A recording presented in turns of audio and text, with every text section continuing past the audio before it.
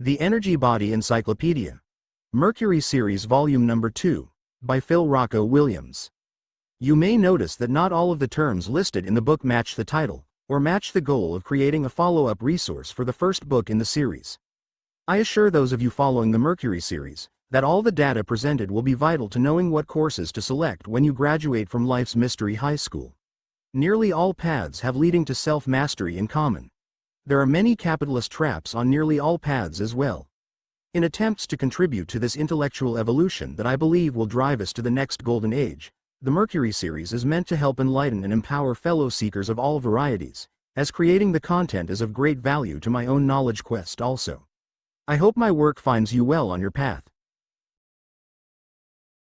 1. Adawahi. Adawahi is a Cherokee term referring to a person of exceptional spiritual power, someone whose capacity to influence health, weather, and fortune exceeded that of an ordinary practitioner of Cherokee medicine and ritual. The term is documented directly in the ethnographic fieldwork of James Mooney, whose collection Myths of the Cherokee, published by the Bureau of American Ethnology in 1900, remains the primary public source for this concept and for a considerable portion of documented 19th-century Cherokee religious life more broadly. Mooney worked directly with Cherokee informants over an extended period, and his recorded material represents one of the more thorough 19th-century ethnographic accounts of a specific Native American nation's spiritual vocabulary available in the public record. Within Cherokee tradition as Mooney recorded it, an Adawahi was not understood as possessing a separate, external energy borrowed or channeled from elsewhere, in the way some traditions describe possession by a spirit or transmission of an outside force. The power associated with the Adawahi was instead treated as an intensified, concentrated form of a capacity every person possessed to some degree, brought to unusual strength through inherited disposition, discipline training, or both. This places the Adawahi concept closer to the technician model of spiritual capacity than to the vessel model, a distinction useful to keep in mind when comparing it to concepts elsewhere in this book that describe power as something received from an external source rather than cultivated from within. Mooney's recorded material associates the Adawahi with specific practical capacities, including the ability to influence weather, particularly to call or disperse storms, and the ability to affect the outcome of illness beyond what ordinary Cherokee medical practice, itself a serious and structured tradition documented at length elsewhere in Mooney's work, was understood to achieve on its own. The term appears within a broader Cherokee vocabulary of spiritual specialization that Mooney's informants described as graduated, with the Adawahi representing a recognized upper tier of ability rather than a wholly separate category of person. This concept invites direct comparison with the broader cross-cultural pattern of recognized spiritual specialists whose capacity is understood as an intensification of an ordinary human trait rather than possession of an entirely separate substance, a pattern this book documents in considerably different form in the ancient Chinese Wu tradition and in the South Indian Siddha tradition, both of which similarly describe advanced practitioners as having refined a capacity available in principle to any sufficiently disciplined person. The evidentiary status of this entry rests entirely on Mooney's documented 19th-century fieldwork, itself a second-hand account filtered through the ethnographic conventions and limitations of its era, rather than on a Cherokee-authored primary source. Readers should treat this entry as an accurate reflection of what entered the public academic record through Mooney's specific informants at a specific historical moment, not as a complete or currently authoritative account of Cherokee spiritual life, which continues as a living tradition considerably beyond what any single 19th-century study could capture. 2. Ether. Ether, sometimes rendered aether in direct transliteration from the Greek, refers in ancient Greek cosmology to the fifth and highest classical element, distinct from and superior to the four terrestrial elements of earth, water, air, and fire. Where those four elements were understood to compose the changeable, corruptible world beneath the moon, ether was understood to compose the unchanging heavens themselves, the substance of the stars and of the celestial spheres in which they were believed to move. The concept receives its most influential early philosophical treatment in the work of Aristotle, particularly in his treatise on the heavens, where ether is formally established as a distinct fifth element possessing its own natural motion, circular rather than the up and down motion Aristotle attributed to the four terrestrial elements. This Aristotelian formulation proved extraordinarily durable, shaping Western cosmological thinking for close to 2,000 years and remaining part of accepted natural philosophy well into the early modern period, until the Copernican and subsequent Newtonian revolutions in astronomy and physics displaced the geocentric, sphere-based cosmology within which ether's original function made sense. Ether's relevance to this book rests less on its original astronomical role and more on its long afterlife as a template for later Western thinking about a subtle, all-pervading substance distinct from ordinary matter. Later Hermetic and alchemical tradition frequently invoked ether or closely related terminology when describing a fifth, quintessential substance underlying and unifying the four classical elements at the level of ordinary earthly experience, a usage this book examines directly in its entry on quintessence, a term whose Latin root, quinta essentia, means simply fifth essence and refers to precisely this same ether concept transposed from the heavens into alchemical practice. The concept also bears a notable structural resemblance to the Vedic and Tantric Indian element akasha, space or ether, one of the five classical elements in Indian cosmology and the subtlest of the five, examined directly in this book's entry on akasha. Both traditions, working independently, arrived at the idea of a fifth, most subtle element distinct from and underlying the four more tangible ones, a convergence this book's readers should by now recognize as one of its most consistently recurring patterns across otherwise unconnected civilizations. Ether's evidentiary status differs from most other entries in this book in an important way. It survives today primarily as a historical concept within the history of Western science and philosophy, formally abandoned by mainstream physics following the null result of the Michelson-Morley experiment in 1887 and the subsequent development of special relativity, which removed the need for a literal medium through which light was believed to propagate. This entry documents ether as a genuine, historically significant concept within Western cosmological and esoteric thought, not as a currently active scientific hypothesis, a distinction worth holding clearly given how frequently the term still circulates in modern esoteric writing detached from this history. 3. Agni. Agni is the Sanskrit term for fire, and within Vedic and later Hindu tradition it names simultaneously a physical phenomenon, a major Vedic deity, and a subtle principle of transformation operating within the human body, a range of meaning this entry treats together because Vedic and Ayurvedic thought never fully separated them. Agni's earliest and most extensively documented role appears in the Rigveda, examined at length in this book's companion volume, where Agni ranks among the most frequently invoked deities in the entire collection, addressed as the divine messenger who carries offerings from the human ritual fire to the gods, and as the mediating presence between the human and divine realms more generally. This ritual function, fire is intermediary and transformer, carrying one substance into another state so it can serve a new purpose, is the conceptual seed from which Agni's later, more internalized meanings grow.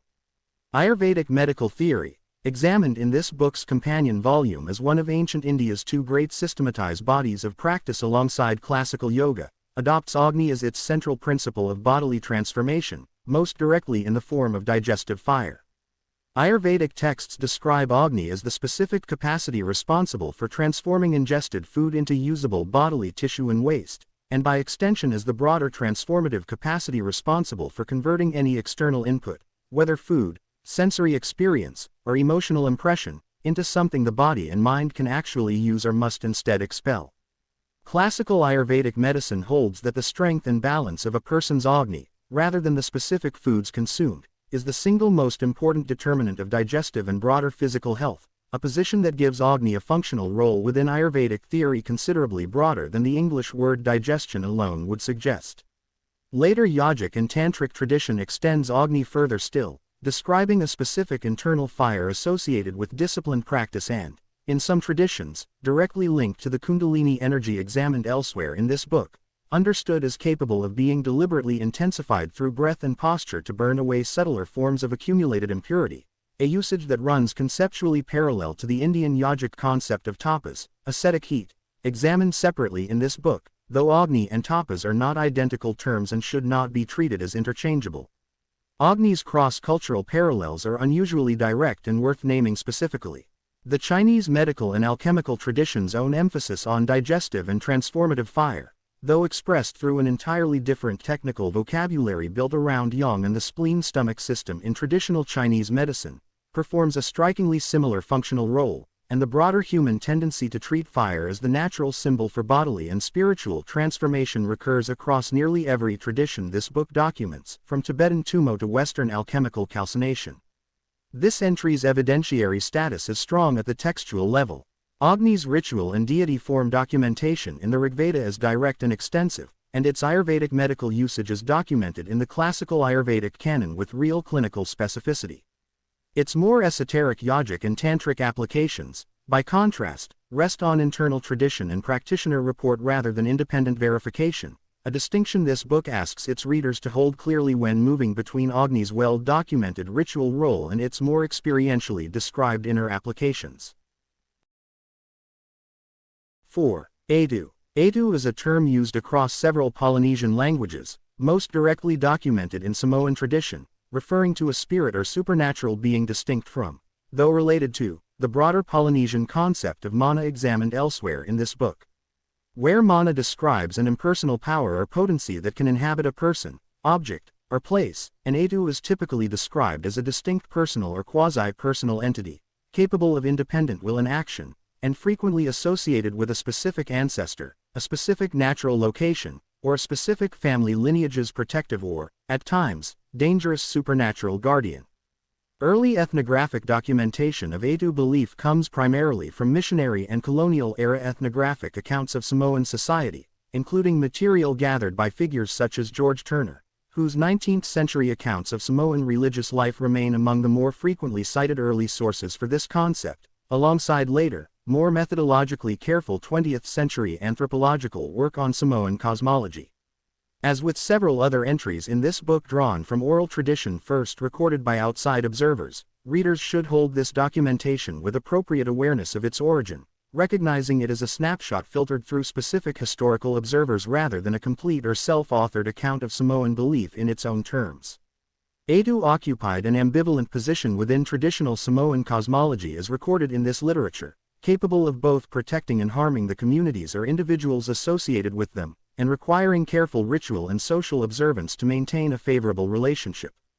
This ambivalence, power that can help or harm depending on how it is approached and maintained, recurs throughout this book as one of its most consistent cross-cultural patterns, appearing in comparable form in the Yoruba concept of Ace, the Vedic Atharva Veda's dual-use mantra technology, and the Norse Filja, each of which similarly refuses to sort spiritual power into a purely benevolent or purely dangerous category. The relationship between Edu and mana deserves particular attention for readers using this book comparatively.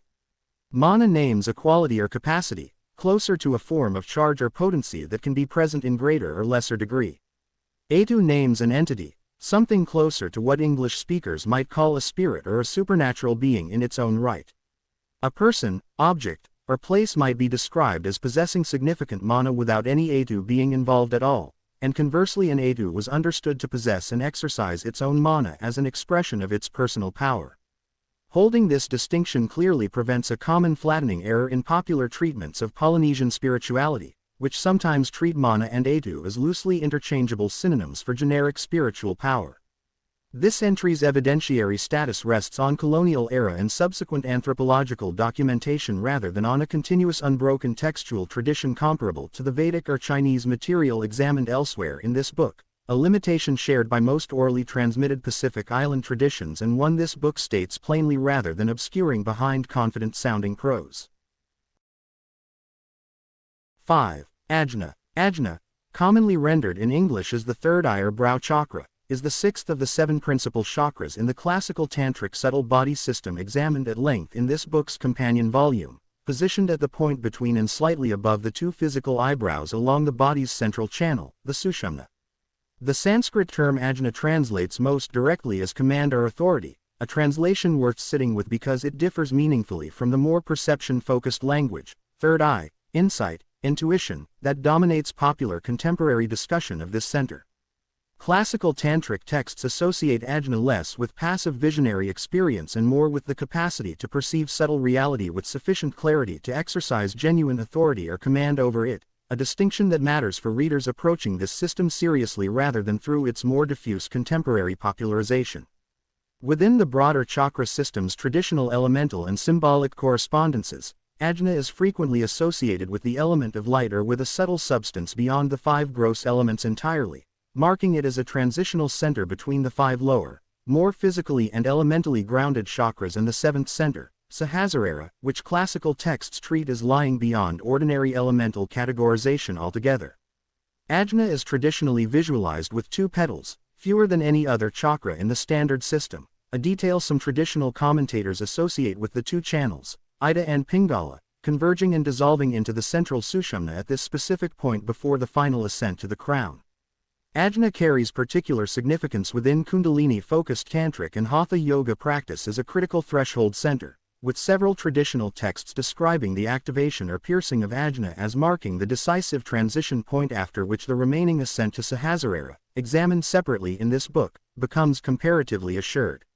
Some traditional lineages associate a specific subtle point within or near Ajna with the pineal gland, a physical structure whose function within modern endocrinology, regulating circadian rhythm through melatonin secretion, has attracted considerable popular speculation linking it directly to Ajna's traditional description, speculation this book notes as culturally significant but evidentially unconfirmed by any rigorous outside verification connecting the two.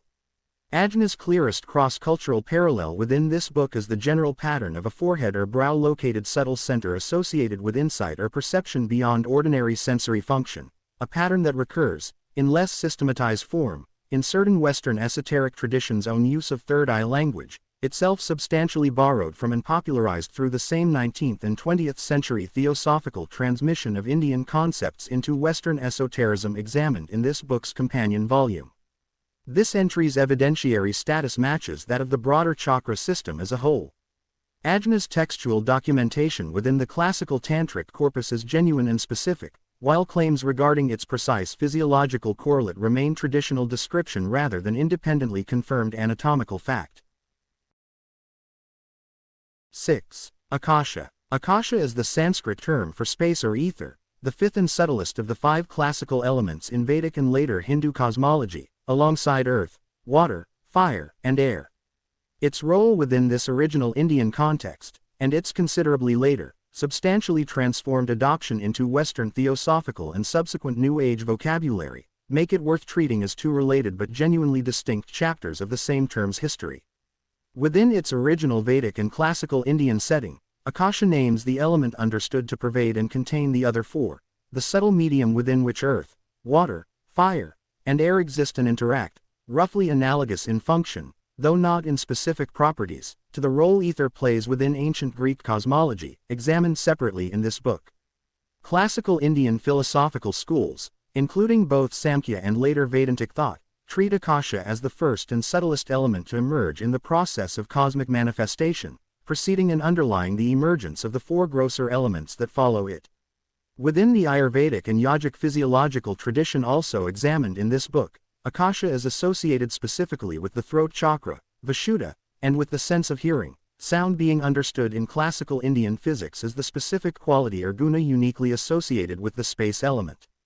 Akasha's 2nd chapter begins in the late 19th century, when the Theosophical Society, founded in 1875 and examined in this book's companion volume for its considerable role in shaping early Western engagement with Asian spiritual vocabulary, adopted the term and substantially reworked its meaning.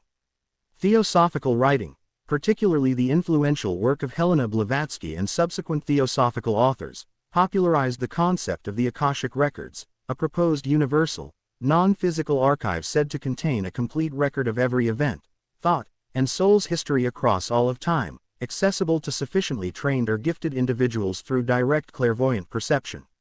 This usage bears only a loose conceptual relationship to Akasha's original Vedic meaning as a physical-metaphysical element associated with space and sound, representing a genuine reinterpretation rather than a direct continuation of the classical Indian concept, a distinction this book states plainly given how frequently the theosophical usage is presented in contemporary popular writing as though it were the term's original and only meaning. Akasha's cross-cultural parallels are worth naming on both sides of this history. Within its original Indian context, its closest parallel is Greek ether, examined separately in this book, both traditions independently arriving at the idea of a 5th, subtlest element underlying the 4 more tangible ones. Within its theosophical afterlife, the Akashic records concept bears a structural resemblance to other proposed universal information fields examined elsewhere in this book, including the modern concept of the morphic field, though these later Western concepts developed independently of and considerably later than Theosophy's own Akasha reinterpretation. This entry's evidentiary status differs sharply between its two chapters. Akasha's role within classical Vedic and Ayurvedic cosmology is well documented within the primary textual tradition. The Akashic records concept, by contrast, rests entirely on theosophical internal tradition and individual practitioner claims of clairvoyant access, with no independent verification available by any outside evidentiary standard, a distinction this book asks readers to hold clearly rather than allowing the term's genuine ancient pedigree to lend unearned authority to its considerably more recent and considerably less verifiable theosophical elaboration. 7. Ak. Ak is one of the most significant components of the multi-part model of the human being developed within ancient Egyptian religious thought, referring specifically to the transfigured, affective, and enduring spirit a person became after death, provided the correct funerary rites, the correct knowledge, and the correct moral conduct during life had been properly observed. Ancient Egyptian anthropology, as reconstructed from funerary texts spanning several thousand years, including the pyramid texts, the coffin texts, and the later Book of the Dead, describes a person as composed of several distinct components, examined individually throughout this book, including the Ka, the vital life force, the Ba, the mobile personality soul, the IB, the heart, treated as the seat of moral judgment, and the Ren, the name, treated as a component requiring active preservation. The AKH represented the successful, unified culmination of this entire system, the state achieved when these separate components were correctly reintegrated after death through properly performed ritual, producing a being capable of enduring, effective existence in the realm of the gods and the blessed dead, sometimes described in the funerary literature as taking the specific form of a luminous, star-associated spirit. Becoming an AKH was never treated as automatic within Egyptian religious thought. The extensive funerary literature that survives, mummification practice, tomb construction, and the recitation of specific ritual formulas by living priests on behalf of the deceased, existed specifically because failure at any stage was understood as a genuine risk, with the alternative outcome being a wandering, ineffective, or even hostile spirit unable to achieve the settled, transfigured state the AKH represented. This gives Egyptian funerary religion a genuinely high stakes, technically demanding character, closely comparable in spirit, though not in specific content, to the staged, technically precise practice this book documents repeatedly elsewhere, including in Tibetan Phowa practice and in the graduated ordination structure of institutional Daoist priesthood, both of which similarly treat correct technical performance as the difference between success and failure at a genuinely consequential spiritual threshold.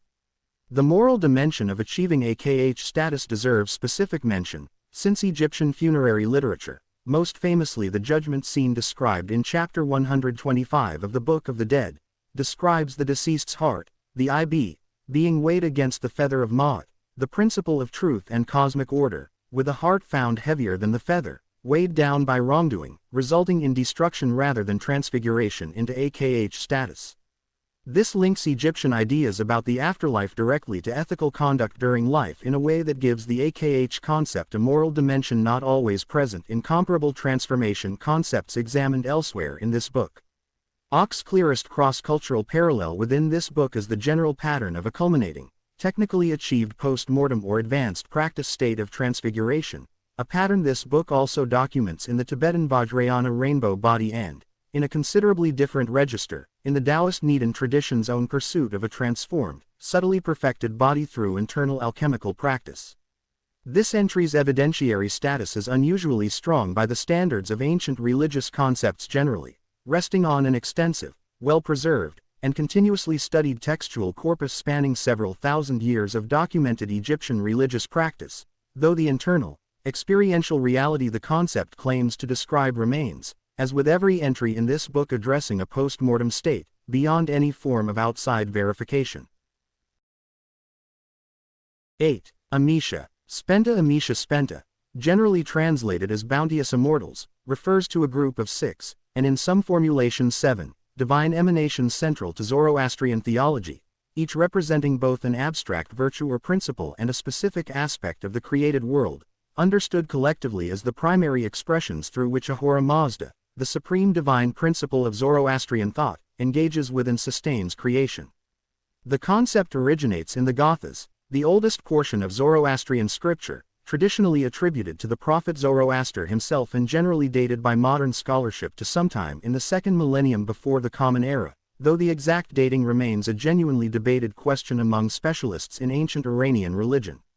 The Gathas name the individual Amisha Spentas, including Vohumana, good mind or good purpose, Asha, examined separately in this book as cosmic truth and order, Shauthra, dominion or rightful power, Spenta Armati, holy devotion, associated specifically with the earth, Haurvatat, wholeness or health, and Amaritat, immortality, with later Zoroastrian traditions sometimes adding Spenta Mainu, the holy or bounteous spirit, as a seventh member closely identified with Ahura Mazda's own active creative principle. Each Amisha Spenta is traditionally associated with a specific element or domain of the created world, a correspondence system that gives the concept genuine relevance to this book's broader subject matter beyond pure theology. Spenta Armati's association with the earth, Haurvatat's association with water, and Amaritat's association with plant life each position these divine emanations as active, ongoing forces within the physical world rather than as purely abstract theological categories, a structure that invites comparison with other traditions in this book describing divine or semi-divine forces as directly immanent within specific elements or aspects of nature, including the Yoruba Orisha tradition and the broader animist structure underlying Shinto kami veneration, examined in this book's companion volume. The Amisha Spentas also carry a significant ethical dimension, since Zoroastrian practice holds that a human being can actively cultivate and embody each of these qualities through righteous thought, word, and deed, making the Amisha Spentas simultaneously cosmic principles and personal virtues available for direct human cultivation, a dual structure that parallels, in a considerably different theological framework, the Confucian understanding of virtue, examined elsewhere in this book, as both a cosmic and a personally cultivable quality. This entry's evidentiary status rests on a genuinely ancient and continuously preserved textual tradition, the Gathas and the broader Avesta, though as with most ancient religious literature, questions of precise original dating and the degree of later theological elaboration layered onto the earliest material remain active areas of scholarly discussion rather than settled fact. 9. Ami. Ami refers to a breath-soul component within the broader Mongolian shamanic model of the human person, understood as one part of a multi-component soul structure documented within Mongolian and closely related Central Asian shamanic traditions, though this component receives considerably less detailed treatment in the available academic literature than better documented neighboring concepts such as the Mongolian Suld or the Tibetan La, both examined elsewhere in this book. Mongolian shamanic cosmology, as reconstructed through 20th and 21st century ethnographic and religious studies scholarship on Mongolian and broader Siberian shamanic tradition, generally describes the human person as composed of multiple distinct soul components rather than a single unified soul, a structural pattern this book documents repeatedly across unrelated traditions, including ancient Egyptian, Norse, and various Native American cosmologies, each of which independently arrived at some version of a multi-part rather than unitary model of the self. Within this broader Mongolian framework, Ami is generally associated specifically with breath and with the animating principle that departs the body at death, distinguishing it from components associated more specifically with fate, guardianship, or ancestral connection. The breath-soul concept Ami participates in deserves brief comparative note, since the direct association between breath and the animating vital principle recurs with striking consistency across traditions with no plausible historical contact, appearing in comparable form in the Hebrew Nefesh, the Greek Pneuma, examined in this book's companion volume, and the Norse Ond, examined elsewhere in this book.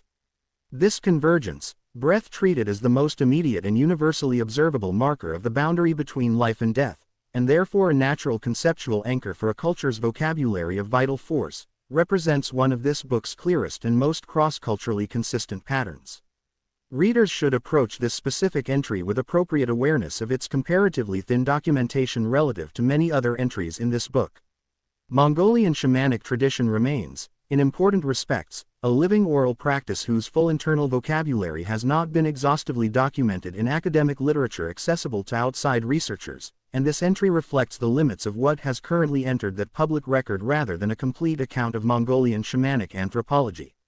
This entry's evidentiary status is accordingly modest, resting on a comparatively small body of specialized ethnographic literature on Mongolian and Central Asian shamanism, and this book presents it with that limitation stated directly rather than implying a depth of documentation the current academic record does not yet support.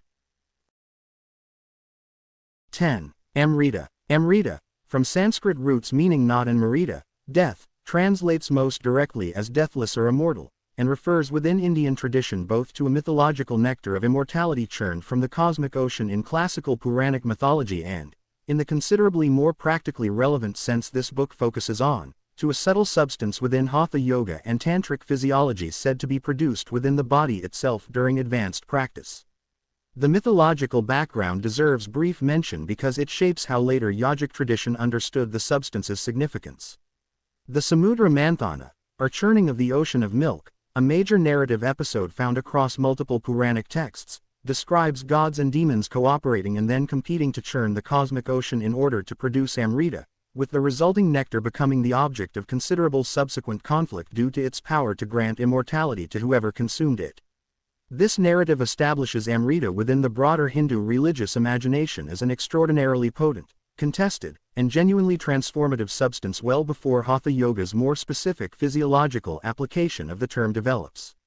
Within classical Hatha Yoga texts, including the Hatha Yoga Pradipika, a foundational text of the tradition generally dated to somewhere between the 14th and 15th centuries of the Common Era, Amrita is described as a subtle nectar produced at or dripping from a specific point associated with the crown of the head, closely linked to the Bindu concept examined elsewhere in this book. Advanced practice, particularly certain inverted postures and specific breath and tongue techniques including Keshari Mudra, is described as capable of either producing this nectar or, in an alternative formulation found across several traditional texts, preventing its natural, ordinary loss, since classical Hatha Yoga physiology holds that Amrita is continuously produced at the crown but ordinarily lost through consumption by a subtle fire located lower in the body, most often associated with the navel or solar plexus region.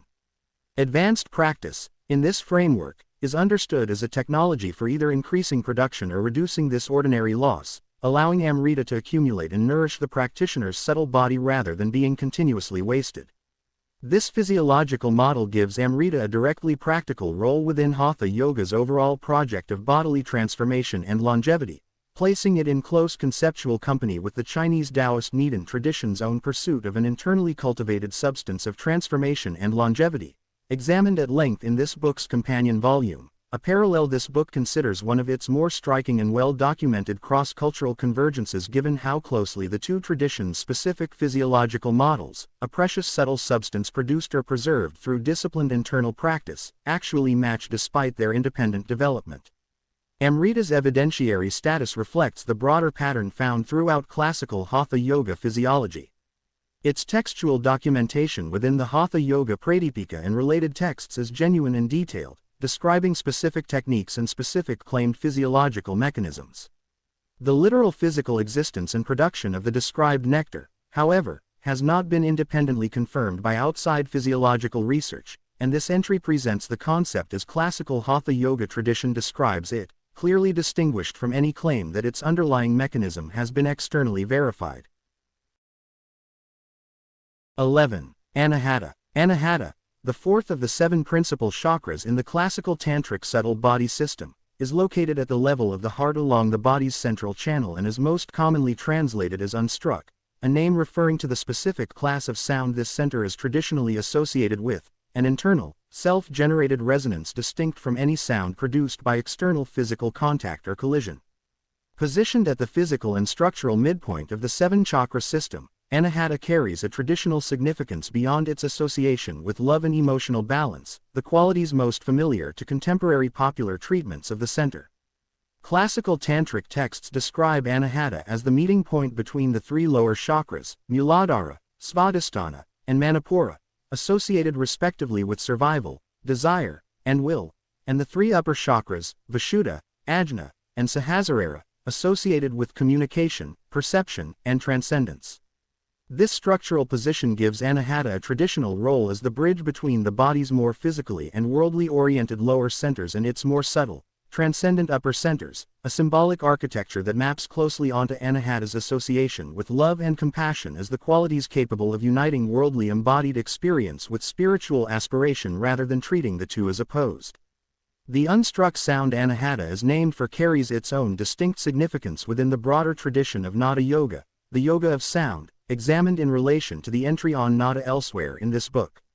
Advanced meditative practice focused on anahata is traditionally described as capable of allowing a practitioner to perceive this unstruck sound directly, described across various texts in different specific terms but consistently characterized as a continuous, self-existing subtle resonance rather than a sound requiring any external cause, distinguishing it from ordinary struck sound produced through physical vibration and collision. Anahata's traditional elemental association is air, positioning it within the standard chakra system's ascending sequence from earth through water and fire to air and then to the more subtle elements associated with the upper centers, a sequence this book's entry on the chakra system as a whole examines in fuller structural detail. This entry's evidentiary status matches the broader chakra system generally. Anahata's textual documentation within the classical tantric corpus is specific and consistent across multiple traditional sources, while its precise experiential and any proposed physiological correlates remain internal tradition rather than externally verified fact. 12. Anandamaya Kosha. Anandamaya Kosha, the bliss sheath, is the fifth and innermost of the 5 koshas in classical Vedantic anthropology, a layered model of the human being examined as a system in this book's overview entry on the koshas and treated individually across 5 separate entries, of which this is the last and subtlest. Where the 4 outer koshas, the physical sheath, the vital energy sheath, the mental sheath, and the wisdom sheath, each correspond to a progressively subtler layer of ordinary embodied and psychological experience, Anandamaya Kosha occupies a genuinely distinct category within the classical system. Vedantic texts, most notably the Taittiriya Upanishad, the source most directly responsible for establishing the 5 kosha model as a formal teaching structure, describe Anandamaya Kosha as the layer closest to Atman, the true self examined in this book's entry on that term, so close that some traditional commentators debate whether it should properly be understood as a genuine covering or sheath at all, in the same sense the 4 outer koshas are, or whether it functions instead as a final, almost transparent threshold immediately preceding direct realization of Atman itself. The bliss this kosha is named for is traditionally distinguished carefully from ordinary pleasure or emotional happiness, which classical Vedantic psychology locates within the mental sheath, Manamaya Kosha, examined separately in this book. Anandamaya Kosha's bliss is instead described as a quality inherent to consciousness itself at its subtlest accessible layer, present even in states, such as deep dreamless sleep, where ordinary mental activity and therefore ordinary emotional experience have entirely ceased, a traditional argument classical commentators use specifically to demonstrate that this bliss cannot be reduced to or explained by ordinary psychological pleasure. Anandamaya Kosha's closest cross-cultural parallel within this book is less a specific comparable concept and more a broader family of traditions describing an innermost layer of blissful or luminous awareness closest to ultimate reality, a pattern that recurs in considerably different technical vocabulary in the Buddhist concept of Rigpa, examined elsewhere in this book, and in certain strands of Sufi and Christian mystical literature describing an innermost point of the soul in terms of unmediated joy or light. This entry's evidentiary status rests on a specific, well-preserved textual source, the Taittiriya Upanishad and its extensive subsequent commentarial tradition, while the direct experiential claim the concept makes remains, as with the Atman doctrine it closely serves, a matter of contemplative report rather than external verification. 13. Anima Mundi. Anima Mundi, Latin for world soul, names a concept with roots reaching back to Plato's dialogue Timaeus, in which the philosopher describes the cosmos itself as a single living being endowed with its own soul and intelligence, a concept that would go on to exert enormous influence across the subsequent history of Western philosophy, late antique Neoplatonism, and Renaissance esoteric thought. Plato's original formulation describes the world soul as created by the demiurge, the divine craftsman figure of the Timaeus, and positioned as the animating and organizing principle mediating between the eternal, unchanging realm of forms and the physical, changeable material world, giving the cosmos as a whole the coherence, order, and living quality Plato believed a purely inert material universe could not account for on its own. This concept received extensive further development within later Neoplatonic philosophy, particularly in the work of Plotinus in the 3rd century of the Common Era, whose systematic emanationist cosmology positioned the world soul as one specific level within a larger hierarchy descending from an ultimate, ineffable source, a structural pattern that invites direct comparison with the emanationist structure of the Kabbalistic Sephirot, examined at length elsewhere in this book, both systems independently describing reality as unfolding through a graduated series of levels descending from a single ultimate source. The anima mundi concept experienced a significant revival during the Italian Renaissance, particularly in the work of the philosopher Marsilio Ficino, whose translations and commentaries on Plato and Plotinus for a 15th-century audience reintroduced world-soul cosmology into serious Western intellectual and esoteric discourse after centuries of relative dormancy during the medieval period, when Aristotelian rather than Platonic cosmology had dominated much of Western Christian philosophy. Ficino's own writing treats the anima mundi as directly relevant to natural magic and astrology, describing the world soul as the medium through which celestial influences could be understood to affect the material world and, by extension, through which a sufficiently knowledgeable practitioner might work directly with those same subtle cosmic currents. Anima mundi's cross-cultural parallels extend well beyond its own Western philosophical lineage. The concept of a single animating principle pervading the entire cosmos recurs, in considerably different technical vocabulary, in the Chinese concept of qi understood at its most cosmic and undifferentiated level, in the Stoic concept of pneuma examined in this book's companion volume, and in the Hindu concept of Brahman examined separately in this entry's own volume, each tradition independently arriving at some version of the idea that the entire cosmos shares in a single underlying animating substance or principle rather than consisting of inert matter alone. This entry's evidentiary status rests on a well-documented and continuously studied Western philosophical tradition extending from Plato through Neoplatonism into Renaissance esotericism, a genuine and traceable intellectual history, though the underlying metaphysical claim itself, that the cosmos is in fact a single ensouled living being, remains a philosophical position rather than an empirically settled question. 14. Animaya kosha. Animaya kosha, the food sheath or physical sheath, is the first and outermost of the 5 koshas in classical Vedantic anthropology, corresponding most directly to the physical body itself, understood in this system specifically as that which is built from, sustained by, and will eventually return to food, the meaning embedded directly in its Sanskrit name, ana meaning food.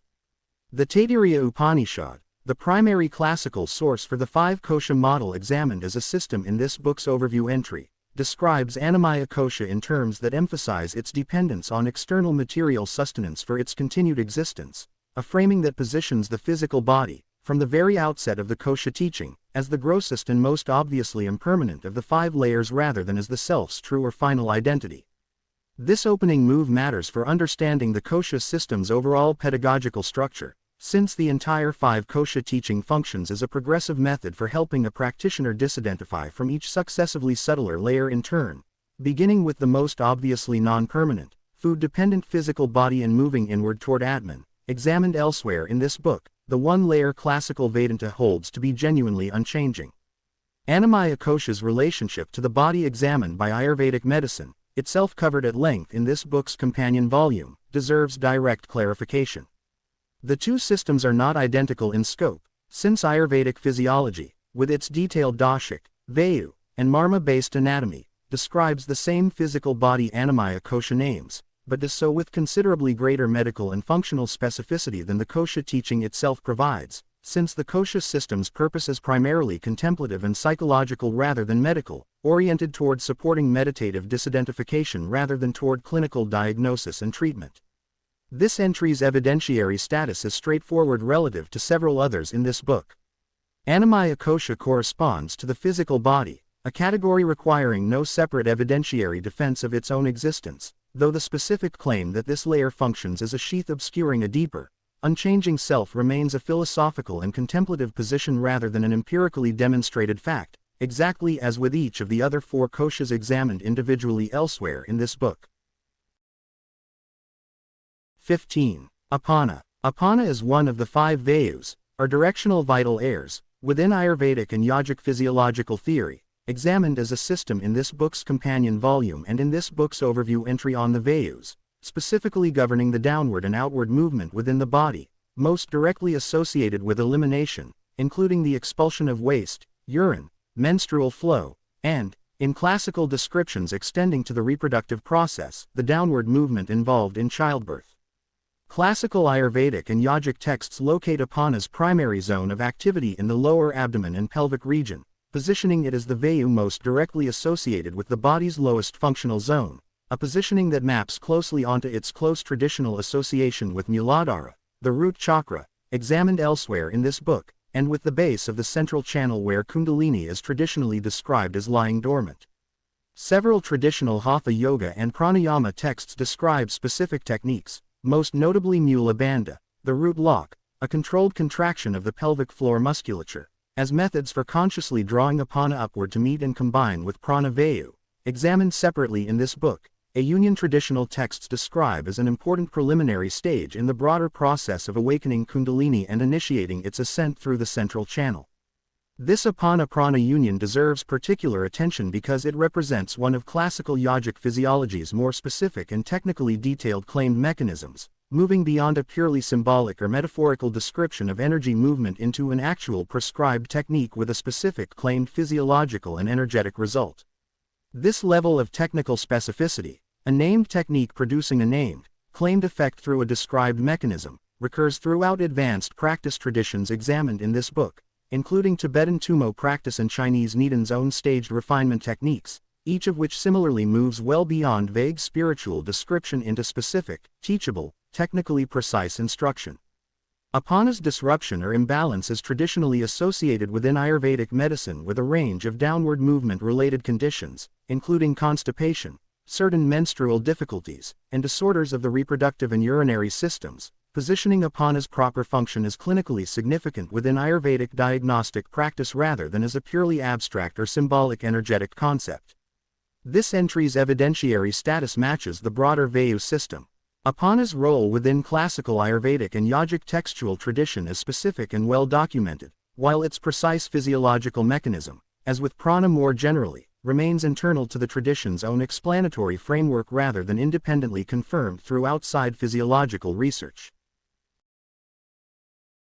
16. Apas. Apas is the Sanskrit term for water considered as one of the 5 classical elements, or Mahabhutas, within Indian cosmology, and within the Tantric subtle body system examined at length in this book's companion volume. APAS also names one of the 5 tattvas, or subtle elemental principles, each specifically associated with one of the 5 lower chakras. Within this Tantric elemental correspondence system, APAS is specifically associated with Svadhisthana, the second chakra, positioned at the sacral region and traditionally linked to creativity, desire, and fluidity, both physical and emotional. This association reflects a broader and remarkably consistent pattern across Indian elemental theory generally, in which water's physical qualities, its capacity to flow, to adapt to the shape of any container, and to move fluidly between states, are understood as directly continuous with its symbolic and psychological qualities, rather than treated as separate physical and metaphorical registers requiring independent explanation. Classical tantric visualization practice traditionally represents APAS through a specific geometric symbol, a crescent or lunar form, and a specific traditional color association, most commonly a pale or silvery white, distinct from the fire element's traditional red-orange association or the earth element's traditional yellow association, examined in this book's broader treatment of the chakra system. Advanced tantric and hatha yoga meditative practice, including specific techniques described within texts on the 5 elements more broadly, is traditionally described as capable of working directly with each elemental tattva in sequence, a practice sometimes called Buddha Shuddhi, or elemental purification, said to refine and eventually transcend each of the 5 gross elements in turn as part of advanced meditative development. Apas invites direct comparison with elemental water concepts examined elsewhere in this book, including its role within Chinese 5-phase theory, where water occupies a comparably significant position associated with the kidneys and with the storage of Jing, examined in this book's companion volume, a convergence in which 2 independently developed elemental systems both position water as closely associated with the body's deepest, most foundational reserves of vital substance, physical desire, and generative capacity. This entry's evidentiary status rests on well-documented classical tantric and yogic textual sources describing Apas's symbolic, ritual, and meditative role in specific and consistent detail, while the underlying claim that water functions as a genuine subtle energetic principle distinct from its ordinary physical properties remains a matter of traditional cosmology rather than independently verified fact. 17. Archons. Archons, from the Greek term for rulers or authorities, refers within Gnostic religious and philosophical literature to a class of intermediary spiritual powers understood to govern the material cosmos and to actively obstruct the soul's ascent back toward the true, transcendent divine source from which it originated. Gnostic cosmology, documented primarily through a body of texts including the Nag Hammadi Library, a collection of Coptic language manuscripts discovered in Egypt in 1945 and dated to approximately the 4th century of the Common Era, though generally understood to preserve considerably older material, describes the material universe as the flawed or corrupted product of a lesser divine being, frequently called the demiurge, itself often identified with or closely related to the chief archon, rather than as the direct creation of the ultimate, transcendent divine source. Gnostic texts typically call the pleroma, examined separately in this book. The archons, in this framework, function as subordinate rulers within this flawed material creation, frequently associated with the 7 classical planetary spheres of ancient astronomy, each archon governing one planetary level and collectively forming a kind of cosmic barrier the ascending soul must pass through after death, or in some traditions during advanced contemplative practice during life, in order to return to its true transcendent origin. This structure gives Gnostic cosmology a notably adversarial character relative to the material world and its governing powers, a genuinely distinctive feature when compared with most other traditions examined in this book, which generally treat the physical world and its associated deities or spirits as either neutral or actively benevolent rather than as an active obstacle to spiritual liberation. This adversarial framing invites comparison, though not equivalence, with certain strands of Gnostic-influenced later Western esotericism, and with the broadly comparable, though theological a distinct, concept within some Hindu and Buddhist traditions of Maya, illusion, as an obscuring rather than actively hostile veil over ultimate reality. The archons, specific number and individual names vary considerably across different Gnostic textual traditions and different specific Gnostic sects documented in the historical record, including Sethian, Valentinian, and other distinct Gnostic schools whose cosmological systems, while sharing the broad archon concept, differ in significant specific detail, a diversity worth noting given how frequently popular treatments of Gnosticism flatten these distinct historical traditions into a single unified system. This entry's evidentiary status rests on a genuine and substantial ancient textual corpus, though one whose interpretation remains an active and sometimes contested area of scholarship, given the fragmentary nature of much surviving Gnostic material and the fact that a considerable portion of what was known about Gnostic belief prior to the Nag Hammadi discovery came through the polemical, often hostile accounts of early Christian heresiologists rather than through Gnostic sources speaking in their own voice.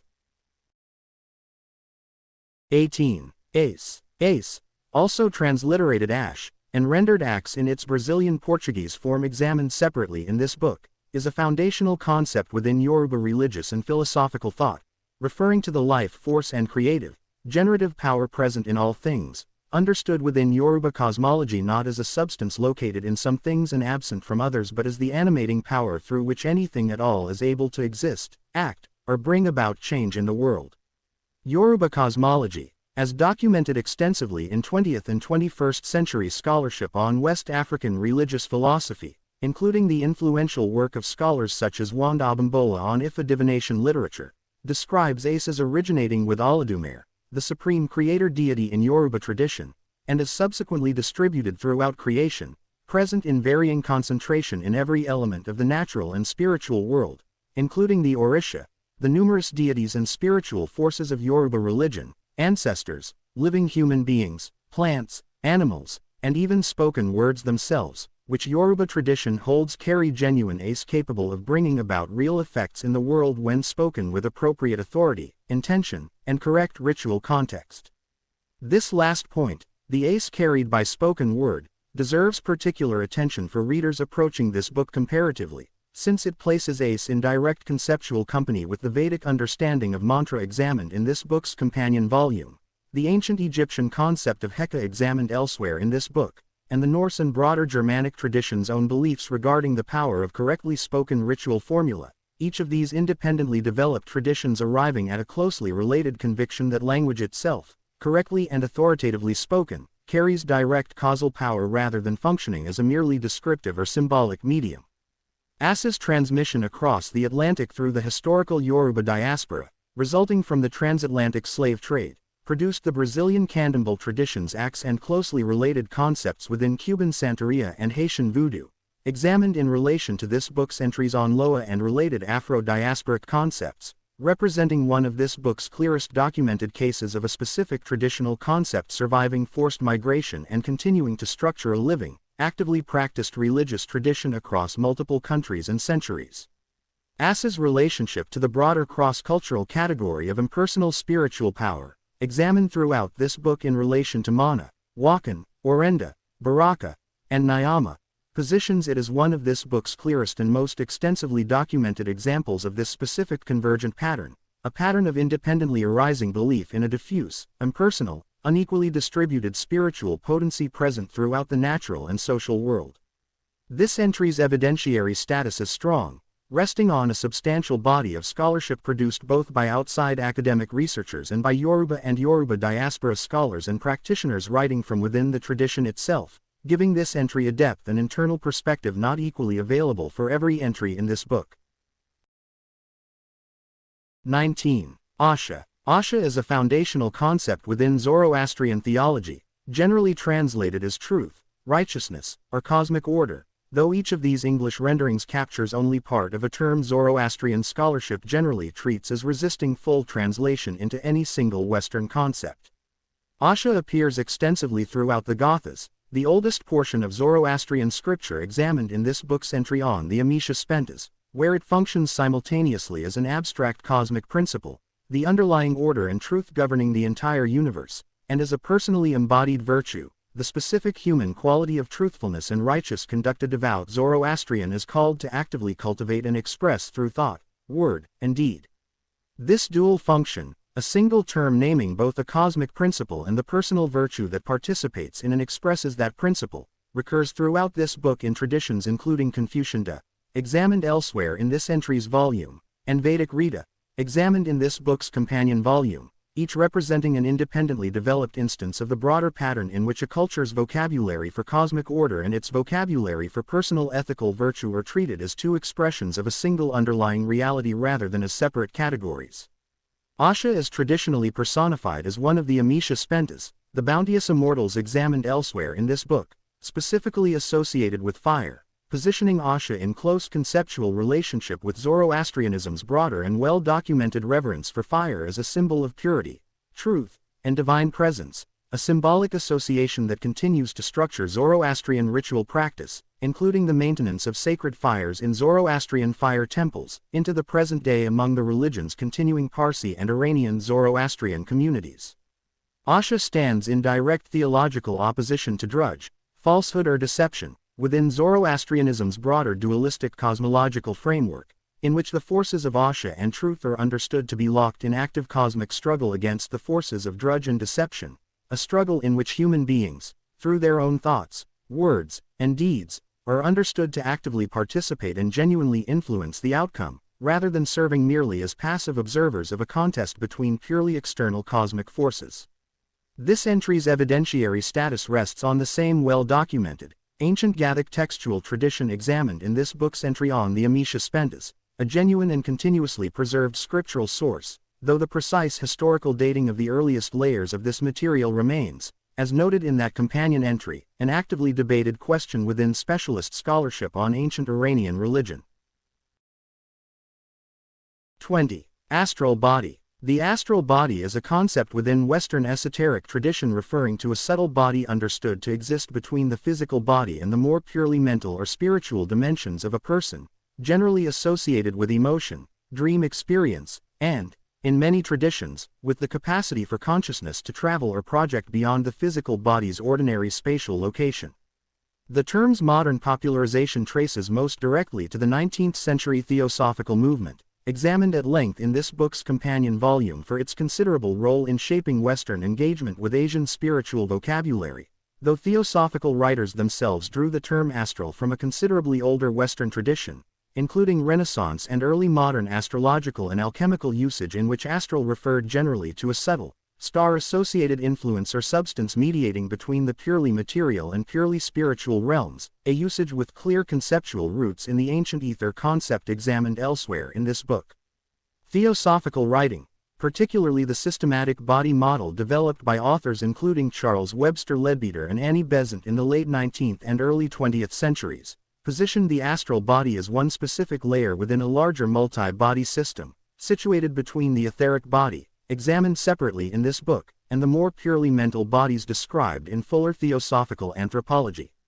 Rudolf Steiner's anthroposophy, examined in this book's entry on the ego or I-being, developed independently from mainstream theosophy after Steiner's own departure from the Theosophical Society in 1912, retains the astral body as a formal component of its own four-body model, though Steiner's specific description of the astral body's function and its relationship to the physical, etheric, and ego bodies differs in significant respects from the theosophical model it originally grew out of, a divergence worth noting for readers encountering the term astral body across different specific Western esoteric traditions that use closely related but not fully identical technical vocabulary.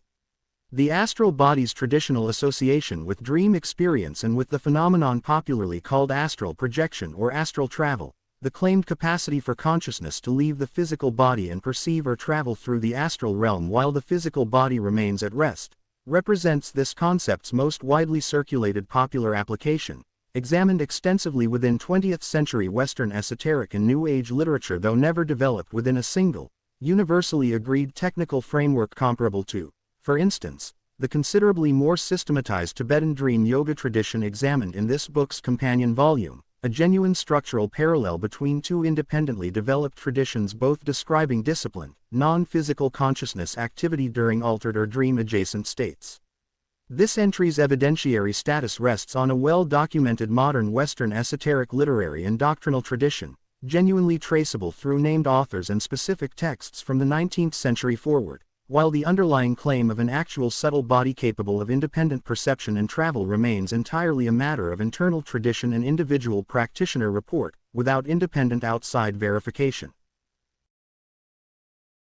21. Astral light. Astral light is a term most closely associated with the 19th century French occultist Eliphas Levi, whose synthesizing work on Western ceremonial magic, particularly his influential 1855 text Dogme et Rituel de l'Aude Magie, popularized the concept as a subtle, universal medium said to pervade all space, to record every impression and event that occurs within it, and to serve as the substance through which trained magical will could exert direct, non-physical influence on the material world.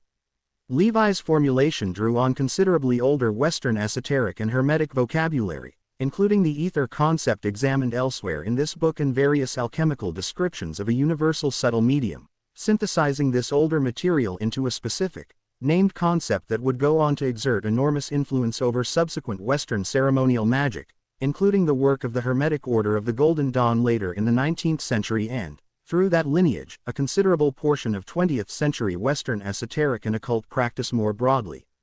Levi described the astral light as morally neutral in itself, capable of being shaped toward either beneficial or harmful ends depending entirely on the intention and discipline of the practitioner working with it, a framing that positions Levi's concept within the same broad tradition this book has documented repeatedly, in which spiritual or subtle power is treated as an ethically neutral technology rather than as inherently good or evil. The astral light's function as a recording medium, said to preserve an impression of every event and thought that has ever occurred within it, bears a notable structural resemblance to the considerably later theosophical concept of the Akashic records, examined in this book's entry on Akasha, though the two concepts developed through distinct, if not entirely unconnected, lines of 19th century Western esoteric transmission, with some later esoteric writers explicitly treating the two terms as describing substantially the same underlying phenomenon under different names. Levi's own claimed sources for this concept blended Western Hermetic, Kabbalistic, and contemporary scientific vocabulary current in his own period, including loose borrowing from then-current theories of a luminiferous ether within physics, itself a direct descendant of the classical ether concept, before this scientific ether hypothesis was later abandoned following the developments in physics examined in this book's entry on ether. This entry's evidentiary status rests on a well-documented 19th century Western esoteric literary tradition with a clear, traceable point of origin in Levi's own published work, though the underlying metaphysical claim, a literal universal recording and influence medium accessible to trained will, remains entirely internal to the esoteric tradition itself rather than independently verified. 22. Atman. Atman is one of the most consequential terms in the entire history of Indian philosophy, referring within Vedantic tradition to the innermost self or true self of a human being, understood not as the personality, the body, or the ordinary sense of individual identity, but as pure, unchanging consciousness itself, and understood by the major non-dualist schools of Vedanta as ultimately identical with Brahman, the ultimate cosmic reality examined elsewhere in this book. The concept receives its earliest and most extensive philosophical development in the Upanishads, the concluding portion of the Vedic corpus examined in this book's companion volume, where a recurring and highly influential teaching identifies Atman directly with Brahman through several celebrated formulations, including the phrase Tat Tivam Asi, that thou art, from the Chandogya Upanishad, and Aham Brahmasmi, I am Brahman, from the Brihadaranyaka Upanishad, both of which assert a direct identity between the individual self and ultimate reality that would go on to structure the entire subsequent development of non-dualist, or Advaita, Vedantic philosophy, most systematically articulated centuries later in the work of the 8th century philosopher Adi Shankara. Not every school of classical Indian philosophy accepts this identification without qualification, and this book's readers should understand that Atman functioned as a genuinely contested concept across Indian philosophical history rather than as a single, universally agreed doctrine.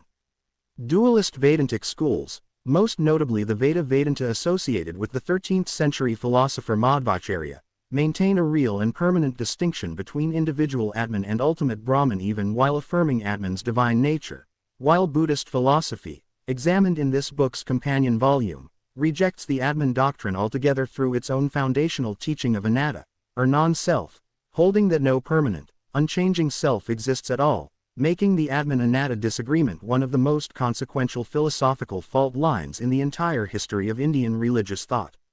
Atman's relationship to the jiva, the individual soul examined separately in this book, deserves clarification for readers moving through this book's broader Indian entries.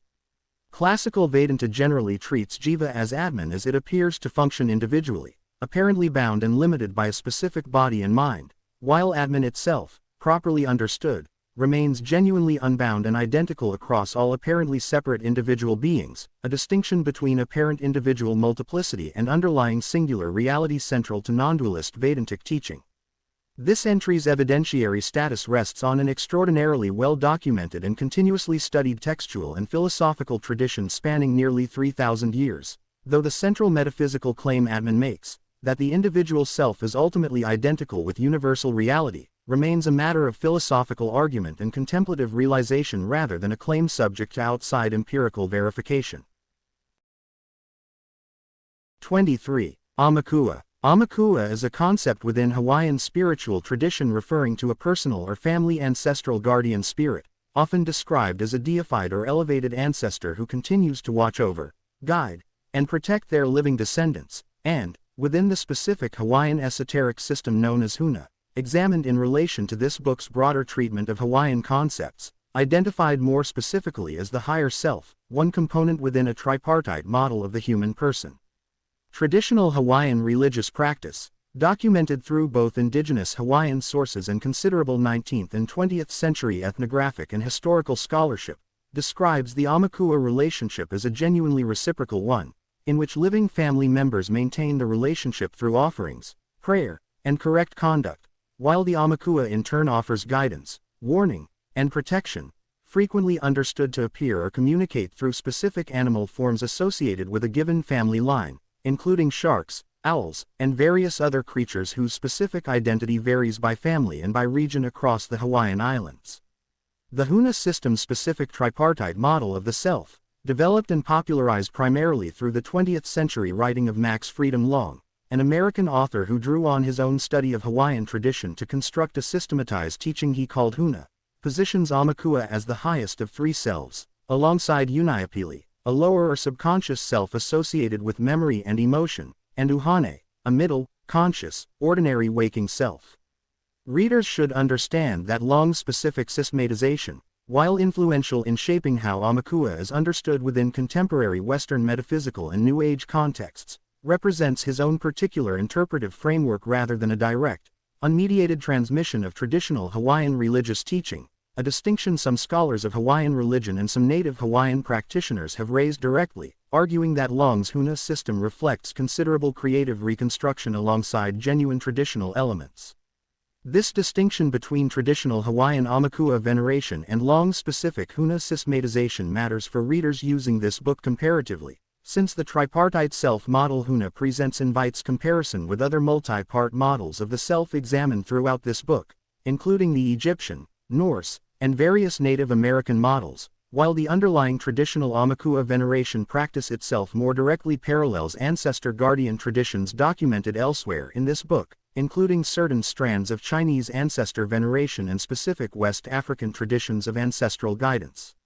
This entry's evidentiary status differs across its two layers. Traditional Hawaiian Aumakua veneration rests on a genuine indigenous religious practice documented across multiple independent ethnographic and historical sources. The specific Huna systematization popularized by Long rests considerably more heavily on a single 20th century author's interpretive framework, a distinction this book states directly rather than presenting Long's specific model as equivalent to traditional Hawaiian religious teaching in its own right. 24. Aura. Aura, from the Latin and Greek terms for breath or breeze, refers within contemporary Western esoteric and broader alternative spiritual culture to a subtle field of energy said to surround and emanate from the physical body, frequently described as perceivable, whether through direct visual perception by sufficiently sensitive or trained individuals or through specific technological or divinatory methods, as a field of color whose specific hues are commonly interpreted as reflecting a person's emotional, physical, or spiritual state. The aura concept as commonly understood today represents a considerable synthesis of older Western esoteric material, drawing together elements of the Western Hermetic astral light concept examined elsewhere in this book, the multi-body model developed within 19th century theosophy, examined in this book's entries on the astral and etheric bodies, and older folk and religious traditions of visible sacred radiance, including the halo or nimbus imagery found throughout Christian, Buddhist, and Hindu religious art, each of which independently developed a visual convention depicting holiness or spiritual attainment through depicted light surrounding the head or entire body of a sacred figure. Theosophical writers, particularly Charles Webster Leadbeater, whose 1902 text Man Visible and Invisible provided detailed color illustrations purporting to depict the aura's specific appearance under various emotional and spiritual states, played a particularly significant role in systematizing the modern popular aura concept, associating specific colors with specific psychological and spiritual conditions in a framework that continues to structure most contemporary popular writing on the subject, frequently without direct acknowledgement of this specific 19th and early 20th century theosophical origin. The 20th century development of Kirlian photography, examined separately in this book, introduced a claimed technological method for capturing the aura, and this technique's considerable popular association with aura visualization, despite the scientific consensus that the coronal discharge effect Kirlian photography actually captures results from moisture, pressure, and electrical properties of the photographed surface rather than from any biological energy field, represents one of this book's clearer examples of a scientific-sounding technique becoming popularly conflated with a considerably older esoteric concept it does not, on current evidence, actually confirm. This entry's evidentiary status is worth stating plainly. The aura concept rests on a documented, traceable Western esoteric literary and doctrinal history, genuinely significant as a subject of cultural and religious study in its own right, while the underlying empirical claim, that human beings emit a perceivable field of energy whose color corresponds to specific psychological or spiritual states, has not been confirmed by controlled scientific investigation, a distinction this book states directly rather than allowing the concept's genuine cultural significance to imply an evidentiary status it has not earned. 25. Awen. Awen is a Welsh term, generally translated as flowing spirit or inspiration, referring within Welsh literary and, more recently, modern Druidic tradition to a creative, poetic, and prophetic inspiration understood as flowing into and through a gifted individual from a source beyond ordinary conscious effort or invention.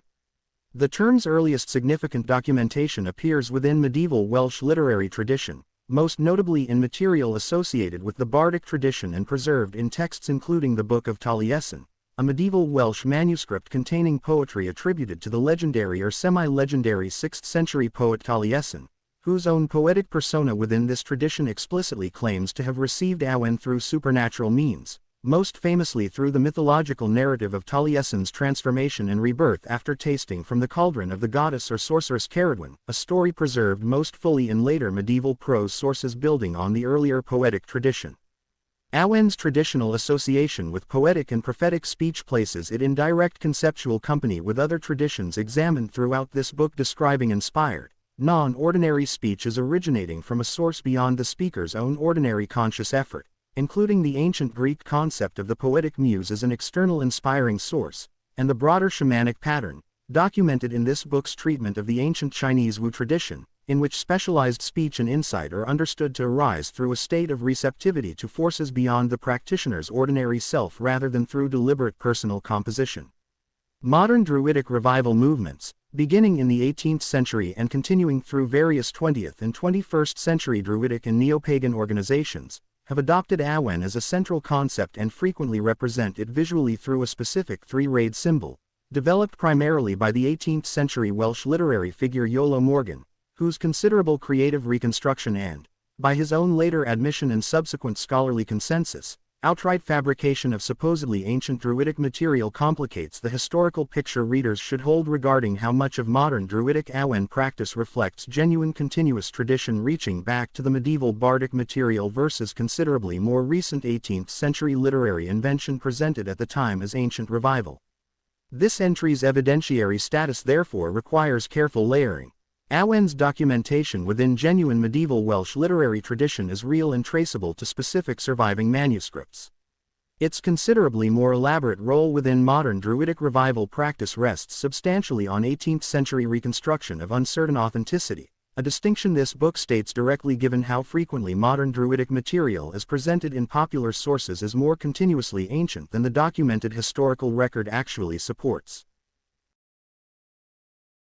26. Axe. Axe is the Portuguese language spelling and pronunciation of the Yoruba concept ace, examined at length elsewhere in this book, as the term is used within Brazilian candomblé, one of the major Afro-Brazilian religious traditions descended from the beliefs and practices carried across the Atlantic by enslaved Yoruba and other West African peoples during the transatlantic slave trade, and subsequently preserved, adapted, and further developed within Brazil over several centuries of continuous practice. Within candomblé is documented by scholars of Afro-Brazilian religion, including significant work by both Brazilian and international researchers studying the tradition's specific terreiros, or ritual communities. Axe retains the core Yoruba meaning of vital, generative life force examined in this book's entry on ace, while also developing certain distinctly Brazilian ritual applications and emphases shaped by candomblé's own specific historical development, including its centuries of adaptation under conditions of slavery and subsequent legal and social marginalization within Brazilian society, followed by its more recent, though still incomplete, greater public visibility and legal protection within contemporary Brazil. Axe within candomblé practice is understood to be actively generated, concentrated, and transmitted through specific ritual actions, including drumming, dance, animal sacrifice, and the ritual preparation of specific foods and objects associated with particular orixá, the Brazilian Portuguese term for the Yoruba Orisha deities, each of whom is associated with specific natural forces, colors, foods, and ritual objects understood to carry and channel that particular orixá's specific quality of axe. This ritual technology for generating and directing axe through drumming, dance, and possession trance places candomblé in close structural relationship with the Haitian voodoo tradition examined in this book's entry on Loa, both traditions representing independent but related developments from shared West African religious roots carried across the Atlantic through comparable, though historically distinct, paths of forced migration. Axe's continued vitality as a living, actively practiced religious concept within contemporary Brazil, rather than as a historical curiosity, distinguishes it from several other entries in this book documenting concepts known primarily through historical or archaeological sources, and this book asks readers to hold that distinction clearly, recognizing candomblé as a genuinely contemporary religious tradition with millions of practitioners rather than as a preserved relic of a purely historical practice. This entry's evidentiary status is strong, resting on a substantial body of academic scholarship on Afro-Brazilian religion produced over the past century, combined with the tradition's own continued, direct, living practice and self-documentation within contemporary Brazil.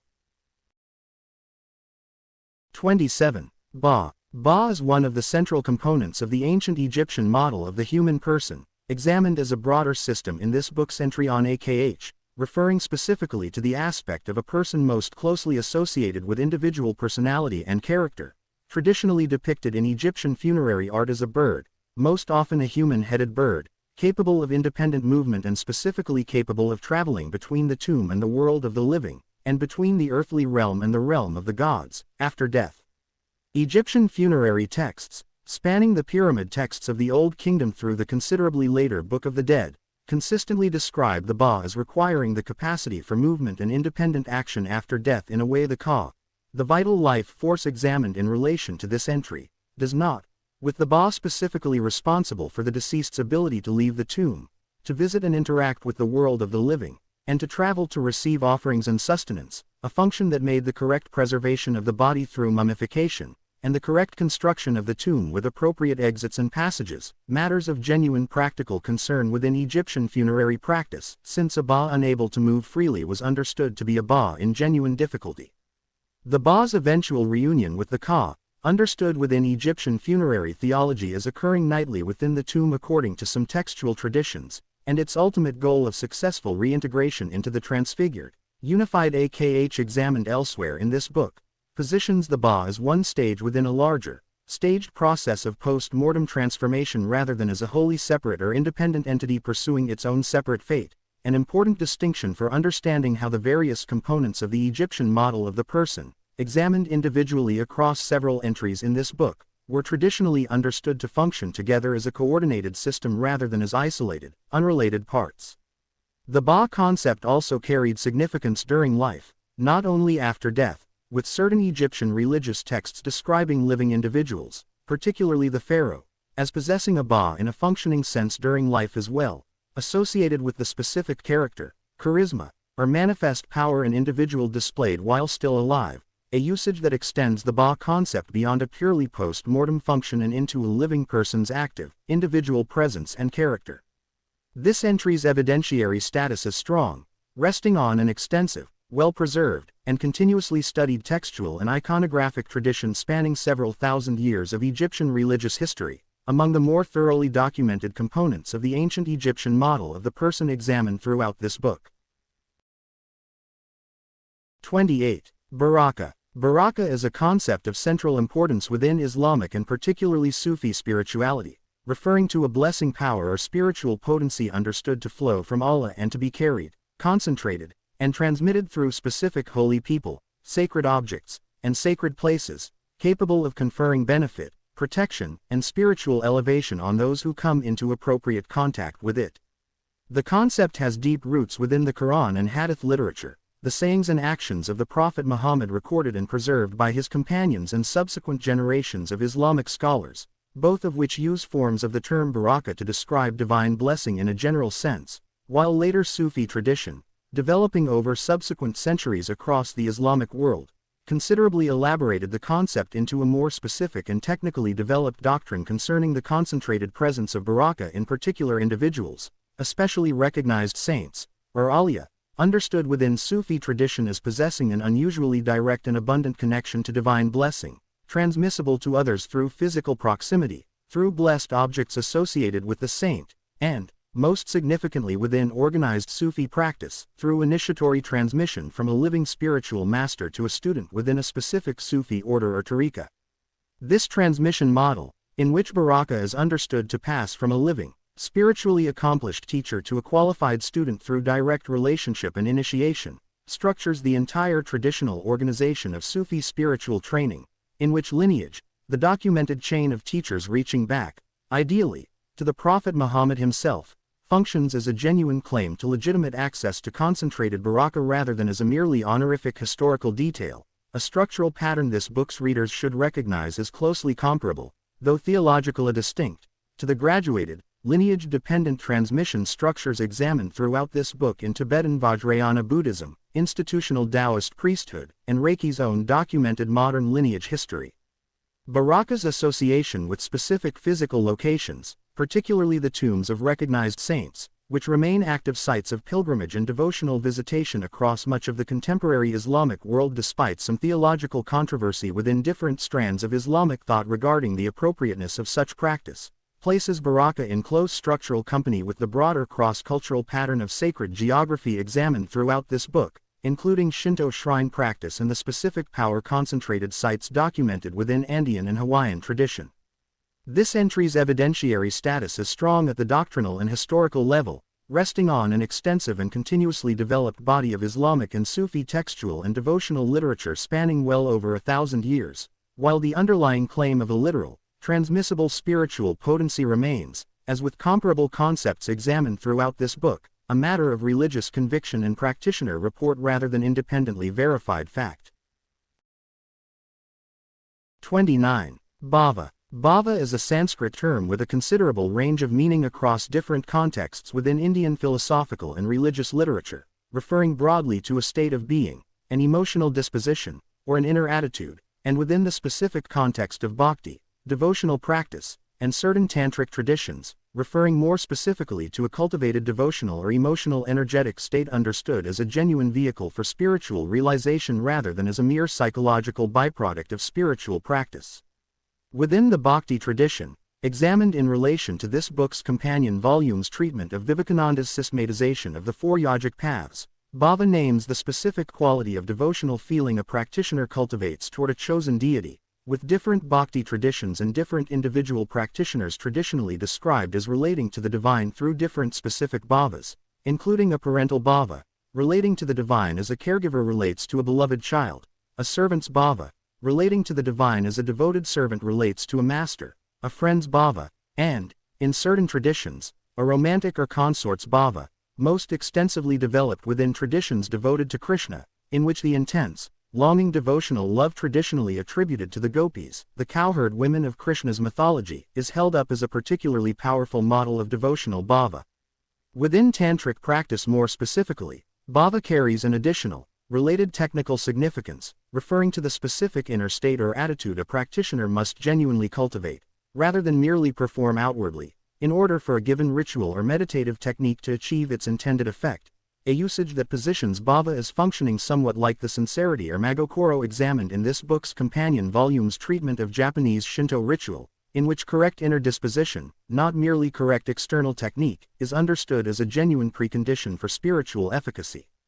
Bhava's cross-cultural parallel within this book is less a single specific comparable concept and more a broader recurring pattern this book has documented repeatedly, in which cultivated emotional or devotional states are treated not as incidental accompaniments to spiritual practice but as direct technologies of transformation in their own right, a pattern also visible in certain strands of Christian mystical devotion and in the cultivated compassionate bhava associated with bodhicitta, examined elsewhere in this book.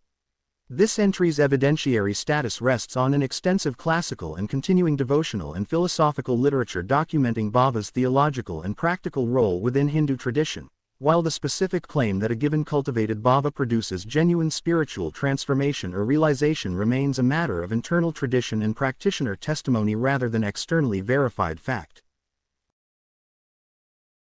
30. Binah. Binah, Hebrew for understanding, is the third of the 10 Sephirot within the Kabbalistic tree of life, examined as a system in this book's overview entry on the Sephirot, positioned within the uppermost triad alongside Keter and Chokmah, and traditionally associated with the capacity to receive raw, undifferentiated insight and give it structured, analyzed, and articulated form. Kabbalistic literature, most significantly the Zohar, the foundational text of medieval Kabbalah traditionally dated to 13th century Spain and traditionally, though not universally by modern scholarship, attributed to the 2nd century sage Shimon Bar Yochai, describes Binah in explicitly maternal and receptive imagery, frequently called the supernal mother, understood as the womb that receives the seed-like flash of insight generated by Chokmah, wisdom, examined elsewhere in this book, and gives that raw insight developed, structured, differentiated form, much as a womb receives and develops a seed into a fully formed being. This pairing of Chokmah and Binah as a conceptual unit, an undifferentiated spark of insight paired with the structuring capacity that gives it form, represents one of Kabbalistic cosmology's most consistently emphasized structural relationships, frequently discussed together rather than as fully separate, independent topics.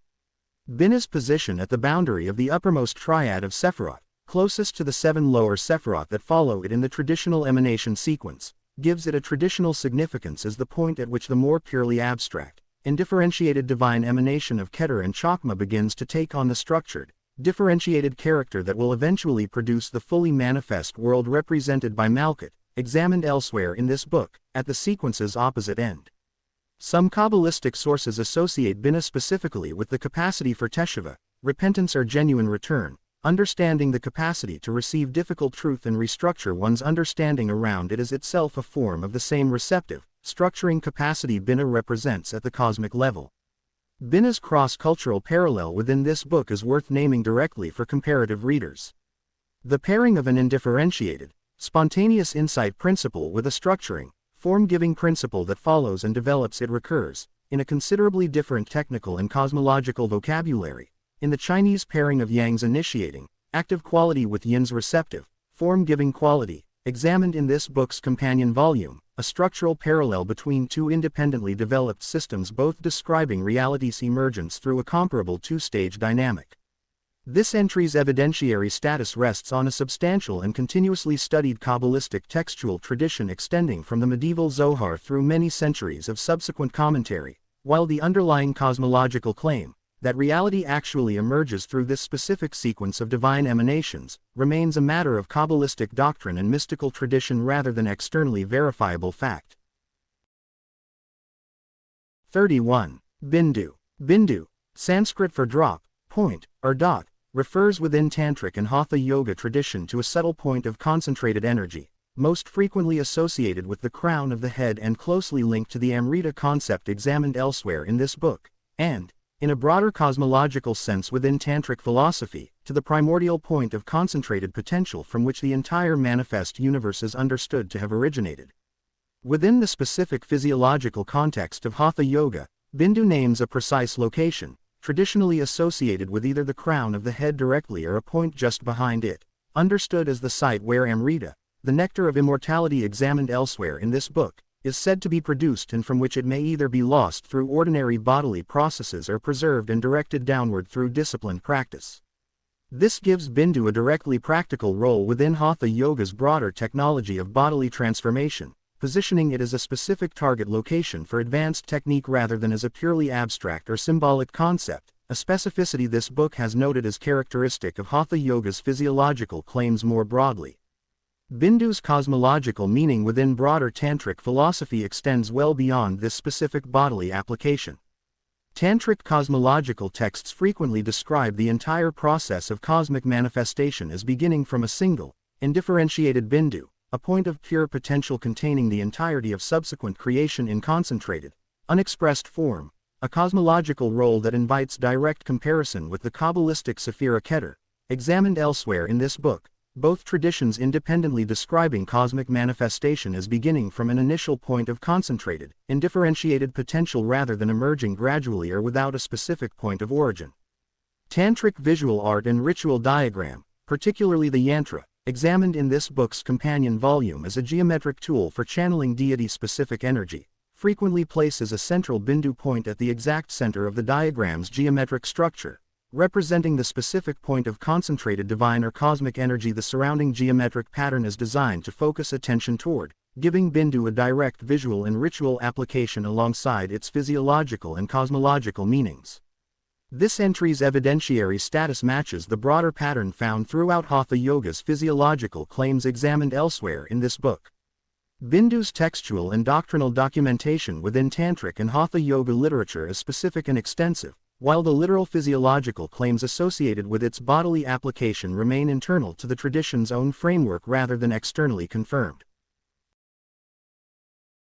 32. Biofield. Biofield is a term used within a segment of contemporary integrative and complementary medicine research literature to describe a proposed measurable field of energy said to surround and interpenetrate the human body, functioning as a deliberately more clinically neutral and less culturally specific alternative to older terms such as aura or subtle body, examined elsewhere in this book, while still attempting to describe substantially the same broad category of phenomenon those older traditional terms addressed. The term gained particular institutional traction following its adoption and definition by the United States National Institutes of Health's Office of Alternative Medicine, later reorganized as the National Center for Complementary and Integrative Health, which for a period maintained biofield-based practices, including certain forms of energy healing, as a formally recognized category within its research classification framework, funding a number of studies attempting to investigate claimed biofield effects using standard scientific methodology, including randomized controlled trials examining outcomes associated with practices such as therapeutic touch and, in some research, Reiki, examined at length in this book's companion volume. The scientific status of biofield research remains genuinely contested within the broader biomedical research community. Some published studies report statistically significant positive outcomes associated with biofield-based interventions, particularly for subjective measures including pain and anxiety, while systematic reviews and meta-analyses of this research literature have frequently raised significant methodological concerns, including small sample sizes, inconsistent blinding procedures, and publication bias favoring positive results, concerns that apply broadly across much complementary medicine research rather than being unique to biofield studies specifically. No proposed physical mechanism for a literal biofield distinct from already well-characterized biological electromagnetic phenomena, including the heart's electrical activity and the body's thermal radiation, has achieved acceptance within mainstream biophysics, a distinction this book states directly rather than implying scientific consensus where none currently exists. Biofield research's relationship to the considerably older traditional concepts it draws on and attempts to investigate, including chi, prana, and the aura, examined throughout this book, represents a genuinely interesting modern case of a scientific research community attempting to operationalize and test claims originating from traditional practice, a project this book documents honestly rather than either dismissing outright or treating as more scientifically settled than the current literature actually supports. This entry's evidentiary status should be stated with particular care given its placement within active scientific research rather than purely historical or textual tradition. Biofield as a research category is real and institutionally documented. Some published studies report positive findings, and the broader scientific community has not reached consensus regarding either the reliability of these findings or the existence of any literal energetic field beyond already understood biological phenomena.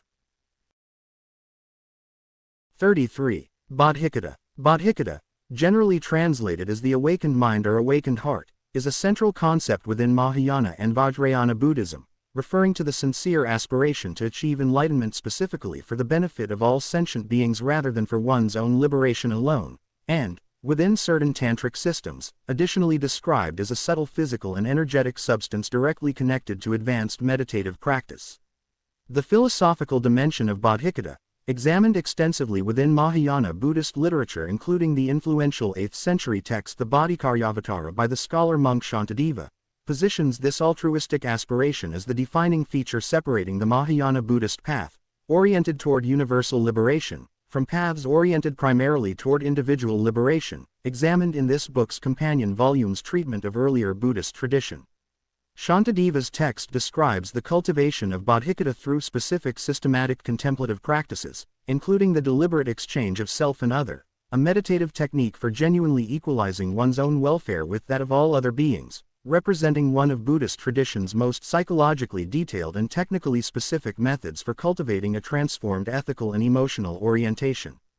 Within certain tantric Buddhist systems, particularly within Tibetan Vajrayana completion stage practice examined in this book's companion volume, bodhicitta additionally carries a specific physiological meaning, referring to a subtle substance closely related to, and in some textual traditions directly identified with, the bindu examined elsewhere in this book, understood as concentrated at specific points within the body's subtle channel system and directly engaged through advanced tantric technique.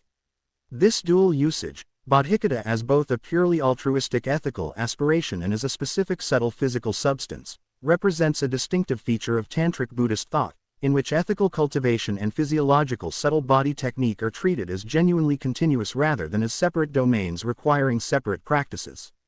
Bodhicitta's cross-cultural parallel within this book is worth drawing directly with the Christian theological concept of charism, examined elsewhere in this book, both traditions independently describing a spiritually cultivated capacity oriented specifically toward the benefit of others rather than toward purely personal spiritual attainment, though the two concepts differ considerably in their broader theological framework and in bodhicitta's additional, distinctly tantric physiological dimension that charism does not share.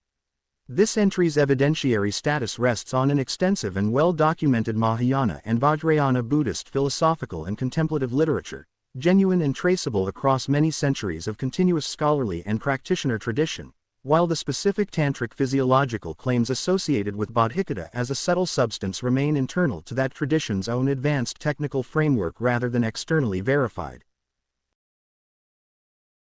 34. Brahman. Brahman is the term used within Vedantic Hindu philosophy for ultimate, absolute reality, understood as the single, unchanging, all-pervading ground of existence underlying and giving rise to the entire manifest universe, and, within the major non-dualist schools of Vedanta, understood as ultimately identical with Atman, the innermost individual self examined elsewhere in this book.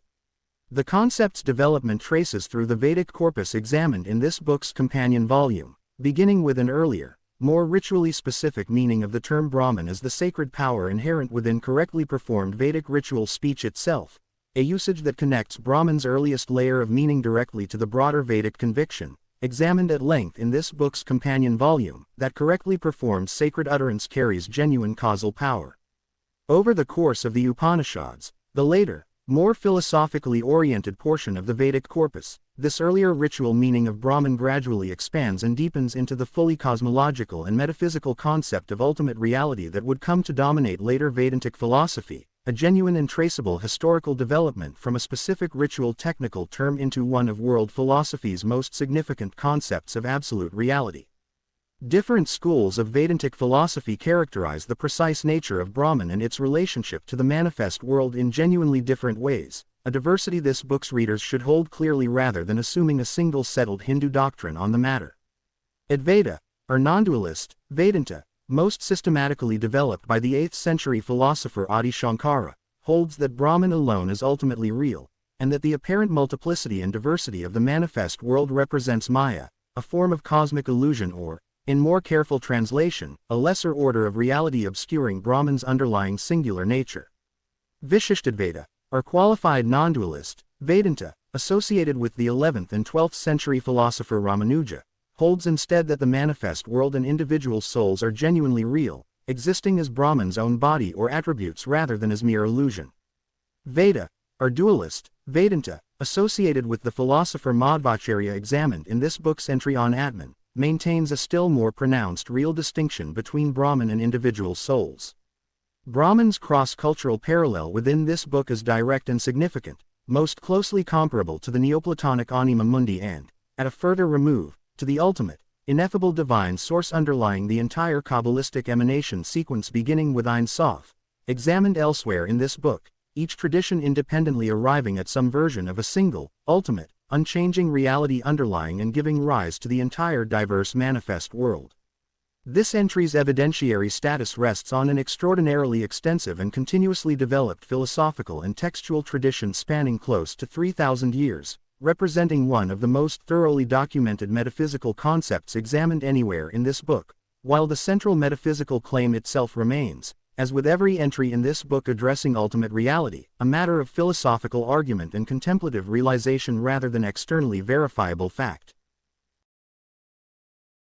35. Biosin. Biosin is a Japanese term used within Reiki practice, examined at length in this book's companion volume, referring to a specific sensory scanning technique through which a practitioner passes their hands slowly over or near a recipient's body in order to detect subtle sensations, including heat, cold, tingling, or a sense of pressure, said to indicate areas of energetic disturbance or imbalance requiring particular attention during treatment.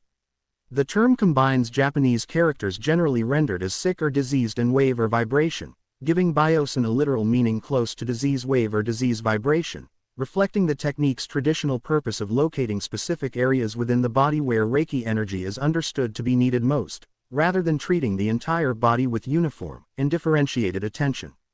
This diagnostic scanning function distinguishes biosin from the broader Reiki hand position sequence itself, functioning instead as a preliminary or ongoing assessment technique practitioners use to guide where and how long to focus treatment within a given session.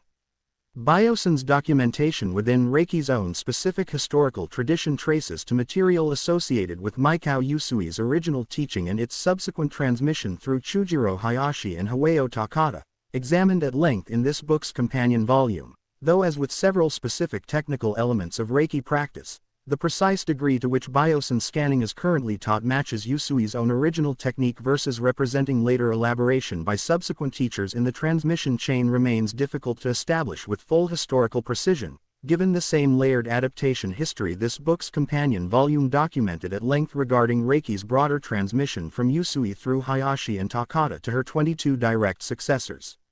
The general practice of scanning the body with the hands to detect subtle sensations understood as diagnostically significant recurs in comparable, though not identical, form across several other traditions examined in this book, including certain forms of traditional Chinese medicine pulse and palpation diagnosis, and specific hands-on diagnostic techniques documented within Ayurvedic medical practice, each tradition independently developing some version of the conviction that a trained practitioner's hands can directly detect meaningful information about a patient's subtle or energetic state beyond what ordinary physical examination alone would reveal.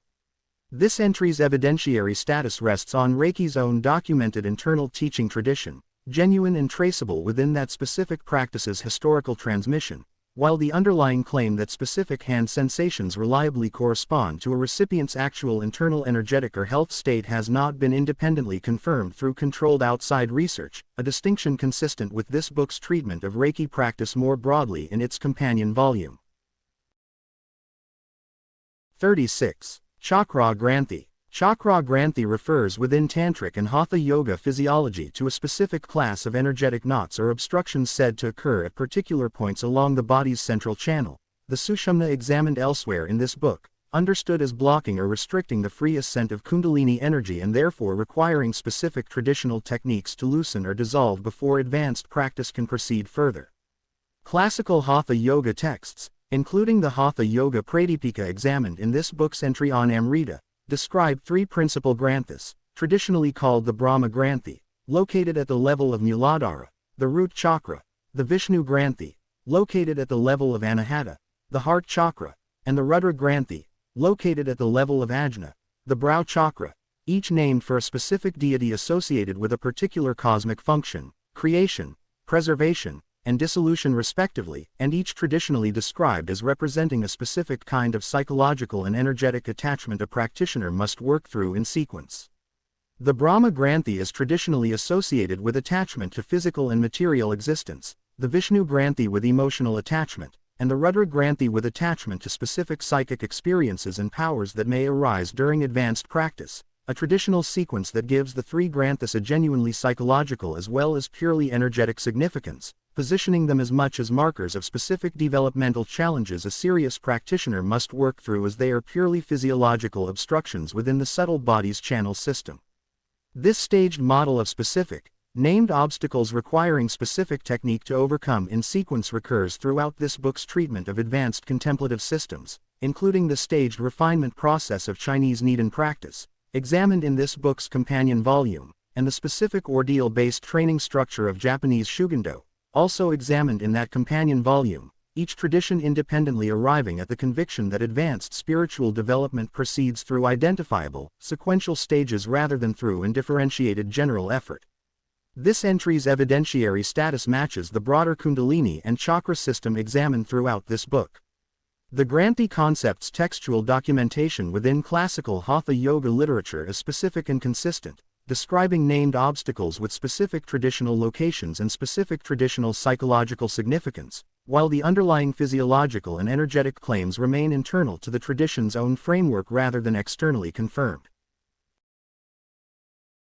37. Chakra Overview. Chakra, from the Sanskrit for wheel or disc, refers within Hindu and Buddhist tantric tradition to a system of energy centers positioned along the body's central subtle channel, most commonly enumerated as 7 in the standardized system familiar to contemporary readers, though earlier and variant tantric textual traditions describe differing numbers and configurations of these centers. A variation this overview entry addresses directly before this book's individual entries examine each of the 7 standard chakras, Muladhara, Svadhisthana, Manipura, Anahata, Vishuddha, Ajna, and Sahasrara, in their own dedicated treatment. The chakra system's textual development, examined at greater length in this book's companion volume's treatment of Tantra, achieved its familiar systematized form primarily within Tantric literature developing from roughly the 5th century of the Common Era onward, considerably later than the earlier Vedic material examined throughout this book, though drawing on the older concept of prana. This book's companion volume traced to Ayurvedic medical theory. Readers encountering the chakra system for the first time through this book should hold this historical grounding clearly, since popular presentation frequently implies a considerably more ancient and unbroken pedigree than the documented historical record actually supports for the specific 7-chakra system now most widely taught.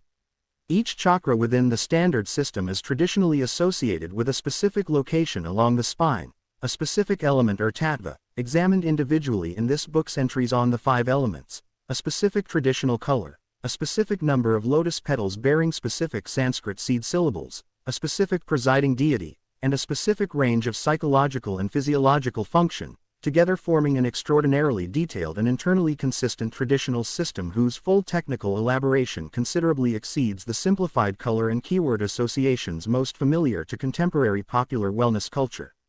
The chakra system's considerable influence on other traditions examined throughout this book deserves note here.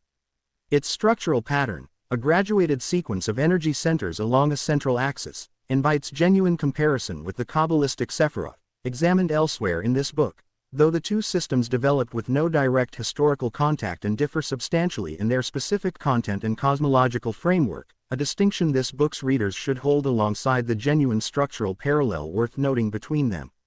This overview entry's evidentiary status, and that of the 7 individual chakra entries that follow it throughout this book's alphabetical sequence, rests on a substantial and well-documented classical tantric textual tradition, while the specific physiological and energetic claims each chakra makes remain internal to that tradition's own framework rather than externally confirmed by outside anatomical or physiological research.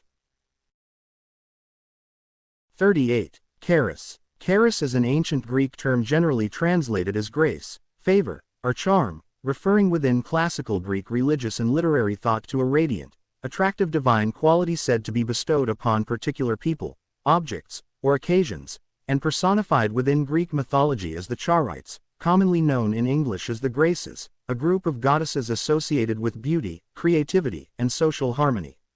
Classical Greek literature uses charis in a range of related senses, from the specific divine beauty or charisma bestowed on a hero or a beautiful person, to the broader social and relational sense of favor, gratitude, and reciprocal goodwill that structured much of ancient Greek social and religious life, in which the proper exchange of charis, favor given and favor returned, between gods and mortals, and between mortals themselves, was understood as a foundational principle of correct and harmonious social and religious relationship. This relational, reciprocal dimension of charis distinguishes it somewhat from purely impersonal concepts of spiritual power examined elsewhere in this book, positioning charis as inherently bound up with relationship and exchange rather than existing as a free-floating impersonal potency.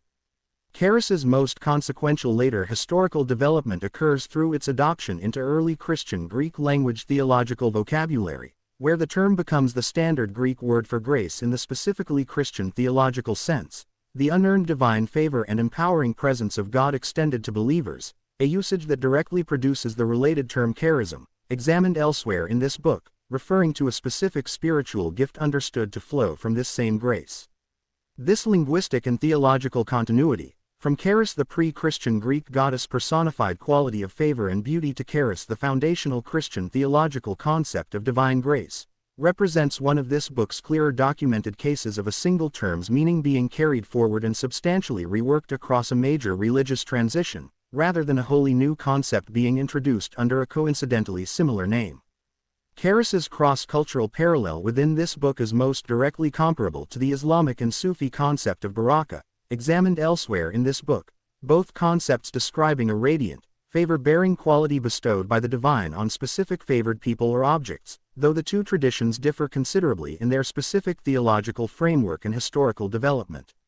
This entry's evidentiary status rests on an extensive and well-documented ancient Greek literary, religious, and later Christian theological tradition, genuine and traceable across many centuries of continuous textual transmission, representing one of the more thoroughly documented concepts examined in this portion of the book. 39. Charism. Charism, from the Greek charisma, meaning gift of grace, is a concept within Christian theology, most directly documented within the letters of the Apostle Paul in the New Testament, referring to a specific spiritual gift or grace-empowered capacity given by the Holy Spirit to an individual believer, understood not as a purely personal possession for private benefit but as a capacity specifically intended for the building up and benefit of the broader Christian community. Paul's first letter to the Corinthians, particularly its 12th chapter, provides the New Testament's most extensive and systematic treatment of the charism concept, listing a range of specific charisms including wisdom, knowledge, faith, healing, the working of miracles, prophecy, and the discernment of spirits, and explicitly comparing the diversity of charisms distributed across a Christian community to the diversity of functioning parts within a single physical body, an image Paul uses specifically to argue against ranking different charisms hierarchically and in favor of understanding their diversity as a coordinated, mutually necessary whole. This body metaphor for a community of differently gifted individuals recurs, in a considerably different context, throughout this book's treatment of traditions describing specialized roles distributed across a community, including the graduated specialization documented within institutional Daoist priesthood and the differentiated master-level teaching lineages documented within Reiki's own transmission history. The charism concept's direct etymological and theological relationship to charis, grace or favor, examined elsewhere in this book, positions charism specifically as the concrete, active expression of the broader divine grace charis names, a specific manifestation rather than an independent or separate spiritual category, a relationship this book's readers should hold clearly given how frequently the two related terms appear together within both ancient and contemporary Christian theological writing. Charism's cross-cultural parallel within this book is worth drawing directly with bodhicitta, examined elsewhere in this book, particularly in its specifically altruistic, community-benefiting orientation, both concepts independently describing a spiritually cultivated or divinely bestowed capacity understood as properly directed toward the benefit of others rather than remaining a purely private spiritual attainment, though the two concepts differ considerably in their broader theological and cosmological framework. This entry's evidentiary status rests on a well-documented and continuously studied New Testament and subsequent Christian theological tradition extending across nearly 2,000 years. While the underlying claim that specific individuals receive and exercise these gifts through direct divine empowerment remains a matter of Christian theological conviction and practitioner testimony rather than externally verifiable fact. 40. Chesed. Chesed, Hebrew for loving kindness or mercy, is the fourth of the 10 Sephirot within the Kabbalistic tree of life, examined as a system in this book's overview entry on the Sephirot. Positioned as the first of the 7 lower Sephirot following the uppermost triad of Keter, Chokmah, and Binah, examined elsewhere in this book, and traditionally associated with expansive, unconditional, overflowing divine generosity and love. Kabbalistic literature traditionally pairs Chesed directly with Gevurah, examined elsewhere in this book, the Sephira of strength and restrictive judgment positioned immediately opposite it on the Tree of Life's traditional diagram, describing the two as forming a necessary balancing pair. Since Chesed's unconditional, boundless generosity, left entirely unchecked, is traditionally understood within Kabbalistic thought as capable of producing genuine harm, an excessive giving without appropriate boundary or discernment, requiring Gevurah's complementary quality of restraint and judgment to produce a properly balanced expression, synthesized in the Sephira immediately following both of them. Tiferet, examined elsewhere in this book, traditionally understood as harmonizing Chesed's expansive love with Gevurah's necessary restraint into a single balanced quality of compassionate beauty. This structural pairing of an expansive, giving principle with a restrictive, boundary-setting principle, requiring active balance between the two rather than the unchecked dominance of either, recurs throughout this book's treatment of comparable dual-principle systems, including the Chinese yin-yang framework examined in this book's companion volume, and the Norse pairing of Hugr and Mini, thought and memory, examined elsewhere in this book, each tradition independently arriving at some version of the conviction that genuine balance, rather than the unchecked expression of any single quality however positive in isolation, represents the healthiest and most sustainable state. Chesed's traditional association with the biblical patriarch Abraham, understood within Kabbalistic tradition as the human figure who most fully embodied this Sephira's quality of expansive hospitality and loving kindness during his life, illustrates a broader pattern within Kabbalistic thought in which specific historical or biblical figures are understood to have particularly embodied specific Sephirot, giving the abstract cosmological system a concrete, humanly relatable dimension alongside its more purely metaphysical function within the larger emanation sequence.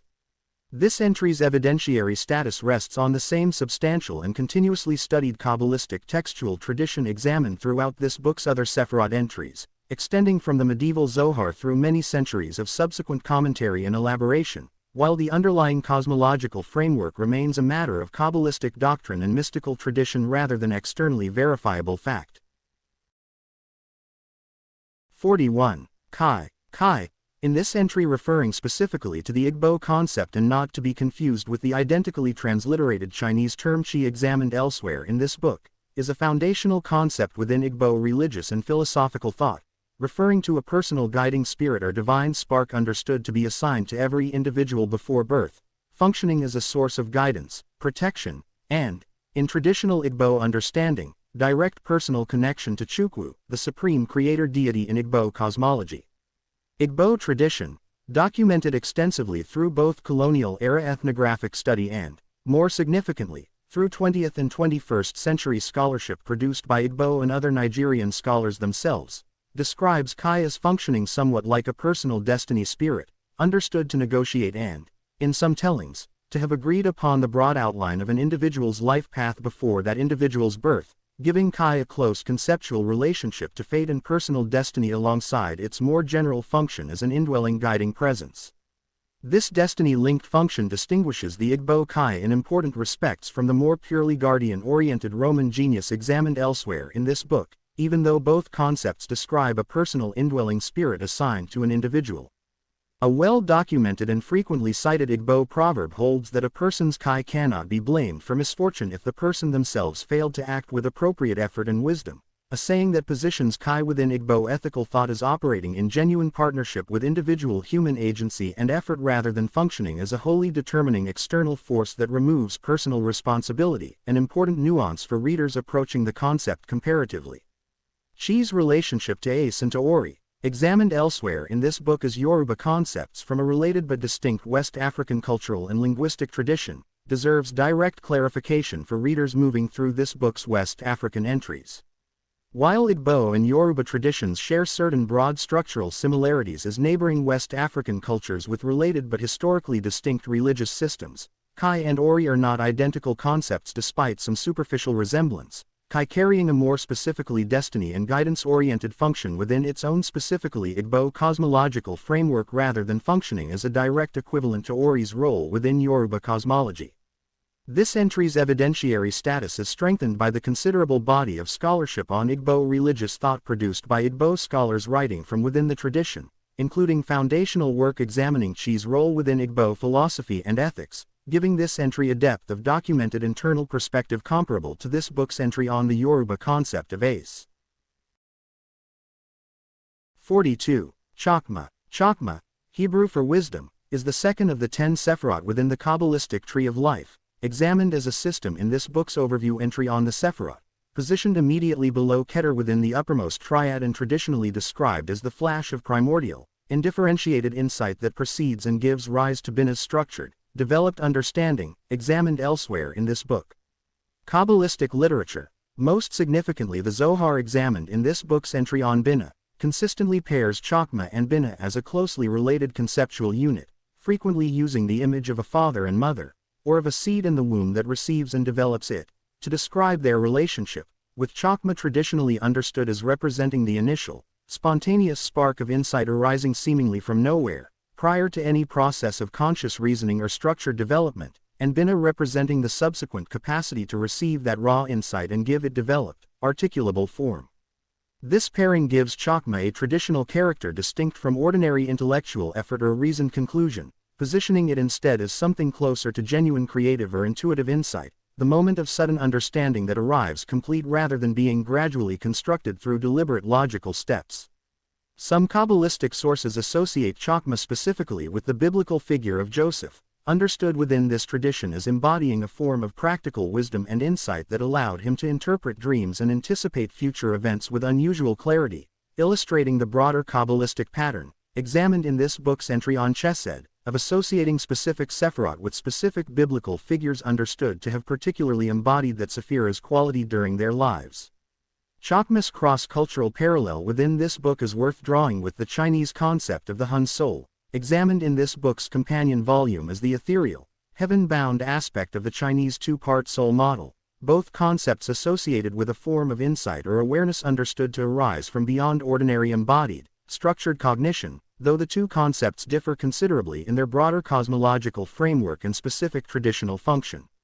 This entry's evidentiary status rests on the same substantial and continuously studied Kabbalistic textual tradition examined throughout this book's other Sephirot entries, while the underlying claim that Chakma names a genuine, distinct cosmic principle rather than simply a poetic description of ordinary intuitive insight remains a matter of Kabbalistic doctrine and mystical tradition. 43. Chong Mai. Chong Mai, generally translated as the penetrating vessel or thoroughfare vessel, is one of the 8 extraordinary meridians within traditional Chinese medicine's channel theory, examined as a broader system in this book's companion volume's treatment of Chinese meridian theory, distinguished from the 12 primary meridians by its function as a deeper reservoir and regulatory channel rather than a channel directly associated with a specific paired organ system. Classical Chinese medical texts, including material within the foundational Huangdi Neijing examined in this book's companion volume, describe Chong Mai as originating in the lower abdomen, in close association with the kidneys and with the body's reproductive function, and running through the core of the body along a path closely associated with the Ren Mai and Du Mai, examined elsewhere in this book, giving these 3 extraordinary vessels a traditionally recognized close functional relationship as a coordinated central axis of channel function distinct from, though connected to, the 12 primary meridians that branch from and connect back to this deeper central system. Chong Mai holds particular traditional significance within Chinese medical understanding of reproductive health and development, frequently described in classical gynecological literature as playing a central role in menstruation, fertility, and pregnancy, sometimes referred to within this specific context as the sea of blood, reflecting its traditionally understood function as a deep reservoir specifically connected to the body's reproductive and blood-related physiology, a specificity that gives Chong Mai a distinct clinical role within traditional Chinese medicine's approach to reproductive health, separate from the 8 extraordinary vessels' broader general function as deep regulatory reservoirs for the body's qi and blood overall. The 8 extraordinary vessels as a system, of which Chong Mai is one, are traditionally understood within Chinese medical theory as functioning like reservoirs or lakes relative to the 12 primary meridians, function as rivers, filling with and releasing qi and blood as needed to maintain balance across the primary meridian system during times of surplus or deficiency, a functional metaphor this book's readers should hold in mind when encountering each of the 8 extraordinary vessels individually across this book's alphabetical sequence. This entry's evidentiary status rests on an extensive, well-documented, and continuously practiced Chinese medical textual and clinical tradition extending across more than 2,000 years, though as with meridian theory generally, examined in this book's companion volume, the precise physical or anatomical nature of the channels themselves has not been independently confirmed by outside anatomical research in a manner that maps directly onto traditional Chinese medicine's own traditional description. 44. Da'at. Da'at, Hebrew for knowledge, occupies a genuinely distinctive position within Kabbalistic cosmology, sometimes described as a hidden or non-canonical 11th Sephira, positioned on the Tree of Life's traditional diagram at a point below Keter and between Chakma and Binah, examined elsewhere in this book, functioning as a bridge or point of integration between the uppermost triad of Sephirot and the 7 lower Sephirot that follow. Different Kabbalistic textual traditions treat Da'at's status somewhat differently, with some sources describing it as a genuine Sephira in its own right, bringing the total number to 11 in certain specific formulations, while the more standard and widely taught 10 Sephira model treats Da'at instead as a kind of hidden dimension or aspect of Keter itself, the crown Sephira examined elsewhere in this book, rather than as a fully independent emanation with its own separate place in the primary sequence. This variation in how Da'at is formally classified reflects a genuine internal diversity within the Kabbalistic tradition rather than a single settled position, and this book presents that diversity directly rather than flattening it into a single confident account. Da'at's specific traditional function, regardless of its exact formal classification, is generally described as integrating and making applicable the raw insight of Chakma and the structured understanding of Binah, representing the point at which wisdom and understanding become genuinely known and internalized rather than remaining abstract, a function that gives Da'at a role closely related to, though traditionally understood as distinct from, ordinary intellectual knowledge in the everyday sense, positioned instead as a form of deep, integrated, and experientially realized knowing. Daoist's association with the biblical concept of knowing in the deeply relational and even intimate sense found in biblical Hebrew usage, where the same root verb describes both intellectual knowledge and profound personal or even physical intimacy, gives the concept a traditional depth extending beyond purely intellectual or informational knowledge into a more holistic, integrated form of understanding, a nuance easily lost when the term is translated into English using only its more purely intellectual connotation. This entry's evidentiary status rests on the same substantial Kabbalistic textual tradition examined throughout this book's Sephirot entries, though Daoist's specific contested status, genuine Sephira or hidden aspect of Keter, reflects a documented internal disagreement within that tradition rather than a matter external scholarship could resolve on the tradition's behalf.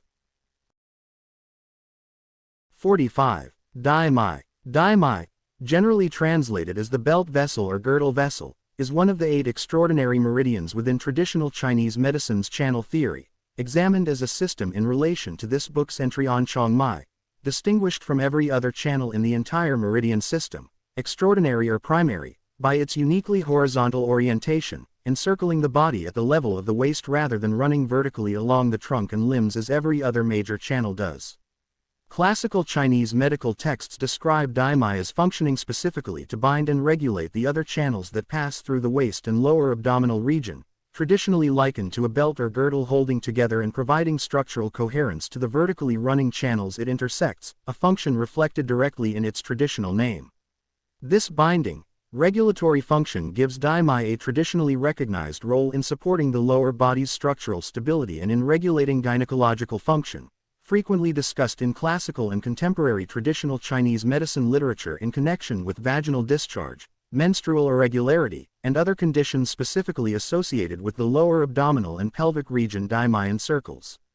Daimai's unique horizontal orientation within an otherwise entirely vertically organized channel system deserves particular comparative attention, since it represents a genuinely distinctive structural feature within Chinese meridian theory without an especially close direct parallel among the subtle body systems examined elsewhere in this book, most of which, including the Indian Nadi system and the Tibetan channel system, organize their primary channels along a predominantly vertical central axis without a clearly corresponding horizontal binding channel described in comparable structural terms. Daimai's clinical significance within contemporary traditional Chinese medicine practice remains active, with acupuncture points along channels intersecting Daimai's traditional path frequently selected specifically for their traditionally understood connection to this extraordinary vessel's regulatory and binding function, particularly within gynecological and certain lower body musculoskeletal treatment protocols. This entry's evidentiary status matches the broader 8 extraordinary vessel system examined throughout this book's relevant entries, resting on an extensive and continuously practiced Chinese medical tradition, while the precise physical nature of the channel itself remains, as with Chinese meridian theory generally, undetermined by outside anatomical research in terms that map directly onto its traditional description. 46. Daimon. Daimon, from which the English word demon ultimately derives, referred within ancient Greek religious and philosophical thought to an intermediate spiritual being or indwelling guiding force, generally understood as morally neutral or even positive in its earliest and classical usage, a meaning considerably different from the predominantly negative and specifically evil connotation the descended English term demon would eventually acquire through its later Christian theological development. Classical Greek philosophical usage, particularly in the work of Plato, describes the daimon as an intermediate class of being positioned between gods and mortals, capable of mediating communication and influence between the two realms, and, in a usage of particular significance for this book's subject matter, as a kind of indwelling personal guiding spirit or guardian force associated with a specific individual, a usage most famously documented in accounts of the philosopher Socrates, who described throughout his own recorded teaching, particularly as presented in Plato's dialogues, a personal daimon that offered him guidance, most notably by warning him against specific actions rather than actively directing him toward them, a distinctive feature of Socrates' own reported daimon worth noting given how differently other traditions in this book describe their comparable personal guiding spirits functioning. The Socratic daimon specifically cautionary rather than directive function invites direct comparison with the broader category of personal guardian or guiding spirits examined throughout this book, including the Roman genius, the Igbo Kai, and the Norse Filja, each of which describes a personal indwelling or attendant spiritual presence, though each tradition's specific description of how that presence actually functions, purely protective, actively destiny-shaping, primarily cautionary, or some combination, differs in genuinely significant detail worth attending to rather than collapsing into a single and differentiated category of guardian spirit. The daimon concept's later historical trajectory, from a morally neutral or positive classical Greek concept into the predominantly negative demon of later Christian theology, represents a significant and well-documented semantic shift, occurring substantially through early Christian writers' systematic reinterpretation of the pre-Christian Greek and Roman pantheons daemons as hostile, deceptive spiritual beings opposed to the Christian God, a reinterpretation this book notes directly as an important historical development readers should hold in mind whenever encountering the term daimon in its original, considerably more neutral classical philosophical context. This entry's evidentiary status rests on an extensive and well-documented ancient Greek philosophical and literary tradition, particularly strong given the specific, named textual documentation of Socrates' own daimon within Plato's widely studied dialogues. 47. Dantian. Dantian, sometimes rendered Dantian or Tantian in older transliteration systems, refers within Chinese Daoist and medical tradition to one of three primary energy centers within the human body, examined at length in this book's companion volume as central to both Qigong practice and the internal alchemical tradition of Nidan, and represents, alongside Qi itself, one of the most widely recognized single concepts from Chinese energetic theory to have entered broader global popular awareness. Classical Chinese internal alchemical texts describe three dantian, positioned respectively in the lower abdomen below the navel, at the center of the chest near the heart, and between or slightly behind the eyebrows, traditionally called the lower, middle, and upper dantian respectively, each associated with one of the three treasures examined throughout this book's companion volume. The lower dantian primarily associated with Jing, foundational physical vitality, the middle dantian with Qi in its more specifically circulating, breath-associated sense, and the upper dantian with Shen, spirit or consciousness, giving the three dantian a traditional structural role directly parallel to Indian Tantric tradition's three principal chakra centers most closely associated with gross physical, emotional, and spiritual function respectively, examined throughout this book's chakra entries, a cross-cultural structural parallel this book's companion volume already noted directly in its own treatment of Nidan. The lower dantian receives by far the most extensive practical attention within Qigong and martial arts practice specifically, frequently described as the body's primary center of physical balance, rootedness, and stored vital energy, and functioning as the specific focal point for breath and attention during the great majority of standard Qigong breathing and movement practice, a practical emphasis this book's companion volume examined in relation to the 20th century standardization of Qigong practice more broadly. Dantian's regional linguistic variants, the Japanese Tondan, the Korean Danjen, and the Vietnamese Dandin, each represent the same underlying East Asian concept transmitted alongside Buddhist and Daoist religious and medical influence into neighboring cultures, developing their own specific regional cultivation lineages and practical emphases while retaining the core concept of a primary lower abdominal energy center largely intact across all four linguistic traditions. This entry's evidentiary status rests on an extensive and continuously practiced Chinese internal alchemical and medical tradition extending across many centuries, with the lower dantian's practical significance within contemporary Qigong and martial arts practice representing one of this book's more widely and directly practically applied concepts, while the specific physiological and energetic claims associated with all three dantian remain internal to the tradition's own framework rather than externally confirmed by outside anatomical research.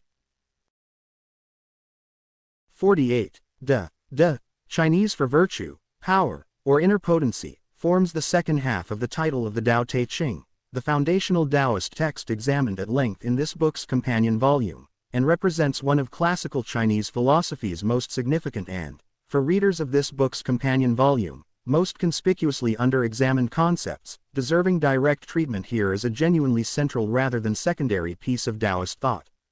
Classical Daoist usage of De describes a specific kind of efficacious inner power or potency that arises naturally from a person's or a thing's alignment with the Tao, examined at length in this book's companion volume, rather than from deliberate effort to acquire or display power in an ordinary, forceful sense. The Tao Te Ching describes De repeatedly in terms that emphasize its paradoxical, non-forceful character, most notably in passages describing how the person of highest Da does not strive to display Da and therefore genuinely possesses it, while the person of lesser Da strives visibly to hold on to and display virtue and therefore lacks it in its fullest, most natural form, a paradox directly continuous with the broader Daoist principle of wu-wei, effortless action, examined at length in this book's companion volume. Confucian usage of Da, developing alongside and in productive tension with Daoist usage across the same broad classical period, treats the concept somewhat differently, emphasizing Da as a cultivated moral virtue developed specifically through active ethical study, ritual practice, and self-discipline, a usage closer to the ordinary English sense of virtue as an achieved ethical excellence than the Daoist usage's emphasis on natural, unforced alignment with cosmic principle. This genuine difference between Daoist and Confucian understandings of the same core term represents one of classical Chinese philosophy's more significant internal debates, and this book's readers should hold both usages in mind rather than assuming a single settled meaning for Da across all of classical Chinese thought. Da's cross-cultural parallel within this book is worth drawing directly with the Zoroastrian concept of Asha, examined elsewhere in this book, both concepts describing a single term that names simultaneously a cosmic principle and a personally embodied virtue participating in that principle, a structural pattern this book has now documented independently arising in multiple unconnected ancient traditions. This entry's evidentiary status rests on an extensive and continuously studied classical Chinese philosophical textual tradition extending across more than 2,000 years, including both Daoist and Confucian primary sources and their extensive subsequent commentarial traditions. 49. Disciplina Etrusca. Disciplina Etrusca, Latin for Etruscan discipline, refers to the elaborate system of divination and religious practice developed by the Etruscan civilization of pre-Roman and early Roman era Central Italy, understood by the Etruscans themselves, and subsequently adopted with considerable respect by Roman religious practice, as a body of sacred knowledge revealing the will and intentions of the gods through careful, technically precise observation of specific vital signs occurring within nature and, most distinctively, within the internal organs of sacrificed animals. Roman sources, including the considerable respect Roman writers including Cicero afforded Etruscan religious expertise despite Cicero's own personal philosophical skepticism regarding divination's actual predictive validity, describe the Disciplina Etrusca as encompassing several distinct technical branches, most significantly haruspicy, the practice of reading the condition, shape, and markings of a sacrificed animal's liver and other internal organs to determine divine will, a practice for which considerable direct archaeological evidence survives, including the Piacenza liver, a bronze model of a sheep's liver divided into specifically labeled sections corresponding to different deities, used as a training and reference tool by Etruscan and later Roman haruspices, the specialized priests trained in this specific technical discipline. The Etruscan haruspecs occupied a position within Roman religious and political life directly comparable in social function, though not in specific technical method, to the ancient Chinese Wu practitioners examined in this book's companion volume as royal diviners interpreting oracle bone cracks, both traditions independently developing a specialized priestly class trained to read specific physical signs, whether cracks in heated bone or the markings on a sacrificed animal's liver, as a technically precise, teachable method for accessing divine or cosmic will rather than relying on unstructured personal intuition or spontaneous vision. The Disciplina Etrusca's treatment of lightning deserves specific mention as well, since Etruscan and subsequent Roman religious practice developed an elaborate system for classifying different types of lightning strikes according to their specific location, timing, and appearance, each type understood to carry a specific divine message requiring correct technical interpretation by a trained specialist, a level of systematic, technically precise classification applied to a natural phenomenon that this book's readers should recognize as structurally comparable to the technically precise mantra and ritual gesture systems examined throughout this book's treatment of Vedic and Tantric ritual technology. This entry's evidentiary status rests on a combination of surviving Roman literary references to Etruscan religious practice, since very little direct Etruscan language religious text survives independently, and genuine archaeological evidence including the Piacenza liver, giving this entry a documentation profile shaped significantly by outside Roman description rather than by extensive surviving Etruscan self-documentation. 50. Dahlia. Dahlia is a concept within pre-Christian Slavic folk belief referring to a personal fate force or fortune spirit understood to be assigned to or associated with each individual, functioning as a personification of a person's share or portion of fortune, whether favorable or unfavorable, and standing in traditional opposition to Nadalia, an unfavorable or absent counterpart representing misfortune or the lack of the beneficial Dalia's presence and favor. Slavic folklore studies, reconstructed considerably through later ethnographic documentation of Slavic folk practice and belief following the region's Christianization, since direct pre-Christian Slavic textual sources are considerably rarer than the comparable Norse, Greek, or Vedic material examined elsewhere in this book, describe Dalia as sometimes personified as a distinct spirit or minor deity figure, sometimes conceived instead as a more abstract, impersonal portion or share of fortune allotted to an individual at birth, a variation in how concretely or abstractly the concept was understood that this book's readers should hold as reflecting genuine regional and historical variation within Slavic folk tradition rather than a single, fully settled doctrine.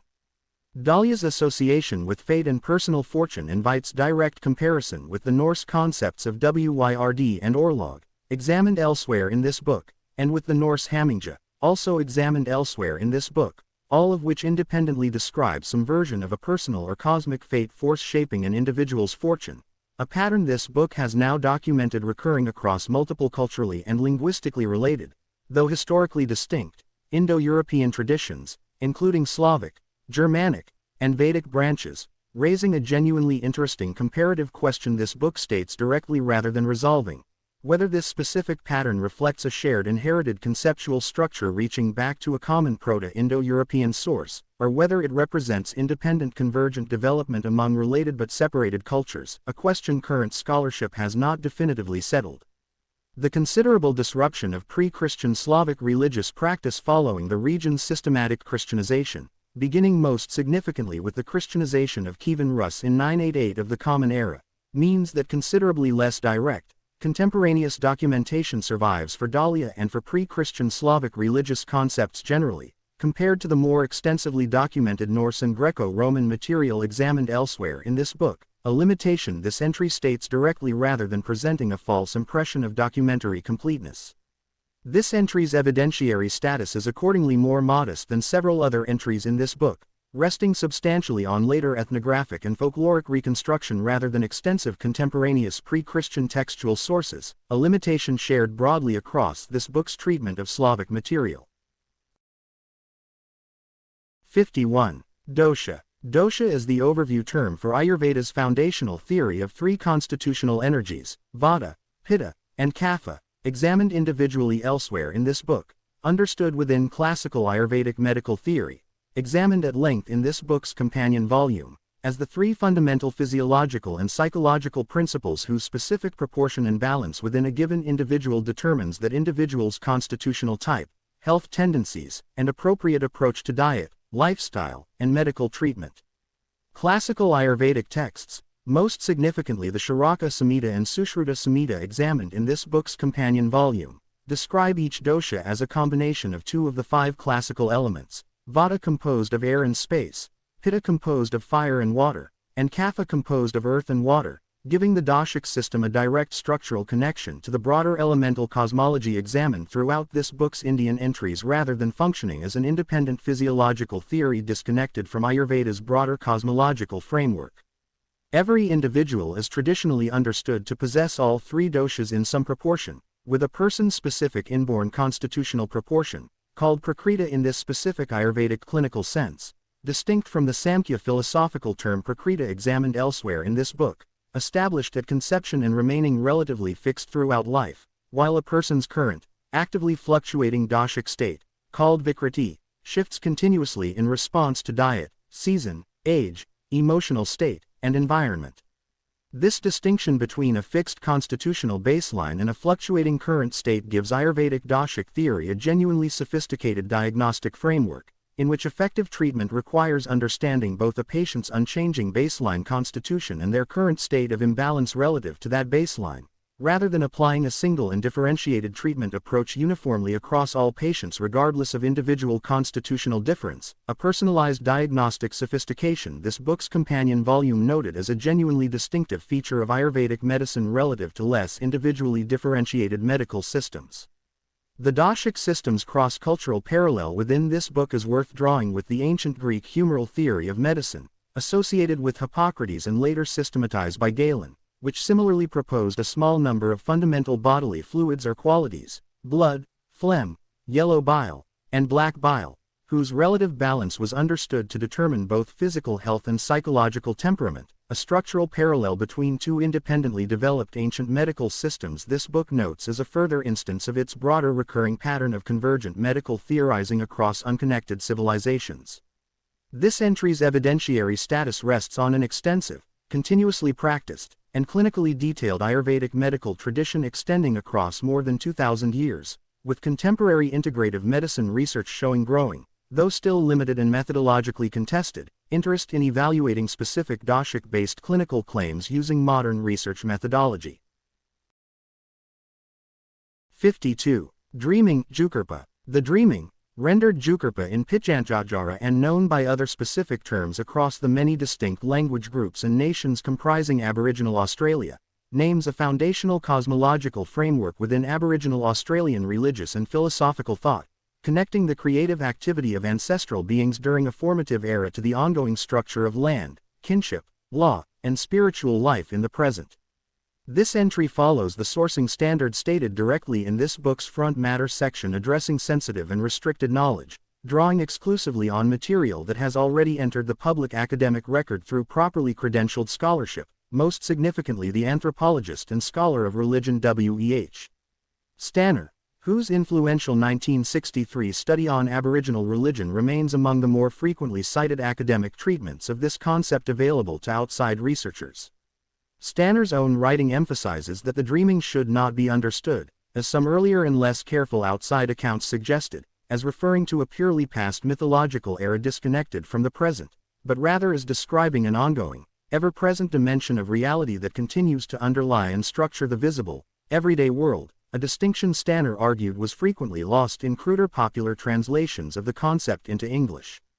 The dreaming's connection to specific tracts of land, and to the ancestral beings understood to have shaped that land's specific features during the formative era the dreaming describes, gives the concept a direct and consequential connection to Aboriginal Australian systems of land tenure, kinship obligation, and law, functioning within traditional Aboriginal Australian societies as considerably more than a purely religious or cosmological category in the narrower Western sense, extending into social organization, ecological knowledge, and legal obligation in ways that resist clean separation into the distinct categories, religion, law, geography, a Western analytical framework might otherwise impose. This book states directly and without qualification that the specific ceremonial content, songs, designs, and detailed narrative material associated with the dreaming within any specific Aboriginal Australian community remains that community's own restricted knowledge, appropriately shared only within its own proper cultural context, and this entry accordingly limits itself to the general cosmological framework already established within the public academic literature rather than attempting any more specific or detailed account. This entry's evidentiary status rests on properly credentialed academic scholarship, Stanner's work chief among it, produced with appropriate engagement with Aboriginal Australian communities and knowledge holders, though this book asks its readers to understand this entry as a bounded, respectful introduction to a concept whose full depth belongs properly to the communities who hold it, not as a complete or final account. 53. Dumai. Dumai, generally translated as the governing vessel, is one of the 8 extraordinary meridians within traditional Chinese medicine's channel theory, examined in relation to this book's entries on Chongmai and Daimai, running along the body's posterior midline, ascending from the tailbone along the spine, over the crown of the head, and terminating at a point on the upper gum, making it one of the 2 extraordinary vessels, alongside Renmai examined elsewhere in this book, most frequently discussed together as a paired anterior-posterior axis running the full length of the body's trunk and head. Classical Chinese medical texts describe Dumai as governing all of the body's yang channels, with its name itself, generally translated as governor or director, directly reflecting this traditionally understood regulatory function over the yang aspect of the body's overall channel system, positioning Dumai as functioning somewhat like a central coordinating reservoir specifically for yang qi throughout the body, in parallel with Renmai's traditionally understood comparable role coordinating and regulating yin qi. Dumai's specific path directly along the spine gives it particular traditional significance within both clinical acupuncture practice, where points along Dumai are frequently selected for conditions involving the spine, the central nervous system in a broad traditional sense, and disorders involving mental clarity and consciousness, given Dumai's terminal point at the crown of the head, and within internal Qigong and Nidan practice, where the specific technique of circulating Qi up Dumai along the spine and down Renmai along the front of the body, together completing what is traditionally called the microcosmic orbit, represents one of the most widely taught and practically significant foundational techniques within the broader Chinese internal cultivation tradition examined at length in this book's companion volume. This microcosmic orbit technique, moving Qi in a continuous circuit along Dumai and Renmai, invites direct structural comparison with the Indian tantric practice of raising Kundalini along the central Sushumna channel examined elsewhere in this book, both traditions independently describing a central, spine-associated pathway along which disciplined circulation of vital energy produces significant claimed physiological and spiritual benefit, though the specific technical details, claimed mechanisms, and broader cosmological framework surrounding each practice differ considerably between the two independently developed traditions. This entry's evidentiary status rests on an extensive and continuously practiced Chinese medical and internal alchemical tradition, with Dumai's specific role within acupuncture point selection for spine and nervous system related conditions representing one of the more clinically active applications of extraordinary vessel theory examined throughout this book's relevant entries. 54. Duat. Duat is the ancient Egyptian term for the underworld or netherworld, the subtle, non-physical realm through which the deceased soul was believed to travel following death, encountering a series of trials, guardians, and specific ritual challenges before potentially achieving the transfigured AKH state examined elsewhere in this book, and this entry treats Duat directly as the necessary context within which several of this book's other Egyptian entries, including Ba, Ka, and AKH, are traditionally understood to actually operate after death. Egyptian funerary literature spanning several thousand years, including the pyramid texts, the coffin texts, and the New Kingdom period's more elaborately illustrated funerary texts including the Book of the Dead, the Book of Gates, and the Book of Caverns, provide an extraordinarily detailed traditional cartography of Duat, describing specific regions, specific guardian deities requiring specific correct ritual knowledge to pass safely, and a specific sequence of trials culminating in the weighing of the heart ceremony examined in this book's entry on AKH, in which the deceased's IB, or heart, is weighed against the feather of Ma'at, cosmic truth and order, to determine the soul's ultimate fate.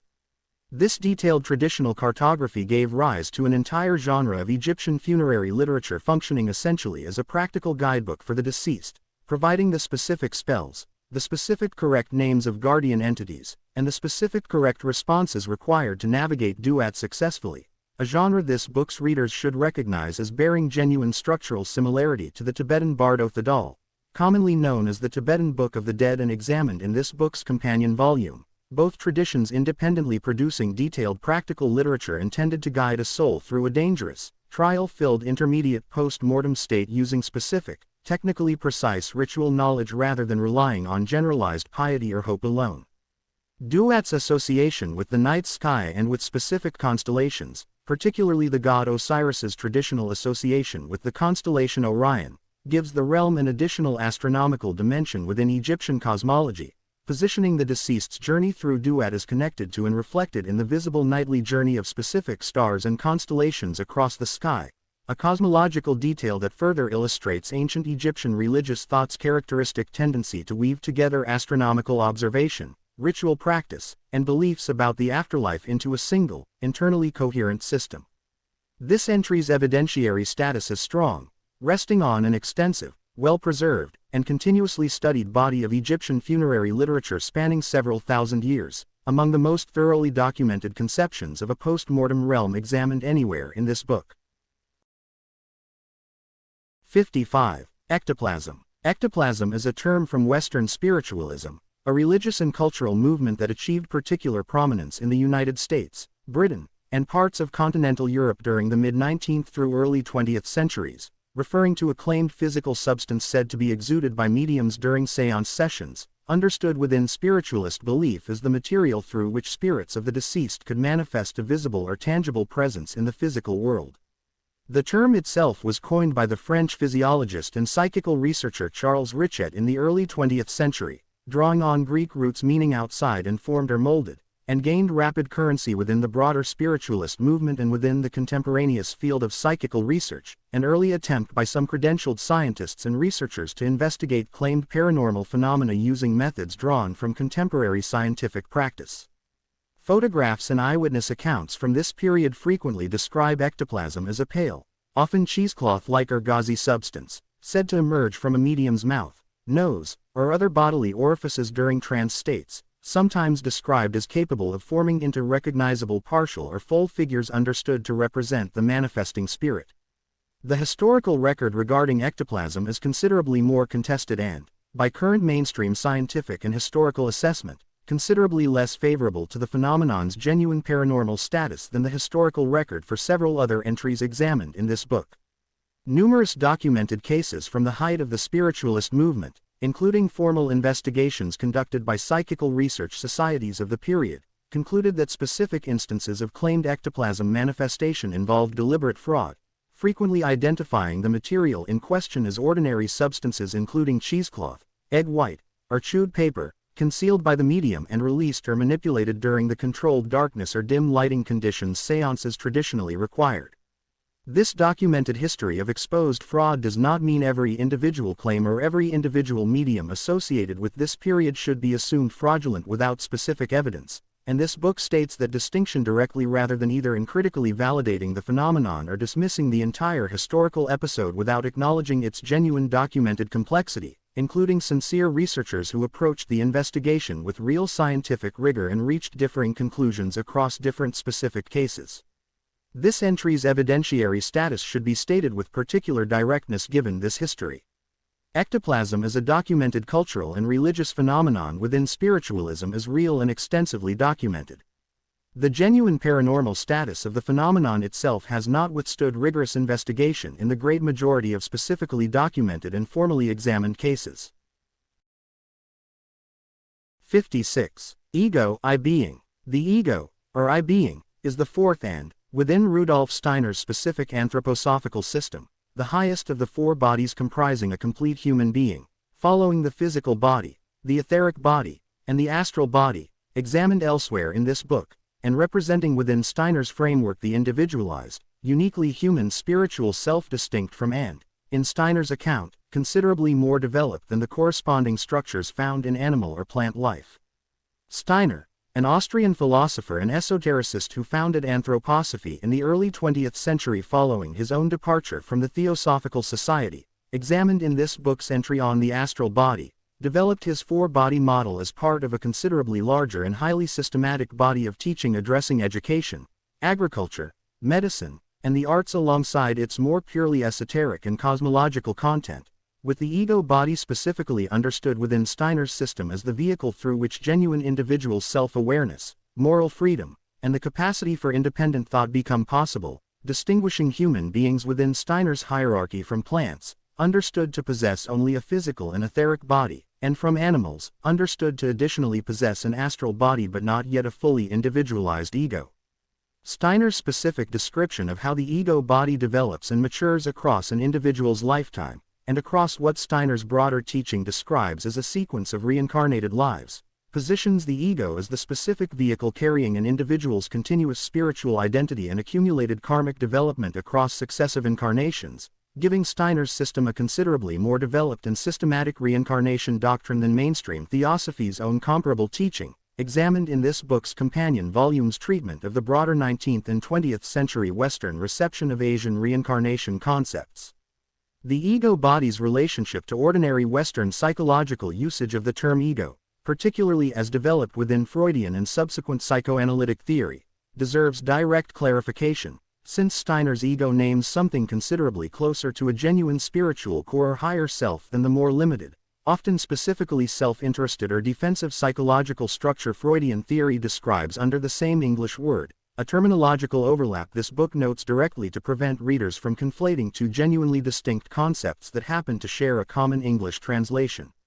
This entry's evidentiary status rests on a well-documented modern Western esoteric system with a clear, traceable point of origin in Steiner's own extensive published lectures and writing, continuously maintained and taught within anthroposophical institutions to the present day, while the underlying metaphysical claims regarding reincarnation and the ego's specific developmental trajectory remain entirely internal to Steiner's own doctrinal system rather than externally verified. 57. Ein Sof. Ein Sof, Hebrew for without end or the infinite, names within Kabbalistic cosmology the aspect of the divine that exists prior to and beyond any of the 10 Sephirot, examined as a system in this book's overview entry, representing the utterly transcendent, unknowable, and infinite divine reality from which the entire graduated sequence of emanation, beginning with Keter, examined elsewhere in this book, first proceeds. Kabbalistic literature consistently emphasizes Ein Sof's fundamental unknowability and indescribability, holding that no human language, concept, or even the Sephirot themselves can directly capture or fully express Ein Sof's nature, positioning every subsequent Sephira as a progressively more accessible and comprehensible, though never fully adequate, expression or garment through which Ein Sof's infinite reality becomes graspable to finite created beings. This apophatic emphasis, defining ultimate reality primarily through what cannot be said or known about it rather than through positive description, recurs throughout this book's treatment of comparable ultimate reality concepts, including certain strands of Christian mystical theology's own apophatic tradition and specific formulations within Buddhist philosophy describing ultimate reality as beyond conceptual elaboration entirely.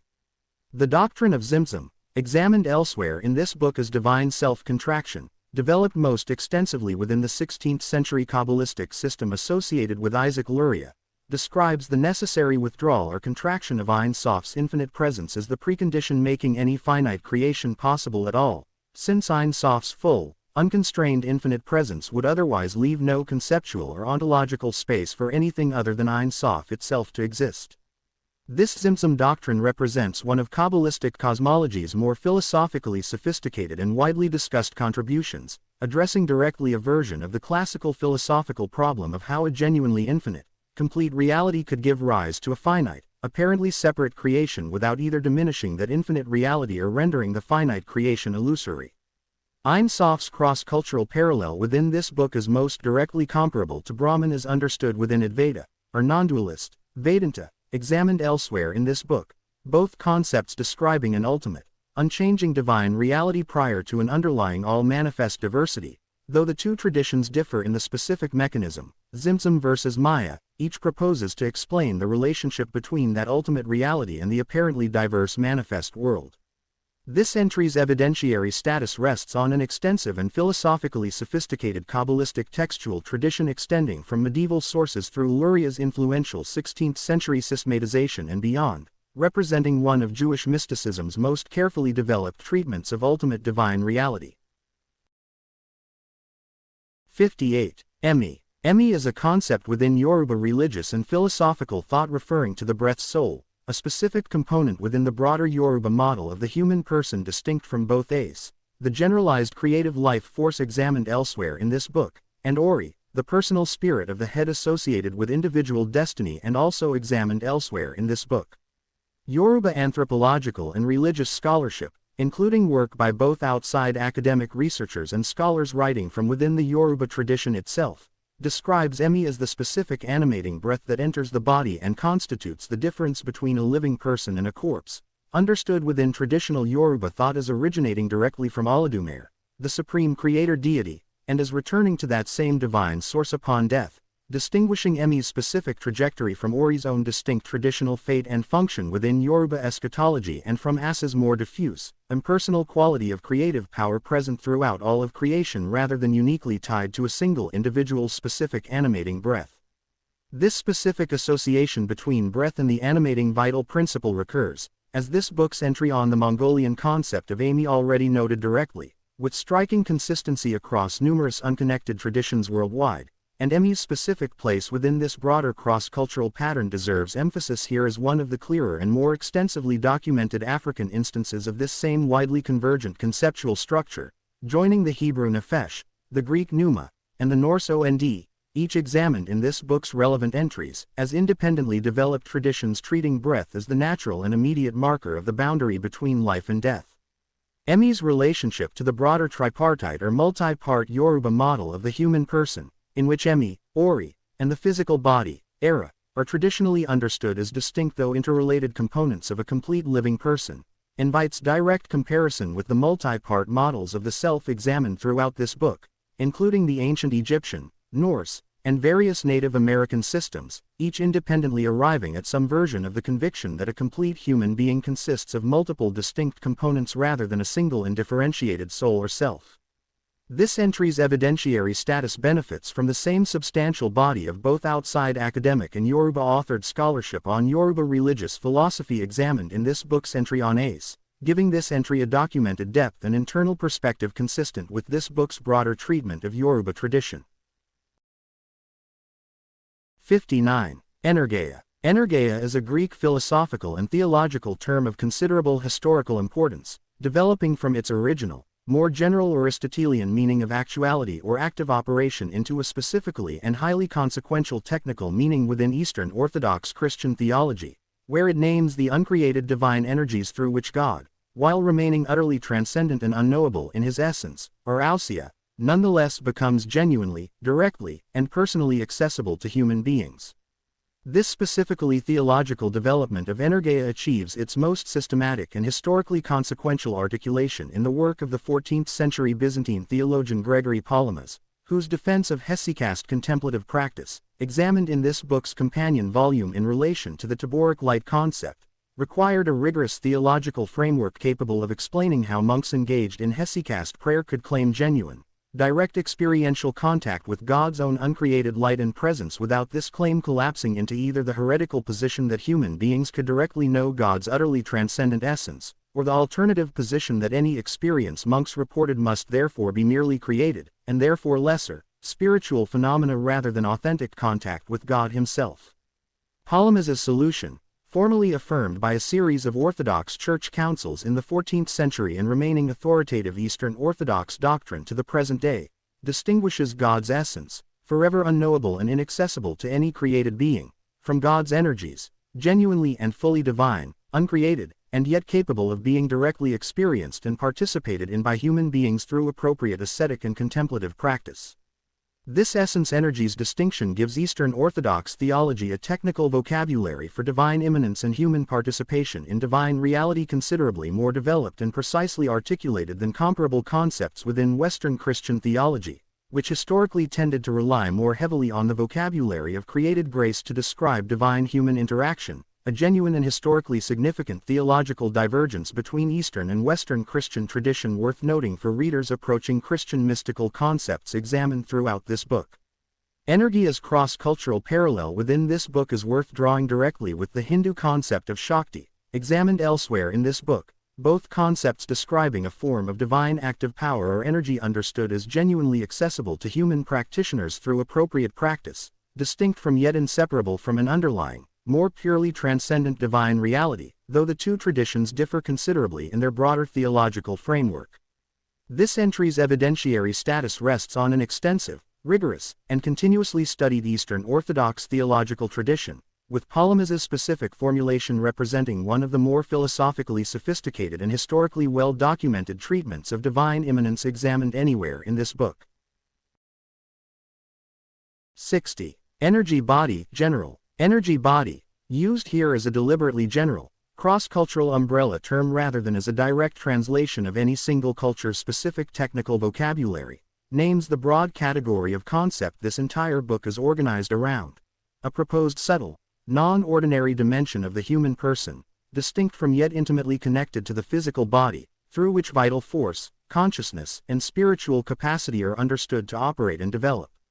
This book's introduction and front matter, examined directly in this book's preface, established the central working hypothesis this entire concordance was built to test through accumulated evidence rather than to assert in advance, that the 270 specific culturally rooted concepts examined across this book's alphabetical sequence, from the Sanskrit prana through the Chinese chi through the Hebrew nephesh through the Yoruba ace, represent independently developed attempts, using each culture's own available conceptual and linguistic resources, to describe and work with what may be substantially the same underlying territory of human experience, rather than describing genuinely unrelated phenomena that happen to share only superficial similarity.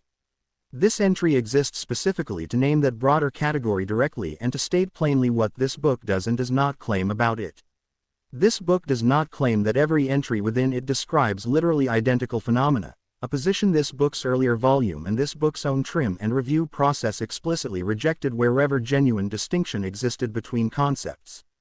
This book does claim that the accumulated weight of structural, functional, and experiential parallel documented across 270 independently sourced entries constitutes genuine evidence worth taking seriously, evidence this book's 2 closing chapters examine directly and in full.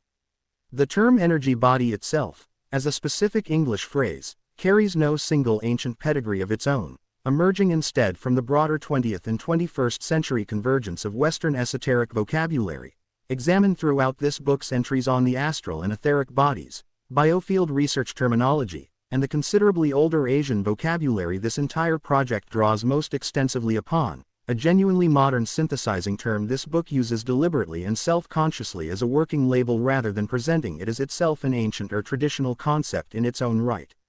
This entry's evidentiary status is best understood as this book's own explicitly stated methodological starting point rather than as a claim requiring independent verification in the manner of the book's other entries, a foundational framing this book asks readers to hold in mind across every one of the specific entries that follow it.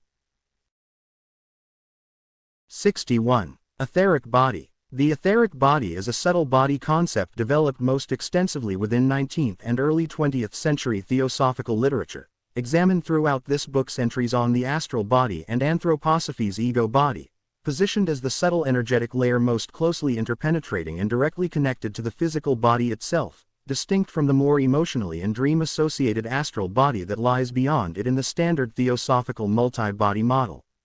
Theosophical writers, particularly Charles Webster Leadbeater and Annie Besant, examined in this book's entry on the astral body, describe the etheric body as functioning essentially as an energetic template or blueprint directly underlying and sustaining the physical body's vitality, frequently associated with the specific traditional function of vitalizing and organizing physical matter into a coherent, living form, a function that positions the etheric body's traditional theosophical role closer to certain traditional descriptions of chi or prana's most immediate, physically integrated function than to the more purely emotional or dream-associated function attributed to the astral body proper. Rudolf Steiner's anthroposophy, examined in this book's entry on the ego body, retains the etheric body as the second of its own 4-body model, positioned between the physical body and the astral body, and Steiner's specific description of the etheric body's function, associated closely with growth, reproduction, memory, and habitual patterns of behavior, represents a somewhat more developed and specifically elaborated account than the comparable, though not identical, theosophical description this concept originally emerged from, an important distinction for readers encountering the term etheric body across different specific Western esoteric systems that share common historical roots but diverge in their later specific technical development. The etheric body's traditional association with the physical body's vitality and organizing pattern invites direct comparison with several concepts examined throughout this book describing an energetic template or life-organizing principle closely bound to physical form, including the Chinese concept of Jing, foundational physical essence, and certain strands of vitalist biological theory examined in this book's entry on the historical concept of vital force, though these traditions developed independently and describe their comparable concepts through genuinely distinct technical vocabularies and broader theoretical frameworks. This entry's evidentiary status rests on a well-documented modern Western esoteric literary tradition with clear, traceable historical origins in specific 19th and early 20th century authors, while the underlying claim of an actual subtle energetic body directly organizing physical vitality remains entirely internal to theosophical and anthroposophical doctrine rather than externally confirmed. 62. Fluidum. Fluidum is a specific technical term within the modern Hermetic system developed by the 20th century Czech esotericist Franz Bardon, whose published works, most significantly his 1956 text Initiation into Hermetics, present an unusually systematic and technically detailed modern synthesis of Western Hermetic magical practice, describing fluidum as a magical fluid-like substance or force capable of being generated, concentrated, and directed by a sufficiently trained practitioner's disciplined will. Bardon's system describes fluidum in explicitly polarized terms, distinguishing between electric fluid and magnetic fluid as two complementary aspects of this broader magical force, associated respectively with active, projecting, and receptive, attracting qualities, a polarized framework that invites direct comparison with the broader cross-cultural pattern of complementary dual-force cosmology examined throughout this book, including Chinese yin-yang theory and the Kabbalistic pairing of Chesed and Gevurah, examined elsewhere in this book, though Bardon's specific electric-magnetic terminology reflects the considerable influence of 19th and early 20th century physics and mesmerism, examined in this book's companion volume, on his own particular modern Hermetic synthesis rather than direct continuity with either the Chinese or Kabbalistic traditions themselves. Bardon's broader system positions fluidum manipulation as one of several foundational technical skills a serious Hermetic practitioner must develop through discipline training, alongside specific techniques for mental concentration, astral projection, and elemental work, presenting his overall system with an unusually systematic, almost technical manual quality relative to much earlier Western esoteric literature, which frequently relied more heavily on symbolic, allegorical, or deliberately obscured presentation of comparable material, a stylistic difference this book's readers should note as reflecting Bardon's own specific 20th century pedagogical approach rather than representing the only or the most traditional way such material has historically been presented within Western esotericism. Fluidum's conceptual lineage traces back through the broader 19th century Western esoteric and proto-scientific vocabulary of a universal, manipulable subtle substance, examined throughout this book's entries on mesmerism, Odd, and the astral light, representing one of the more recent and technically elaborated entries within this specific lineage of Western thought regarding a subtle, will-directed universal medium. This entry's evidentiary status rests on Bardon's own published, internally systematic modern Hermetic teaching, genuine and traceable to a specific named 20th century author and text, while the underlying claim of an actual manipulable magical fluid remains entirely internal to Bardon's specific tradition rather than externally verified by any outside evidentiary standard. 63. Fravashi. Fravashi is a concept within Zoroastrian theology referring to a guardian spirit understood to exist prior to an individual's birth, to accompany and protect that individual throughout their life, and to persist following death, functioning within Zoroastrian cosmology as a kind of eternal, pre-existing spiritual counterpart to each individual soul, distinct from but closely associated with the Irvin, the soul examined elsewhere in this book as the aspect of a person specifically subject to post-mortem judgment. Zoroastrian scripture, including material within the Avesta, the broader body of Zoroastrian sacred text extending beyond the earlier Gathas examined in this book's entries on the Amisha Spentas and Asha, describes the Fravashis collectively as a numerous host of protective spirits, associated not only with individual human beings but, in certain traditional formulations, with righteous beings more broadly, including specific deities and cosmic principles, positioning the Fravashi concept as extending beyond a purely individual human guardian spirit function into a considerably broader cosmological category of protective, pre-existent spiritual force supporting the maintenance of Asha, cosmic truth and order, against the forces of falsehood. The Zoroastrian festival of Frawardigan, still observed within contemporary Zoroastrian communities, specifically honors the Fravashis of deceased ancestors, involving prayers and offerings intended to honor and maintain a right relationship with these ancestral guardian spirits, a practice that places Zoroastrian Fravashi veneration in close structural company with ancestor veneration traditions examined throughout this book, including Chinese ancestor veneration practice, Hawaiian Aumakua veneration examined elsewhere in this book, and Roman veneration of the Manes, the ancestral household spirits also examined elsewhere in this book. The Fravashi's specific traditional role as existing prior to birth, rather than coming into existence only at the moment of an individual's conception or birth, distinguishes this concept from several comparable guardian spirit traditions examined throughout this book, positioning the Fravashi closer in this specific respect to certain Platonic and Neoplatonic conceptions of a pre-existent soul, examined in this book's entry on Anima Mundi, than to guardian spirit traditions describing a spirit that comes into being alongside or specifically at an individual's birth. This entry's evidentiary status rests on the same well-documented, ancient Zoroastrian scriptural tradition examined throughout this book's other Zoroastrian entries, with the continued observance of Frawardigan within living contemporary Zoroastrian communities providing this entry with a documented continuity of practice extending from ancient scripture into the present day. 64. Filja. Filja is a concept within Norse and broader Germanic tradition referring to a spirit double or guardian spirit closely tied to an individual's fate, frequently depicted in Old Norse literary sources as taking the form of a specific animal whose particular character was understood to reflect something of the accompanied individual's own nature or destiny, distinguishing the fylgja from the more purely shape-shifting hammer examined elsewhere in this book. Old Norse saga literature, a body of medieval Icelandic prose narrative providing much of the primary documentary evidence for pre-Christian Norse belief examined throughout this book's Norse entries, frequently describes the fylgja appearing in dreams, often to someone other than the individual the fylgja is specifically attached to, with the fylgja's appearance and behavior within such a dream traditionally understood as a meaningful omen regarding the fate of the person it accompanies, a narrative pattern occurring with sufficient frequency across the saga corpus that scholars of Old Norse religion treat it as reflecting genuine traditional belief rather than a purely isolated literary device specific to any single saga or author.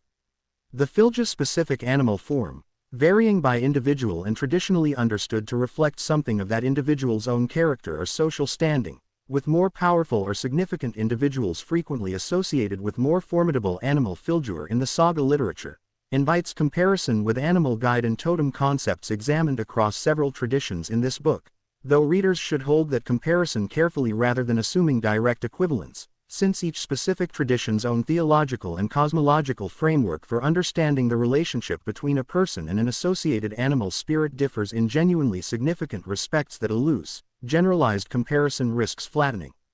The relationship between an individual's fylgja and their broader fate, examined in this book's entries on Wyrd and Orlog, positions the fylgja as one specific, individually embodied manifestation of the broader Norse cosmological conviction that fate operates as a real, partially perceptible force actively shaping individual lives, with the fylgja functioning as a kind of visible or dream-perceptible indicator of that otherwise largely hidden underlying fate. This entry's evidentiary status rests on the Old Norse saga literary corpus, a genuine medieval textual tradition though one compiled several centuries after the formal Christianization of Scandinavia, requiring the same careful distinction this book has applied throughout its treatment of orally transmitted pre-Christian material between later textual compilation and the actual pre-Christian belief that compilation claims to preserve.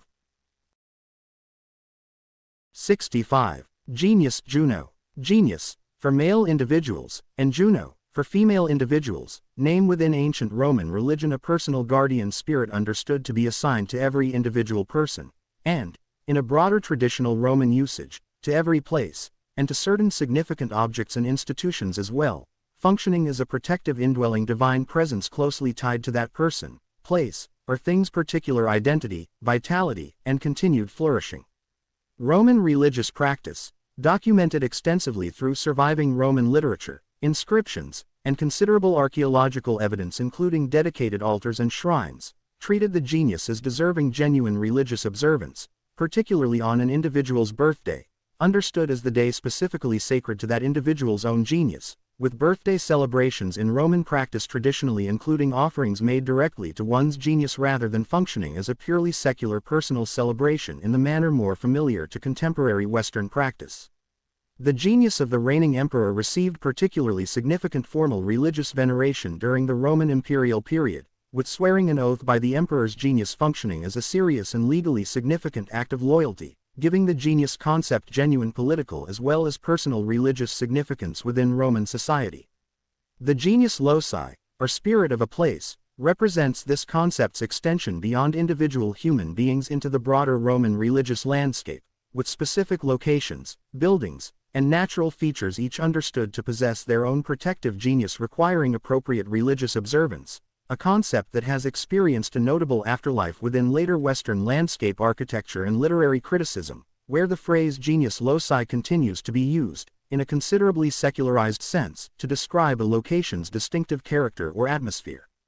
The genius and Juno's close conceptual relationship to the broader Roman household religious practice examined in this book's entries on the Lares and Penates positions this concept within a genuinely coherent and extensively documented broader Roman domestic and personal religious system, in which protective spiritual presences were understood to operate at multiple simultaneous levels, individual, household, and communal, each requiring appropriate and specifically differentiated religious attention.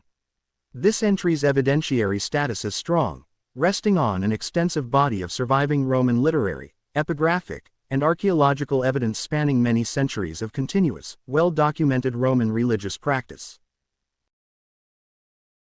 66. Gevurah. Gevurah, Hebrew for strength or severity, is the fifth of the 10 Sephirot within the Kabbalistic tree of life, examined as a system in this book's overview entry on the Sephirot, positioned directly opposite Chesed, examined elsewhere in this book, within the traditional diagram of the tree of life, and associated with restrictive judgment, boundary-setting discipline, and the capacity for necessary severity, forming, together with Chesed, one of Kabbalistic cosmology's most consistently emphasized structural pairings. Kabbalistic literature describes Gevurah as necessary to properly channel and give appropriate form to Chesed's unbounded, expansive generosity, since Chesed's quality alone, unchecked by any complementary principle of restraint, is traditionally understood within Kabbalistic thought as capable of producing genuine harm through excess, an important theological point this tradition makes explicitly rather than simply assuming that more of a positive quality is automatically better without appropriate limit or discernment. Some Kabbalistic sources associate Gevurah specifically with divine judgment in the more severe, consequence-enacting sense, and with the biblical patriarch Isaac, understood within this specific tradition as embodying Gevurah's quality of disciplined restraint and capacity for sacrifice, extending the pattern examined in this book's entry on Chesed and its association with Abraham, in which specific biblical figures are traditionally understood to particularly embody specific Sephirot. Gevurah's synthesis with Chesed in the Sephira immediately following both of them, Tiferet, examined elsewhere in this book, represents one of Kabbalistic cosmology's clearest and most frequently discussed examples of dialectical balance, in which two apparently opposed qualities, unbounded giving and disciplined restraint, are understood not as locked in permanent conflict but as jointly necessary, properly balanced components of a single healthy and complete expression, a structural pattern this book has now documented recurring, in considerably different specific technical vocabulary, across numerous independently developed traditions. Gevurah's association with fire, particularly the more consuming, judgment-associated aspect of fire rather than fire's warming or illuminating qualities, distinguishes its elemental symbolism from Chesed's more typical association with water, a flowing, expansive, unbounded element, giving the Chesed-Gevurah pairing an elemental as well as purely conceptual dimension within traditional Kabbalistic symbolism. This entry's evidentiary status rests on the same substantial and continuously studied Kabbalistic textual tradition examined throughout this book's other Sephirot entries, extending from the medieval Zohar through many centuries of subsequent commentary and elaboration.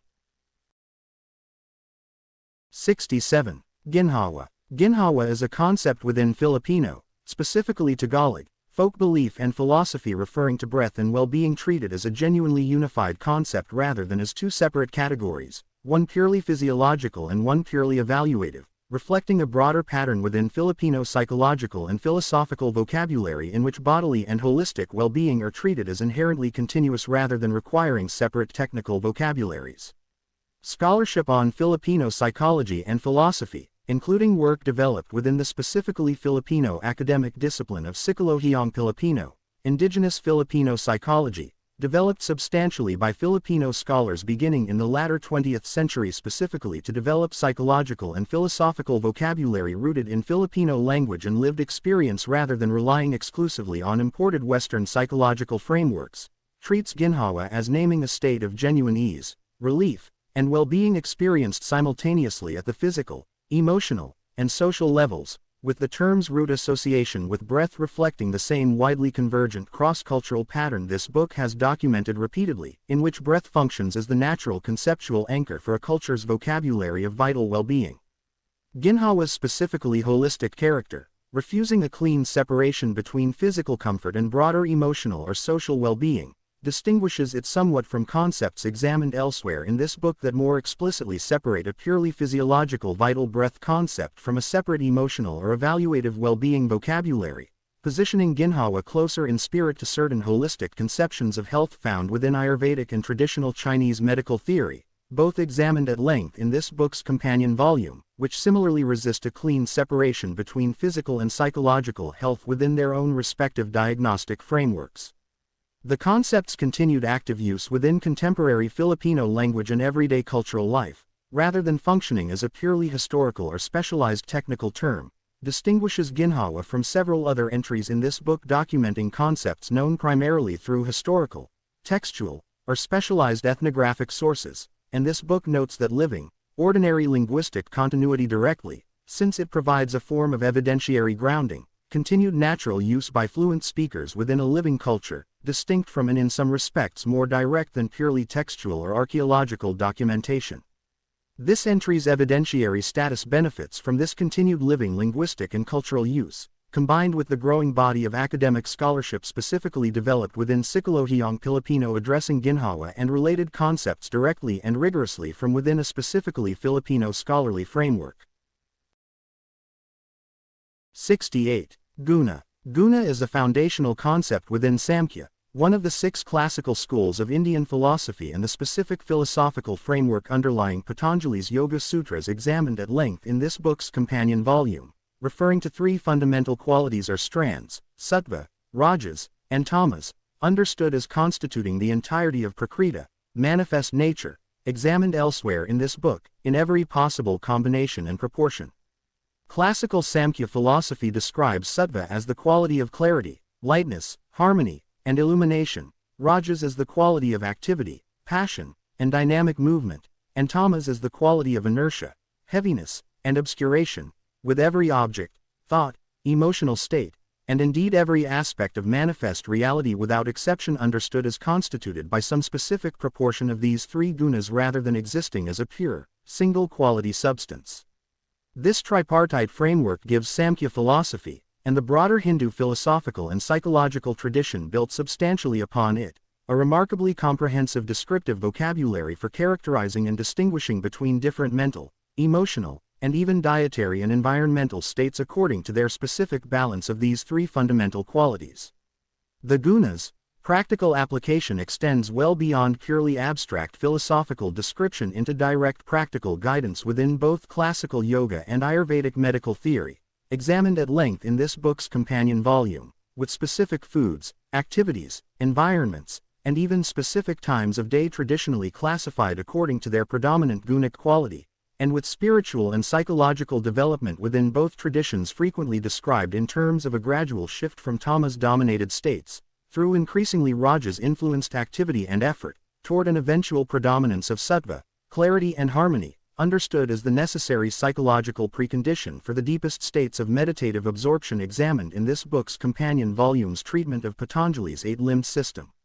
The guna framework's cross-cultural parallel within this book is worth drawing with the doshic system examined in this book's entry on dosha, both frameworks independently developed within the same broad Indian intellectual tradition, describing reality and individual constitution through a small number of fundamental qualities in varying combination and proportion. Though the 2 systems address genuinely distinct domains, guna theory addressing the fundamental qualities of all manifest reality and consciousness broadly, dosha theory addressing specifically physiological and medical constitution. This entry's evidentiary status rests on an extensive and continuously studied classical Indian philosophical tradition extending across more than 2,000 years, with the guna framework's considerable practical influence on both classical yoga and Ayurvedic theory giving it a documented reach extending well beyond purely abstract Samkhya philosophical texts themselves. 69. Ha. Ha is the Hawaiian word for breath, and within traditional Hawaiian spiritual understanding, examined in this book's entry on Amakua, breath is treated as directly central to the transmission, cultivation, and maintenance of mana, the spiritual power or life force examined at length in this book's companion volume, positioning Ha as considerably more than a purely physiological process within traditional Hawaiian thought. Traditional Hawaiian greeting and ritual practice, most significantly the ani, commonly known in English as the traditional Hawaiian nose-to-nose greeting sometimes called the sharing of breath, reflects this traditional understanding of Ha as a genuinely transmissible, shareable spiritual quality directly and literally, with the ani understood traditionally not merely as a symbolic gesture of welcome but as an actual exchange of breath and, through that exchange, of mana between the 2 individuals involved, a practice that gives the English phrase aloha, deriving from Hawaiian roots that include this same ha, alo referring to presence or face and ha to breath, a considerably deeper traditional significance than its common contemporary use as a simple greeting or farewell might suggest. This close traditional association between breath and transmissible spiritual power places Hawaiian ha in direct comparative relationship with the broader cross-cultural pattern this book has documented extensively, in which breath serves not merely as a marker of the boundary between life and death, as examined in this book's entries on Amy and Emmy, but as an actively cultivable and even directly shareable vehicle for spiritual power in its own right. A pattern also documented in this book's treatment of pranayama within Indian yogic tradition and specific Chinese qigong breathing techniques, both examined in this book's companion volume, though Hawaiian tradition's specific emphasis on breath is directly and literally shareable between two individuals through physical practice represents a particularly concrete and ritually embodied version of this broader convergent pattern. Ha's role within the broader Huna system popularized by Max Freedom Long, examined in this book's entry on Amakua, positions breath work as a foundational practical technique within that specific 20th century systematization, a detail worth noting alongside this book's earlier caution regarding the distinction between traditional Hawaiian practice and Long's own specific interpretive framework. This entry's evidentiary status rests on documented traditional Hawaiian linguistic and ritual practice, including the Ani greetings' continued observance within contemporary Hawaiian cultural life, providing this entry with a living cultural continuity comparable to this book's entry on Ginhawa. 70. Hamingja. Hamingja is a concept within Norse and broader Germanic tradition referring to a personal luck force or fortune, understood within Old Norse literary sources as a genuine, quasi-substantial quality attached to an individual or a family lineage, capable in certain saga narratives of being inherited, transferred, or even, in specific documented literary instances, of departing from an individual whose luck had definitively turned, leaving that individual in a genuinely altered and diminished spiritual as well as practical condition.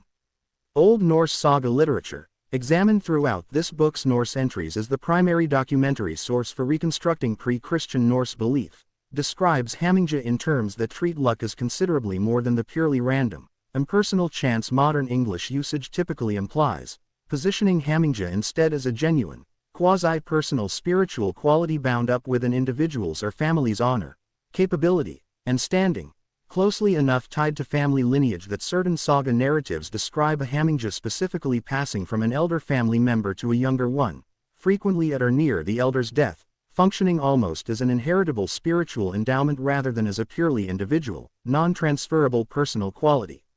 This treatment of luck as a genuine, quasi-substantial, and potentially transferable spiritual quality rather than as pure impersonal chance invites direct comparison with this book's entry on the Slavic concept of Dahlia, both traditions independently developing a vocabulary treating personal fortune as something considerably closer to an actual possessed quality or force than to the purely statistical or impersonal concept of luck or chance more typical of modern secular Western thought, a further instance of the broader Indo-European comparative pattern this book's entry on Dahlia already noted directly. Hamingja's relationship to the Filja and to the broader Norse concept of Orlog and Wyrd, all examined elsewhere in this book, positions it as one specific thread within an unusually rich and well-documented pre-Christian Norse vocabulary addressing fate, fortune, and personal spiritual endowment, a vocabulary this book's readers should recognize as considerably more differentiated and technically specific than a single undifferentiated concept of fate might suggest, with each of these related but genuinely distinct Norse terms addressing a somewhat different specific aspect of this broader conceptual territory. This entry's evidentiary status rests on the same Old Norse saga literary corpus examined throughout this book's other Norse entries, a genuine medieval textual tradition requiring the same careful distinction between later compilation and underlying pre-Christian belief this book has applied consistently throughout its treatment of comparable orally rooted traditions. 71. Hammer. Hammer is a concept within Norse and broader Germanic tradition referring to a person's shifting spiritual shape or form, understood as capable of being projected, altered, or exchanged through disciplined magical practice, most closely associated within the Old Norse literary corpus with the practice of satyr, a form of Norse magic examined in the broader context of this book's Norse entries, and with the phenomenon scholars of Old Norse religion generally describe as shape strength or shape shifting. Old Norse sagas and Eddic poetry describe individuals possessing particularly strong or flexible hammer, generally called hamram mr, shape strong, as capable of projecting their hammer into an animal form while their physical body remained in a trance-like, seemingly sleeping state, a practice most extensively documented in descriptions of berserkers, warriors described in saga literature as capable of entering a battle frenzy traditionally associated with taking on the hammer and characteristics of a bear or wolf. Though modern scholarship treats the precise historical reality underlying the berserker phenomenon as a genuinely debated question, with some researchers proposing ritual, pharmacological, or purely literary explanations alongside more purely religious or magical ones. Hamar's distinction from Filja, examined elsewhere in this book, deserves direct clarification for readers moving through this book's Norse entries. Where Filja names an external guardian spirit, frequently animal-formed, that accompanies and to some degree represents an individual without being identical to that individual's own self, Hamar names the individual's own actual form or shape, understood as genuinely alterable rather than fixed, positioning Hamar closer to a malleable extension of one's own identity than to a separate accompanying spirit in its own right. This concept of a person's own form as fundamentally alterable through disciplined or magically empowered practice invites comparison, though not equivalence, with shapeshifting and transformation concepts documented across numerous unrelated traditions worldwide, including certain shamanic transformation practices documented within Siberian and Central Asian shamanism examined in this book's companion volume, and specific transformation narratives within Celtic mythology, each tradition independently developing its own account of how a trained or gifted individual's form might become genuinely fluid rather than permanently fixed. This entry's evidentiary status rests on the Old Norse saga and Eddic literary corpus examined throughout this book's Norse entries, a genuine medieval textual tradition requiring the same careful distinction between later Christian-era compilation and underlying pre-Christian belief this book has applied consistently across its treatment of comparable material. 72. Hara. Hara is a Japanese term referring to the abdomen in its ordinary anatomical sense, and, within the considerably richer traditional Japanese cultural and spiritual usage this entry primarily addresses, to the body's physical and energetic center, located below the navel and closely corresponding to the Chinese lower dantian examined in this book's entry on that term, understood within Japanese tradition as the seat of both physical balance and a person's genuine character, resolve, and inner authority. Japanese language and culture reflect Hara's significance considerably beyond its purely physiological or narrowly esoteric technical meaning, with numerous common Japanese idiomatic expressions built directly around the term, including phrases translating roughly as having hara, meaning genuine courage, resolve, or depth of character, and reading someone's hara, meaning to correctly discern their true underlying intention, a linguistic pattern that positions hara as thoroughly integrated into ordinary Japanese language and cultural self-understanding rather than remaining confined to specialized esoteric or medical vocabulary alone. Hara's practical cultivation forms a central, explicit focus within numerous Japanese traditional disciplines examined throughout this book, most significantly Zen Buddhist meditative practice, in which correct posture and correct centered awareness in the hara during zazen, seated meditation, is traditionally emphasized as foundational rather than incidental technique, and within Japanese martial arts broadly, where centered movement originating from the hara rather than from the extremities or upper body alone is traditionally treated as the mark of genuinely skilled, efficient, and powerful technique across numerous distinct martial disciplines. Hara's relationship to Shugendo, the Japanese mountain ascetic tradition examined at length in this book's companion volume, deserves specific note, since the physically demanding austerity practice central to Shugendo, including sustained waterfall standing and extended mountain trekking, is traditionally understood within that tradition as directly strengthening and developing hara, giving this concept a direct, practically embodied role within one of this book's companion volumes' most extensively documented Japanese traditions rather than functioning as a purely separate or abstract concept. This entry's evidentiary status is strong, resting on hara's continued, active, and thoroughly documented role within contemporary Japanese language, martial arts, and Zen practice, representing one of this book's more directly and widely practically applied concepts, alongside Dantian and Reiki's own hand position technique, examined elsewhere in this book. 73. How. How is a concept within Maori tradition referring to a life force or vital essence, closely associated with breath, and, in a specifically significant traditional application extensively documented within anthropological literature on Maori custom, with the land itself and with objects exchanged between people, a usage that gives how particular significance within the broader anthropological study of gift exchange and reciprocity across cultures worldwide. The French anthropologist Marcel Mauss, in his influential 1925 study The Gift, drew directly and extensively on Maori accounts of how, gathered through the earlier ethnographic work of Elsden Best among Maori communities, to develop his own highly influential general theory of gift exchange, arguing that Maori understanding of how, in which a gift was understood to carry something of the giver's own spirit or life force that continued to exert an obligation on the recipient even after the physical exchange had occurred, illuminated a universal underlying logic of reciprocal obligation operating within gift economies across many different cultures, not only within Maori tradition specifically.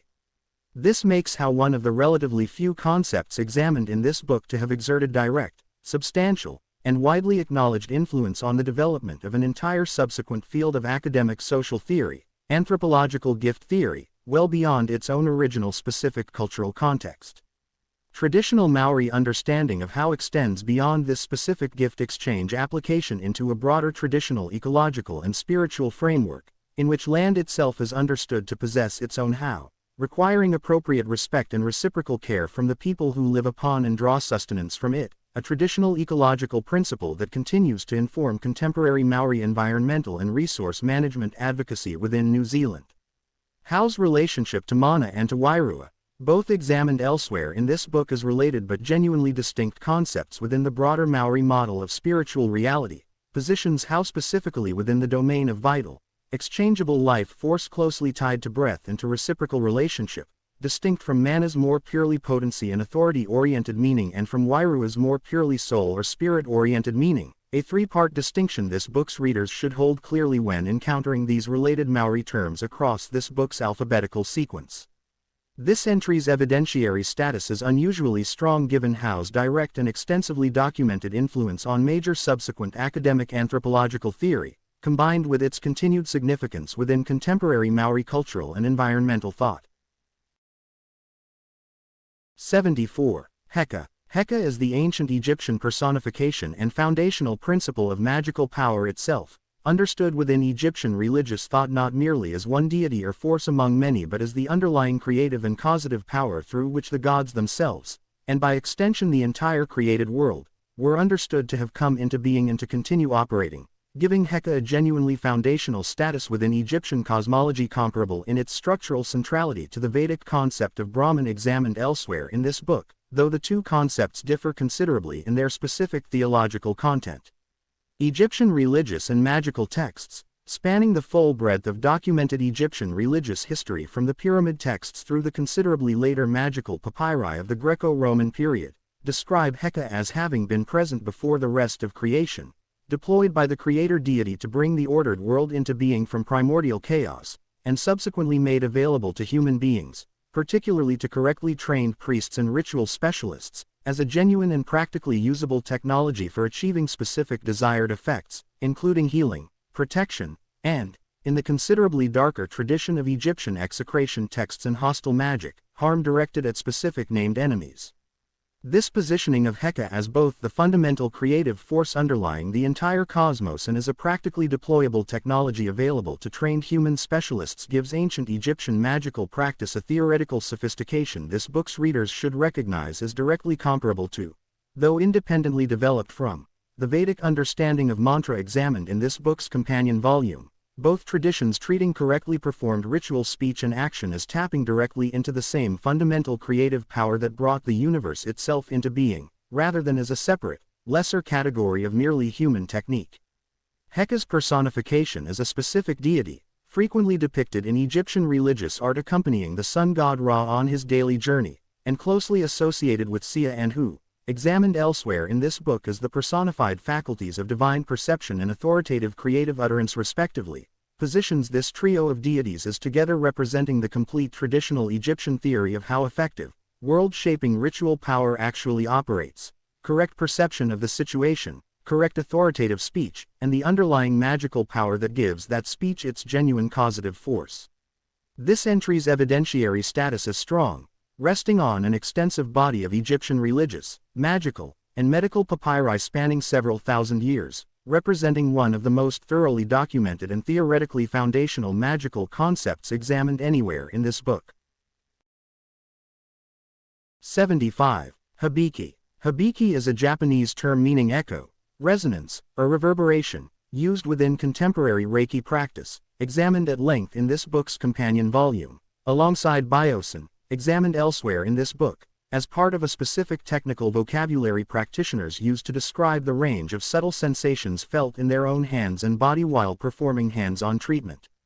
Where biosin refers more specifically to the detection of disturbance or imbalance in the area being treated, Hibiki refers more broadly to the general sensory experience of resonance or connection a practitioner reports feeling during the treatment process itself, a distinction of degree and emphasis rather than an entirely separate category of experience, with the two terms frequently used together or interchangeably within some contemporary Reiki teaching lineages, a variation in specific usage this book notes as reflecting the same broader pattern of lineage-dependent terminological variation. This book's companion volume documented at length regarding Reiki's overall transmission history through Hayashi and Takata's own successive adaptations of Usui's original teaching. This vocabulary of subtle bodily sensation reported by a trained practitioner during hands-on energy work invites comparison with comparable sensory vocabularies documented across other traditions examined in this book, including specific traditional Chinese medical descriptions of qi sensation, sometimes called de qi, arrival of qi, reported during acupuncture treatment, and specific traditional descriptions of heat, tingling, or pressure reported during advanced qigong and Nidan practice, each tradition independently developing its own specific vocabulary for describing subtle sensory experience. Practitioners report during energy-focused practice, a convergence in the felt, subjective texture of this kind of practice across unconnected traditions worth noting alongside this book's broader documentation of structural and conceptual convergence. Hibiki's specific status within Reiki's documented historical transmission, like biosin, remains difficult to trace with full precision back to Usui's own original teaching versus later elaboration by subsequent teachers within the Hayashi-Takata transmission lineage, a limitation this book states directly rather than presenting Hibiki's specific technical vocabulary as necessarily reflecting Usui's own earliest terminology without qualification. This entry's evidentiary status rests on Reiki's own documented contemporary teaching tradition and practitioner-reported experience, genuine as a documented feature of current Reiki practice, while the underlying claim that these reported sensations reliably correspond to actual energetic transfer or detection has not been independently confirmed through controlled outside research. 76. Hii-mori. Hii-mori, generally translated as wind horse, is a central concept within Mongolian and broader Tibetan-influenced Central Asian spiritual tradition, referring to a personal life energy or luck force closely associated with vitality, fortune, and social standing, traditionally represented through colorful prayer flags, called lung ta in Tibetan, a term sharing the same wind horse meaning and reflecting the considerable historical exchange between Mongolian and Tibetan Buddhist tradition examined in this book's companion volume. Traditional Mongolian and Tibetan practice associates a strong, flourishing hii-mori with good fortune, health, and general life success, while a weakened or diminished hii-mori is traditionally understood as leaving an individual more vulnerable to illness, misfortune, and general difficulty, giving this concept a direct practical significance within traditional approaches to personal well-being and ritual practice, including specific ceremonies and the raising of new prayer flags traditionally performed to strengthen or renew a weakening hii-mori, particularly at significant calendrical points including the Mongolian and Tibetan New Year. The wind horse's traditional visual representation, typically depicted carrying precious jewels on its back and surrounded by the four traditionally significant animals, the tiger, snow lion, Garuda, and dragon, positioned at the four corners of the traditional prayer flag design, connects hii-mori directly to a broader traditional Central Asian and Tibetan Buddhist cosmological symbolism. This book's companion volume examined in relation to Tibetan Vajrayana Buddhism more generally, illustrating the close, centuries-long historical intertwining of indigenous Mongolian shamanic tradition and imported Tibetan Buddhist practice within Mongolian religious life. Hii-mori's relationship to soul, examined in this book's companion volume as another component within the broader Mongolian shamanic model of the self, positions hii-mori specifically as a fluctuating quality of fortune and vitality distinct from soul's more specifically stable, identity-associated vital spirit function, illustrating the same pattern of multiple, functionally distinct soul or vital force components this book has documented repeatedly across numerous independent traditions, including the ancient Egyptian, Norse, and various Native American models examined throughout this book. This entry's evidentiary status rests on documented Mongolian and Tibetan ethnographic and religious studies scholarship, combined with the concept's continued, actively visible practice through prayer flag traditions maintained across contemporary Mongolia, Tibet, and the broader Tibetan Buddhist cultural sphere. 77. Himma. Himma is a concept within Sufi Islamic spirituality referring to focused spiritual will, aspiration, or concentrated intention, understood within Sufi tradition as carrying direct, genuinely creative and causative power when cultivated and directed by a sufficiently advanced spiritual practitioner, positioning himma as considerably more than ordinary determination or effort in the everyday secular sense. Classical Sufi literature, including the extensive body of work associated with the medieval Andalusian mystic Ibn Arabi, whose 13th-century writing represents one of Sufi philosophy's most systematically developed treatments of himma and related concepts, describes advanced practitioners, particularly recognized Sufi saints, as capable of exercising himma to bring about genuine effects in the world, including physical healing, protection, and, in certain traditional accounts, more dramatic claimed manifestations, through the sheer concentrated power of correctly disciplined spiritual will and attention rather than through any external physical action or intermediary. This concept positions himma within a broader cross-cultural category this book has documented repeatedly, in which disciplined mental or spiritual concentration is understood as carrying direct causative power in its own right, a pattern also examined in this book's entries on Kia, the personal will force concept within modern chaos magic, and the broader Hermetic tradition's emphasis on trained will as a primary magical instrument, examined throughout this book's entries on Western esoteric concepts including fluidum and the astral light. Himma's specifically Islamic theological framing, however, distinguishes it from these considerably more recent and secularized Western concepts, since Sufi tradition consistently understands himma's genuine power as ultimately derived from and dependent upon Allah rather than functioning as an independent, self-sufficient human faculty operating in isolation from divine sanction. Himma's relationship to baraka, examined elsewhere in this book, deserves clarification for readers moving through this book's Sufi entries. Where baraka names a blessing power that flows to and through a saint from an external divine source, himma names the saint's own actively directed, concentrated spiritual faculty, closely related to but conceptually distinct from the baraka that Sufi tradition understands as underlying and empowering that faculty's genuine effectiveness. This entry's evidentiary status rests on an extensive and philosophically sophisticated classical Sufi textual tradition, particularly well developed within Ibn Arabi's own considerable body of surviving work, while the underlying claim of genuine causative spiritual power remains internal to Sufi doctrine and practitioner testimony rather than externally verified. 78. Hod. Hod, Hebrew for splendor or glory, is the eighth of the 10 Sephirot within the Kabbalistic Tree of Life, examined as a system in this book's overview entry on the Sephirot, positioned within the lower portion of the traditional Tree of Life diagram opposite Netzik, examined elsewhere in this book, and traditionally associated with intellectual splendor, structured communication, and the capacity for genuine surrender and gratitude before a reality larger than oneself. Kabbalistic literature pairs Hod and Netzik as a complementary structural unit closely analogous to the Chesed Gevurah and Chokmah Binah pairings examined elsewhere in this book, with Netzik traditionally associated with endurance, persistence, and the emotional drive toward victory and accomplishment, and Hod traditionally associated with the complementary qualities of intellectual structure, humility, and the capacity to yield or submit appropriately rather than persisting through force of will alone, together synthesized in the Sephirah immediately following both. Yesod, examined elsewhere in this book, in the same manner Chesed and Gevurah find their own synthesis in Tiferet. Some Kabbalistic sources associate Hod specifically with the biblical figure of Aaron, Moses' brother and traditionally regarded within Jewish tradition as embodying qualities of eloquent, structured communication and, notably, of humble submission to Moses' own leadership despite Aaron's own considerable standing, extending the pattern examined throughout this book's Sephirot entries in which specific biblical figures are traditionally understood to particularly embody specific Sephirot during their recorded lives.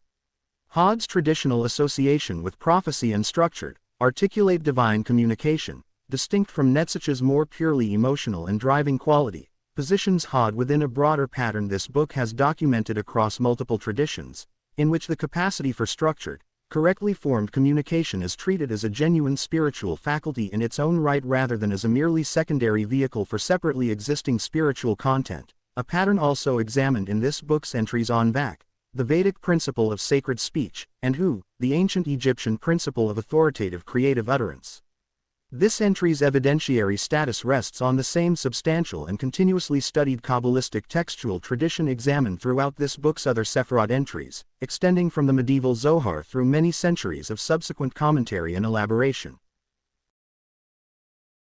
79. Who is the ancient Egyptian personification and principle of authoritative utterance or creative speech, understood within Egyptian religious thought as one of the specific divine creative faculties, traditionally depicted alongside Sia, perception or divine insight, examined elsewhere in this book, and closely associated with Heka, magical power itself, also examined elsewhere in this book, together forming Egyptian religious thought's traditional account of the complete creative process. Correct perception, correctly formed authoritative speech, and the underlying magical power that gives that speech genuine causative force in the world. Egyptian creation mythology, particularly as developed within Memphite theology, a specific ancient Egyptian theological tradition centered on the god Ptah and preserved most significantly in the Shabaka stone, an inscribed monument generally dated to the 25th dynasty though widely understood by Egyptologists to preserve considerably older theological material, describes creation as occurring through Ptah's own heart, understood as the seat of thought and planning, conceiving the created world, and Ptah's tongue, associated directly with Hu, speaking that conception into actual existence, giving Hu a foundational role within one of ancient Egypt's most theological as sophisticated accounts of cosmic creation through the specific mechanism of authoritative divine speech. This Egyptian theological model, creation occurring through divine conception followed by divine spoken utterance, invites direct and striking comparison with the opening of the Gospel of John within Christian scripture. In the beginning was the Word, itself drawing on the earlier Hellenistic Jewish and Stoic concept of logos examined elsewhere in this book, and with the Vedic concept of vak, sacred speech as a generative cosmic power, also examined elsewhere in this book. Three independently developed ancient traditions each arriving at some version of the conviction that the created world came into being specifically through authoritative divine speech rather than through purely wordless divine action alone, a convergence this book considers among its more striking documented examples of independently arising, functionally parallel theological structure. Hu's personification as a specific deity accompanying the sun god Ra, alongside Sia and Heka, reflects the same broader pattern examined in this book's entry on Heka, in which ancient Egyptian religious thought consistently personified its most fundamental cosmological and creative principles as specific attendant deities rather than treating them as purely abstract forces without divine personality. This entry's evidentiary status is strong, resting on an extensive body of Egyptian religious and theological texts, with the Memphite theological tradition specifically providing an unusually sophisticated and well-preserved account of Hu's foundational cosmological role. 80. Hutcha. Hutcha is a concept within Andean, specifically Quechua, cosmology referring to heavy, dense, or stagnant energy, understood within traditional Andean spiritual practice as a natural and inevitable byproduct of ordinary embodied human life and activity, requiring regular, deliberate ritual attention and release rather than functioning as a purely negative or pathological state to be avoided entirely. Andean spiritual tradition, documented through both ethnographic scholarship and, increasingly, through the direct teaching and writing of contemporary Andean spiritual practitioners themselves, describes Hutcha as accumulating naturally through the ordinary friction, difficulty, and unresolved emotional experience of daily human life, distinguishing traditional Andean understanding of Hutcha from concepts of spiritual pollution or impurity examined elsewhere in this book, including Japanese kegare. In an important respect, Hutcha is traditionally understood not as something to be avoided or that marks moral failing, but as an ordinary, expected accumulation requiring regular, non-judgmental release through specific traditional practice, most significantly through ritual interaction with the earth itself, understood within Andean cosmology as capable of receiving and transmuting Hutcha into Sami, the light, harmonious energy examined elsewhere in this book, through the earth's own regenerative capacity. This traditional Andean framework, in which the earth itself functions as an active participant capable of receiving and transmuting accumulated heavy energy from human beings, positions Andean cosmology's relationship between humanity and land as considerably more reciprocal and mutually sustaining than a purely extractive or purely symbolic relationship, an ecological and spiritual framework that invites comparison with the Maori concept of Hau's own traditional application to land, examined elsewhere in this book, both traditions independently developing a cosmology in which land possesses genuine spiritual agency and stands in active, reciprocal relationship with the human communities living upon it. Hutch's relationship to Kase, the broader Andean life force principle examined elsewhere in this book as encompassing both Hutcha and Sami, positions Hutcha specifically as one necessary and ordinary pole within a larger, dynamically balanced system rather than as an isolated negative force requiring elimination, an important nuance this book's readers should hold when encountering Hutcha alongside its complementary counterpart Sami elsewhere in this book's alphabetical sequence. This entry's evidentiary status benefits from a growing body of scholarship on Andean spirituality, including increasing direct documentation and publication by Quechua and other Andean practitioners and scholars themselves, alongside earlier outside ethnographic documentation of Andean traditional practice. 81. Hugger. Hugger is a concept within Norse and broader Germanic tradition referring to the mind, thought, or intention, understood within Old Norse tradition as one component of a multi-part model of the self, closely paired with memory, examined elsewhere in this book, and famously personified within Norse mythology through Odin's two ravens, Hugin and Munin, whose names derive directly from Hugr and Mini respectively, and who fly across the world each day to gather information before returning to report to Odin. Old Norse literary sources describe Hugr as capable, in certain specific documented instances, of a degree of independent activity or projection beyond the immediate physical presence of the person it belongs to, a capacity that connects Hugr conceptually, though not identically, to Hammer, examined elsewhere in this book, both concepts reflecting a broader Norse tendency to treat components of the self as considerably more fluid, projectable, and potentially independent of the physical body than a strictly unified, purely internal modern concept of mind or consciousness might suggest. The Hugin and Munin myth, Odin sending out thought and memory each day to gather knowledge of the world and report back, deserves particular attention as one of Norse mythology's most explicit and systematically developed metaphors for the relationship between mind, memory, and knowledge, with Odin's own recorded anxiety within the mythological material regarding Hugin and Munin's safe return each day, and specifically his greater fear of losing Munin, memory, than Hugin, thought, offering a genuinely striking piece of traditional psychological insight regarding the particular value ancient Norse culture placed on memory specifically as foundational to identity and wisdom. Hugger's relationship to the broader Norse vocabulary of self and spirit examined throughout this book's Norse entries, including Fylgja, Hammer, and Hamingja, positions Hugr specifically within the domain of active mental faculty and intention, distinct from Fylgja's guardian spirit function, Hamar's shape and form function, and Hamingja's fortune and luck function, together illustrating the considerable technical differentiation Norse tradition developed for describing distinct aspects of a complete human being, a differentiation this book's readers should recognize as comparably sophisticated to the multi-part models examined in this book's Egyptian and various Native American entries, even though Norse tradition organizes this differentiation around a genuinely distinct set of specific functional categories. This entry's evidentiary status rests on the Old Norse Eddic and Saga literary corpus, with the Hugin and Munin material specifically preserved in both the Poetic Edda and Snorri Sturluson's 13th-century prose Edda, providing this entry with particularly well-documented mythological grounding relative to some other entries in this book's Norse material. 82. Hun. Hun is one of two soul aspects within the classical Chinese model of the human person, examined as a system in relation to this book's entry on Po, referring specifically to the ethereal, yang-associated, heaven-bound soul understood within Chinese Daoist and broader traditional cosmology as departing the body at death and ascending toward the heavens, distinct from Po's earth-bound, yin-associated trajectory following death. Classical Chinese medical and religious texts, including material within the foundational Huangdi Neijing examined in this book's companion volume, associate Hun specifically with the liver within Chinese traditional medicine's five-organ, five-spirit correspondence system, alongside Shen's association with the heart, examined in this book's companion volume, and, this book's readers should note, Po's own separate association with the lungs, Yi's association with the spleen, and Ji's association with the kidneys, together forming a complete traditional system in which each of the body's five primary organs is understood to house and be closely associated with one specific aspect of a person's broader psychological and spiritual constitution.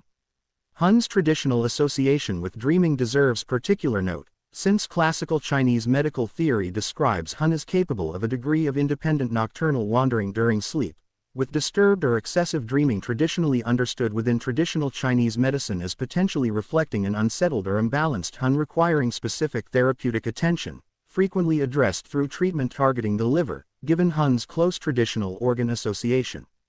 This traditional association between a specific soul component and dream activity invites direct comparison with this book's entry on the Burmese Laikpia, the butterfly spirit similarly associated with dream state wandering, two independently developed East and Southeast Asian traditions both arriving at a comparable conception of a specific soul aspect uniquely active and mobile during dreaming sleep. Hun's ultimate post-mortem fate, traditionally understood within Chinese ancestor veneration practice as requiring appropriate ongoing ritual attention from living descendants to remain settled and beneficial rather than becoming a wandering, potentially troublesome spirit, connects this concept directly to the broader Chinese ancestor veneration tradition and to the institutional Daoist exorcistic and ritual practice examined at length in this book's companion volume, both of which developed considerable technical apparatus specifically for managing and maintaining appropriate relationship with the Hun and Po of deceased ancestors. This entry's evidentiary status rests on an extensive and continuously practiced Chinese medical, religious, and ancestor veneration textual and ritual tradition extending across more than 2,000 years. 83. IB. IB is the ancient Egyptian term for the heart, treated within Egyptian religious and anthropological thought not merely as a physical organ but as the specific seat of a person's emotion, intention, memory, and, most consequentially, moral character, giving the heart a centrality within Egyptian religious thought that the physical brain, by contrast, received comparatively little attention within, a genuinely distinctive feature of ancient Egyptian anatomical and psychological understanding worth noting directly. Egyptian funerary practice reflects the IB's exceptional importance directly and concretely, since standard Egyptian mummification procedure specifically preserved the heart within the body, in notable contrast to other internal organs including the lungs, liver, stomach, and intestines, which were traditionally removed and separately preserved in canopic jars, a specific and consistent embalming practice reflecting the IB's understood necessity for the deceased's successful post-mortem judgment, examined in this book's entries on AKH and Duet, in which the deceased's IB was traditionally believed to be weighed directly against the feather of Ma'at, cosmic truth and order, to determine whether that individual's life had been lived in accordance with proper moral conduct. This weighing of the heart ceremony, documented extensively in Chapter 125 of the Book of the Dead and depicted repeatedly in surviving Egyptian funerary art, gives the IB a genuinely high-stakes traditional role, with Egyptian funerary literature including specific protective spells, most notably the heart scarab spell, intended to prevent the IB from testifying against its own deceased owner during this judgment, a detail this book's readers should find genuinely striking, since it reflects a traditional Egyptian understanding of the heart as possessing a degree of independent moral memory and even independent voice, capable in principle of testifying truthfully about its owner's conduct regardless of that owner's own wishes. IB's relationship to the broader Egyptian model of the person examined throughout this book's Egyptian entries, including Ka, Ba, and AKH, positions the IB specifically as the component most directly bound up with moral accountability and individual character, distinguishing its specific traditional function from Ka's more purely vital force role and Ba's more purely mobile personality role. This entry's evidentiary status is strong, resting on extensive and well-documented Egyptian funerary literature and considerable surviving archaeological and art historical evidence, including the consistent, specifically differentiated embalming treatment the heart received relative to other internal organs. 84. Ichor. Ichor is a term from ancient Greek mythology referring to the ethereal, golden fluid said to flow in the veins of the gods in place of ordinary human blood, understood within Greek mythological tradition as one of several specific qualities marking the fundamental difference between divine and mortal nature, alongside ambrosia and nectar, the specific divine food and drink examined in relation to this book's broader treatment of substances associated with immortality, including the Indian Amrita examined elsewhere in this book. Homeric epic, most significantly a specific and frequently cited passage within the Iliad describing the goddess Aphrodite being wounded during battle and bleeding ichor rather than blood, establishes this concept within the earliest layer of surviving Greek literature, with the passage specifically emphasizing that ichor's presence, rather than ordinary blood, is precisely what marks Aphrodite's wound as survivable and fundamentally different in kind from a mortal's equivalent injury, since the gods, possessing ichor rather than blood, do not eat bread or drink wine in the ordinary human manner and are therefore, in Homer's own explicit reasoning, bloodless and by definition immortal. This concept of a specifically divine, life-sustaining, immortality-marking substance flowing through the bodies of the gods invites direct comparison with the broader cross-cultural pattern this book has documented extensively regarding substances specifically associated with immortality or divine nature, including Amrita, examined elsewhere in this book as the Indian nectar of immortality, and the broader Chinese Nidan and Waden traditions, own pursuit of an internally cultivated or externally prepared substance of immortality, examined at length in this book's companion volume, each tradition independently developing some version of the conviction that immortality and divine nature are directly connected to a specific, describable substance rather than remaining a purely abstract state without physical or quasi-physical correlate.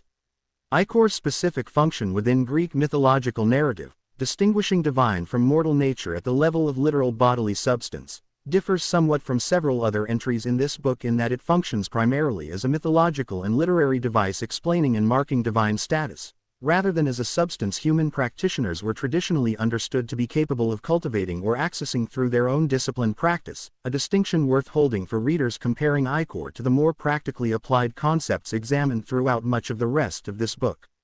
This entry's evidentiary status rests on well-documented ancient Greek literary sources, particularly Homeric epic, representing a genuine and specifically identifiable feature of classical Greek mythological and literary tradition. 85. Ida. Ida is one of the three principal subtle channels, or nadis, within the tantric subtle body system examined at length in this book's companion volume, specifically the left side channel flanking the central sushumna, examined elsewhere in this book, and traditionally paired with Pingala, the right side channel, also examined elsewhere in this book, together forming the three-channel structure most classical Hatha Yoga and Tantric texts treat as foundational to advanced practice.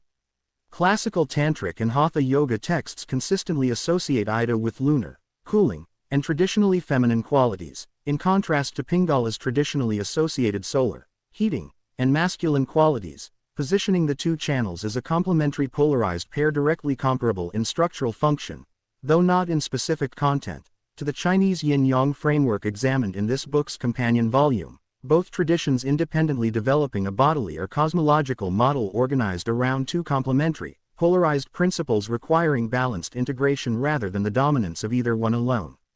Ida is traditionally described as beginning and ending at points close to Sushumna's own beginning and ending points, winding in a serpentine path around the central channel as it ascends, terminating traditionally at the left nostril, a specific anatomical correlation that gives Ida direct practical significance within pranayama, breath regulation practice examined in this book's companion volume, since specific traditional techniques, including nadi shodhana, alternate nostril breathing, are traditionally described as working directly and specifically with Ida and Pingala's respective association with the left and right nostril to balance their relative activity and influence. The traditional goal of advanced Hatha Yoga and Tantric practice, described consistently across classical texts including the Hatha Yoga Pradipika examined in this book's entry on Amrita, involves bringing Ida and Pingala's currents into a state of genuine balance and stillness, understood as the necessary precondition for prana to then enter and rise through the central Sushumna channel itself, positioning Ida and Pingala's proper balance as a foundational preparatory stage rather than as the final goal of practice in its own right, a staged structure this book has now documented as characteristic of advanced contemplative systems across numerous independently developed traditions. This entry's evidentiary status matches the broader tantric subtle body system examined throughout this book's relevant entries, resting on extensive classical textual documentation while the underlying physiological claims remain internal to the tradition's own framework rather than externally confirmed. 86. Ihi. Ihi is a concept within Maori tradition referring to a psychic force, essential power, or awe-inspiring quality, closely associated with authority, courage, and a kind of commanding presence that inspires respect or even fear in those who encounter it, understood within Maori cosmology as related to but distinct from mana, examined at length in this book's companion volume, and from Wehi, examined elsewhere in this book as a closely related quality of awe or fear-inspiring power. Traditional Maori understanding, as documented through both ethnographic scholarship and increasingly through direct Maori scholarly and cultural sources, describes IHI as a quality particularly associated with effective leadership, oratory, and ceremonial performance, including the traditional Maori haka, a ceremonial dance and chant performance whose effective execution is traditionally understood to require and to demonstrate the performer's genuine IHI, positioning this concept as directly and practically relevant to actual observable performance and leadership capacity rather than functioning as a purely abstract or invisible spiritual quality. Ihi's close traditional pairing with Wehi and with Wana, a third related Maori concept referring to the specific charismatic authority a person of genuine IHI and Wehi is understood to project onto others, together forms a traditional three-part vocabulary for describing effective spiritual and social power that this book's readers should recognize as considerably more differentiated and technically specific than a single and differentiated concept of charisma or authority might suggest, comparable in this specific respect to the technical differentiation this book has documented within the Norse vocabulary of self and spirit examined throughout this book's Norse entries. Ihi's relationship to tapu, examined elsewhere in this book as the Maori concept of sacred restriction, deserves note, since traditional Maori understanding frequently associates individuals or objects of particularly elevated tapu with a correspondingly heightened IHI, positioning these related concepts as operating together within a coherent broader traditional framework for understanding spiritual potency, sacred restriction, and commanding presence as interconnected rather than as fully separate, unrelated categories. This entry's evidentiary status benefits from a growing body of scholarship on Maori concepts produced by Maori scholars themselves in recent decades, supplementing and in some cases directly correcting earlier outside ethnographic documentation of these traditional concepts. 87. Ihiotl. Ihiotl is one of three soul aspects within the classical Aztec, or Nahua, model of the human person, examined as a system in relation to this book's entries on tonally and teolia, specifically associated with the liver and traditionally understood as the seat of passion, desire, courage, and vital breath, completing the traditional Nahua three-part soul model alongside tonali's head and sun-associated life force and teolia's heart-associated emotional and memory function. Scholarship on Nahua philosophy, including significant work by scholars such as Alfredo Lopez Austin, whose research has substantially clarified the specific traditional functions and interrelationships of tonally, teolia, and Ihiotl within pre-Columbian and early colonial era Nahua religious and medical thought, describes Ihiotl as closely associated with breath, reflected directly in its name, which derives from the Nahuatl root for breath, and with a person's capacity for strong emotion and vital force in a more immediately physical, energetic register than teolia's more purely reflective and memory-associated emotional function. Traditional Nahua medical and religious thought describes Ihiotl as capable, under specific circumstances including strong negative emotion or malicious intent, of taking on a genuinely harmful, almost toxic quality, with certain traditional accounts describing a person acting from disturbed or malevolent Ihiotl as capable of causing illness in others through something resembling a harmful emanation or influence, a traditional concept that invites comparison with this book's broader documentation of impersonal spiritual power capable of both benefit and harm depending on its specific quality and direction, examined throughout this book's entries on Ace, Mana, and related concepts. Ihiotl's completion of the three-part Nahua soul model, together with tonally and teolia, gives Aztec and broader Nahua anthropology a structural sophistication this book's readers should recognize as directly comparable to the multi-part models examined throughout this book's Egyptian, Norse, and various other entries, with each of these independently developed traditions arriving at some version of the conviction that a complete human being requires multiple distinct, functionally differentiated soul or vital force components rather than a single undifferentiated soul. This entry's evidentiary status rests on a combination of surviving Nahuatl language and Spanish colonial-era ethnographic sources, including material gathered by the Franciscan friar Bernardino de Sahagun in the 16th century, and considerable subsequent scholarly reconstruction and analysis by researchers including Lopez Austin, giving this entry a documentation profile shaped significantly by colonial-era outside recording alongside more recent specialized academic reconstruction. 88. Anua. Anua is a concept within Inuit tradition referring to the indwelling spirit owner of a person, animal, or object, understood within traditional Inuit cosmology as the genuine, often human-like animating presence residing within and, in an important sense, actually owning or governing a given being or thing, extending well beyond human beings alone to include animals, significant natural features, and various objects understood to possess their own genuine Anua. Early ethnographic documentation of this concept, including the influential fieldwork of the German-American anthropologist Franz Boas among Inuit communities in the late 19th century, and the subsequent extensive documentation gathered by the Danish Inuit polar explorer and ethnographer Knud Rasmussen during his own considerable direct engagement with Inuit communities across the Canadian and Greenlandic Arctic in the early 20th century, established Anua as a foundational concept for outside academic understanding of traditional Inuit religious cosmology, with Rasmussen's own work in particular benefiting from his partial Inuit heritage and fluency, giving his documentation a depth of direct cultural access somewhat distinct from purely outside ethnographic observation. Traditional Inuit understanding of animal Anua carries particular significance for traditional Inuit hunting practice and ethics, since a hunted animal's Anua was traditionally understood to require appropriate ritual respect and observance from the hunter, with correct traditional practice understood as necessary to maintain right relationship with that specific animal's Anua and, by extension, with the broader population of that animal species the hunter's community continued to depend upon, giving this concept direct practical and ecological significance within traditional Inuit subsistence practice rather than functioning as a purely abstract cosmological category.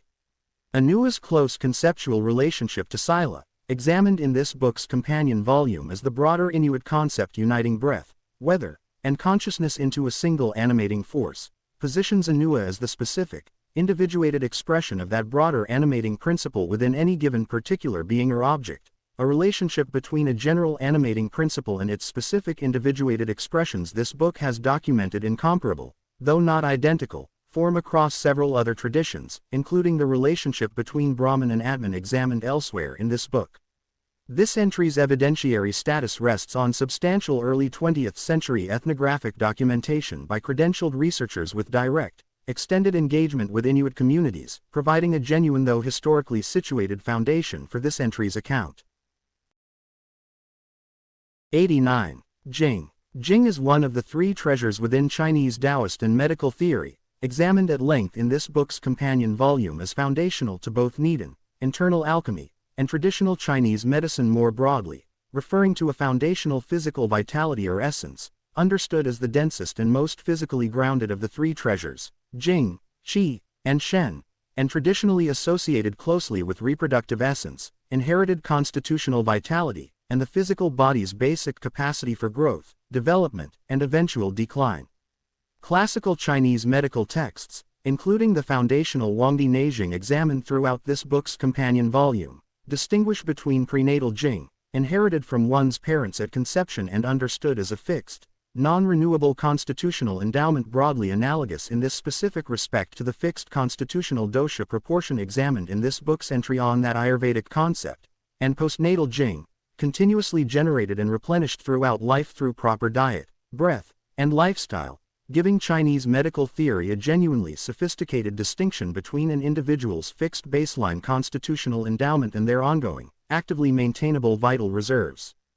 Jing's traditional association with the kidneys within traditional Chinese medicine's organ system, examined in this book's entry on Hun regarding the broader five-organ, five-spirit correspondence system, positions kidney health as understood within Chinese medical theory as directly and specifically connected to an individual's overall Jing reserves, with kidney strengthening practice representing one of the central traditional strategies within both Chinese medical treatment and Qigong practice, examined at length in this book's companion volume, for preserving and, to a limited degree, replenishing Jing across the course of a person's life.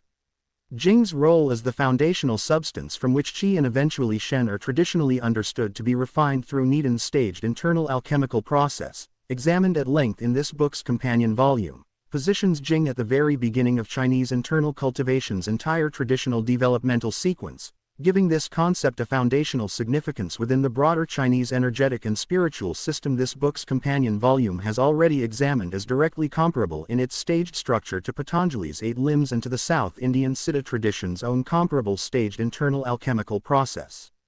This entry's evidentiary status rests on an extensive, continuously practiced, and clinically detailed Chinese medical and internal alchemical tradition extending across more than 2,000 years, representing one of this book's most thoroughly documented foundational Chinese concepts. 90. Jinye. Jinye, generally translated as body fluids, names within traditional Chinese medicine one of the fundamental vital substances alongside qi, blood, examined in this book's companion volume's broader treatment of Chinese medical theory, and Jing, examined elsewhere in this book, together constituting the complete traditional Chinese medical account of the essential substances a healthy body must properly produce, circulate, and maintain in appropriate balance.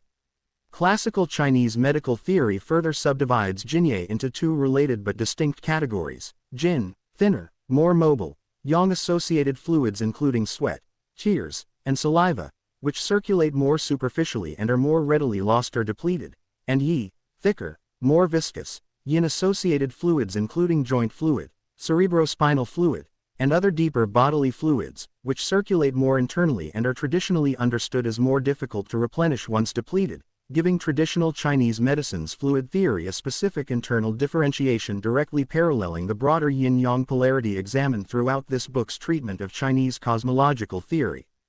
Jinye's traditional clinical significance within Chinese medical diagnosis and treatment focuses substantially on maintaining appropriate fluid balance, with both excessive fluid loss, traditionally associated with symptoms including dryness, and fluid accumulation or stagnation, traditionally associated with symptoms including edema and phlegm-related conditions, representing significant categories of traditional Chinese medical diagnosis and treatment, giving Jinye theory a directly clinical application comparable in specificity to the doshic imbalance framework examined in this book's entry on dosha within Ayurvedic medical theory. Jinye's relationship to qi and blood within traditional Chinese medicine's broader theoretical framework reflects the traditional principle that these fundamental substances are understood as mutually generating and mutually dependent rather than existing as fully separate, independently functioning categories, with qi traditionally understood as necessary to properly transform food and drink into usable jinye, and jinye in turn understood as necessary to nourish and support the body's qi and blood, illustrating the deeply integrated, mutually interdependent character of Chinese medical theory's overall account of bodily vital substances. This entry's evidentiary status rests on an extensive and continuously practiced Chinese medical textual and clinical tradition extending across more than 2,000 years, with Jinye's specific clinical applications remaining active within contemporary traditional Chinese medicine practice.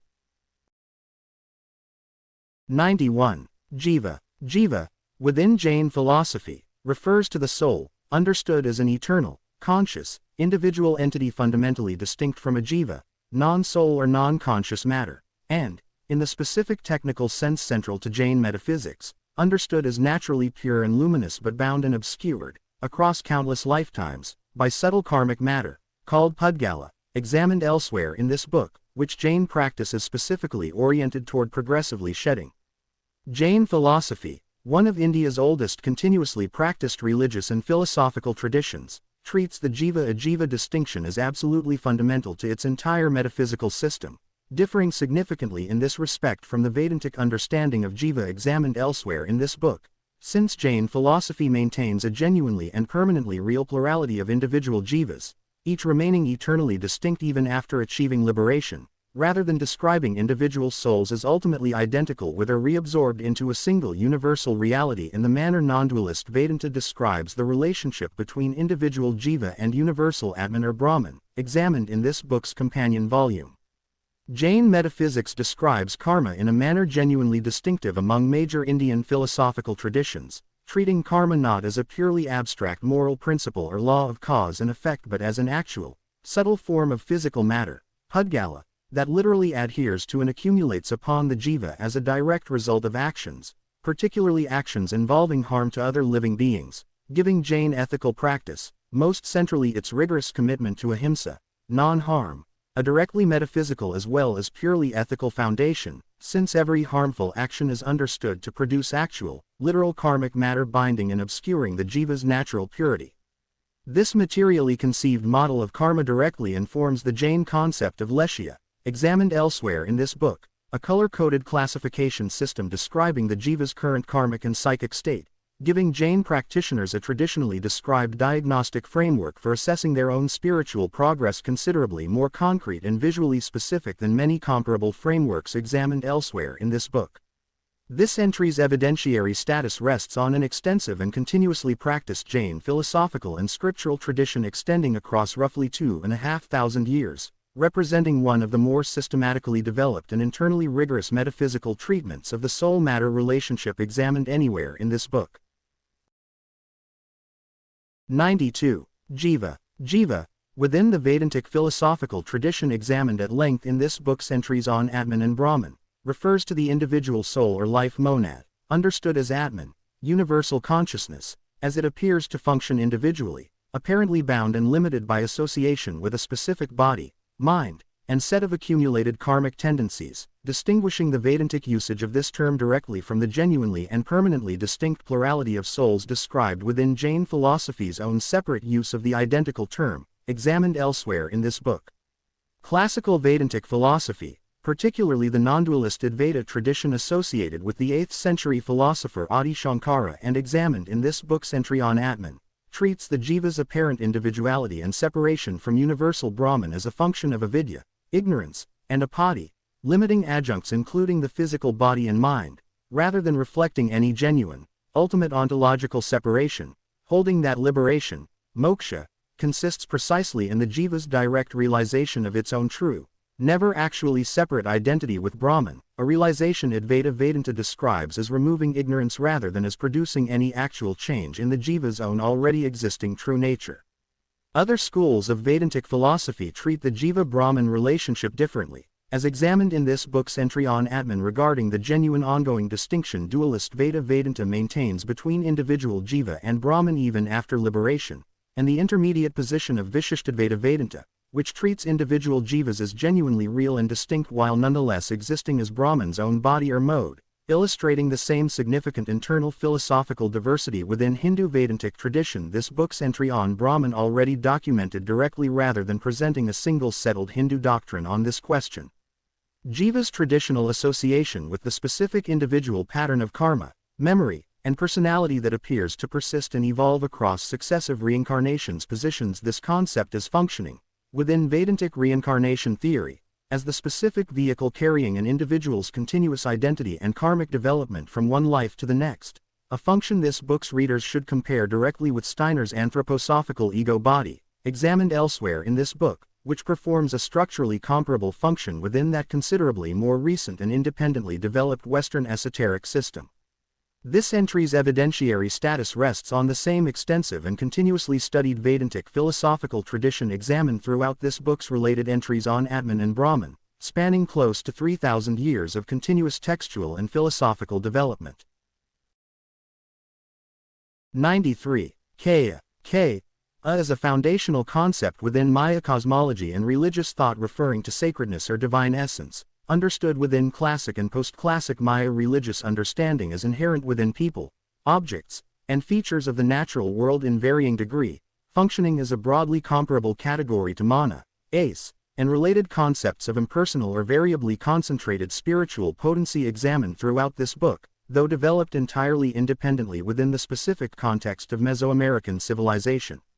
Scholarship on Maya epigraphy and religious thought, including significant work by researchers such as Stephen Houston and Carl Taub, whose collaborative and individual research has substantially advanced outside academic understanding of classic Maya religious vocabulary through careful analysis of Maya hieroglyphic inscriptions alongside continuing ethnographic engagement with contemporary Maya communities, describes Kaya as forming the conceptual root of numerous significant Maya religious and political terms, most notably Kahul Ajaw, Holy Lord or Divine King, the standard classic Maya royal title, directly reflecting the traditional understanding that Maya rulers possessed a particularly concentrated and politically consequential degree of Kaya, positioning this concept as directly significant to actual Maya political theology and royal legitimacy rather than remaining a purely abstract or private religious category.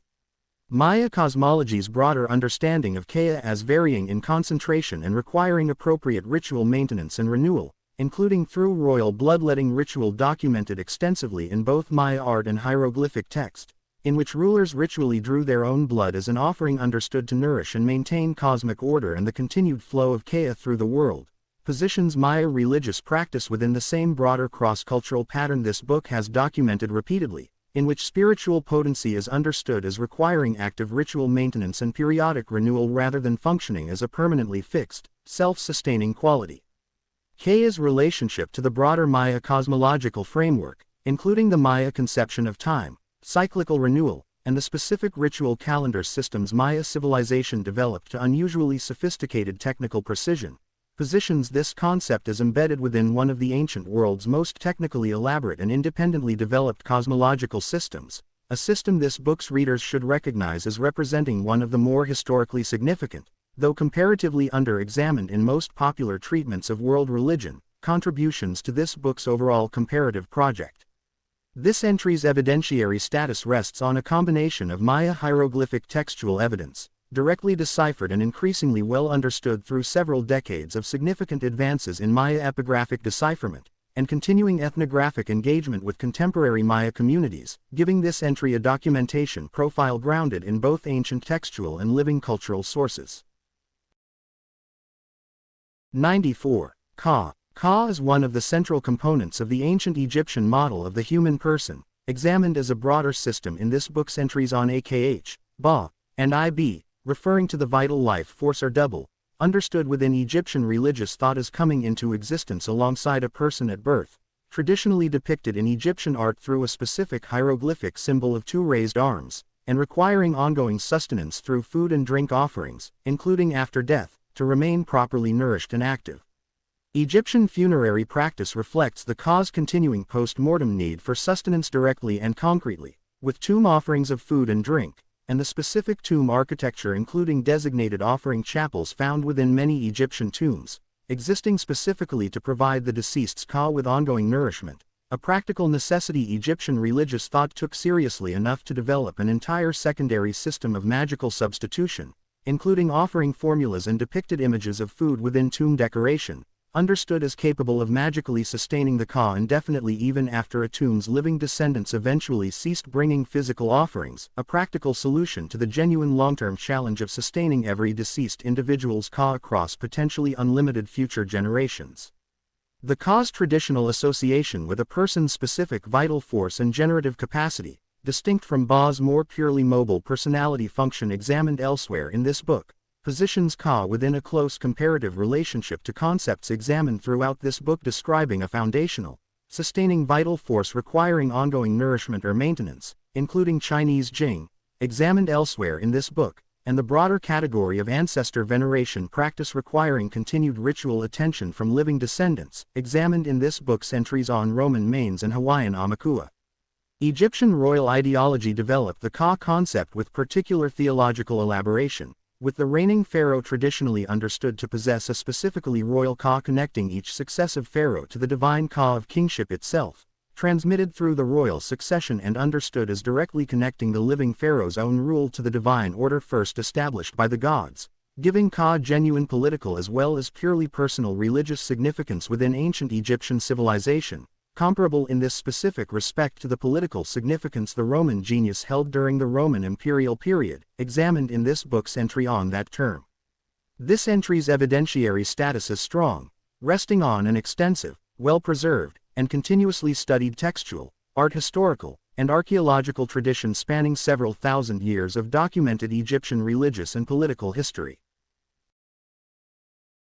95. Kalas. Kalas, within Sanskrit and broader Indian Tantric tradition, refers to subtle divisions or phases of time energy, most directly associated with the 16 traditional phases of the moon's waxing and waning cycle, and, through extension within Tantric physiological theory, with corresponding subtle energetic cycles understood to operate within the human body itself, positioning Kalas as a specific technical concept linking cosmic, lunar, and bodily rhythm into a single, integrated traditional framework. Classical Tantric texts describe the moon as possessing 16 Kalas, though only 15 are traditionally understood as visible across the lunar cycle's waxing and waning phases, with the 16th Kala traditionally described as a hidden, ever-present, and specifically immortal phase that never actually wanes, a traditional detail directly connected to Amrita, the nectar of immortality examined elsewhere in this book, Since this hidden 16th kala is traditionally identified as the specific source or repository of Amrita, giving the Kalas concept a direct traditional connection to this book's broader treatment of Hatha Yoga's internal Amrita-related physiological theory. Within Tantric physiological application, specific kalas are traditionally associated with specific points and phases within the body's own subtle energetic cycles, including, in certain traditional systems, correspondence to specific chakras and to specific phases within the broader Kundalini ascent process examined throughout this book's Tantric entries, giving practitioners in certain traditional lineages a specifically time-based or cyclical framework for understanding when particular internal practices might prove most effective, a temporal dimension to subtle body practice distinct from the more purely spatial, location-based framework the chakra and nadi system emphasizes on its own.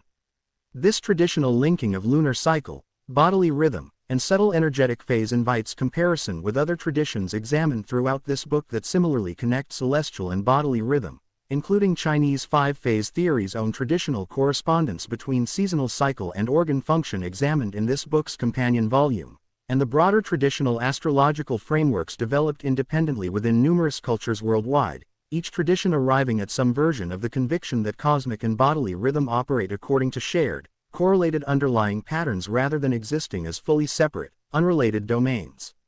This entry's evidentiary status rests on classical tantric textual documentation of the Kalas concept, genuine though considerably more specialized and less widely discussed within general treatments of tantric philosophy than the more famous chakra and nadi concepts examined elsewhere in this book.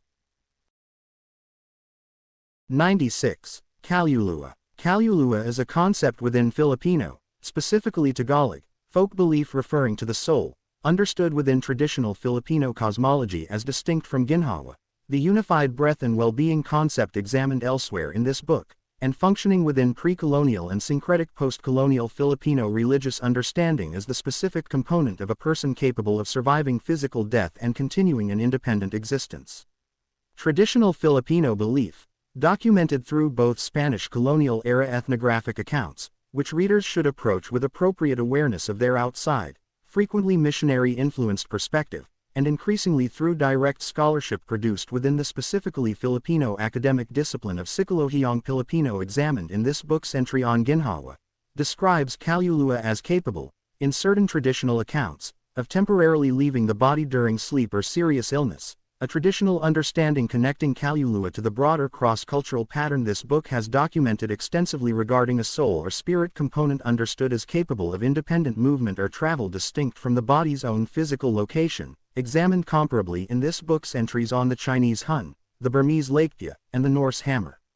The considerable historical layering of Spanish Catholic and indigenous Filipino religious understanding across several centuries of Spanish colonial rule has produced a Kaluluwa concept in contemporary Filipino folk Catholicism that blends indigenous pre-colonial understanding with imported Catholic soul theology, a syncretic development this book's readers should recognize as broadly comparable to the syncretic blending examined throughout this book's treatment of Afro-diasporic traditions including Haitian voodoo and Brazilian candomblé, in which indigenous or African traditional religious concepts similarly blended with imposed Catholic religious framework under comparable conditions of colonial power and, in the African diasporic case, of enslavement.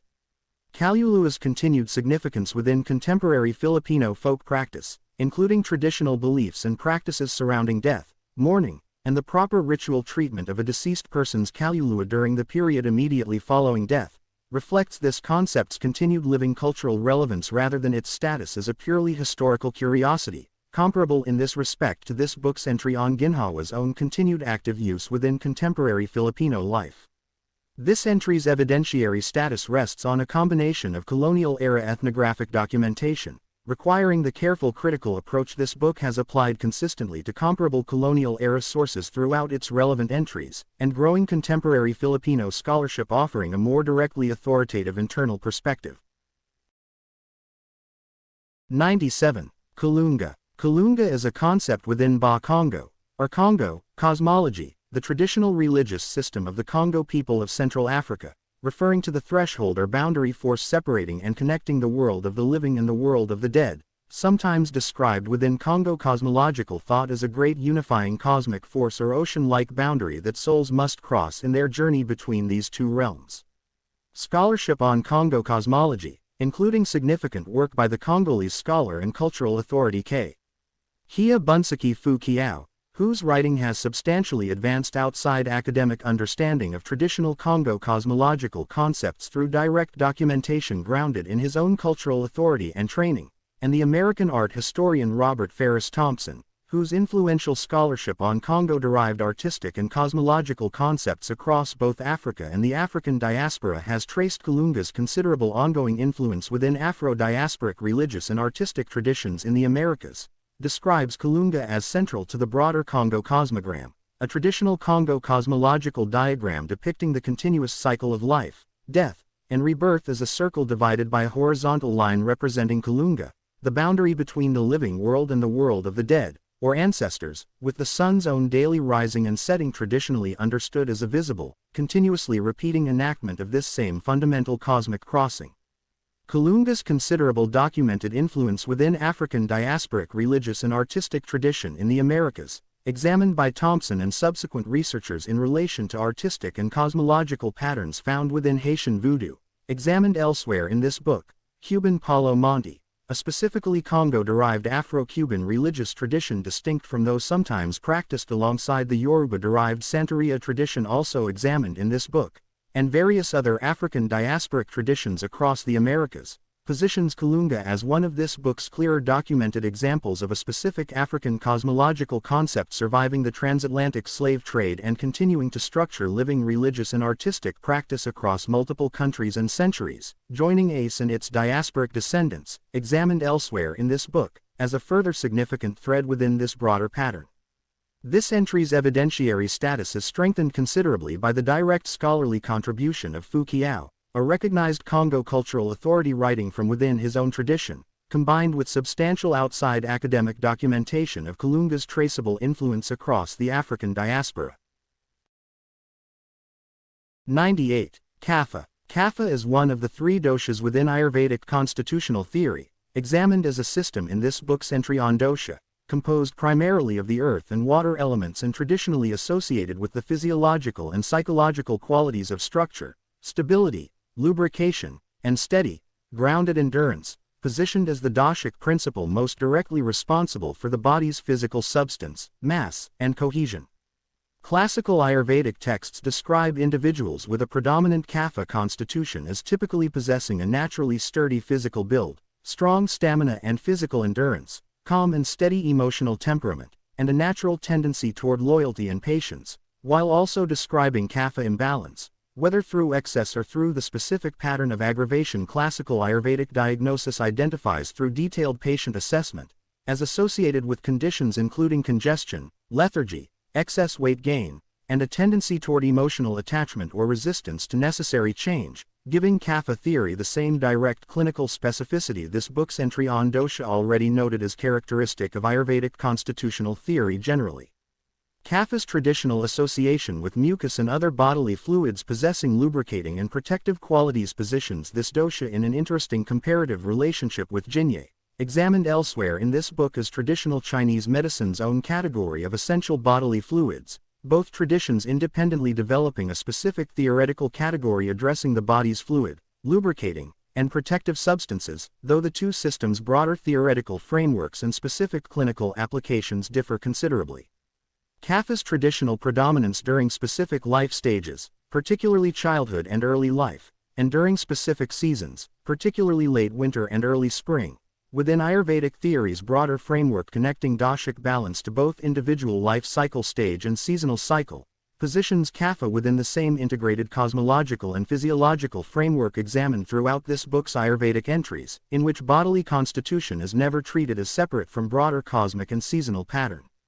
This entry's evidentiary status rests on the same extensive, continuously practiced, and clinically detailed Ayurvedic medical tradition examined throughout this book's related entries on dosha, vata, and pitta, with Kapha-specific clinical applications remaining active within contemporary Ayurvedic medical practice.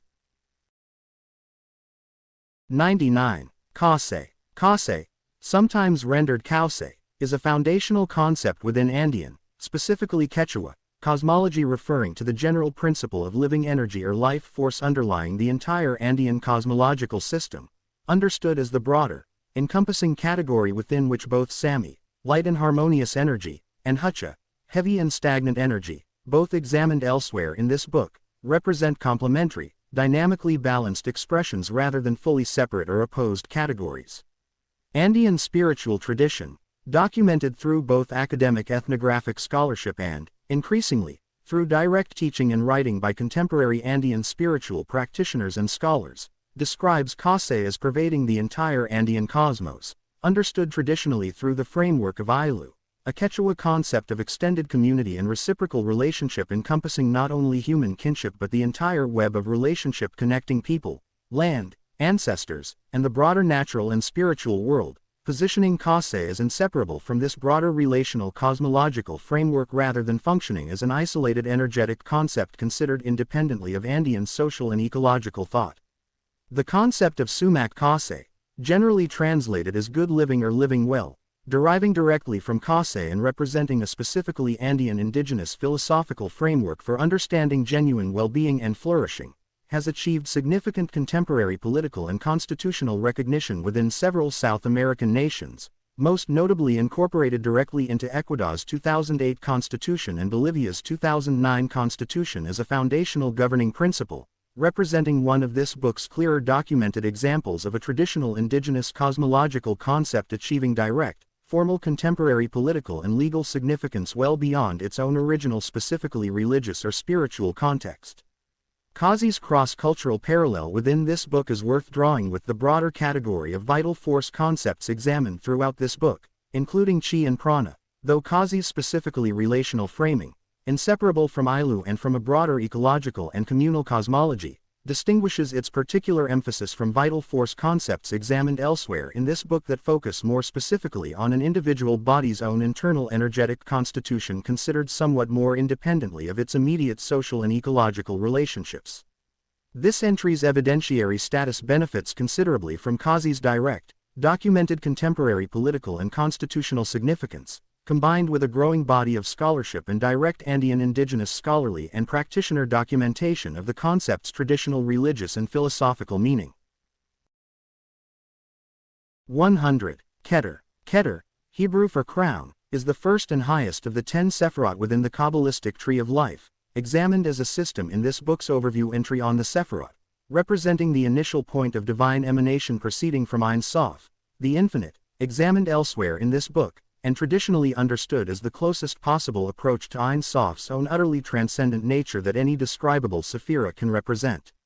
Kabbalistic literature describes Keter in terms emphasizing its position at the very threshold between Ein Sof's complete, ineffable transcendence and the beginning of describable, differentiated divine emanation, with some Kabbalistic sources treating Keter as representing pure divine will prior to any specific content or intention, a state of undifferentiated potential immediately preceding the first genuine differentiation into Chakma and Binah, examined elsewhere in this book, giving Keter a traditional character even more abstract and difficult to positively describe than the Sephirot that follow it in the traditional emanation sequence.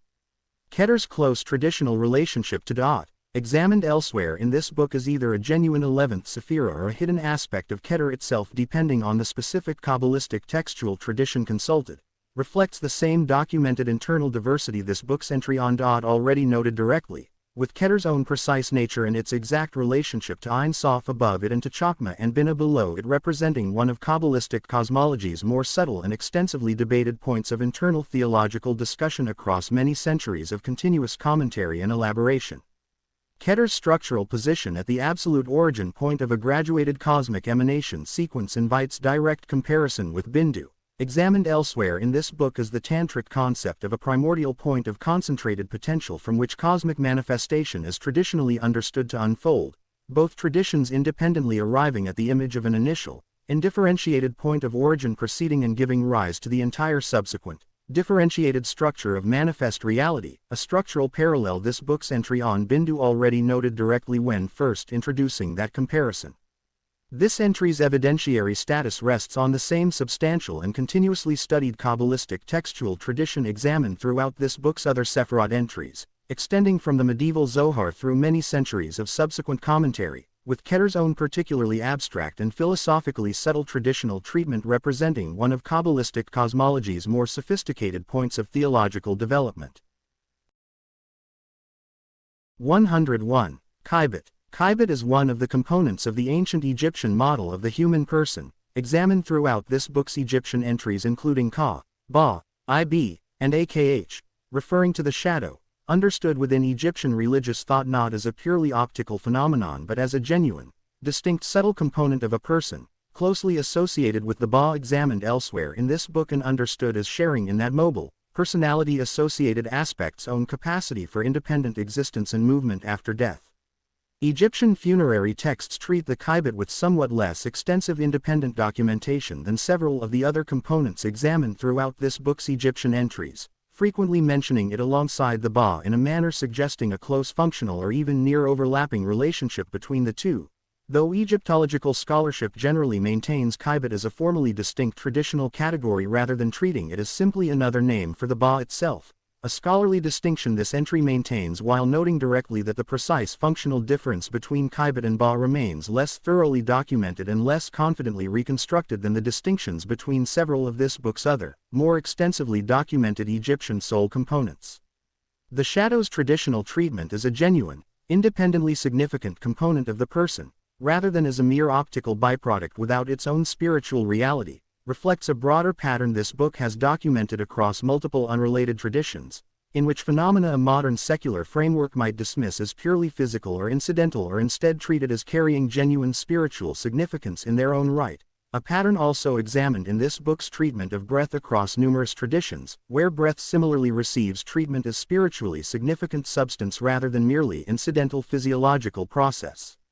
Kybit's specific traditional association with protection from the sun's heat, and its depicted presence within Egyptian funerary art following closely alongside the Ba, suggests a traditional understanding of the Kybit as providing a kind of protective or shielding function for the deceased during their post-mortem journey through duat, examined elsewhere in this book, though this book states this specific interpretive point with appropriate caution given the comparatively limited independent textual elaboration Kybit receives relative to Egypt's other, more extensively documented soul components.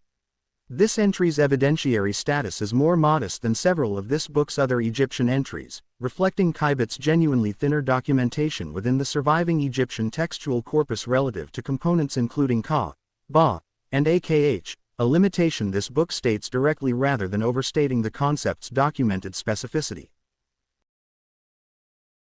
102. Qi. Qi is the Vietnamese language reading of the Chinese concept Qi, examined at length in this book's companion volume, representing one of several East Asian linguistic variants of this same foundational concept this book has documented across its relevant entries, alongside the Japanese and Korean Qi, and reflecting the considerable historical influence of Chinese medical, philosophical, and religious thought on Vietnamese civilization across more than 1,000 years of direct and sustained cultural exchange.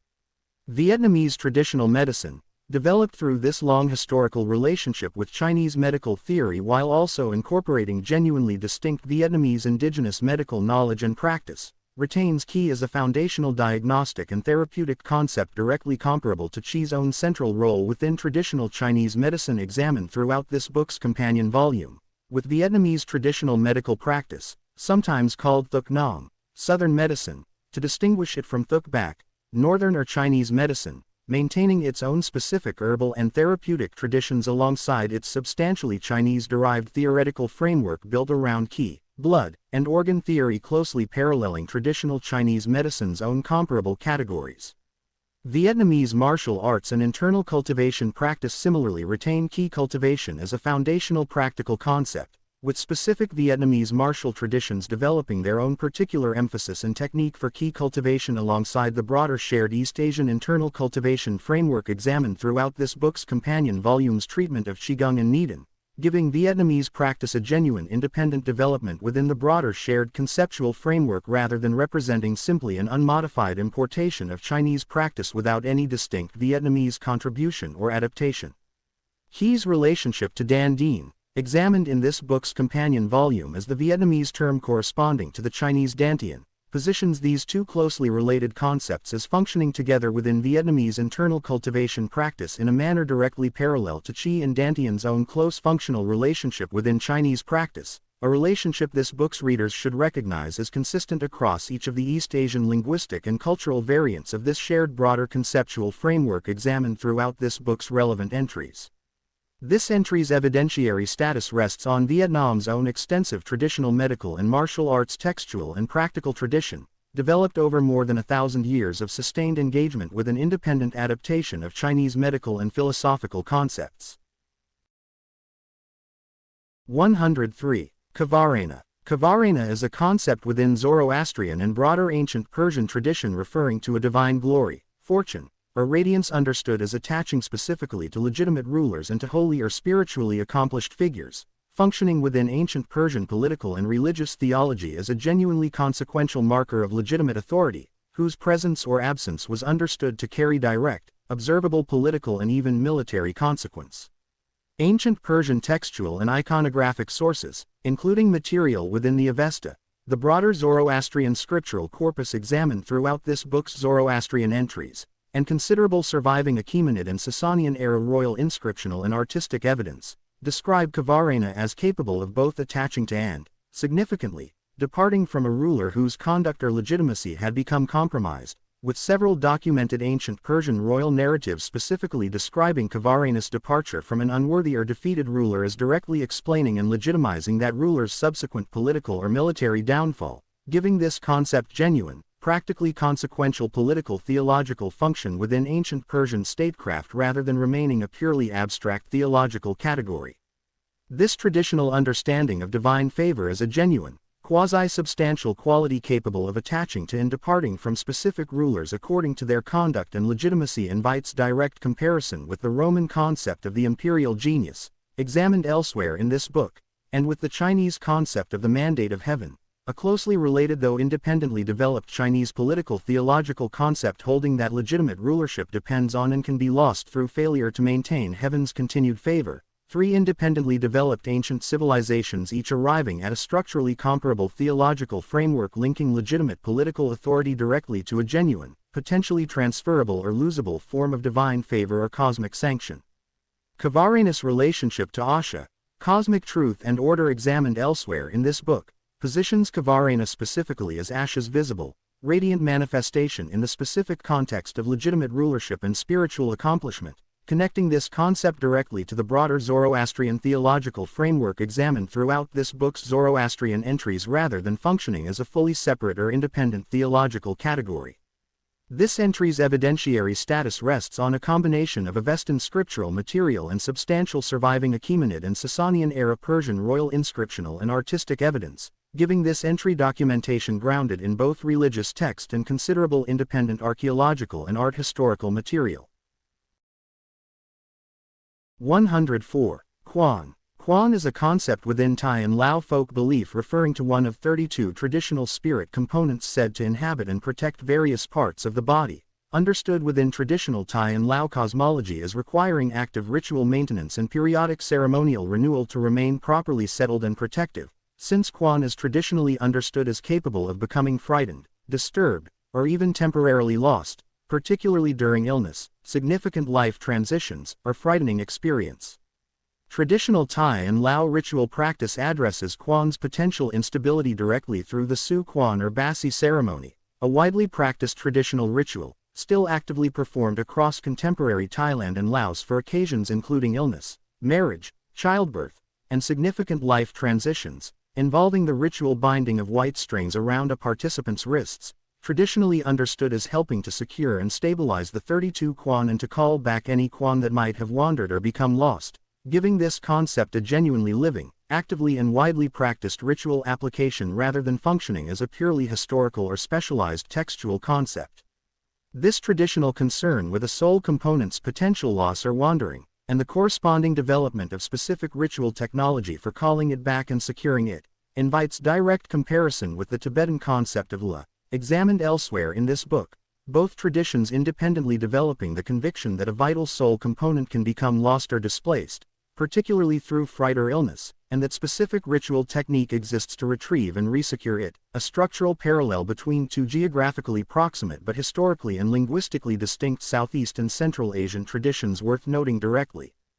Quan's traditional enumeration is specifically 32 distinct components, each traditionally associated with a specific part or function of the body, gives Tian Lao tradition a considerably more numerically elaborate multi-part soul model than most other traditions examined throughout this book, comparable in its degree of specific numerical elaboration to the Kabbalistic 10 Sephirot or the 7 Chakra system, though organized around a genuinely distinct traditional logic specific to Tian Lao cultural understanding.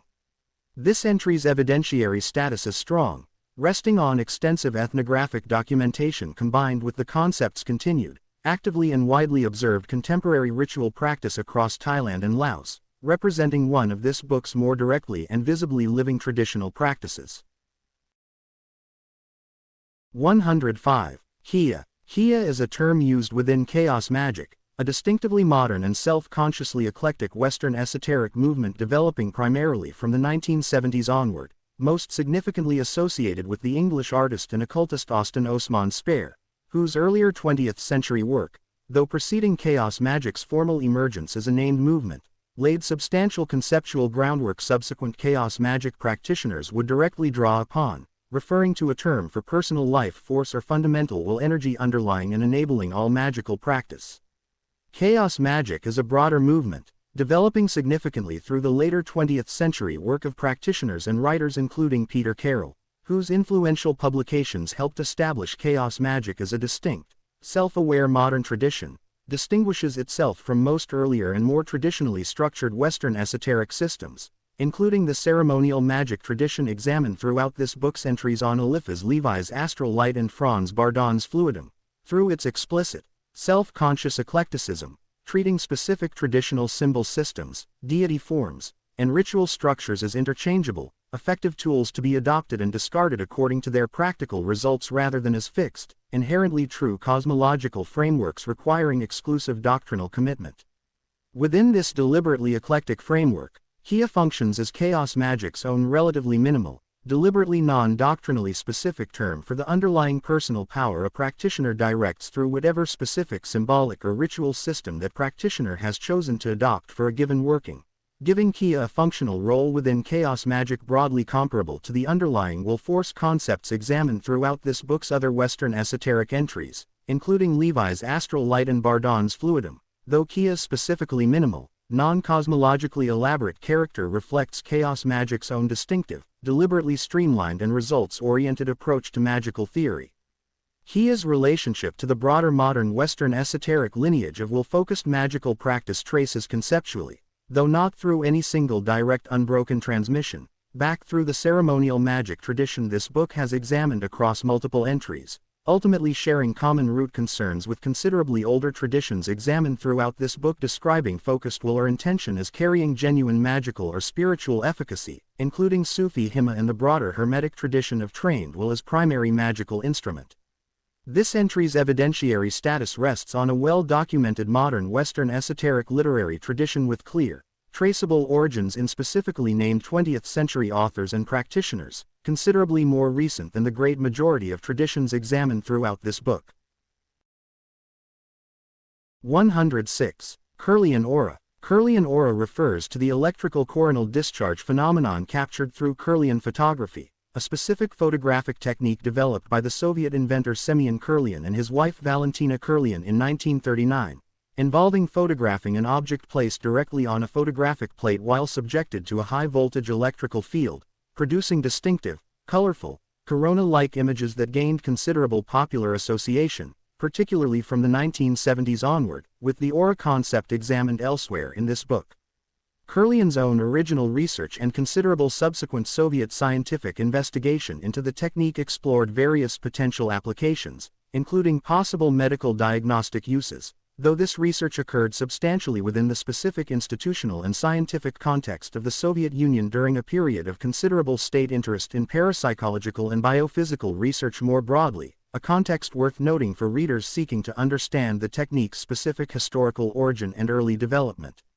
The technique's introduction to Western popular audiences, substantially through the 1970 book Psychic Discoveries Behind the Iron Curtain by Sheila Ostrander and Lynn Schroeder, played a considerable role in popularizing Kirlian photography specifically as evidence for the aura's objective, photographable reality within Western alternative spiritual and New Age culture.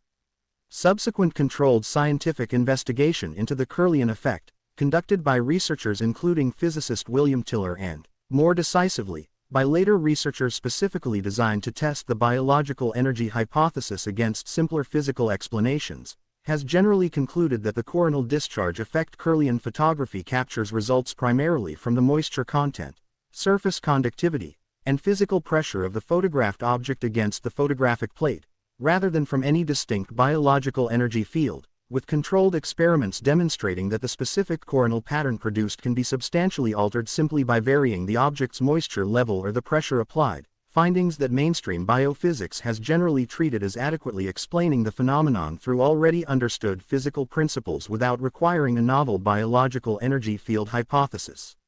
This entry's evidentiary status should be stated with particular directness given this specific research history.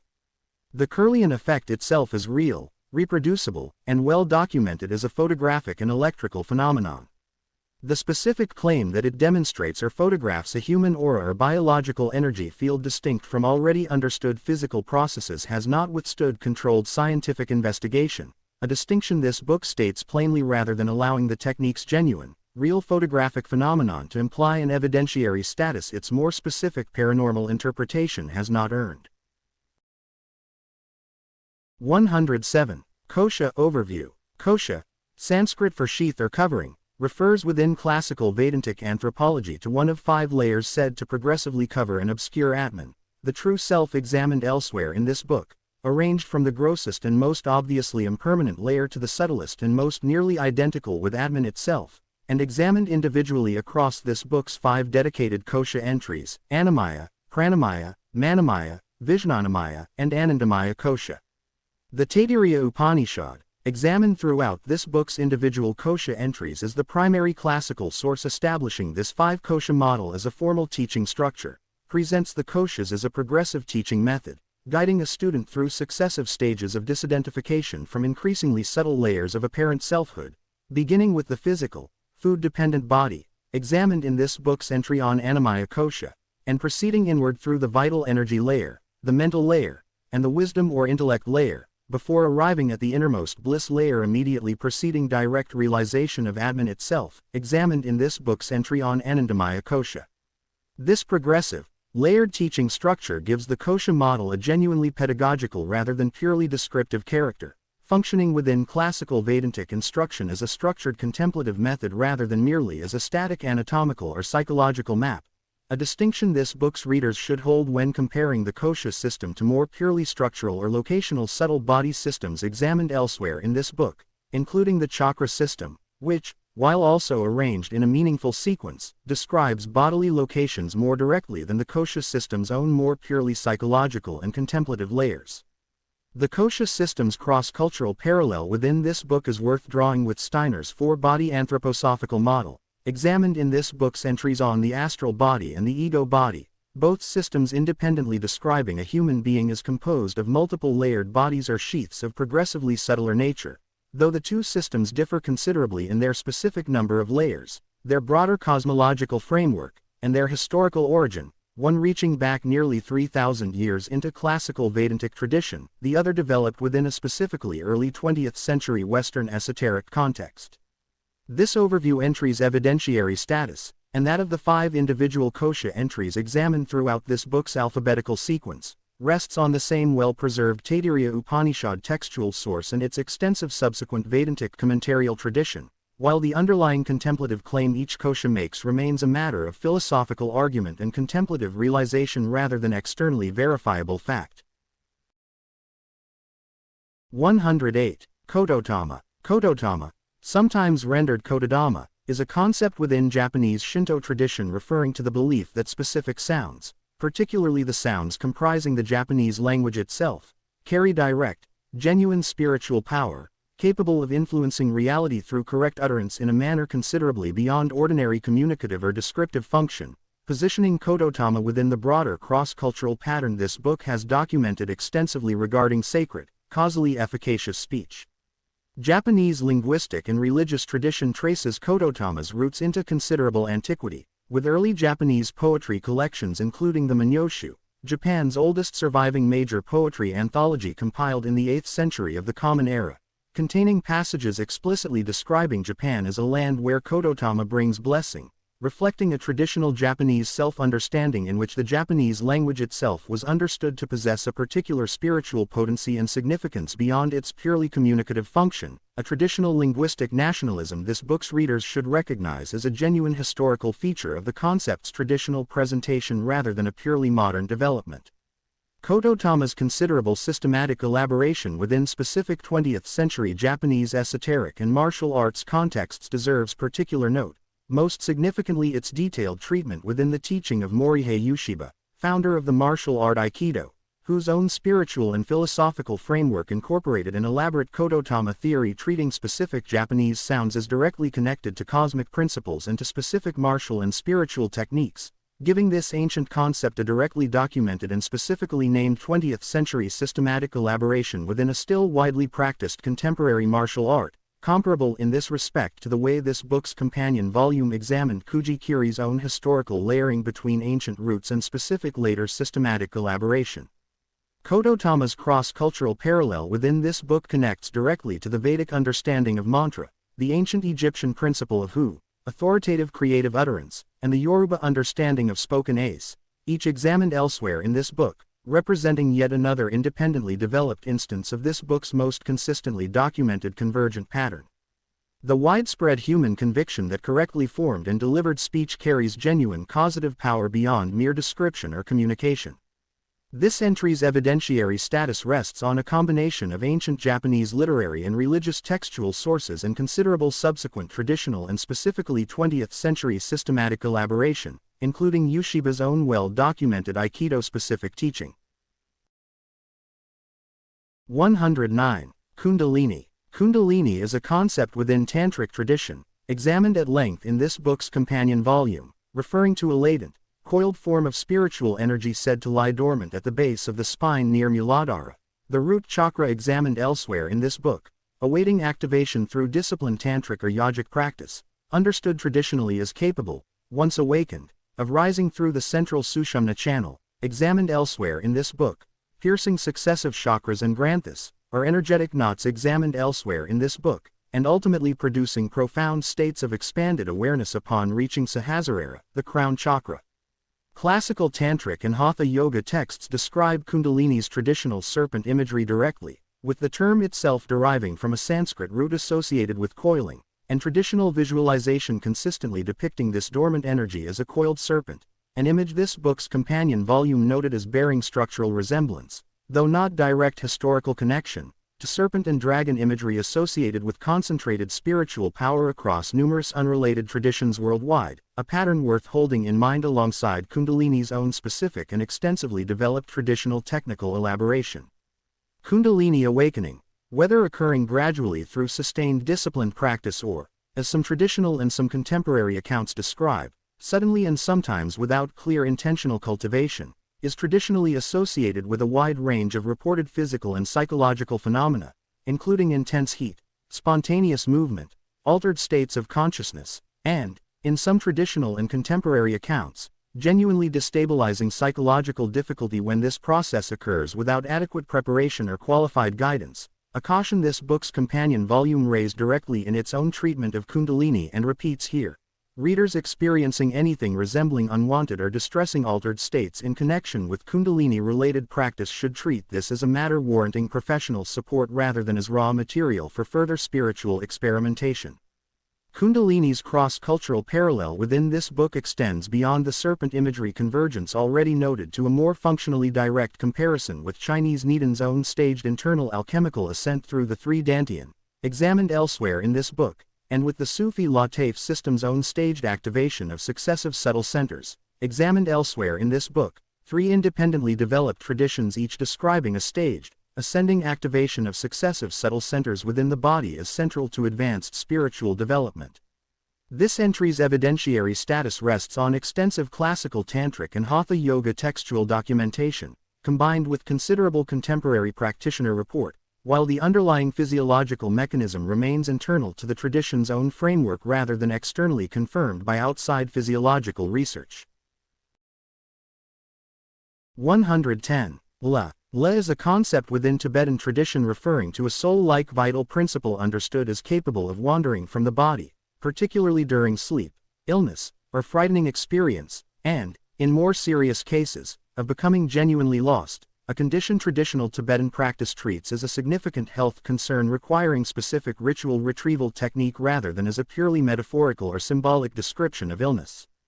Tibetan folk religious and medical tradition, including practices documented within both Tibetan Buddhist and Bon contexts examined throughout this book's companion volume's treatment of Tibet, describes specific ritual practitioners as capable of performing la retrieval, a ritual technique for locating and calling back a wandering or lost la, frequently performed in cases of serious or otherwise unexplained illness understood as potentially resulting from la loss, giving this concept direct practical and medical significance within traditional Tibetan healing practice rather than functioning as a purely abstract cosmological category. This concern with a vital soul component's potential loss, and the corresponding development of specific ritual retrieval technique, connects La directly to this book's entry on the Tai and Lao concept of Quan, both traditions independently developing closely comparable traditional frameworks for understanding a specific category of illness as resulting from vital soul loss, and correspondingly developing specific, technically described ritual technique for retrieval rather than relying on purely medical or purely general spiritual treatment alone, a striking structural parallel between two geographically proximate though linguistically and culturally distinct Asian traditions. La's relationship to Sog, examined in this book's companion volume as another Tibetan and Bon vital force concept, and to LHA, examined elsewhere in this book as a personal protective deity, positions La specifically within the domain of a wandering, retrievable vital essence, distinct from Sog's more purely sustaining life force function and L as more purely externally protective function, illustrating the same pattern of technically differentiated, multiple vital force and soul components this book has documented repeatedly across numerous independent traditions, including the Mongolian, Egyptian, and Norse models examined throughout this book. This entry's evidentiary status rests on documented Tibetan folk religious and medical ethnographic and textual sources, with la retrieval practice remaining an actively documented feature of traditional Tibetan healing practice into the contemporary period. 111. Lares. Lares are household guardian spirits within ancient Roman religion, closely associated with a specific family, household, and the physical place that household occupied, examined in relation to this book's entries on the genius and penates as part of the broader, extensively documented Roman domestic religious system, distinguished from the genius by their specific association with place and lineage rather than with a single living individual, and from the penates by their specific protective, guardian function rather than the penates, more specifically provisioning, pantry-associated role. Roman religious practice maintained a domestic shrine, called a lararium, within the household specifically dedicated to the Lares, ongoing veneration, typically featuring small statues of the household's specific Lares and serving as the daily focal point for family religious observance, including regular offerings, a practice documented extensively through both surviving Roman literary sources and considerable archaeological evidence, including well-preserved lararia recovered from Pompeii and other Roman sites, providing this concept with an unusually direct and physically tangible body of supporting archaeological evidence relative to several other entries examined throughout this book. The Lares, traditional association with specific physical place, extending beyond the household itself to include Lares associated with crossroads, called Lares compitales, and with the broader Roman state itself, through the Lares praestites understood as protecting Rome as a whole, positions this concept within a traditionally graduated system of protective spirits operating at multiple simultaneous scales, individual household, neighborhood crossroads, and the entire Roman state, a graduated structure this book's readers should recognize as broadly comparable, though independently developed, to the multiple simultaneous scales of protective spiritual attention examined in this book's treatment of Shinto kami veneration, in which specific kami are similarly associated with scales ranging from individual households to entire regions. Lares veneration's continued observance across many centuries of Roman history, from the early Republic through the late Roman Empire, and its documented persistence in modified form even after Christianity's establishment as Rome's official religion, illustrates a broader pattern this book has documented across multiple traditions, in which deeply embedded domestic and folk religious practice frequently persists, sometimes in modified or reinterpreted form, considerably longer than more centrally organized state religious institutions undergoing formal religious transition. This entry's evidentiary status is strong, resting on extensive Roman literary references combined with substantial, well-preserved archaeological evidence, including numerous surviving lararia providing direct physical documentation of this practice's actual historical observance. 112. Latif. Latif, plural of the Arabic latifa, meaning subtlety or subtle point, refers within Sufi Islamic tradition to a system of subtle spiritual centers within the body, examined in relation to this book's broader treatment of Sufi concepts including baraka and himma, understood within various Sufi orders as requiring specific, sequential activation through disciplined meditative and remembrance practice, most significantly dhikr, the repetitive invocation of divine names central to Sufi devotional practice. Different Sufi orders and different specific teachers developed varying specific formulations of the Latif system across the considerable historical development of Sufi tradition, with most classical formulations describing 5 or 6 primary Latif, typically associated with specific locations on the chest and torso, each traditionally associated with a specific color, a specific prophet or significant spiritual figure understood to have particularly embodied that center's quality, and a specific stage within the broader Sufi path of spiritual purification and development, giving the Latif system a structural sophistication this book's readers should recognize as directly comparable, in its general staged and located character, to the chakra system examined at length throughout this book, though the Latif system developed entirely independently within its own specifically Islamic theological and devotional framework.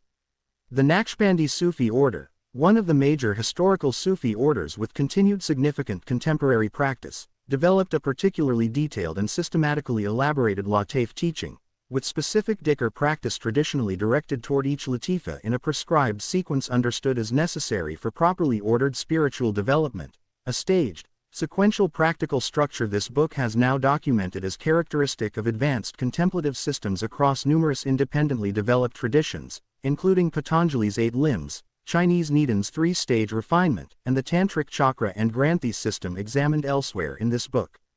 Latif's relationship to Qalb, the spiritual heart examined in this book's companion volume, and to Ruh, spirit, and Nafs, self or ego, both examined elsewhere in this book, positions the Latif system as one specific, more elaborately structured technical framework operating within the broader Sufi psychological and spiritual vocabulary this book has documented across several related entries, rather than functioning as an entirely separate or unconnected system. This entry's evidentiary status rests on an extensive classical and continuing Sufi textual and practical tradition, with the Latif system remaining an actively taught and practiced framework within several contemporary Sufi orders. 113. Laikpya. Laikpya is a concept within Burmese, specifically Bamar, folk belief referring to the butterfly spirit, a soul component traditionally understood as capable of leaving the body during dreams, and, at the moment of death, of departing permanently, positioning Laikpya within the broader cross-cultural pattern this book has documented extensively regarding a specific soul component uniquely associated with dream state activity and independent movement. Traditional Burmese belief and practice, documented through both ethnographic scholarship and considerable continuing observance within contemporary Burmese Buddhist folk practice, which blends indigenous animist belief regarding Laikpya and related spirit concepts with the region's dominant Theravada Buddhist tradition, describes specific traditional ceremonies, most significantly performed around a child's first month of life, intended to properly welcome and secure a newborn's Laikpya, reflecting a traditional understanding that this soul component requires active early ritual attention to become properly, securely settled within a new body. Laikpya-specific butterfly imagery, distinct from the animal imagery associated with comparable soul components examined elsewhere in this book, including the Norse Fylgja's typically more substantial animal forms, invites particular comparative attention given the butterfly's own culturally widespread symbolic association with transformation and with the soul more broadly across numerous unconnected traditions, including certain ancient Greek traditions in which the word psyche, examined elsewhere in this book as the Greek term for soul, also directly names the butterfly, representing another instance of this book's broader documented pattern in which the same word or a closely related symbolic image serves double duty naming both a specific creature and the human soul, arising independently in ancient Greek and traditional Burmese linguistic and religious culture without any plausible direct historical connection between the two. Laikpya's relationship to the broader Burmese concept of the 37 Nat, a traditional Burmese pantheon of spirits existing alongside and syncretized with Theravada Buddhist practice, positions Laikpya within a broader traditional Burmese spiritual landscape this book's readers should recognize as structurally comparable, though independently developed, to the syncretic blending of indigenous spirit belief and imported Buddhist doctrine examined throughout this book's treatment of Japanese Shinto-Buddhist syncretism and Tian Lao Quan practices' own coexistence with Theravada Buddhist tradition. This entry's evidentiary status rests on documented Burmese ethnographic scholarship combined with the concept's continued observance within contemporary Burmese folk religious practice. 114. Leshya. Leshya is a concept within Jain philosophy referring to a color-coded classification system describing the jivas, or souls, examined in this book's entry on jiva, Jain, current karmic and psychic energy state, understood as reflecting the specific quality and coloration of the karmic matter, Pudgala, examined elsewhere in this book, currently adhering to encoloring a given soul's condition at any particular moment.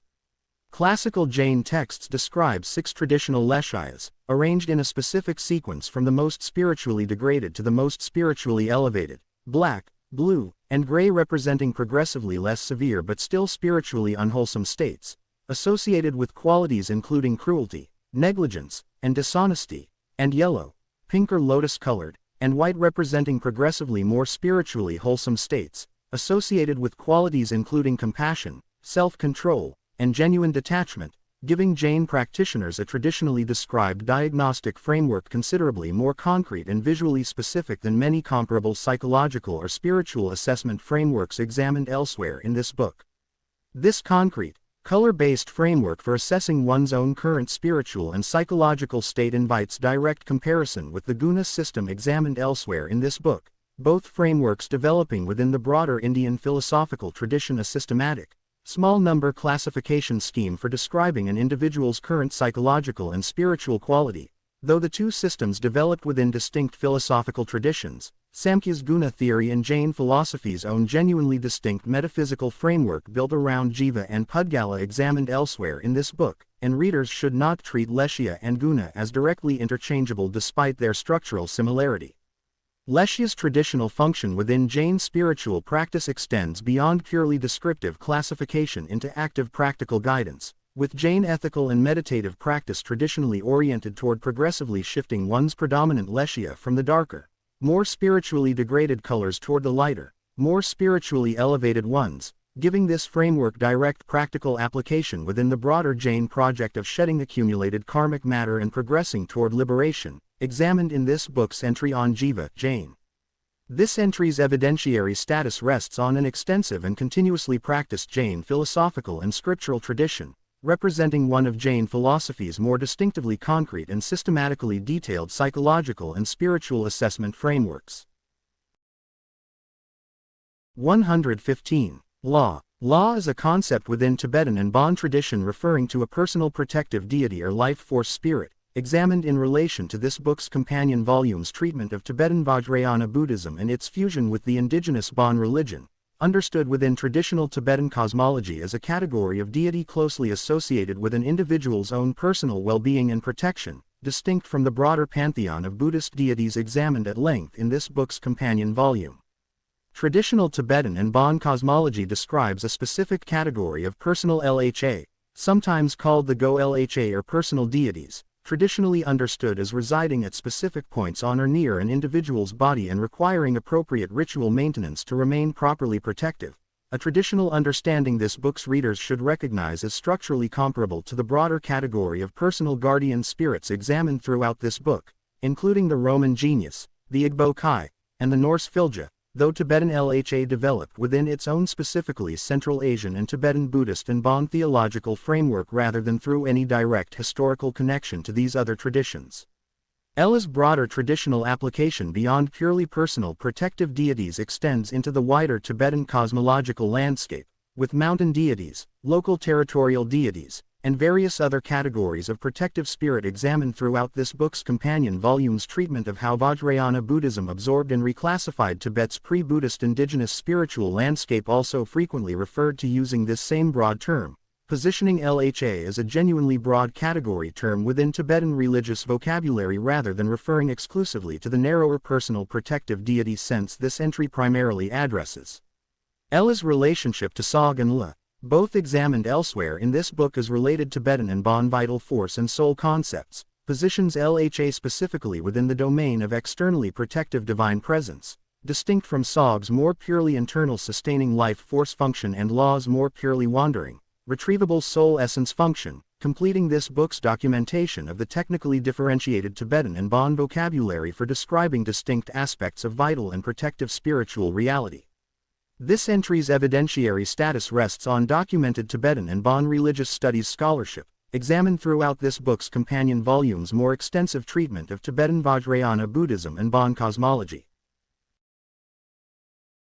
116. Li. Li is a foundational concept within later Chinese philosophy, particularly Neo-Confucian thought developing from the Song dynasty period onward, referring to cosmic principle, pattern, or underlying rational order, discussed extensively alongside and in productive philosophical tension with Qi, examined throughout this book's companion volume, within the mature Neo-Confucian synthesis most significantly associated with the 12th century philosopher Zhu Xi, whose systematic integration of Li and Qi theory would go on to dominate Chinese, and considerably later, broader East Asian official philosophical and educational orthodoxy for many subsequent centuries.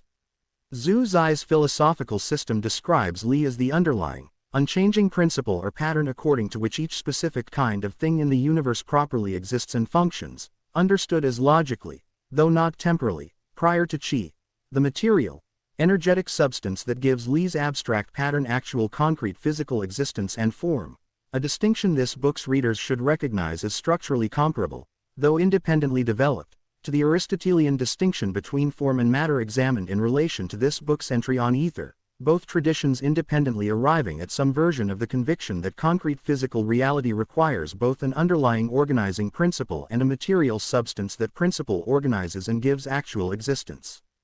This Li-Qi framework gave Neo-Confucian philosophy a sophisticated metaphysical vocabulary for addressing questions of cosmic order, moral cultivation, and the proper investigation of things. Ji Wu, a central Neo-Confucian concept holding that careful investigation of the Li inherent within specific things and situations could progressively lead a sincere student toward comprehensive moral and metaphysical understanding, giving Neo-Confucian philosophy a systematic epistemological as well as purely cosmological dimension, distinguishing it from earlier, less systematically elaborated classical Confucian and Daoist treatment of comparable concepts examined throughout this book's companion volume.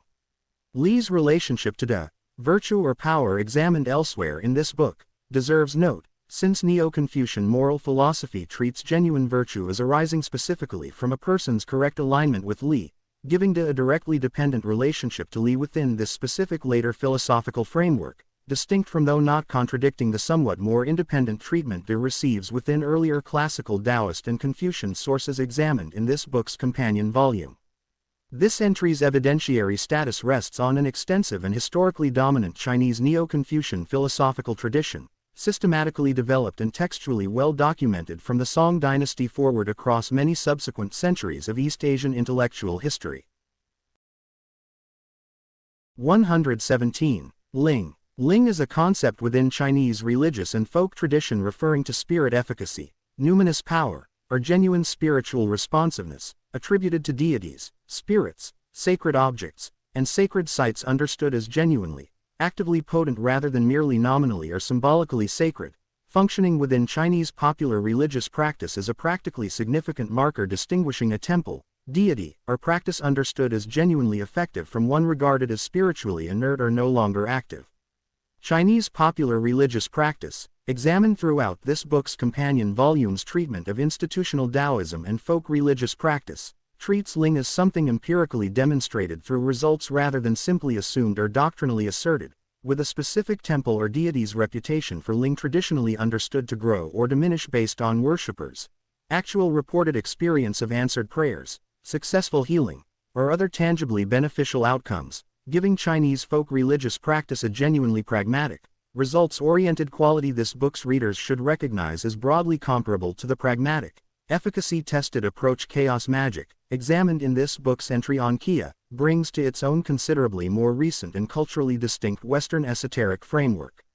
This pragmatic emphasis on demonstrated efficacy rather than purely doctrinal or theoretical correctness reflects a broader characteristic feature of Chinese popular religious practice. This book's companion volume already noted in its own treatment of institutional Daoist ritual technology, in which specific talismans, deities, and ritual specialists were similarly evaluated substantially according to their practical, demonstrated effectiveness rather than purely according to abstract theological correctness. Ling's relationship to Shen, spirit or consciousness examined elsewhere in this book, and to Qi, examined throughout this book's companion volume, positions Ling as describing specifically the active, demonstrably potent quality a spirit, deity, or sacred site currently possesses, closely related to but functionally distinct from Shen's broader reference to spirit or consciousness as a general category and Qi's even broader reference to vital energy generally, giving Chinese religious vocabulary a specific technical term for precisely this quality of demonstrated spiritual potency that several other traditions examined throughout this book lack an equally precise single-term equivalent for. This entry's evidentiary status rests on extensive documentation within Chinese folk religious studies and continuing observation of contemporary Chinese popular religious practice, in which Ling remains an actively invoked and practically significant concept. 118. Loa. Loa, sometimes rendered LWA, are spirits within Haitian voodoo who mount and animate practitioners directly during possession ritual, examined in relation to this book's companion volume's treatment of Afro-diasporic religious traditions descended from West and Central African religious practice carried across the Atlantic through the transatlantic slave trade, and syncretized, under conditions of slavery and subsequent colonial religious suppression, with the imposed Catholic religious framework of French colonial Haiti.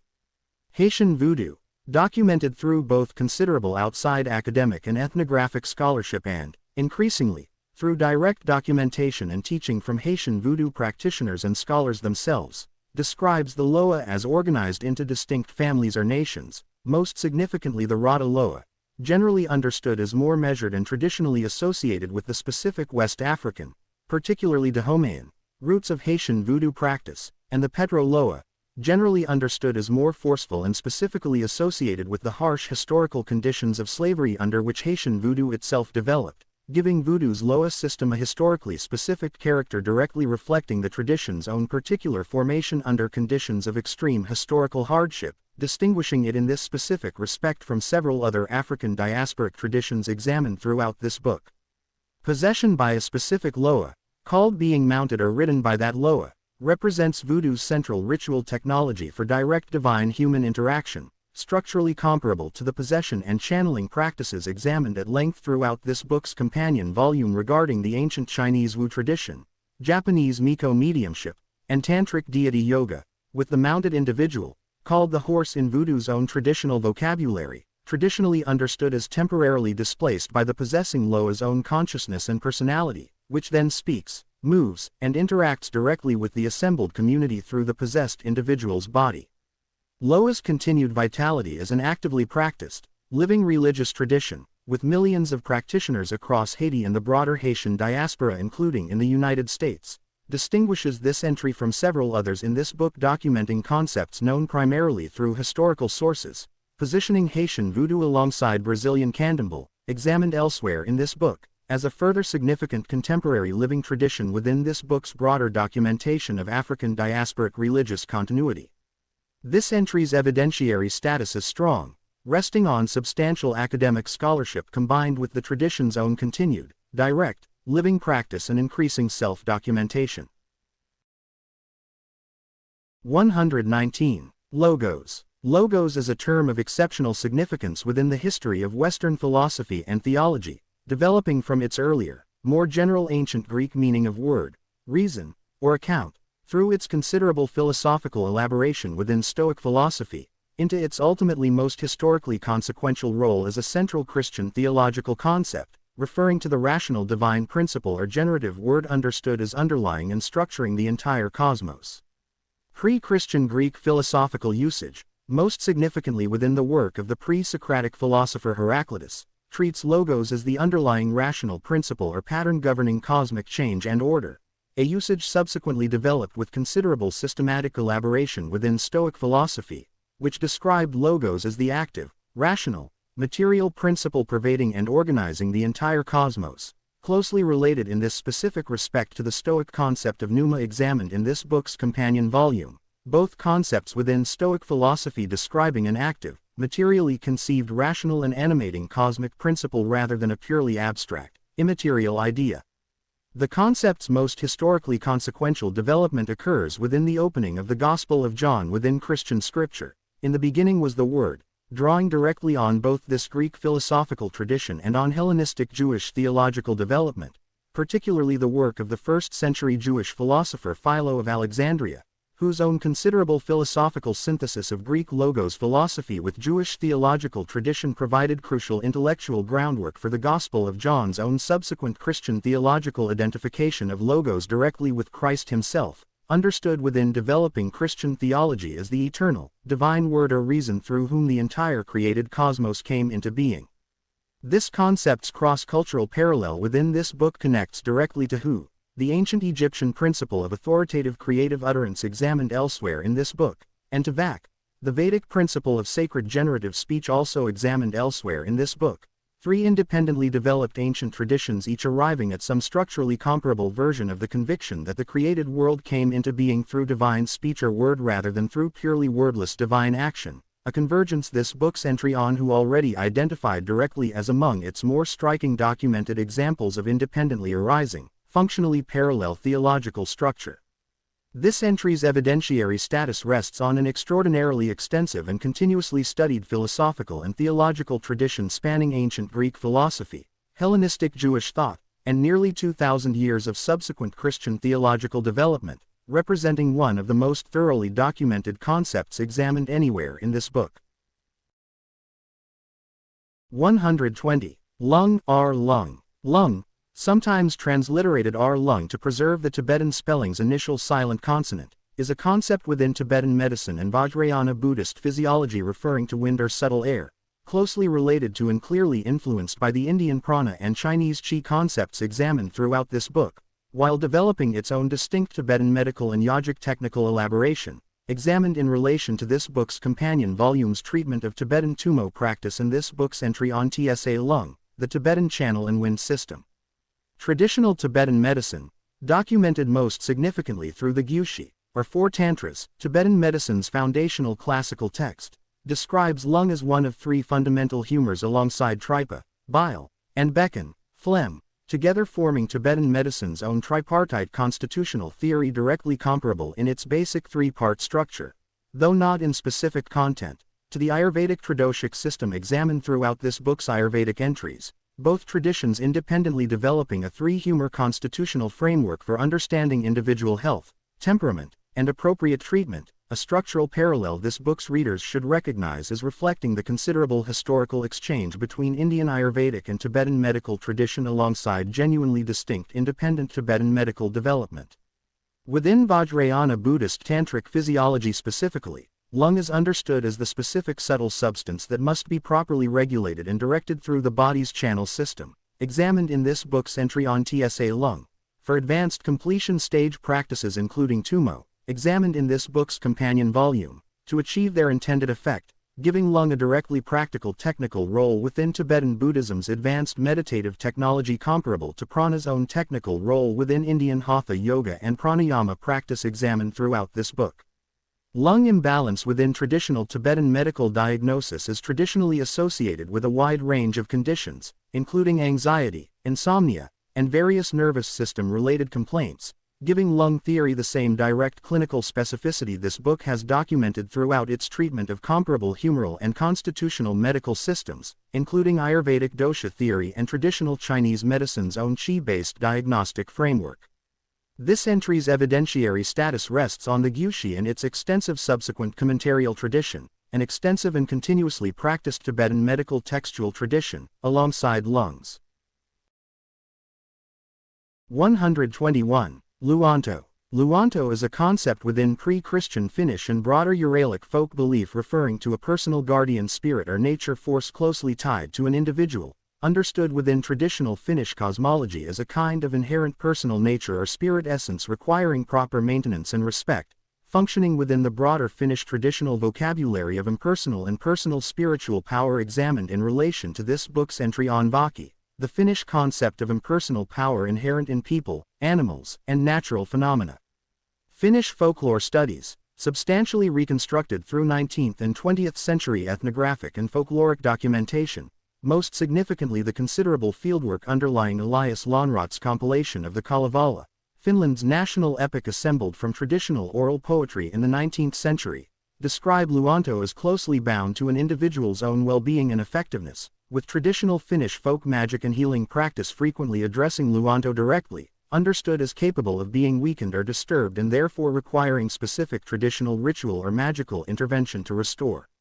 Traditional Finnish shamanic adjacent practice, including practices associated with the Tiitaja, a traditional Finnish folk magic practitioner and healer whose role bears general structural comparison, though not direct historical connection, to shamanic and folk healing specialists examined throughout this book in other traditions, work directly with concepts including Luonto and Vaki as part of a broader traditional Finnish folk magical and medical system, one considerably less internationally well known than the more extensively documented traditions this book examines from India, China, and the broader Mediterranean and Near Eastern world, despite representing a genuinely rich and independently developed Northern European folk tradition in its own right.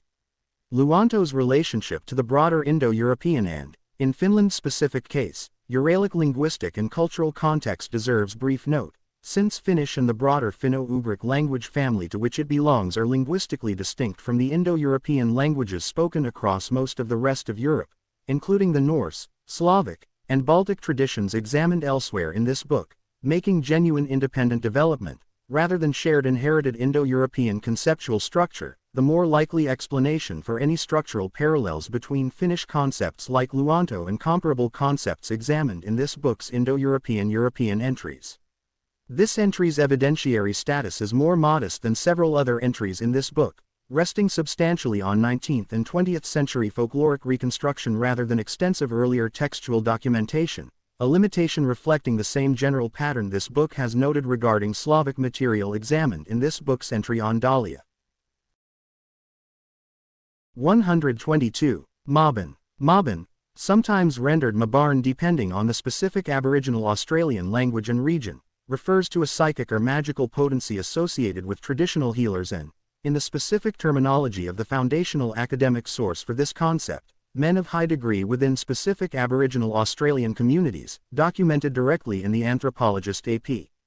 Ilkin's 1945 study Aboriginal men of high degree, which remains the primary source through which this concept entered the public academic record.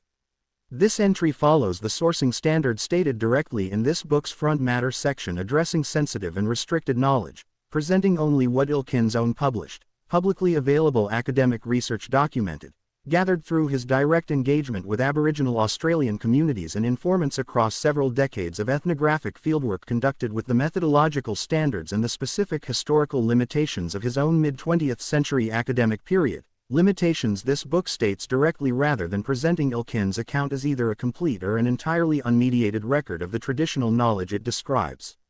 Ilkin's documented account describes Mabon as associated with specific ritually and socially recognized traditional healers and ceremonial leaders within the specific Aboriginal Australian communities he studied, understood within those communities, own traditional framework as a form of genuine spiritual power or potency acquired through specific traditional initiation and training processes, positioning Mabon within the broader cross-cultural category this book has documented extensively regarding recognized spiritual specialists whose capacity is understood as qualitatively distinct from an exceeding ordinary human capability, a pattern also examined in this book's entries on the Cherokee Atawehi and the ancient Chinese Wu tradition. This book states directly, consistent with the standard established in its front matter, that the specific traditional and ceremonial content underlying Mabon within any given Aboriginal Australian community's own practice remains that community's own knowledge, and that this entry limits itself specifically to what Ilkin's own published academic account documented rather than attempting any more specific or expanded treatment beyond that established public source. This entry's evidentiary status rests entirely on Ilkin's specific, credentialed mid-20th century academic study, a genuine and frequently cited source within Australian anthropological literature, though this book asks readers to hold this entry, consistent with this book's stated front matter policy, as a bounded, respectful introduction rather than a complete or currently authoritative account of any specific living Aboriginal Australian community's actual contemporary practice.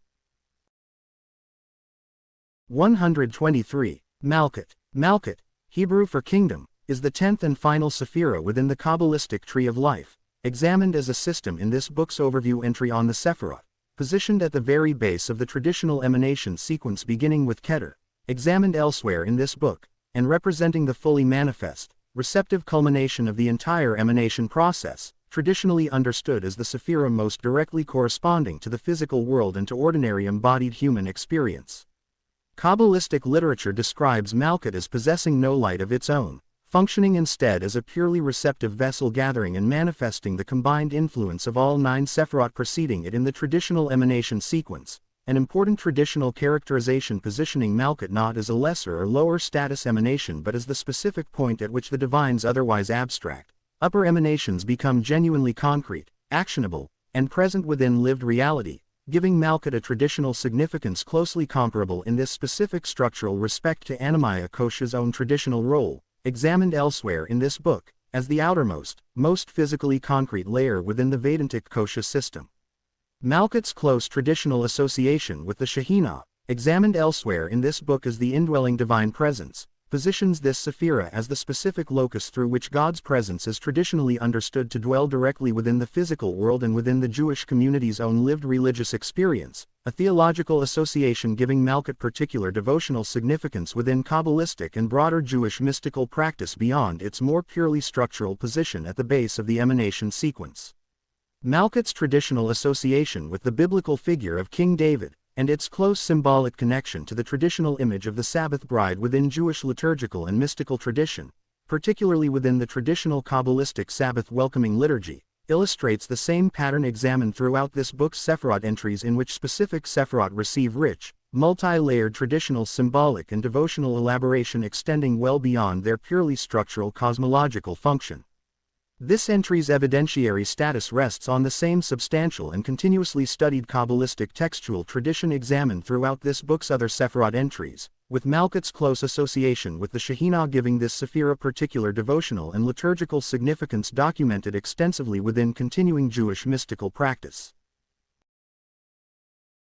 124. Mana. Mana is a concept of central importance across Polynesian and Melanesian tradition, referring to a spiritual power or life force present in people, objects, and land, understood as unequally distributed and capable of increase or diminishment based on an individual's or object's actions, lineage, and maintained relationship with appropriate ritual and social observance, positioning mana as one of this book's clearest and most extensively documented examples of the broader cross-cultural category of impersonal spiritual potency examined throughout this book, alongside Ace, Wakan, Orenda, Baraka, and Nyama. This concept was first documented academically not, as popular presentation frequently assumes, primarily through Hawaiian sources, but through the pioneering ethnographic work of the Anglican missionary and scholar R.H.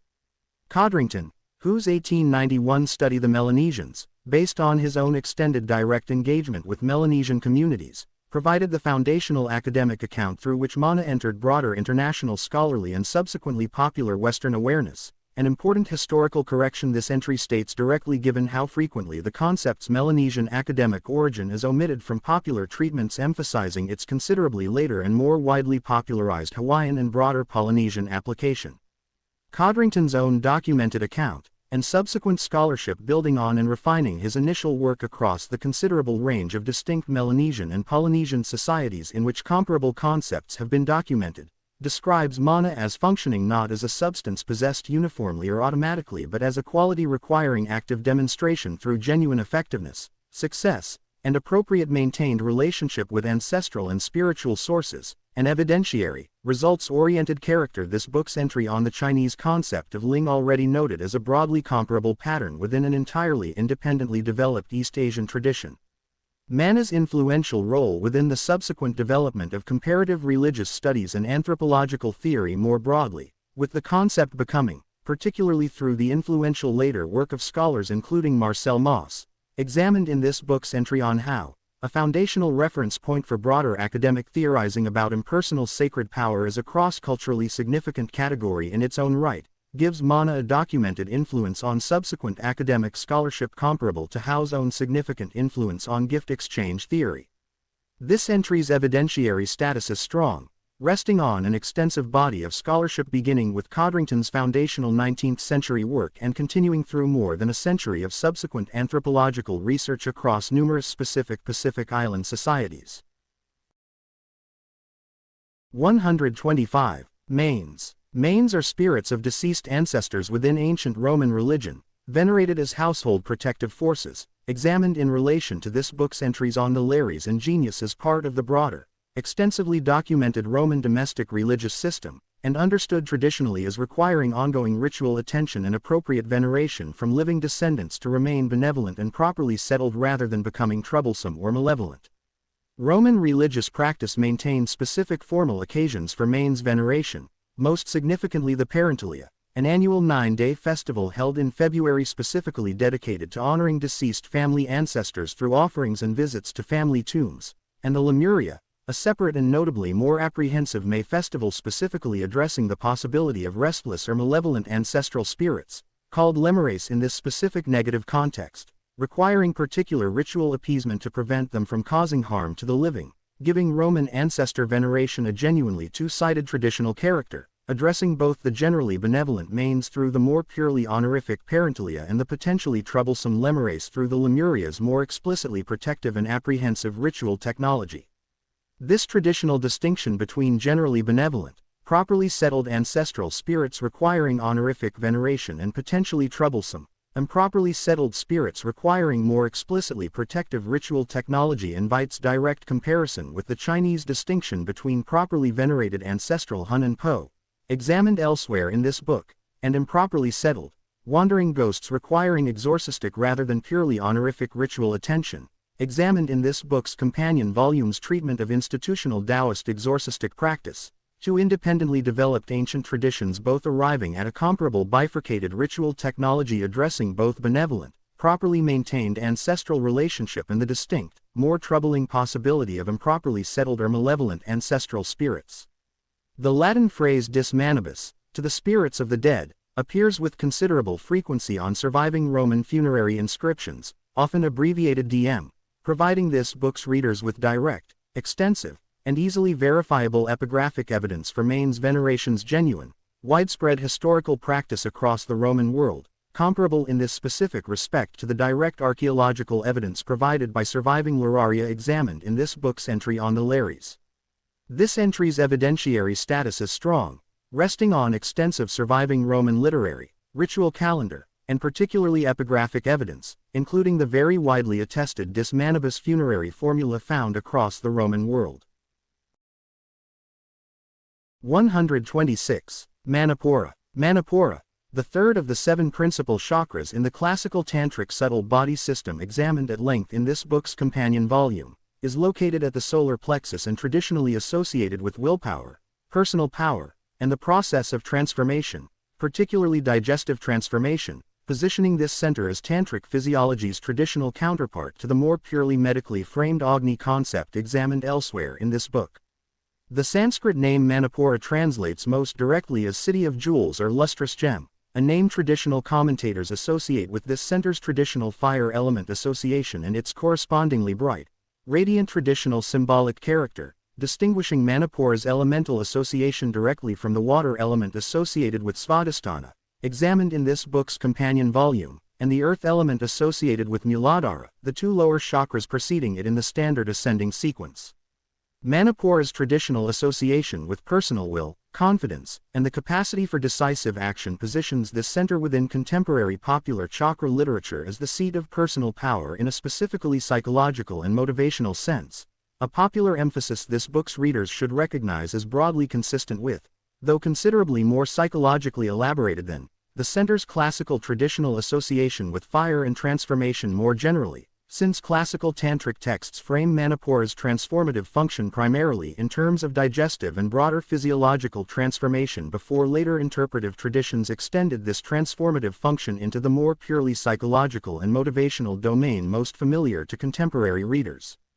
Manipura's traditional position at the body's physical center of gravity, and its close functional relationship to the Chinese Middle Dantian and the Japanese Hara, both examined elsewhere in this book as comparably centrally located energy centers within their own independently developed East Asian traditions, invites direct structural comparison, though this book's readers should note that Manipura's specific traditional elemental and functional associations, fire and transformation, differ somewhat from the Middle Dantian's more typical association with chi circulation and emotional balance and Hara's own more typical association with physical balance and grounded personal resolve, illustrating genuine variation in specific technical content even among structurally comparable centrally located energy centers across independently developed traditions.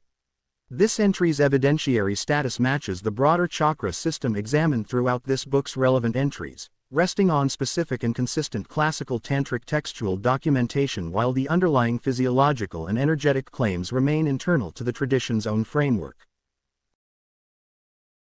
127. Manitou. Manitou is a concept within Algonquian tradition, encompassing the considerable number of distinct but linguistically and culturally related indigenous nations speaking Algonquian languages across a wide geographic range of North America, referring to a spiritual force or mystery present in people, objects, and nature, functioning within traditional Algonquian cosmology as a foundational category of spiritual power broadly comparable to, though independently developed from, mana, ace, and other impersonal spiritual power concepts examined throughout this book. Early documentation of this concept comes substantially through colonial-era missionary and settler accounts, including considerable 17th and 18th century documentation by European colonists and missionaries engaging with various Algonquian-speaking nations, sources this book's readers should approach, consistent with this book's treatment of comparable colonial-era ethnographic material throughout its relevant entries, with appropriate awareness of these sources' own specific historical biases and limitations, alongside increasing contemporary scholarship produced with direct engagement from Algonquian communities and scholars themselves. Manitou's traditional application extends across a considerable range within Algonquian cosmology, from Gitche Manitou or Kitche Manitou, a greater supreme spirit concept documented within several specific Algonquian traditions and sometimes, though not without some scholarly debate regarding the degree to which this specific formulation reflects genuine pre-contact belief versus later syncretic influence from Christian monotheism, compared to a supreme creator deity concept, down to more localized and specific manifestations of Manitou associated with particular places, animals, and natural phenomena, giving this concept a traditionally graduated range of application from the most cosmically encompassing to the most locally specific, a graduated range this book's readers should recognize as broadly comparable in structure, though independently developed, to the graduated scale of kami veneration examined in this book's companion volume's treatment of Japanese Shinto tradition. Manitou's contemporary spelling variant Manitou, examined in this book's earlier trim and review process as representing the same underlying Algonquian family concept in its more specifically Ojibwe orthographic form, reflects the genuine linguistic diversity within the broader Algonquian language family. This single English language entry necessarily simplifies to some degree, a simplification this book states directly rather than presenting Manitou as reflecting a single, linguistically uniform concept across every one of the numerous distinct Algonquian-speaking nations. This entry's evidentiary status rests on a combination of colonial-era documentation, requiring appropriate critical distance, and growing contemporary scholarship, including work produced with direct engagement from Algonquian communities. 128. Manamaya Kosha. Manamaya Kosha, the mental sheath, is the third of the 5 koshas in classical Vedantic anthropology, examined as a system in this book's overview entry on the koshas, positioned between Pranamaya Kosha, the vital energy sheath, and Vijnanamaya Kosha, the wisdom or intellect sheath, both examined elsewhere in this book, and corresponding to the layer of ordinary mental activity, including thought, emotion, and the ordinary sensory processing mind, manas in the specific classical Sanskrit psychological sense this term reflects. The Taittiriya Upanishad, examined throughout this book's kosha entries as the foundational classical source for this 5-layer model, positions Manamaya Kosha as governing the ordinary functions of mental processing, doubt, decision, and emotional response that constitute most of what a person conventionally identifies as their own mind or mental life, making this kosha, in an important practical sense, the layer most people spend the greatest portion of their ordinary waking experience identified with, even though classical Vedantic teaching holds this identification to be, like identification with any of the four outer koshas, ultimately a form of limiting misidentification obscuring the deeper, unchanging Atman. Manamaya kosha's traditional distinction from Vijnanamaya kosha, the wisdom sheath immediately following it, deserves particular clarification, since both koshas involve cognitive activity in an ordinary sense, yet classical Vedantic psychology treats them as genuinely distinct layers, with Manamaya kosha specifically associated with reactive, doubt-filled, emotionally engaged ordinary mental activity, and Vijnanamaya kosha specifically associated with the deeper faculty of discernment, decisive judgment, and genuine wisdom capable of distinguishing real from unreal, a distinction this book's readers should hold clearly when moving between these two related but genuinely distinct kosha entries. Manamaya kosha's relationship to manas within the broader classical Indian psychological framework examined throughout this book's Indian entries, including its close functional relationship to ahamkara, examined elsewhere in this book as the ego principle within Samkhya philosophy, positions this kosha as engaging directly with the same broader classical Indian psychological vocabulary Samkhya philosophy independently developed, even though the kosha system itself emerges from the specifically Vedantic rather than Samkhya philosophical tradition. This entry's evidentiary status rests on the same well-preserved Taittiriya Upanishad textual source and its extensive subsequent Vedantic commentarial tradition examined throughout this book's other kosha entries.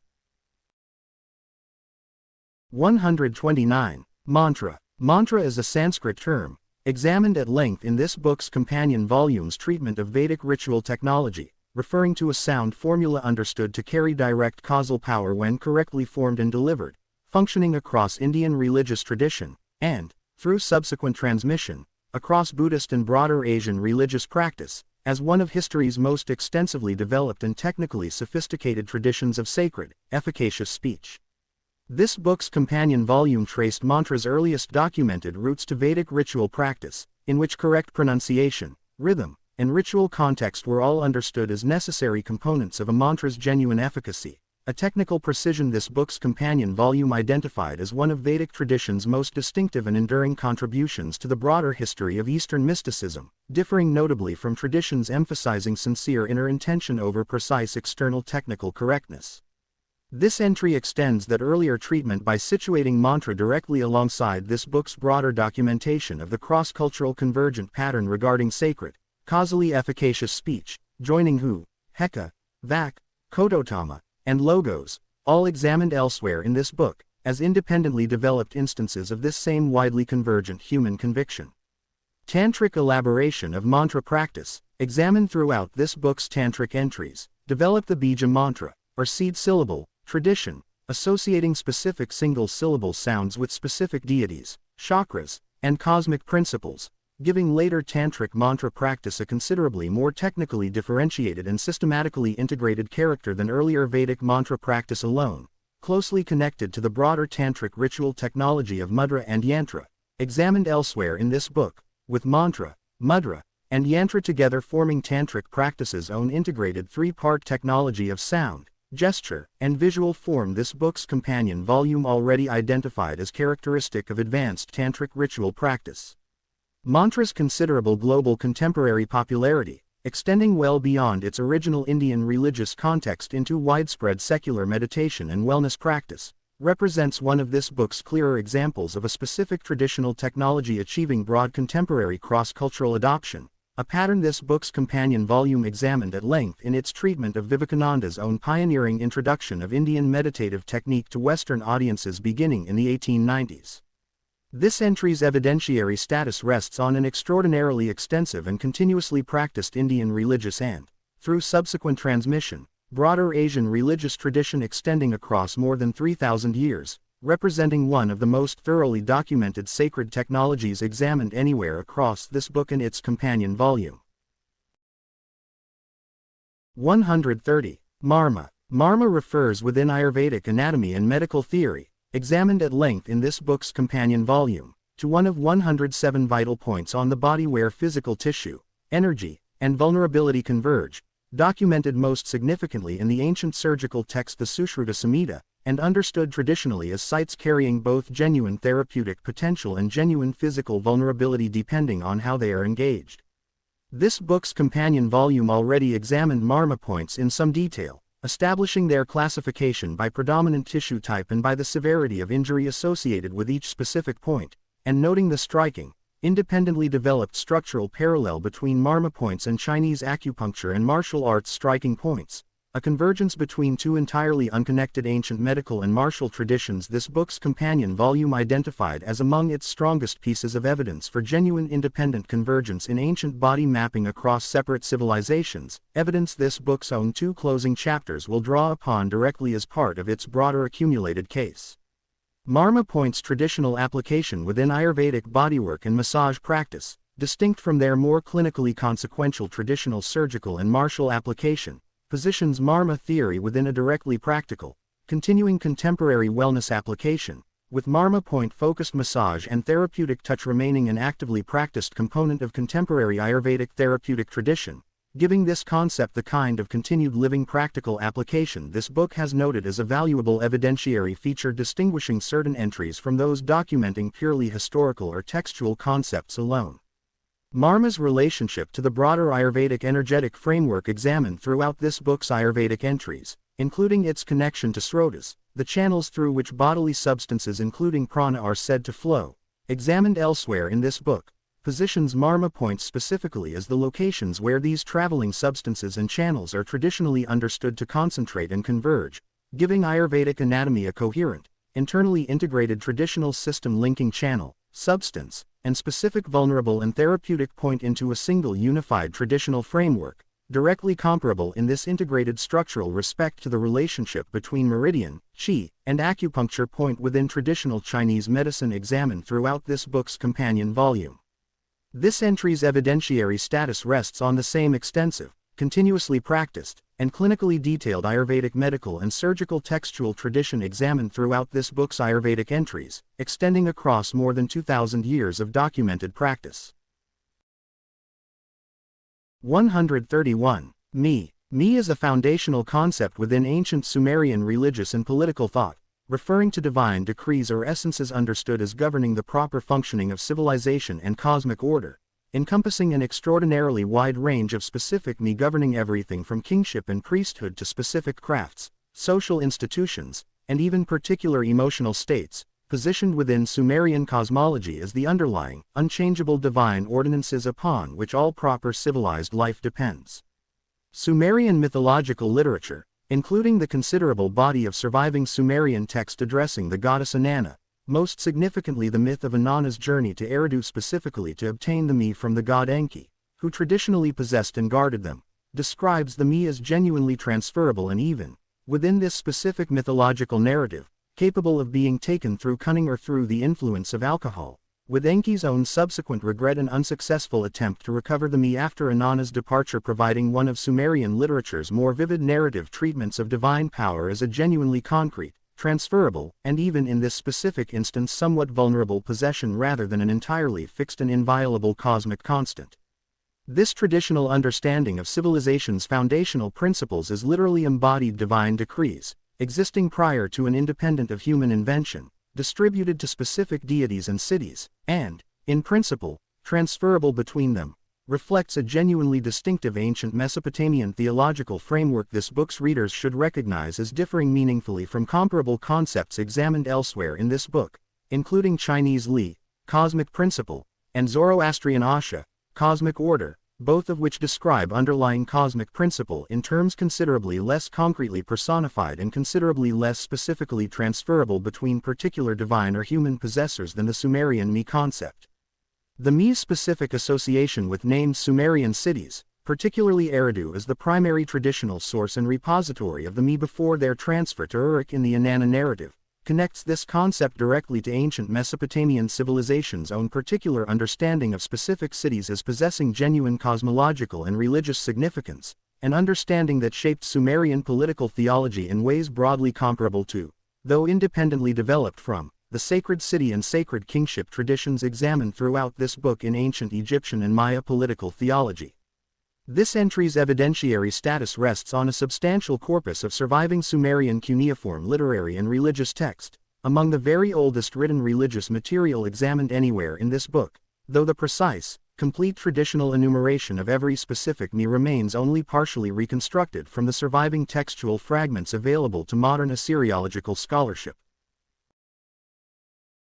132. Megan. Megan is a concept within Norse and broader Germanic tradition referring to personal strength or power, understood within Old Norse literary sources as a genuine quality of capability and force an individual possesses, distinguished from the more purely fortune and luck-associated hamingja, examined elsewhere in this book, by Megan's more specific association with actual demonstrated strength, capability, and effective power rather than with fortune or favorable circumstance more broadly.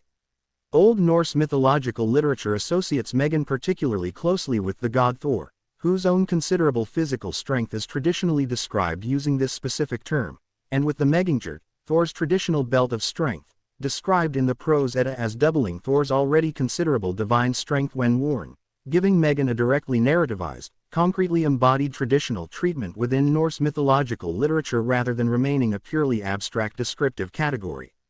This concept of personal strength is a genuine, nameable, and even in Thor's specific mythological case externally enhanceable quality invites comparison with the broader cross-cultural category of personally possessed or cultivated vital capacity examined throughout this book, including Roman virtus, a closely related Latin concept of manly strength and excellence not separately entered in this book but worth noting directly here given its close conceptual overlap with Megan, and the broader martial and physical dimension of Qi cultivation examined throughout this book's companion volumes treatment of Chinese martial arts and Qigong practice, each tradition independently developing vocabulary treating physical strength and capability as connected to, rather than fully separate from, a broader vital or spiritual power.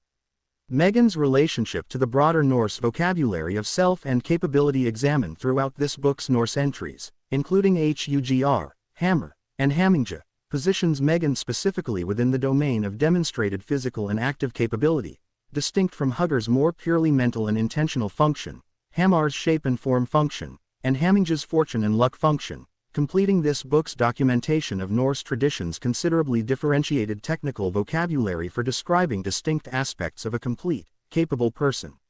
This entry's evidentiary status rests on the Old Norse Eddic and Saga literary corpus examined throughout this book's Norse entries, with Megan's specific association with Thor providing this entry with clear, well-documented mythological grounding within both the poetic and prose Eddas.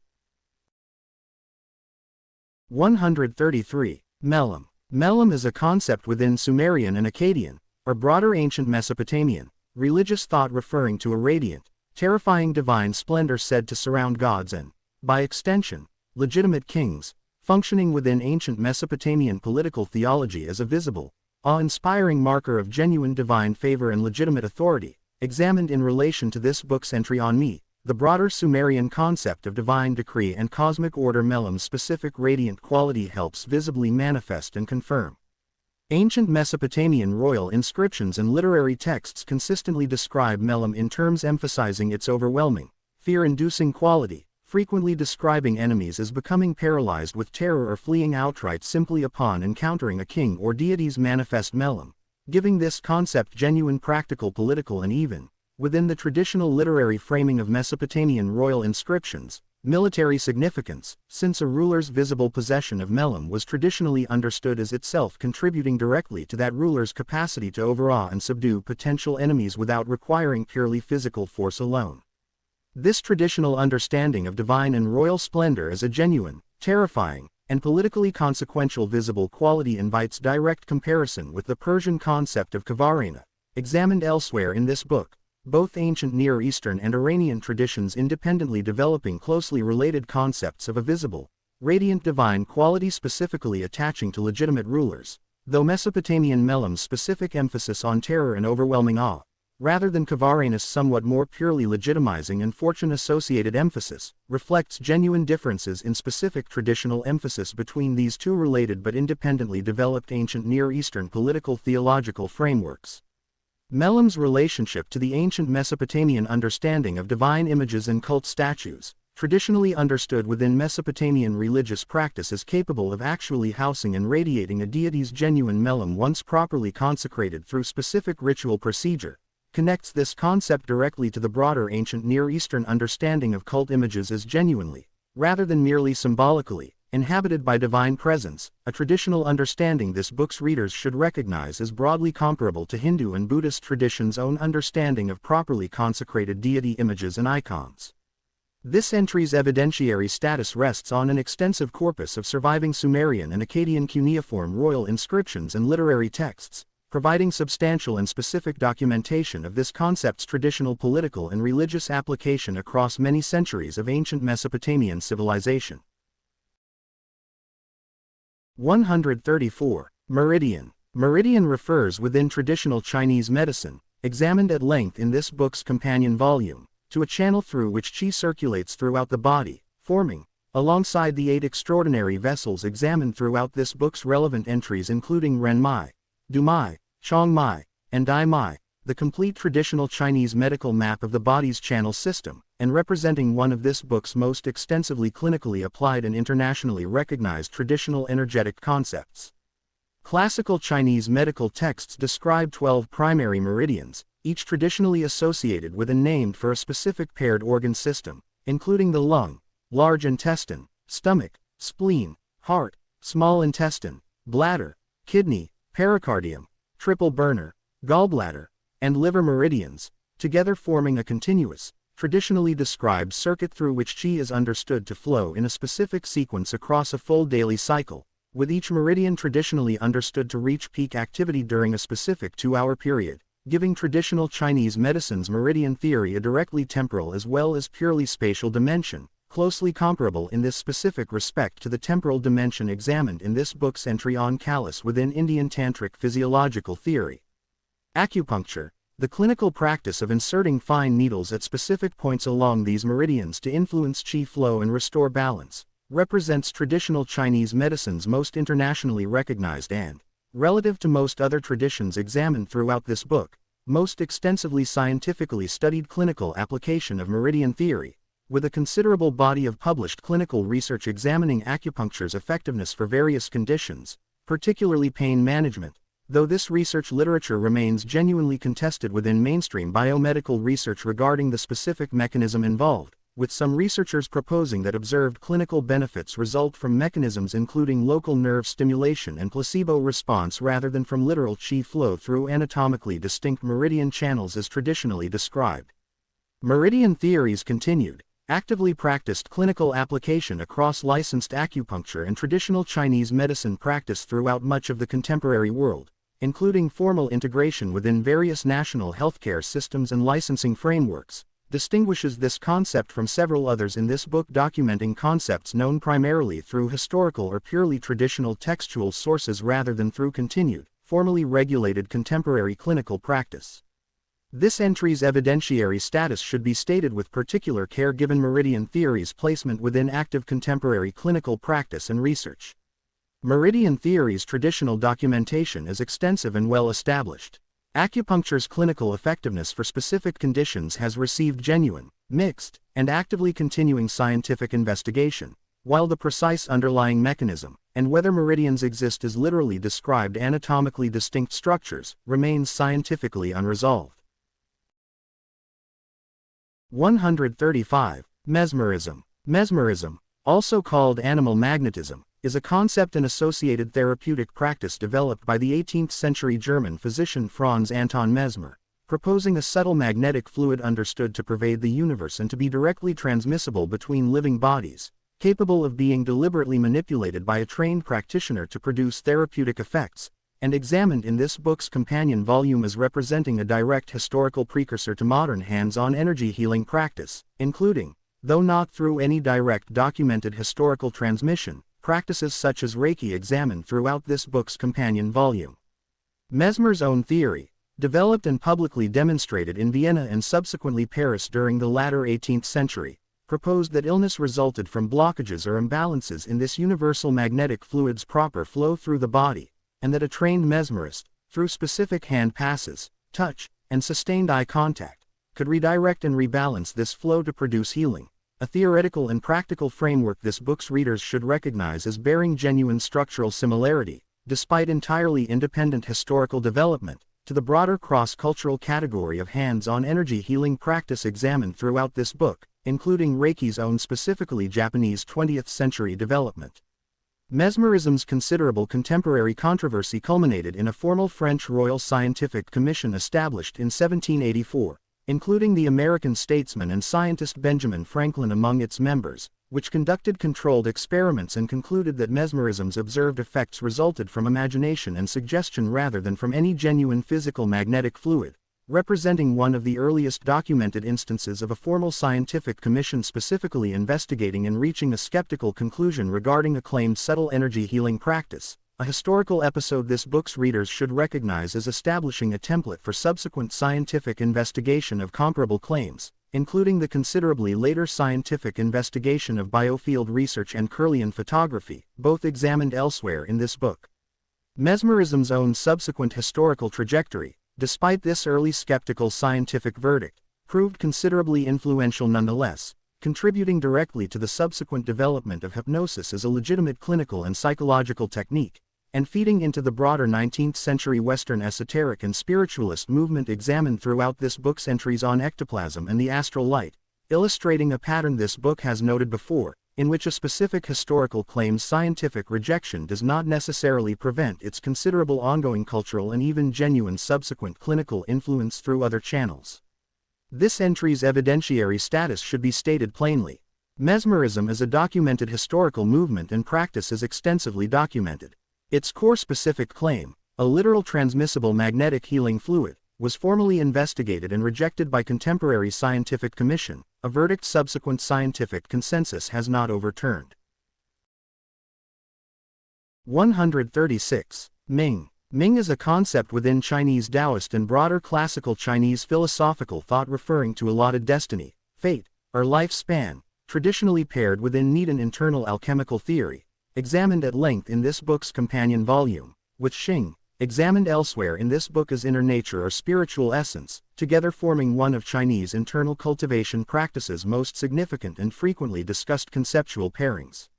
Classical Needham texts describe the cultivation of both Xing and Ming as jointly necessary for genuine spiritual accomplishment, with Xing cultivation addressing a practitioner's inner nature, understanding, and spiritual essence, and Ming cultivation addressing the practitioner's actual physical vitality, longevity, and allotted lifespan, giving Chinese internal alchemical tradition a traditionally dual emphasis this book's readers should recognize as directly comparable to, though independently developed from, the integrated physical and spiritual emphasis examined throughout this book's treatment of Indian Hatha Yoga, which similarly refuses to treat physical vitality and spiritual attainment as fully separate, independently pursued goals.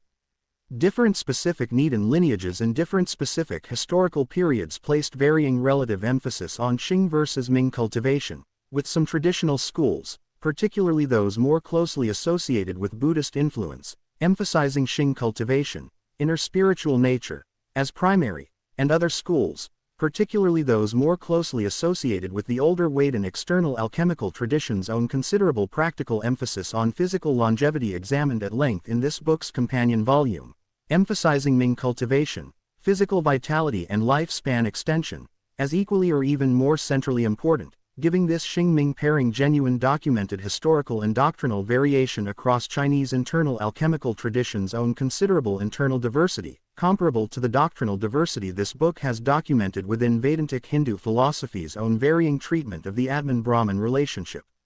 Ming's relationship to the broader Chinese concept of allotted fate more generally, including its connection to Confucian discussions of Tian Ming, the mandate of heaven, examined in this book's entry on Kavarena as bearing structural comparison to comparable ancient political theological concepts, illustrates Ming's genuine conceptual reach beyond its more specifically internal alchemical technical application into broader classical Chinese political and ethical philosophy.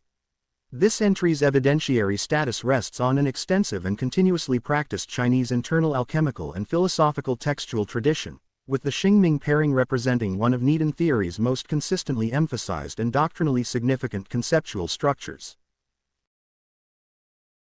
137. Mini. Mini is a concept within Norse and broader Germanic tradition referring to memory, paired directly with Hugr, thought or mind, examined elsewhere in this book, and famously personified together through Odin's two ravens Hugin and Munin, whose names derive respectively from Hugr and Mini, and whose daily flight across the world to gather knowledge before returning to report to Odin represents one of Norse mythology's most vivid and frequently cited traditional images for the relationship between active thought and retained memory. Old Norse mythological literature, examined in this book's entry on Hugr regarding this same Hugin-Munin mythological pairing, records a specific and genuinely striking traditional detail worth particular emphasis in this entry devoted specifically to Mini. Odin's own recorded expression of greater anxiety regarding Munin's memories, safe return each day than regarding Hugin's thoughts, offering a piece of traditional psychological insight this book's readers should recognize as reflecting a considered, deliberate traditional judgment regarding memory's particular foundational importance to identity, wisdom, and continuity, a judgment worth holding alongside this book's broader documentation of memory-related concepts examined throughout this book, including the Egyptian Ren, the name understood as requiring active memorial preservation, and the broader ancestor veneration traditions examined throughout this book in which continued remembrance by living descendants is traditionally understood as directly sustaining a deceased ancestor's continued well-being. The traditional Old Norse toast or ritual drinking formula Mini, sharing its name directly with this concept and traditionally offered in memory of specific gods, ancestors, or significant deceased individuals during ritual feasting, connects this abstract cognitive concept directly to concrete, documented traditional Norse ritual practice, giving Mini a directly practiced ritual dimension beyond its purely mythological personification through Munin, comparable in this specific respect to the ritual libation and remembrance practices examined throughout this book's treatment of Roman manes veneration and Chinese ancestor veneration practice.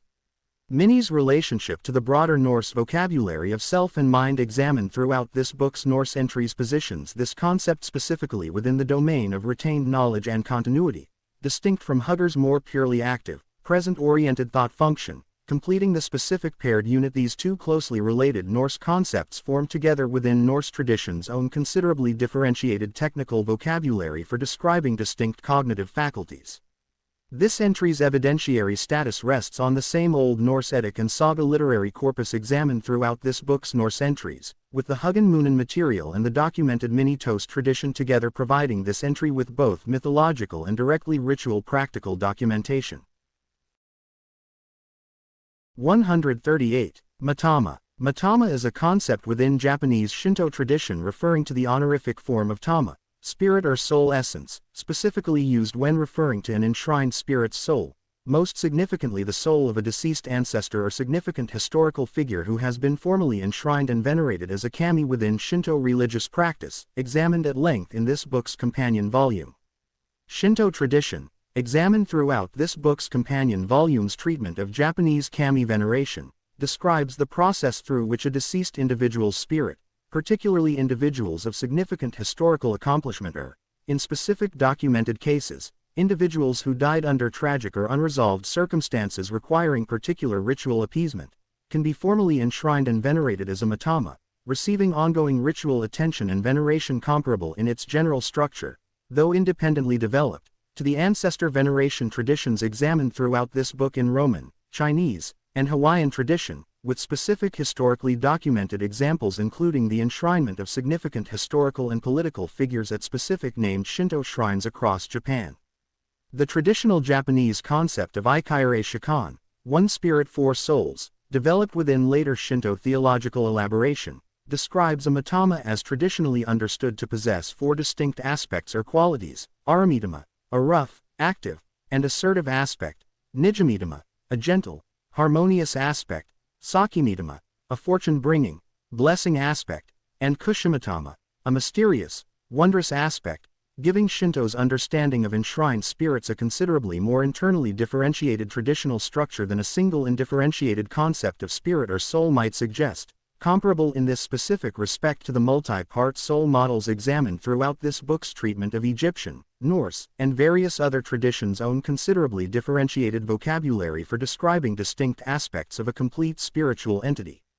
Matama's relationship to musubi, examined elsewhere in this book as Shinto's broader creative, binding spiritual force, and to kodotama, examined elsewhere in this book as the Shinto belief in sacred sound, positions matama within the broader Shinto cosmological and ritual framework this book's companion volume examined at length, rather than functioning as an isolated concept considered independently of Shinto's broader theological structure. This entry's evidentiary status rests on extensive documented Shinto textual, ritual, and institutional tradition, with specific enshrined matama named, continuously operating Shinto shrines providing this entry with direct, verifiable, and continuing institutional documentation. 139. Mudra. Mudra, examined at length in this book's companion volume, is a cross-cultural hand gesture technology spanning Indian, Tibetan, and Japanese tradition, refers to a precise hand gesture said to direct, seal, or embody subtle energy, functioning as one of this book's clearest documented examples of a specific technical practice proving genuinely portable across major cultural and linguistic boundaries while retaining its essential technical structure. This book's companion volume traced mudra's earliest documented roots to Vedic ritual practice, its considerable systematization within tantric ritual technology alongside mantra and yantra, its extensive use within Buddhist iconography and completion stage tantric practice, and its specific documented transmission into Japan, where it fused with Chinese Daoist protective incantation to produce Kuji-kiri, examined at length in this book's companion volume, representing one of the clearest and most historically traceable examples of the great merging this book's companion volume documented across its entire historical treatment of Eastern mysticism.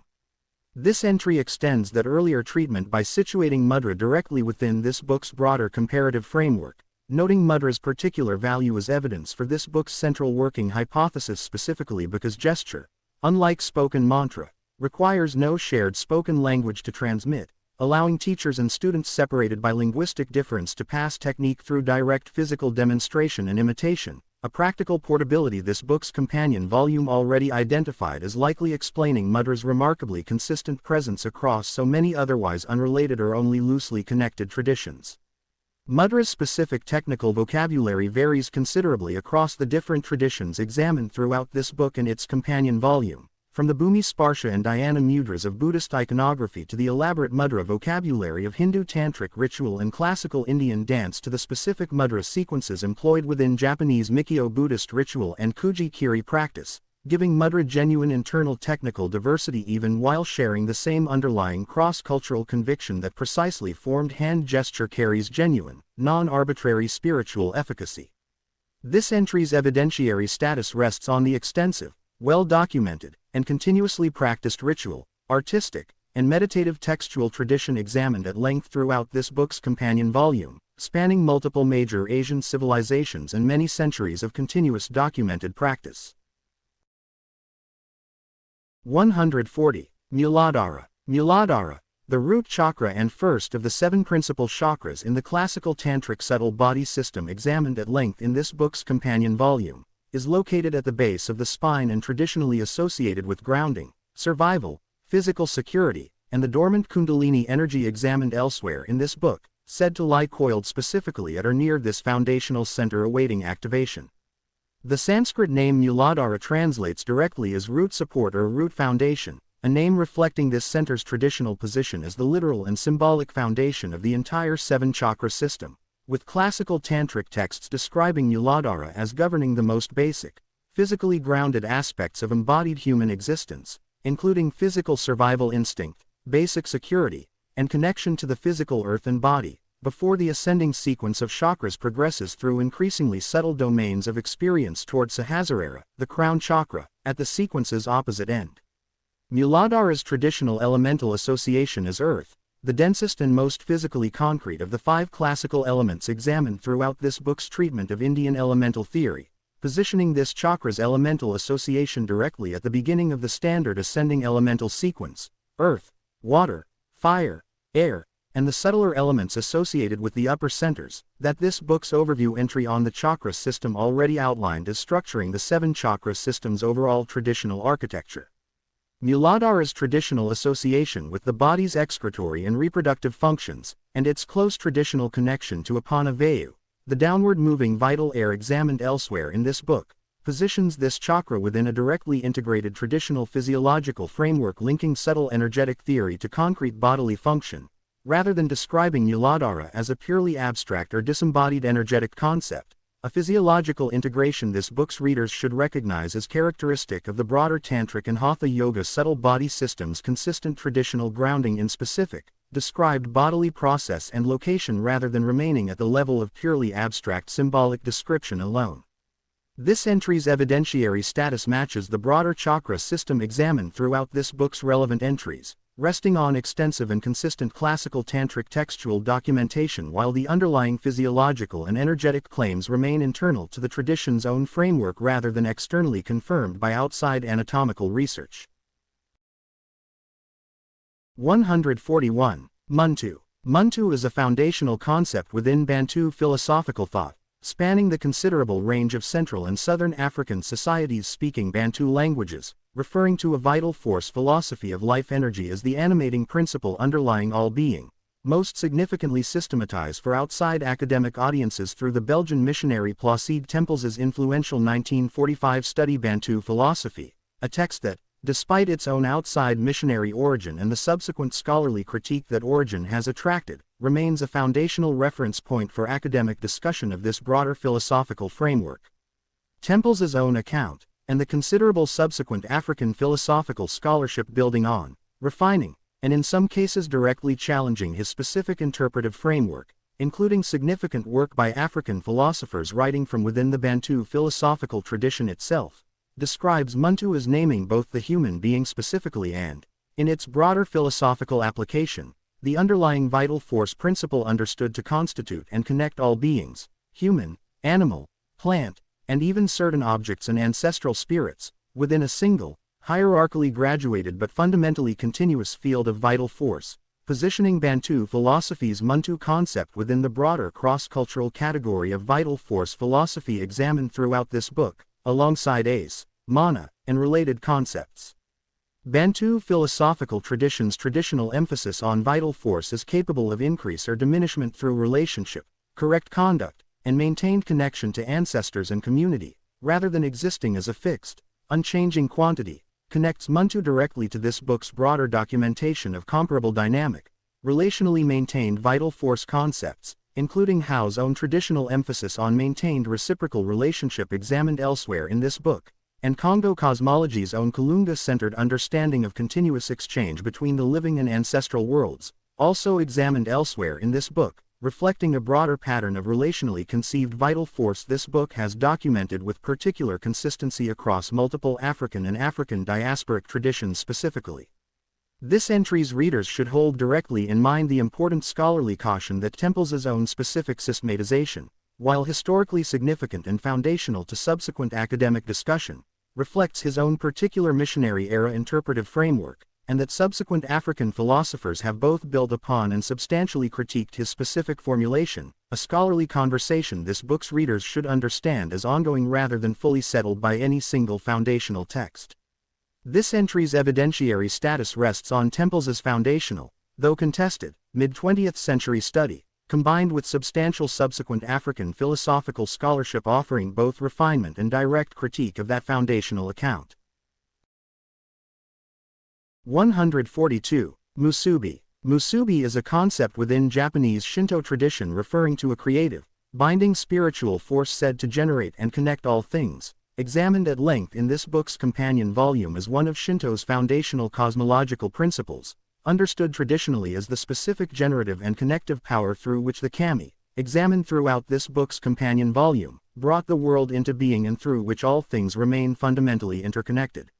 Shinto cosmological texts, including material within the Kojiki, Japan's earliest surviving chronicle examined in this book's companion volume as a primary source for reconstructing early Japanese religious cosmology, describe several specific kami whose names directly incorporate musubi, including Takumi Musubi and Kami Musubi, understood as among the earliest and most cosmically significant deities to come into existence at the very beginning of Shinto's traditional creation narrative, positioning Musubi as a foundational generative principle personified directly through specific named deities rather than remaining a purely abstract force without divine personification, a pattern this book's readers should recognize as broadly comparable to ancient Egyptian religious thought's own tendency to personify foundational cosmological principles as specific attendant deities, examined throughout this book's entries on Heka, Sia, and Hu.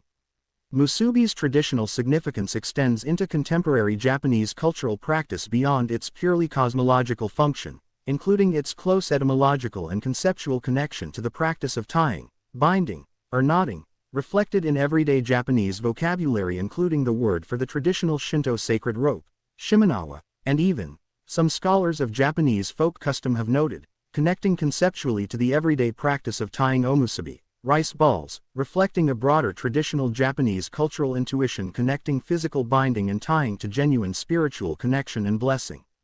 Musubi's relationship to Matama and to Kodotama, both examined elsewhere in this book as related Shinto concepts, positions Musubi specifically within the domain of generative, connective cosmic force, distinct from Matama's more specifically soul and spirit-focused meaning and Kodotama's more specifically sound-focused meaning, together illustrating the considerable technical differentiation Shinto tradition developed for describing distinct aspects of its broader cosmological and ritual framework.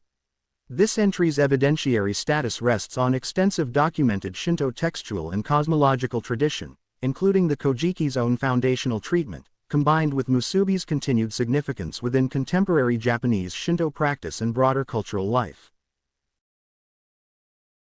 143. Nada. Nada is a concept within Indian tradition referring to the primordial subtle sound understood as underlying and giving rise to creation itself, central to the specific practice tradition of Nada Yoga, the yoga of sound, and closely related to, though distinct from, the more ritually specific mantra technology examined elsewhere in this book, positioning Nada as addressing sound's cosmological and contemplative significance at a more foundational, less ritually specific level than mantra's own more technically precise ritual application.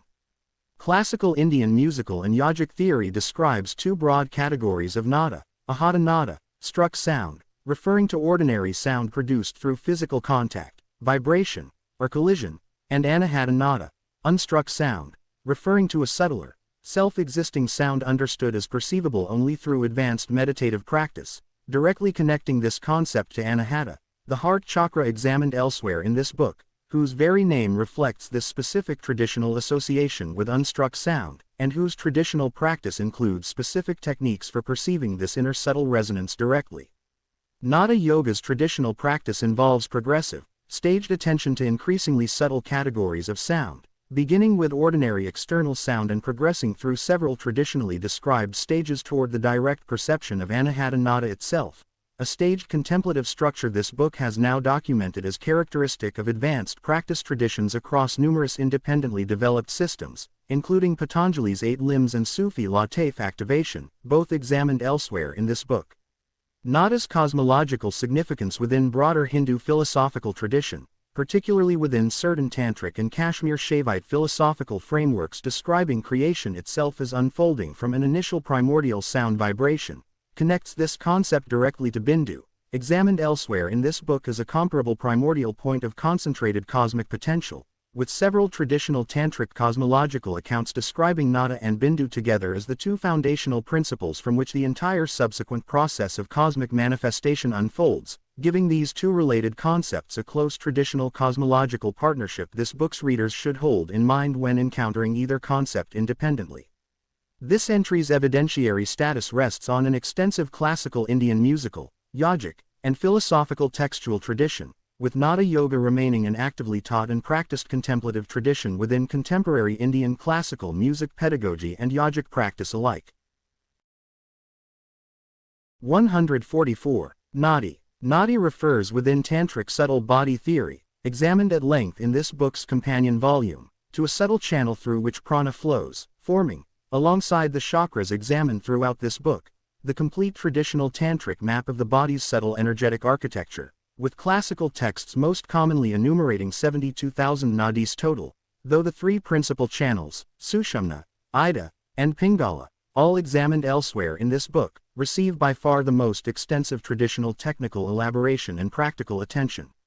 This book's companion volume already examined the Nadi system's considerable historical development within Tantric literature from roughly the 5th century of the Common Era onward, its close relationship to the earlier Ayurvedic Srotas concept examined elsewhere in this book, and its striking structural parallel to the Chinese Meridian system examined throughout this book, two independently developed medical and spiritual traditions both arriving at the conviction that the body contains a specific, mappable network of channels through which a subtle vital substance circulates. This entry extends that treatment by situating Nadi theory directly within this book's broader comparative framework as one of its most significant and thoroughly documented pieces of evidence for cross-cultural structural convergence, noting specifically that the Nadi system's basic architecture, three principal channels organized around a central vertical axis with two flanking channels of complementary polarized quality, recurs in structurally comparable, though not identical, form in the Tibetan Tsa lung system examined elsewhere in this book, itself directly historically descended from Indian Nadi theory through Vajrayana Buddhism's own documented transmission and adaptation of tantric concepts, examined at length in this book's companion volume. Nadi's practical significance within Hatha Yoga and Pranayama practice, particularly techniques specifically designed to purify and balance the nadis in preparation for more advanced practice, examined throughout this book's entries on Ida and Pingala, positions Nadi theory as directly practically applied within contemporary yoga practice worldwide, giving this concept considerable continued living practical relevance well beyond its purely historical or textual documentation alone. This entry's evidentiary status rests on extensive classical tantric and hatha yoga textual documentation, while the underlying physiological claims, as with the broader tantric subtle body system examined throughout this book, remain internal to the tradition's own framework rather than externally confirmed by outside anatomical research. 145. Nafs. Nafs is a concept within Sufi Islamic tradition referring to the self or ego, understood within Sufi spiritual psychology as requiring progressive purification across a series of traditionally described stages before genuine spiritual advancement becomes possible, positioning nafs as Sufi tradition's own detailed technical vocabulary for the specific psychological and spiritual obstacles a serious practitioner must work through in sequence. Classical Sufi texts, drawing on Quranic vocabulary and considerably elaborated through subsequent Sufi psychological and spiritual literature, describe several traditional stages of nafs, most commonly enumerated as 7, beginning with nafs al-amara, the commanding self, associated with base desire and impulsive, ungoverned appetite, progressing through several intermediate stages including nafs al-lawama, the self-accusing or reproachful self, capable of genuine moral self-reflection and remorse, toward the higher stages including nafs al-mutma'ina, the tranquil self, understood as having achieved genuine peace and submission to divine will, and ultimately toward the most advanced traditional stages describing a self fully purified and united with divine will. This staged model of psychological and spiritual purification, in which a practitioner progressively works through identifiable, sequential stages of ego transformation rather than pursuing indifferentiated general spiritual effort, connects nafs theory directly to this book's broader documentation of staged contemplative systems examined throughout this book, including the Granthi system's own staged obstacles to Kundalini ascent and the Lataf system's own staged activation sequence, both examined elsewhere in this book, giving Sufi psychological theory a structural kinship with these independently developed Indian and broader Islamic esoteric traditions even though nafs theory's specific psychological content and its Quranic textual grounding remain genuinely distinct. Nafs's relationship to Ra, spirit, and Qalb, the spiritual heart, both examined elsewhere in this book, positions nafs specifically within the domain of the lower, appetitive, and ego-associated self requiring purification, distinct from Ra's more purely divine breath-associated spiritual essence and Qalb's more purely perceptive spiritual function, together forming Sufi tradition's own considerably differentiated technical vocabulary for describing distinct aspects of the complete human spiritual constitution.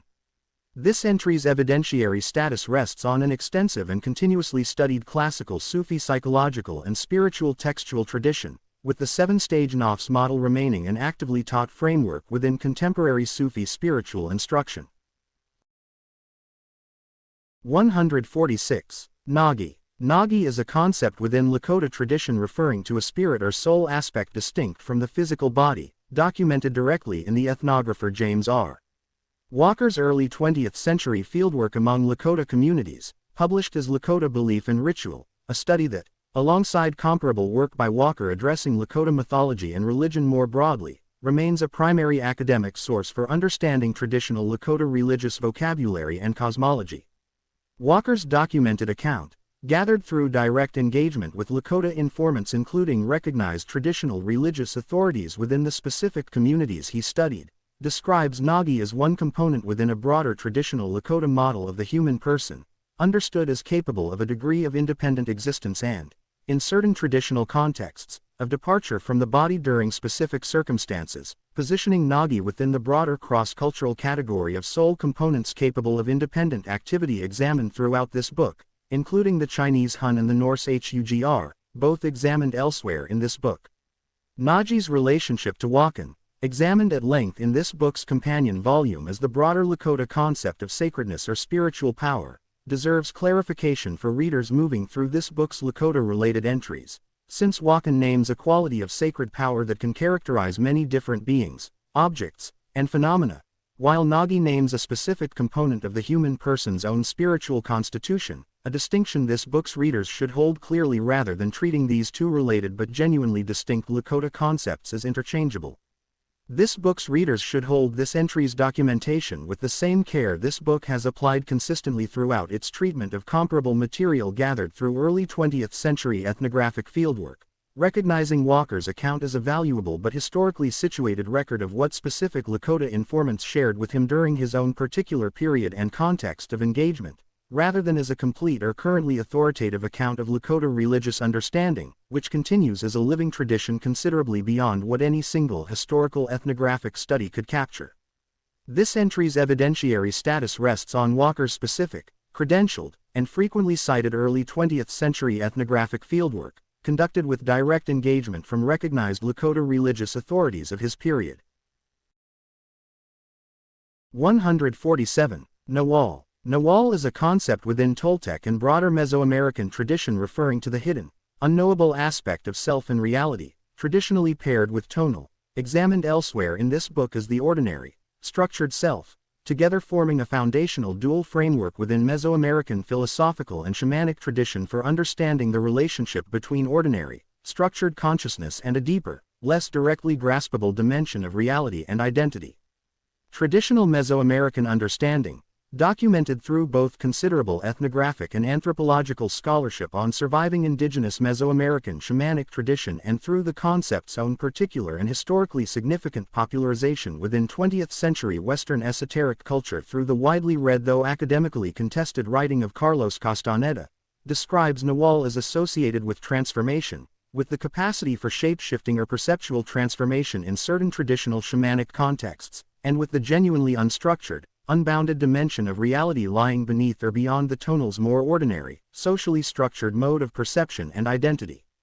This book's readers should hold direct and appropriate awareness of the genuine scholarly controversy surrounding Castaneda's own specific popularization of Nawal and related Toltec-associated concepts, since subsequent academic and journalistic investigation has raised substantial and largely unresolved questions regarding the factual accuracy of Castaneda's own claimed anthropological fieldwork and his claimed teacher, Don Juan Matus, a controversy this book states directly rather than treating Castaneda's own considerably popularized account as equivalent to the more directly documented traditional Mesoamerican ethnographic and historical material this concept also draws upon.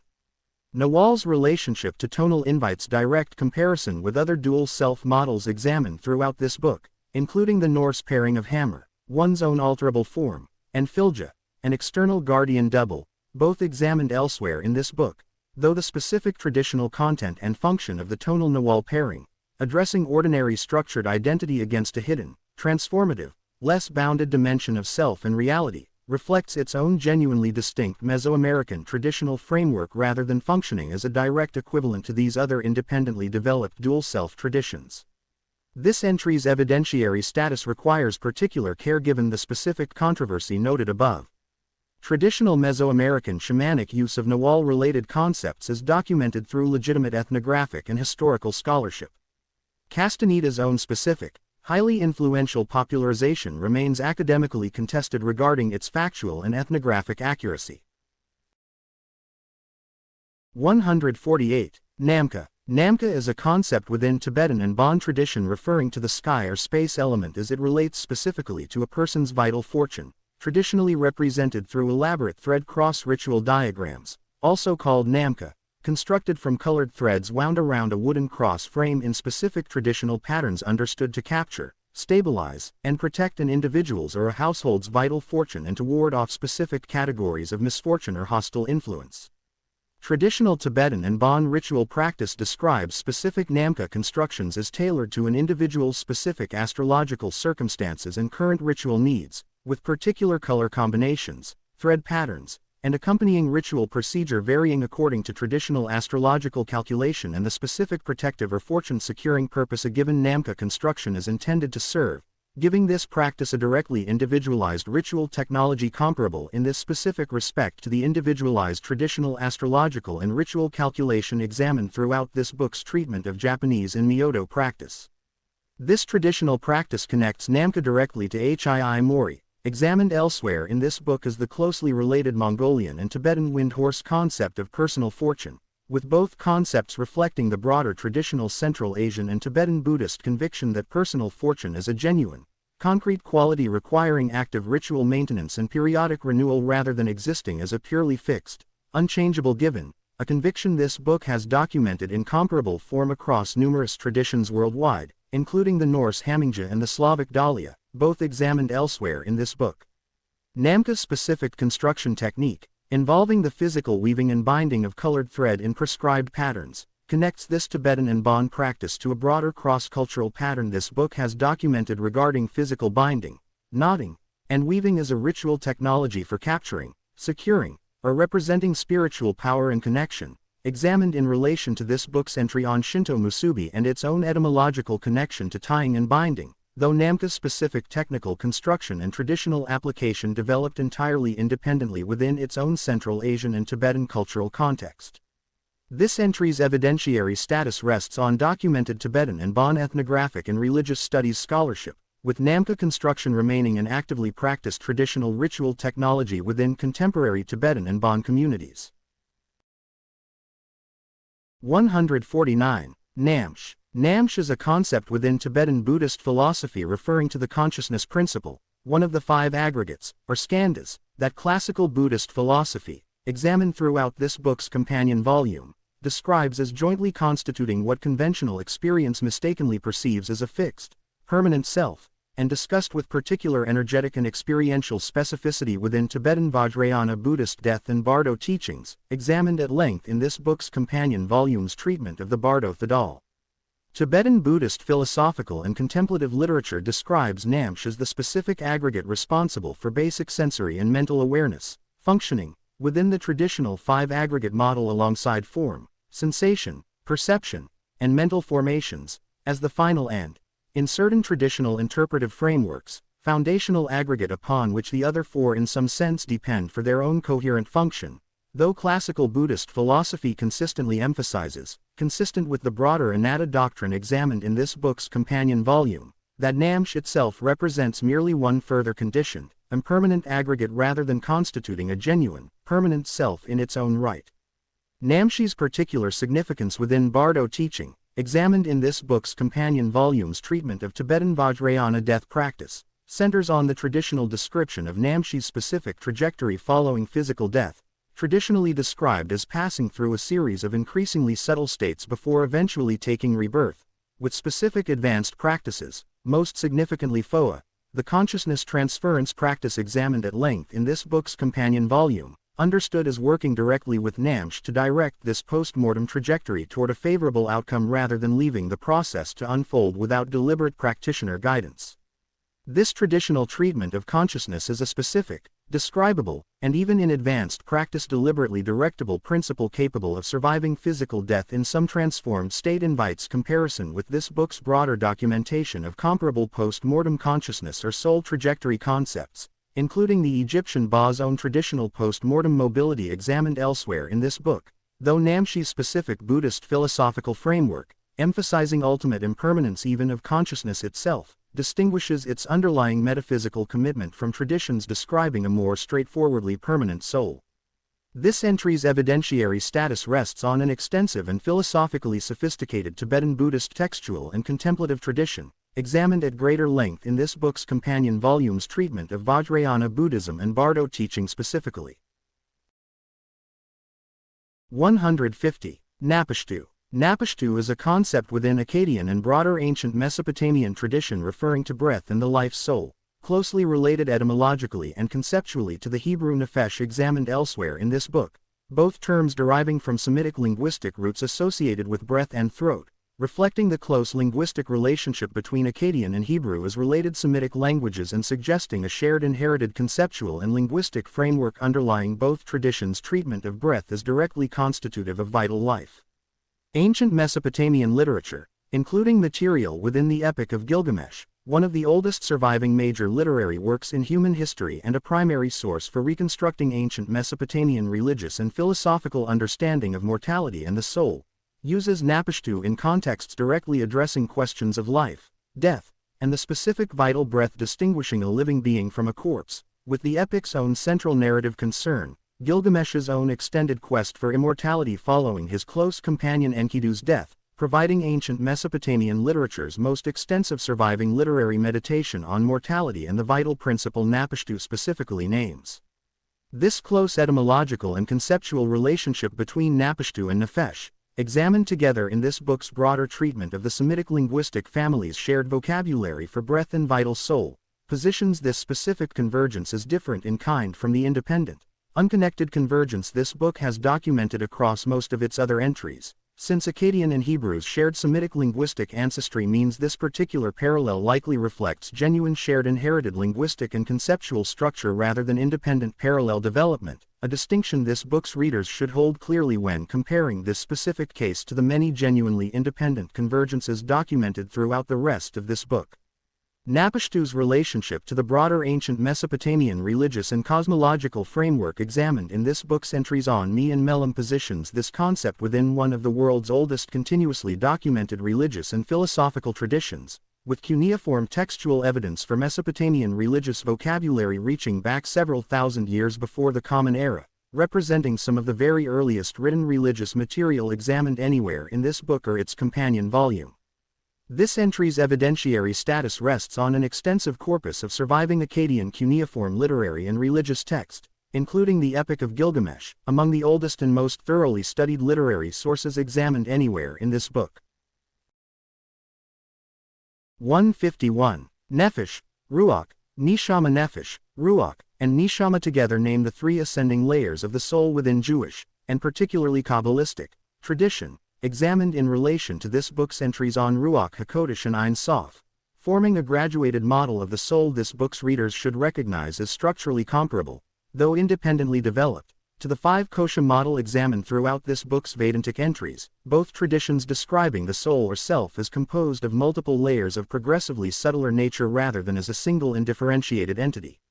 Classical Jewish sources, including material within the Hebrew Bible itself, where Nefesh appears extensively and carries a range of meaning encompassing breath, life force, and the whole living being, describe Nefesh as the most basic and physically bound layer of the soul, closely associated with physical vitality and animal life, sharing its etymological root directly with Napishtu, the closely related Akkadian concept examined elsewhere in this book. Ruach is a subtler layer associated with spirit, moral character, and emotional life, and Neshama as the most subtle, most exclusively human layer, associated within later Kabbalistic elaboration with intellectual and spiritual insight and with the soul's direct connection to divine reality.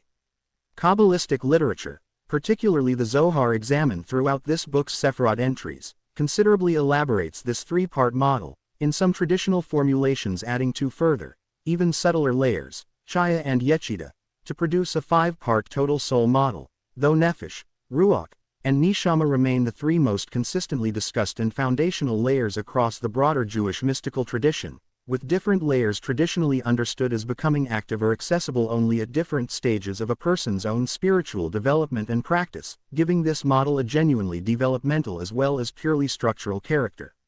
This graduated soul model's cross-cultural parallel within this book extends beyond the kosha comparison already noted to the Nehuah three-part soul model examined in this book's entries on tonally, Teolia, and Ihiodal, and to the ancient Egyptian multi-part model examined throughout this book's Egyptian entries, each independently developed tradition arriving at some version of the conviction that a complete description of the soul requires multiple distinct, hierarchically or functionally differentiated layers rather than a single undifferentiated category. This entry's evidentiary status rests on an extensive biblical, Talmudic, and Kabbalistic textual tradition spanning well over 2,000 years of continuous Jewish religious and mystical scholarship, representing one of the most thoroughly documented multi-layered soul models examined anywhere in this book. 152. Netzik. Netzik, Hebrew for eternity or victory, is the seventh of the 10 Sephirot within the Kabbalistic tree of life, examined as a system in this book's overview entry on the Sephirot, positioned opposite Hod, examined elsewhere in this book, within the lower portion of the traditional tree of life diagram, and traditionally associated with endurance, persistence, ambition, and the emotional drive toward achievement and victory. Kabbalistic literature pairs Netzik and Hod as a complementary structural unit directly comparable to the Chesed Gevurah and Chokmah Binah pairings examined elsewhere in this book, with Netzik traditionally associated with the emotional, driving, persistent quality that propels sustained effort toward a goal, and Hod traditionally associated with the complementary intellectual, structuring, and humbling quality that gives that driving persistence appropriate form and appropriate humility, together synthesized in Yesod, examined elsewhere in this book, the Sephirah immediately following both.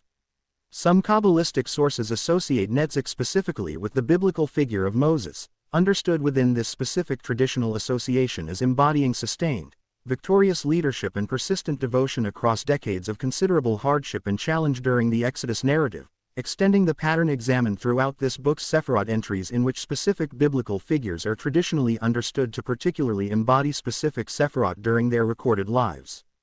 Netzik's traditional association with prophecy, alongside Hod's own comparable traditional prophetic association examined in this book's entry on that Sephirah, positions both of these paired lower Sephirot as jointly significant within traditional Kabbalistic understanding of how prophetic insight and inspired action become genuinely effective in the world, requiring both Netzik's sustaining drive and Hod's structuring intellect working together rather than either quality functioning effectively in isolation. A traditional emphasis on necessary complementary balance this book has now documented as one of Kabbalistic cosmology's most consistently recurring structural themes across its entire 10 Sephirah system.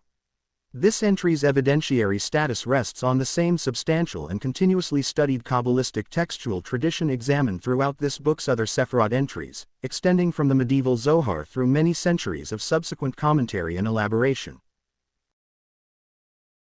153. Nilchi. Nilchi, generally translated holy wind, is a concept within Navajo, or Dain, tradition referring to a life-giving wind spirit understood as animating all beings, documented most significantly through the scholarship of James Cale McNeely, whose study Holy Wind in Navajo philosophy represents the primary academic source through which this concept has entered the wider public scholarly record, developed through McNeely's own direct, careful engagement with Navajo traditional knowledge holders.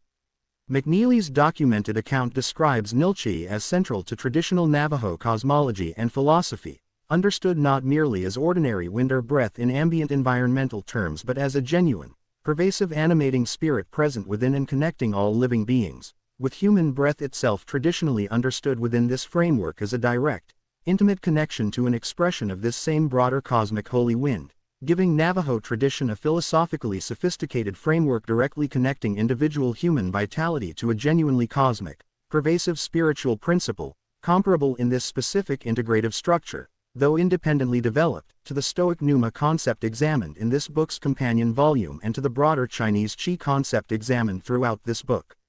Traditional Navajo philosophy describes Nilchi as closely connected to traditional Navajo understanding of proper speech, thought, and behavior, with correct alignment with Nilchi traditionally understood as essential to Hojo, a foundational Navajo concept of beauty, harmony, and right order this book's readers should recognize, though this book does not treat it as a separate dedicated entry, as closely comparable in its holistic integration of ethical, aesthetic, and cosmological concern to concepts examined throughout this book including Andean Kase and Chinese Da. This entry follows the sourcing standard stated directly in this book's front matter section addressing sensitive and restricted knowledge, presenting Nilchi specifically as McNeely's own careful, credentialed academic scholarship has documented it for public academic audiences, while recognizing that the full depth of traditional Navajo philosophical and ceremonial understanding surrounding Nilchi properly belongs to Navajo tradition and its own knowledge holders rather than to any single outside academic account, however careful and well regarded that account may be. This entry's evidentiary status rests on McNeely's specific, well-regarded academic scholarship, developed through direct and careful engagement with Navajo traditional knowledge holders, representing one of this book's more philosophically substantial documented Native American concepts. 154. Noa. Noa is a concept within Maori tradition referring to the state of being free from tapu, examined at length in this book's companion volume as the Maori concept of sacred restriction, understood within traditional Maori cosmology as the necessary, complementary opposite state to tapu, ordinary, unrestricted, and safe for common everyday use and contact, rather than functioning as a purely negative or lesser state defined only by tapu's absence. Traditional Maori practice describes specific ritual procedures, most significantly involving water, food, and specific formal ceremonial actions, traditionally understood as capable of removing or lifting tapu from a person, object, or place, returning that person, object, or place to a state of noa and thereby making it safe for ordinary use and contact once again, giving Maori tradition a directly practical and actively applied ritual technology for managing the necessary movement between these two complementary states, comparable in its basic structural logic, though independently developed, to Japanese Shinto's own Hari purification practice examined at length in this book's companion volume, both traditions developing specific ritual technology for managing a comparable transition between a state of sacred restriction or accumulated impurity and a state of ordinary safety. Traditional Maori social and ceremonial life required careful, continuous attention to the proper management of tapu and noa across a wide range of everyday and ceremonial contexts, including specifically differentiated treatment of food, since traditional Maori practice maintained clear traditional distinctions regarding which activities and substances were appropriately noa and could therefore be safely mixed with ordinary eating in daily life, and which required careful separation due to their tapu status, giving this conceptual pair genuine, pervasive practical significance within traditional Maori daily life well beyond purely ceremonial or religious occasion alone. Noa's relationship to Ihi and Wehi, both examined elsewhere in this book, positions noa specifically within the domain of ordinary, unrestricted safety, distinct from these other concepts' own more specifically potency and awe-focused traditional meaning, together illustrating the considerable technical differentiation Maori tradition developed for describing distinct aspects of spiritual power, restriction, and ordinary safety within a single coherent traditional cosmological framework. This entry's evidentiary status benefits from the same growing body of scholarship produced by Maori scholars themselves examined throughout this book's other Maori entries, supplementing earlier outside ethnographic documentation of this foundational traditional concept. 155. Nous. Nous is a term of considerable significance within ancient Greek philosophy and subsequent Christian mystical theology, referring to the highest faculty of spiritual perception or intellectual insight, understood as operating beyond and prior to ordinary discursive reasoning, examined in relation to this book's entries on logos and energeia as part of the broader Greek philosophical and theological vocabulary this book has documented extensively. Classical Greek philosophy, particularly within the considerable systematic elaboration nous receives within Neoplatonic philosophy, most significantly in the work of Plotinus examined in this book's entry on Anima Mundi, describes nous as the second hypostasis within Plotinus's own emanationist cosmological system, positioned between the one and ultimate, ineffable source directly comparable in this specific structural position to Ein Sof examined elsewhere in this book, and the world soul, or Anima Mundi, itself, with nous specifically understood as the level of reality at which genuine, direct intellectual contemplation and understanding first becomes possible, prior to and considerably more unified than the more discursive, sequential thinking characteristic of ordinary embodied human reasoning.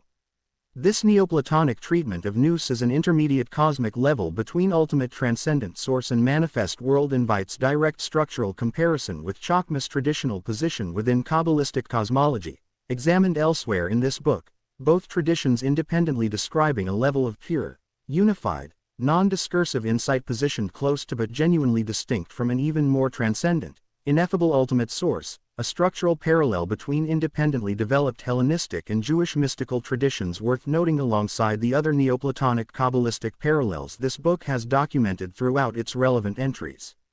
Nous's subsequent adoption into Christian mystical theology, particularly within the Eastern Orthodox contemplative tradition examined at length in this book's companion volume's treatment of hesychasm and in this book's entry on energeia, positions nous as the specific human faculty traditionally understood as capable of direct contemplative perception of divine energeia, giving this ancient Greek philosophical concept a continued, actively practiced role within contemporary Eastern Orthodox contemplative theology and practice extending across more than 2,000 years of continuous development. This entry's evidentiary status rests on an extraordinarily extensive and continuously studied philosophical and theological tradition spanning classical Greek philosophy, Neoplatonism, and nearly 2,000 years of subsequent Christian mystical theological development. 156. Noumen. Noumen is a concept within ancient Roman religion referring to a localized divine power or spirit inhabiting a specific place or object, examined in relation to this book's entries on the genius, lares, and penates as part of the broader, extensively documented Roman domestic and civic religious system, and understood traditionally as a genuinely pervasive category of divine presence extending considerably beyond the more personally or lineage-specifically bound genius examined elsewhere in this book. Roman religious practice traditionally understood noumen as capable of inhabiting an extraordinarily wide range of specific locations and objects, including springs, groves, crossroads, and significant natural features, with Roman religious practice developing specific, localized cult observance for noumena, plural of noumen, associated with particular significant places throughout Roman territory, a traditional practice this book's readers should recognize as broadly comparable, though independently developed, to Japanese Shinto's own kami veneration examined throughout this book's companion volume, both traditions developing an extensively differentiated religious landscape populated by numerous specific, place-bound divine presences rather than concentrating religious attention exclusively on a smaller number of major, more broadly encompassing deities.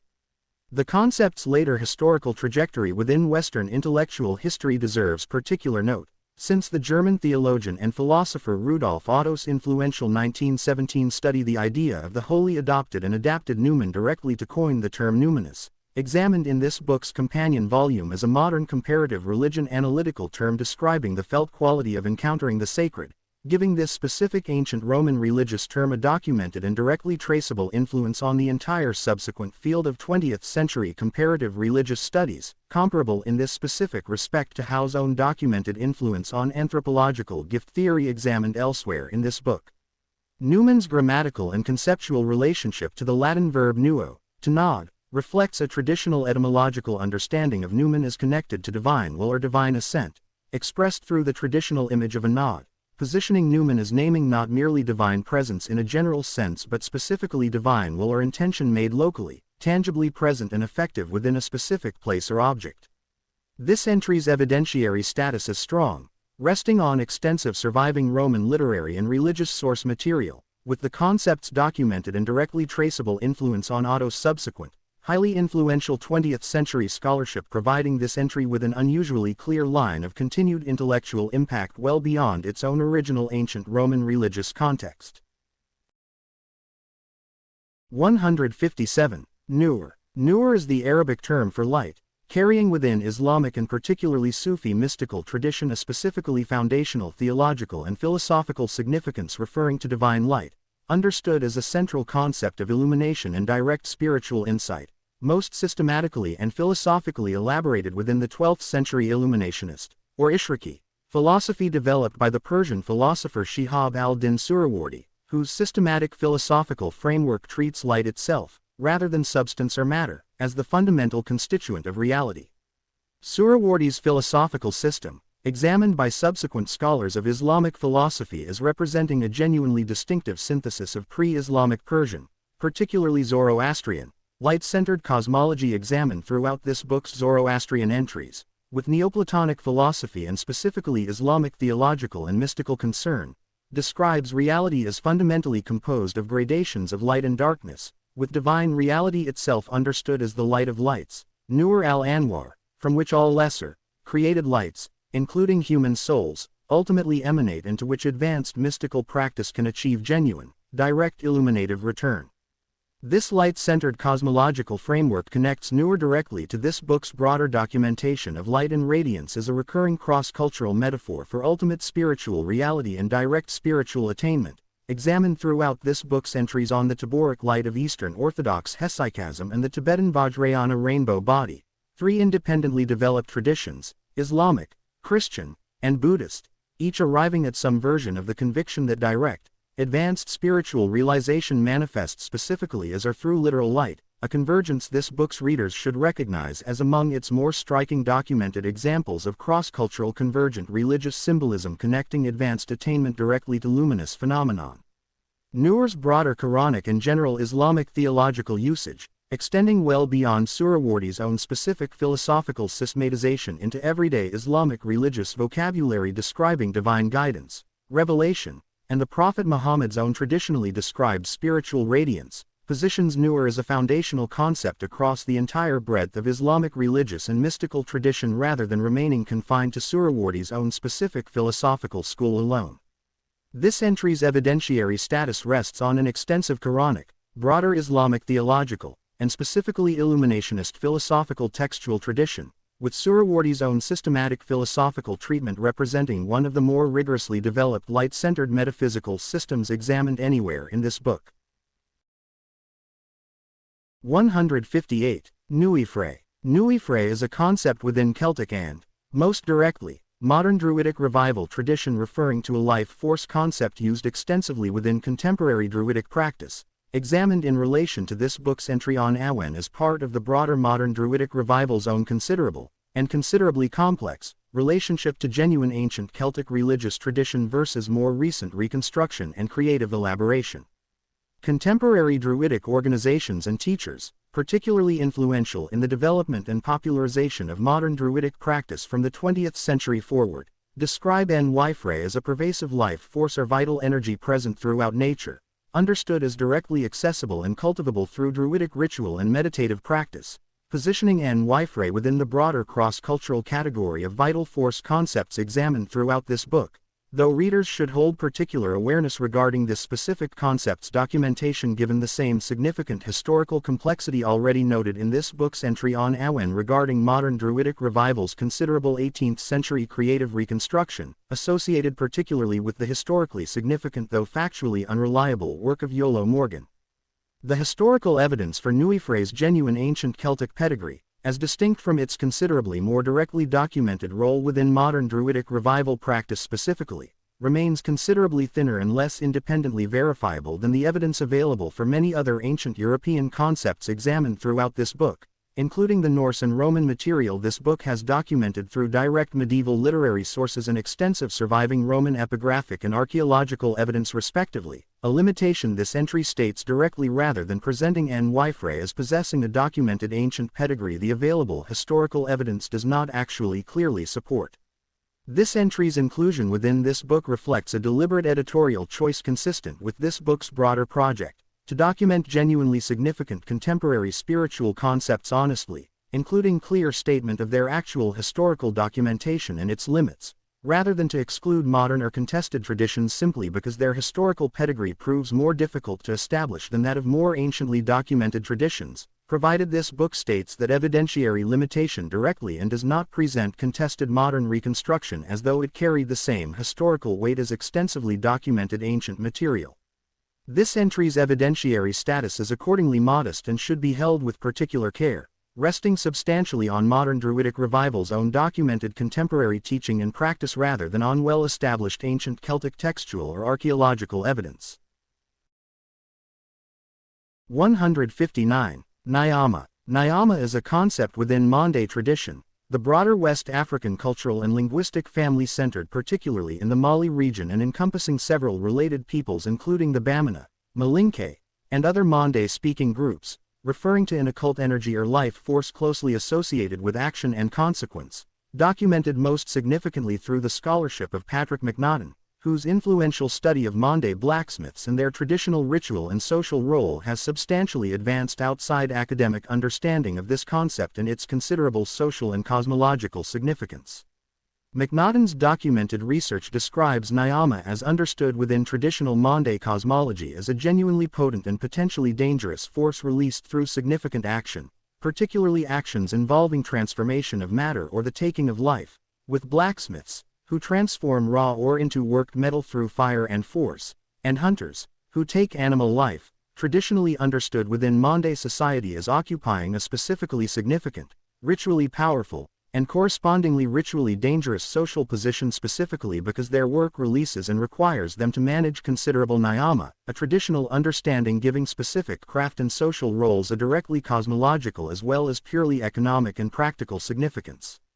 This traditional understanding of specific transformative actions is releasing genuine, potentially dangerous spiritual force requiring specialized ritual knowledge and protection to manage safely connects niyama directly to this book's broader documentation of comparable concepts treating transformation and the taking of life as spiritually consequential and requiring specific ritual technology to manage. Examined throughout this book in relation to Maori traditional hunting practices own careful ritual observance and the broader traditional association between blacksmithing, metallurgy, and spiritual power documented across numerous unconnected traditions worldwide, including certain strands of ancient Chinese and Japanese traditional metallurgical practice. Niyama's relationship to Ace, examined elsewhere in this book as a related though independently developed West African vital force concept from the neighboring though culturally and linguistically distinct Yoruba tradition, invites comparison while requiring genuine care not to conflate these two independently developed West African traditions, Mande and Yoruba, into a single and differentiated West African spiritual framework, a distinction this book's readers should hold clearly given the genuine cultural and linguistic diversity West Africa's numerous distinct traditions actually represent. This entry's evidentiary status rests on McNaughton's specific, well-regarded academic scholarship, combined with broader Mande studies scholarship documenting this concept's considerable ongoing social and cosmological significance within contemporary Mande society. 160. Odd, sometimes called odic force, is a concept proposed by the 19th-century German chemist and researcher Karl von Reichenbach, examined at length in this book's companion volume as a proposed vital force, referring to a subtle energy Reichenbach claimed to have identified through his own extensive experimental research conducted during the 1840s, understood as pervading the physical universe and as particularly concentrated in magnets, crystals, and living organisms, with certain specially sensitive individuals, whom Reichenbach called sensitives, claimed to be capable of directly perceiving odd as a visible glow or felt sensation.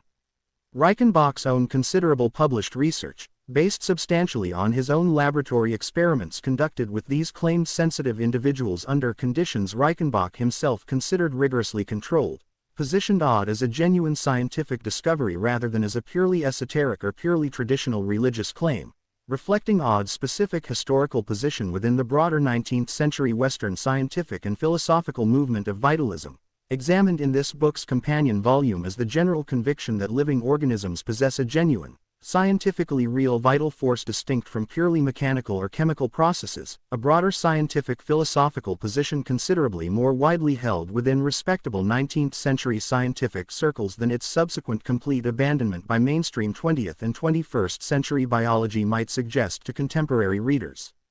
Odd's specific claims did not achieve broad acceptance within the mainstream scientific community even during Reichenbach's own lifetime, with contemporary critics raising the same fundamental methodological concerns subsequently raised regarding mesmerism, examined elsewhere in this book, including concerns regarding suggestion, expectation effects, and inadequate experimental blinding among Reichenbach's claimed sensitive research subjects, though Odd's specific proposed mechanism and Reichenbach's own considerable published experimental documentation gave the concept particular influence within subsequent Western esoteric tradition, feeding directly into later concepts including Eliphas Levi's astral light, examined elsewhere in this book, and the broader 19th and 20th century Western vocabulary of subtle, scientifically framed vital energy this book has documented extensively, including Wilhelm Reich's considerably later, independently developed concept of orgone. This entry's evidentiary status should be stated plainly, consistent with this book's treatment of comparable historical scientific esoteric claims. Odd is a documented historical scientific claim and its considerable subsequent esoteric influence are real and well documented. The underlying specific empirical claim, a distinct physical force perceivable by specially sensitive individuals, did not withstand independent scientific scrutiny either during Reichenbach's own period. 161. Ohos. Ohos is a concept within Ayurvedic medical theory, examined at length in this book's companion volume, referring to a refined vital essence tied specifically to immunity, physical strength, and inner radiance, understood traditionally as the most refined and subtle byproduct of properly functioning digestion and metabolism, representing the final and most concentrated product of the body's entire nutritive process rather than a substance directly ingested or produced through any single isolated bodily function. Classical Ayurvedic texts describe OHAS as arising specifically from the successful, complete digestion and metabolic transformation of food through the sequential action of Agni, digestive fire examined elsewhere in this book, across all 7 traditional bodily tissues, or dhatu's, with OHAS representing the final, most refined essence distilled from this entire sequential process, giving OHAS a traditional physiological status directly comparable to Jing's own traditional status within Chinese medical theory, examined elsewhere in this book, both concepts describing a foundational, refined vital reserve produced through successful bodily process rather than obtained directly from any single external source.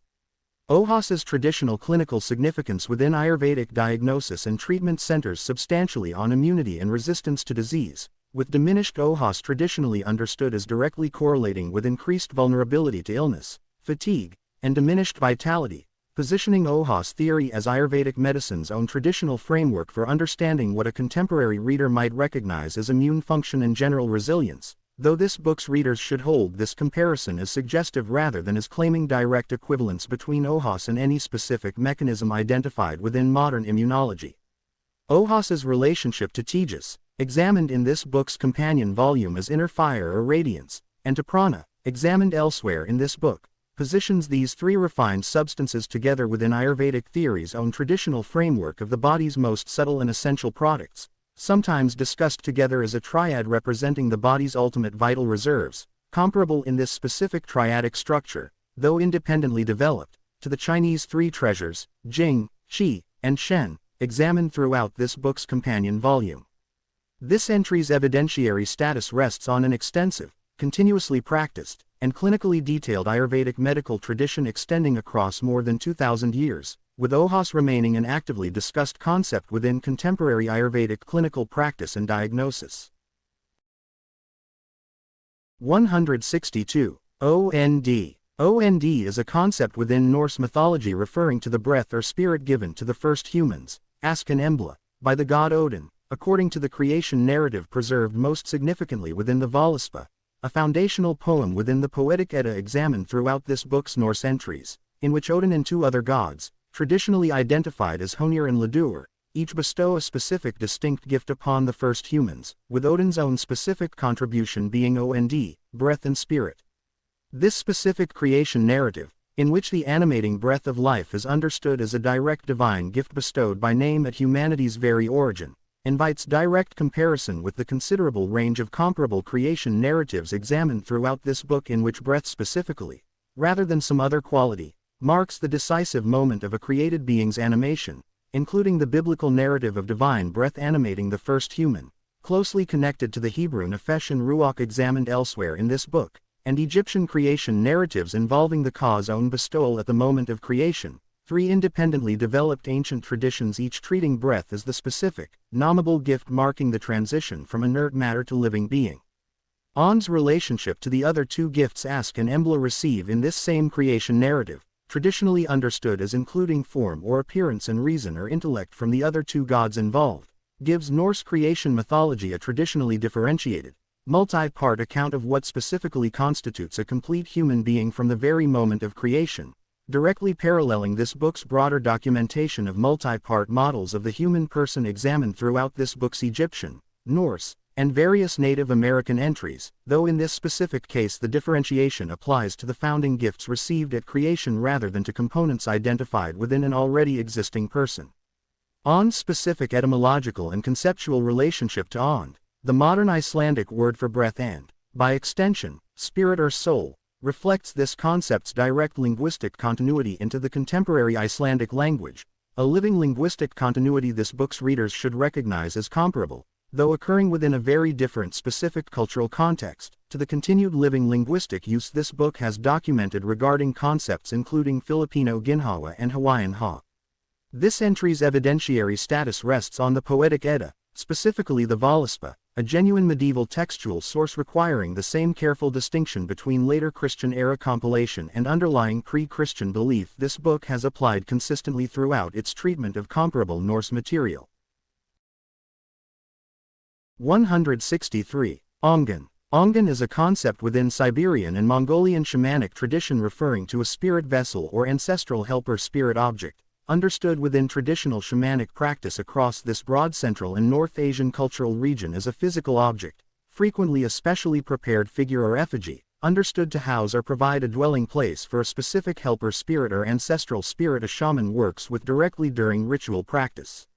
Ethnographic documentation of Siberian and Mongolian shamanism, developed substantially through both earlier Russian and Soviet-era ethnographic scholarship and more recent international academic research following the greater accessibility of these regions to outside researchers following the end of the Soviet period, describes Ongan as central to the practical technology of shamanic practice across numerous specific Siberian and Mongolian ethnic groups, with a shaman's own personal collection of Ongan, and the specific ritual knowledge required to properly maintain, feed, and work with each specific Ongan, traditionally understood as directly determining that shaman's own practical spiritual capability and effectiveness.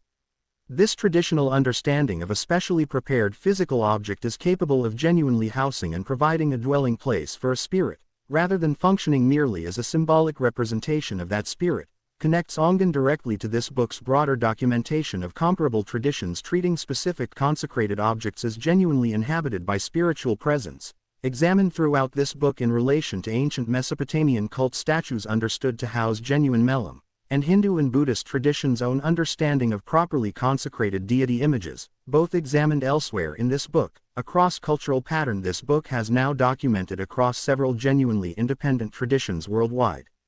Ongan's relationship to Hii Mori, examined elsewhere in this book as the closely related Mongolian windhorse concept, positions these two concepts as operating together within the broader Mongolian and Siberian shamanic framework. This book's companion volume examined in relation to Tibetan Buddhist influence on Mongolian religious practice, with Ongan specifically addressing spirit housing and ancestral connection and Hii Mori specifically addressing personal fortune and vitality, together illustrating the considerable technical differentiation this broader Central Asian shamanic tradition developed for its own specific ritual and cosmological purposes.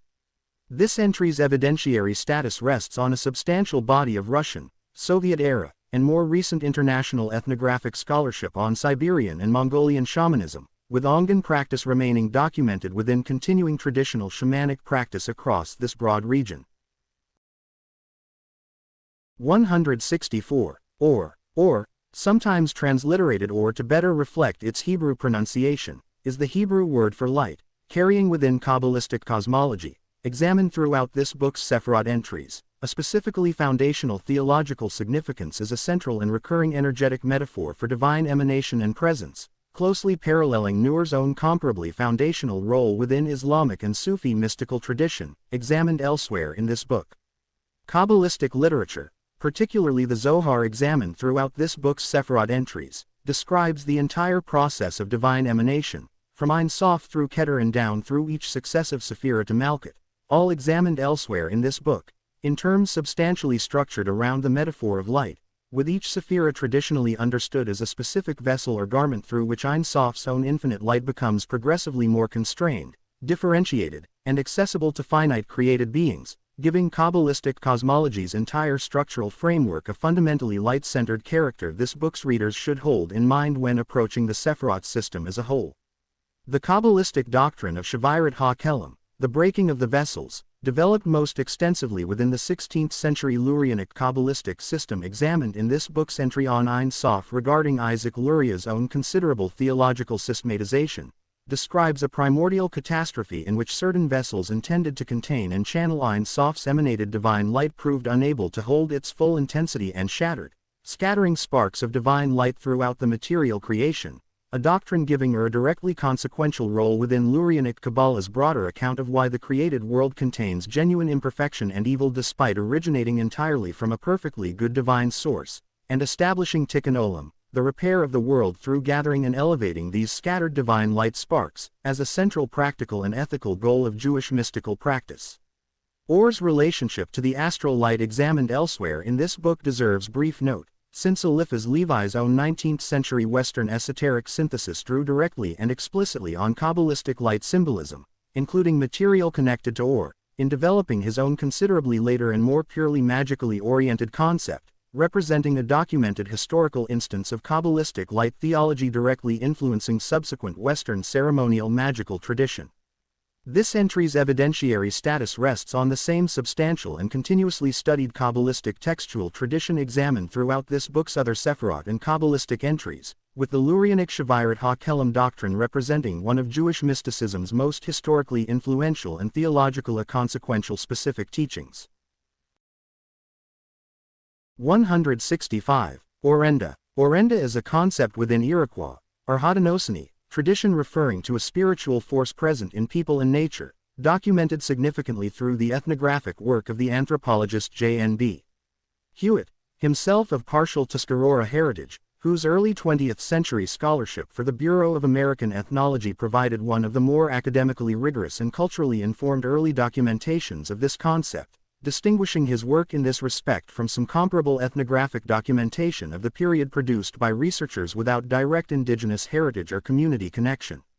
Hewitt's own documented scholarship, and considerable subsequent academic discussion building on his foundational work, describes Orenda as a pervasive, impersonal spiritual force comparable in its basic structural function to mana and ace, both examined elsewhere in this book, understood within traditional Haudenosaunee cosmology as present in varying degree throughout the natural and human world, with specific individuals, animals, and natural phenomena understood as possessing greater or lesser Orenda according to their specific character, achievement, and role.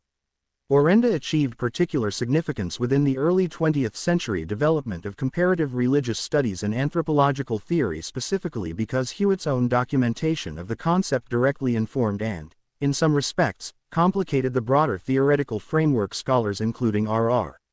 Merritt were developing during this same period regarding animatism, a proposed early stage of religious development centered on belief in impersonal spiritual power prior to belief in personalized deities, with Orenda serving alongside mana as one of the two most frequently cited ethnographic examples within this broader early comparative religious theoretical discussion, giving Orenda a documented influence on subsequent academic religious studies theory comparable to Mana's own considerable influence examined elsewhere in this book. Orenda's relationship to the broader Haudenosaunee cosmological and social framework, including its connection to traditional Haudenosaunee understanding of proper conduct, community relationship, and the maintenance of what Haudenosaunee tradition describes as a good mind, positions Orenda within an integrated ethical and cosmological framework this book's readers should recognize as broadly comparable, though independently developed, to the integrated ethical cosmological character this book has documented throughout its treatment of comparable vital force concepts, including Zoroastrian Asha and Chinese Da. This entry's evidentiary status benefits from Hewitt's own culturally informed academic documentation, combined with Orenda's own documented and directly traceable historical influence on subsequent comparative religious studies theory during the early 20th century. 166. Orgone. Orgone is a concept proposed by the 20th century Austrian psychoanalyst Wilhelm Reich, examined in this book's companion volume as a proposed universal life energy, referring to acclaimed biological and cosmic energy Reich developed through his own research beginning in the 1930s and continuing through his subsequent, considerably more controversial later career, understood by Reich as directly connected to sexual and general vital energy and is capable of accumulation and concentration through specially constructed devices Reich called orgone accumulators. Reich's own professional trajectory, beginning as a respected member of Sigmund Freud's own psychoanalytic circle before his increasingly unconventional theoretical development and his specific orgone research led to his professional marginalization within mainstream psychoanalysis, and eventually to direct legal action by the United States Food and Drug Administration, which secured a federal injunction against Reich's orgone accumulator devices and associated claims in 1954. Followed by Reich's own subsequent imprisonment for contempt of that injunction and his death in federal prison in 1957, represents one of the more dramatic and, for readers of this book, genuinely instructive historical episodes examined throughout this book's documentation of contested subtle energy claims, illustrating the real, serious consequences that can attach to specific unverified therapeutic claims when they intersect with regulatory and legal authority. Orgone's specific theoretical claims, including Reich's own considerable later elaboration connecting orgone to weather phenomena and to a device Reich called a cloudbuster, have not achieved acceptance within mainstream physics, biology, or psychology, with the scientific consensus regarding orgone's underlying claims remaining consistent with this book's treatment of comparable historical vital force proposals examined throughout this book, including Odd and Mesmerism's animal magnetism, both examined elsewhere in this book, each proposing a scientifically framed subtle energy that failed to achieve independent scientific verification despite genuine, serious original proposal by a credentialed researcher. Orgone's continued influence within certain segments of contemporary alternative and esoteric culture, including continued contemporary construction and marketing of orgone accumulator devices and related orgonite objects, illustrates this book's broader observed pattern in which a specific historical claim's scientific rejection does not necessarily prevent its considerable ongoing cultural influence and continued practical application among interested practitioners. This entry's evidentiary status should be stated with particular directness given this specific history. Reich's orgone theory and its considerable subsequent cultural influence are well documented. Its core empirical claims were specifically investigated and legally rejected by U.S. federal regulatory action, and have not achieved independent scientific verification. 167. Ori. Ori is a concept within Yoruba religious and philosophical thought referring to the personal spirit of the head, tied to individual destiny and inner guidance, examined in relation to this book's entries on Ace and Emi as part of the broader, extensively documented Yoruba model of the human person, and understood within traditional Yoruba cosmology as the specific component most directly responsible for an individual's particular life path, personal fortune, and inner capacity for wise decision-making. Yoruba tradition, documented through the same substantial body of both outside academic and Yoruba-authored scholarship examined throughout this book's other Yoruba entries, describes Ori as selected or negotiated by an individual's own spirit prior to birth, in the presence of Olodumare, the supreme creator deity. With traditional Ifa divination literature, the extensive corpus of traditional Yoruba oral literary and divinatory material examined in relation to this book's entry on Ace, containing considerable traditional narrative material addressing the significance of this pre-birth choice and its lasting consequences for an individual's subsequent life, positioning Ori within a traditional framework of chosen rather than purely externally imposed destiny, an important nuance distinguishing Yoruba Ori theory from more purely externally determined fate concepts examined elsewhere in this book. Traditional Yoruba practice maintains specific ritual attention to Ori throughout an individual's life, including specific ceremonies intended to feed, honor, and maintain right relationship with one's own Ori, reflecting a traditional understanding that even a well-chosen Ori requires ongoing appropriate ritual maintenance to function optimally throughout a person's life, giving this concept the same kind of active, relationally maintained character this book has documented throughout its treatment of comparable African and African diasporic vital force and destiny concepts, including Igbo Kai, examined elsewhere in this book. Ori's relationship to the broader Yoruba three-part model of the person, Ori, Emi, and Era, the physical body, examined in this book's entry on Emi, positions Ori specifically within the domain of personal destiny and guidance, distinct from Emi's more purely animating breath function and Ara's purely physical function, completing this book's documentation of Yoruba tradition's own considerably differentiated technical vocabulary for describing distinct aspects of a complete human being. This entry's evidentiary status benefits from the same substantial body of both outside academic and Yoruba-authored scholarship examined throughout this book's other Yoruba entries, giving this entry a documented depth and internal perspective consistent with this book's broader treatment of Yoruba tradition.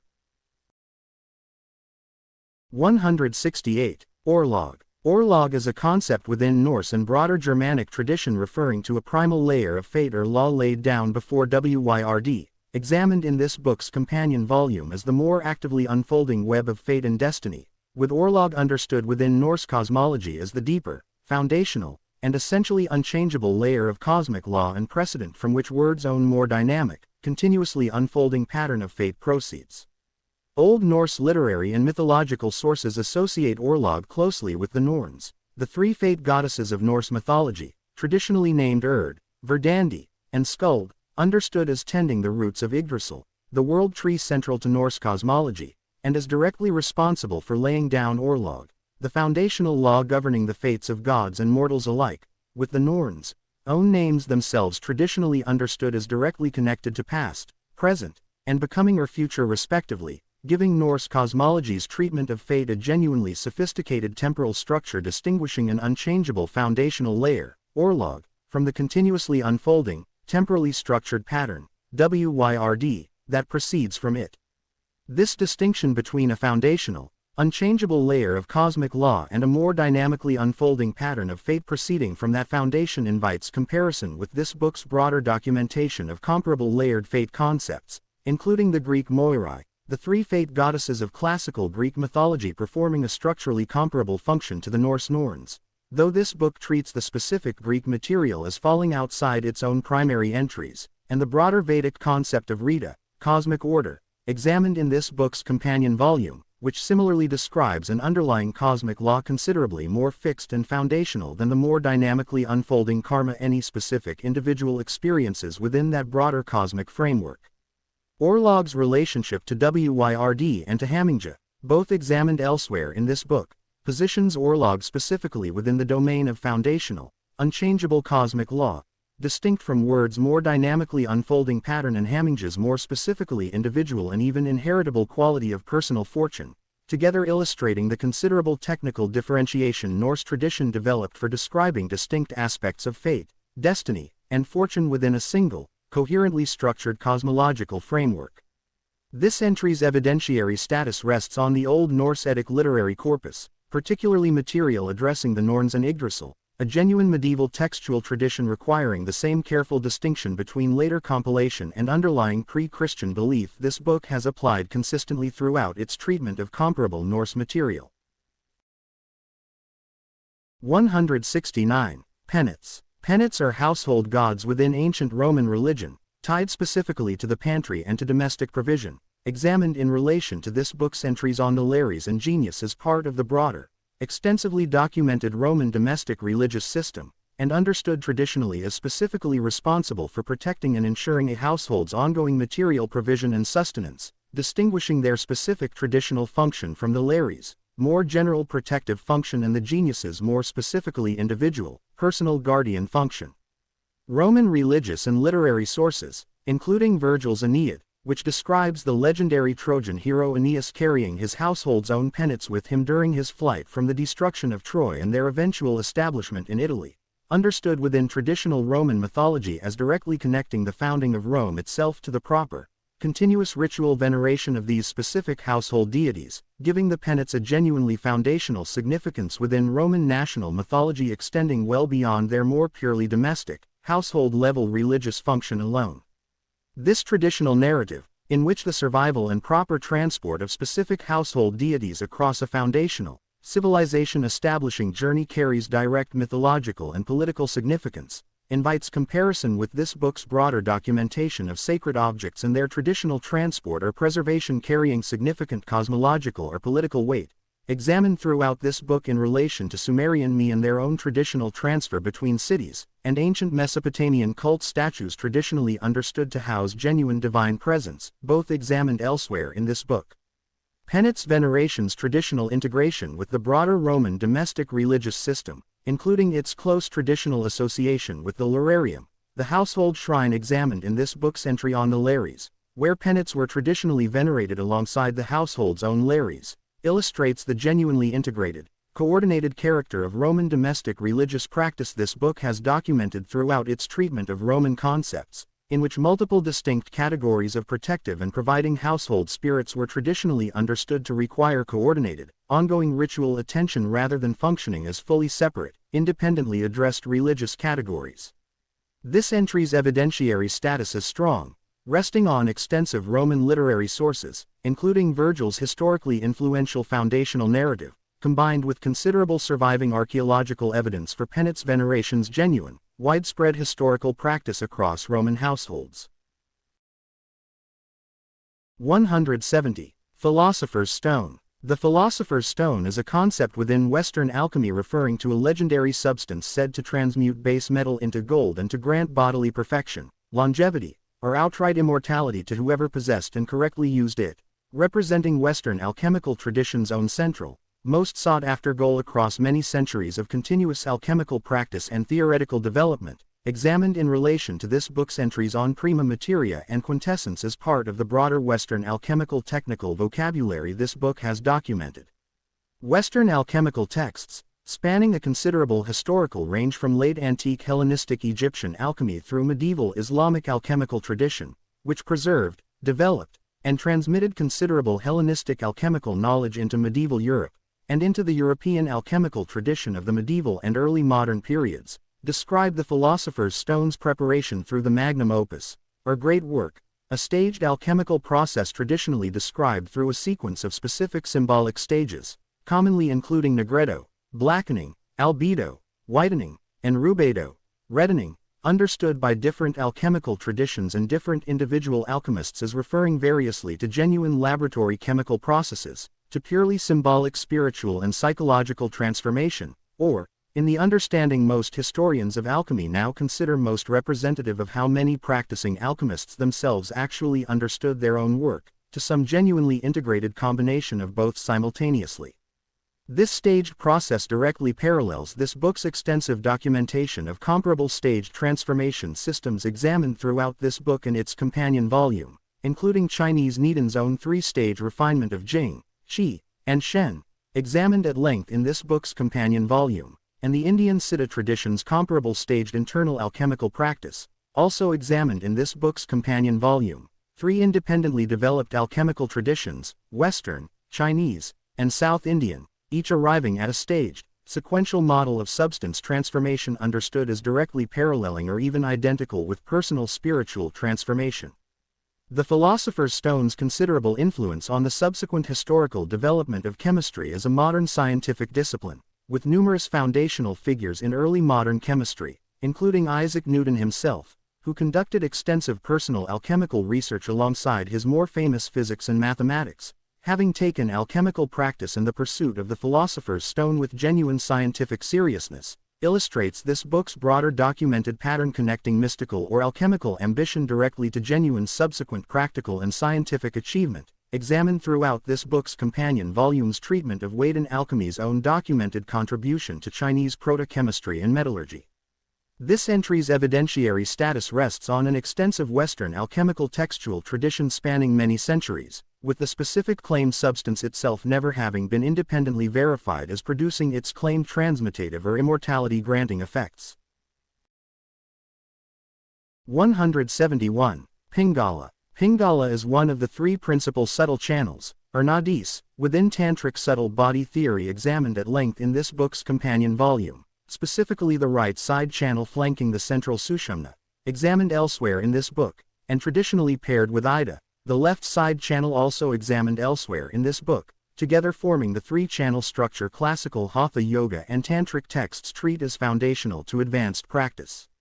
Classical texts consistently associate Pingala with solar, heating, and traditionally masculine qualities, in direct contrast to Ida's lunar, cooling, and traditionally feminine associations, positioning the Ida-Pingala pair as a polarized complementary structure directly comparable, though independently developed, to the Chinese yin-yang framework examined throughout this book's companion volume. Pingala is traditionally described as terminating at the right nostril, giving it direct practical significance within Nadi Shodhana and other alternate nostril pranayama techniques examined in this book's entry on Ida, through which practitioners traditionally work to balance Pingala's heating, activating influence against Ida's own cooling, calming influence. Pingala's traditional association with digestive fire and with the sympathetic, activating dimension of bodily function invites comparison with Agni, examined elsewhere in this book, and with the broader traditional understanding across Indian medical and yogic theory that heating, activating qualities require conscious balance against cooling, calming ones rather than being pursued or suppressed in isolation, a balancing principle this book has documented as recurring throughout its treatment of dual polarity systems worldwide. This entry's evidentiary status matches Ida's own, examined elsewhere in this book, resting on extensive classical textual documentation while the underlying physiological claims remain internal to the tradition's own framework rather than externally confirmed. 172. Pitta. Pitta is one of the three doshas within Ayurvedic constitutional theory, examined as a system in this book's entry on dosha, composed primarily of the fire and water elements and traditionally associated with transformation, digestion, metabolism, and the psychological qualities of sharp intelligence, ambition, and, when imbalanced, irritability or excessive criticality.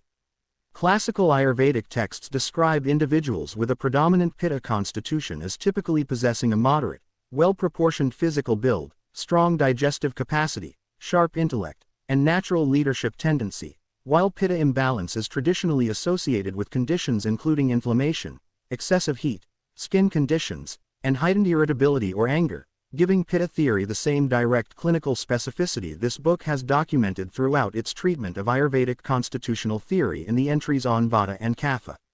Pitta's close traditional association with Agni, digestive fire examined elsewhere in this book, positions this dosha as Ayurvedic theory's own governing principle for transformation broadly, not merely digestion in the narrow sense, extending into the transformation of sensory experience, information, and emotional content, a broad and transformative function this book's readers should recognize as directly parallel to Agni's own similarly extended traditional application. Pitta's traditional predominance during midlife and during summer season connects this dosha to the same integrated life cycle and seasonal framework examined throughout this book's Ayurvedic entries, in which bodily constitution is treated as continuously interacting with broader cosmic and temporal pattern rather than remaining a fixed, isolated internal state. This entry's evidentiary status rests on the same extensive, continuously practiced Ayurvedic medical tradition examined throughout this book's related dosha entries, with Pitta-specific clinical applications remaining active within contemporary Ayurvedic practice. 173. Pleroma. Pleroma is a Greek term meaning fullness, referring within Gnostic religious and philosophical literature, examined at length in this book's entry on archons, to the fullness of divine spiritual reality, understood as the true, transcendent divine realm from which the individual soul is understood to have originated and to which it seeks to return, standing in direct cosmological opposition to the deficient, flawed material world governed by the archons and demiurge examined elsewhere in this book. Gnostic texts recovered through the Nag Hammadi library, examined in this book's entry on archons, describe the pleroma as populated by eons, distinct divine emanations proceeding from an ultimate, ineffable divine source, with different specific Gnostic textual traditions describing varying numbers and specific configurations of these eons, giving the pleroma a structural resemblance, though not direct historical connection, to the graduated emanation sequences examined throughout this book in Kabbalistic and Neoplatonic cosmology, three independently developed traditions each describing ultimate divine reality as differentiating through a graduated sequence of emanations rather than remaining entirely undifferentiated. The pleroma's role within Gnostic soteriology, salvation understood specifically as the soul's successful return to this fullness after escaping the material world's deficiency and the archons, obstruction, positions Gnostic cosmology within this book's broader documented pattern of traditions describing spiritual liberation as a return or reunion with an original, transcendent source, comparable in this general structural respect, though genuinely distinct in its specific adversarial framing toward the material world, to the Vedantic understanding of moksha as the jiva's realization of identity with Brahman, examined elsewhere in this book. This entry's evidentiary status rests on the same genuine though historically complicated Gnostic textual corpus examined in this book's entry on archons, including the significant Nag Hammadi discovery, alongside the earlier, considerably more polemical second-hand accounts through which Gnostic belief was known prior to that discovery. 174. Pneuma. Pneuma is Greek for breath or spirit, examined at length in this book's companion volume as the classical root of later breath and vital force concepts, and developed with particular philosophical sophistication within Stoic philosophy, which described pneuma as an active, materially conceived rational principle pervading and animating the entire cosmos, closely related in this specific respect to the Stoic understanding of logos examined elsewhere in this book.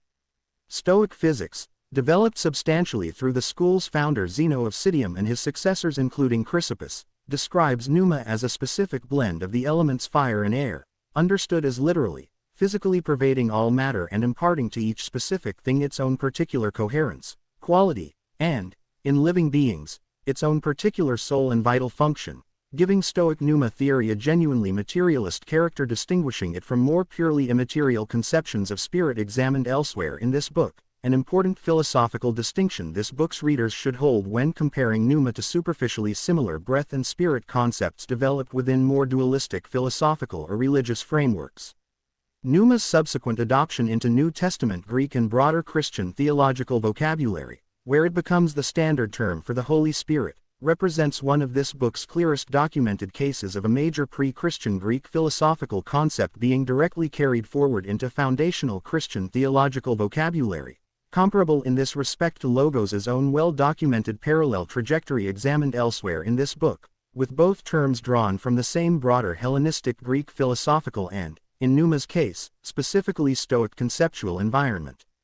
This entry's evidentiary status rests on an extensive ancient Greek philosophical and subsequent Christian theological textual tradition, with Stoic Numa theory representing one of antiquity's more systematically developed materialist accounts of a universal animating cosmic principle. 175. Po. Po is one of two soul aspects within the classical Chinese model of the human person, examined as a system in this book's entry on Hun, referring specifically to the corporeal, earth-bound, yin-associated soul understood within Chinese Daoist and broader traditional cosmology as remaining closely tied to the physical body and, following death, to the grave itself, distinct from Hun's own ethereal, heaven-bound trajectory. Classical Chinese medical texts associate Po specifically with the lungs within traditional Chinese medicine's five-organ, five-spirit correspondence system examined in this book's entry on Hun, and traditionally connect Po to more instinctive, physically grounded functions including basic sensory perception and physical reflexes, positioning Po as governing the more automatic, bodily dimension of human function in contrast to Hun's more purely conscious, wandering, and dream-associated qualities.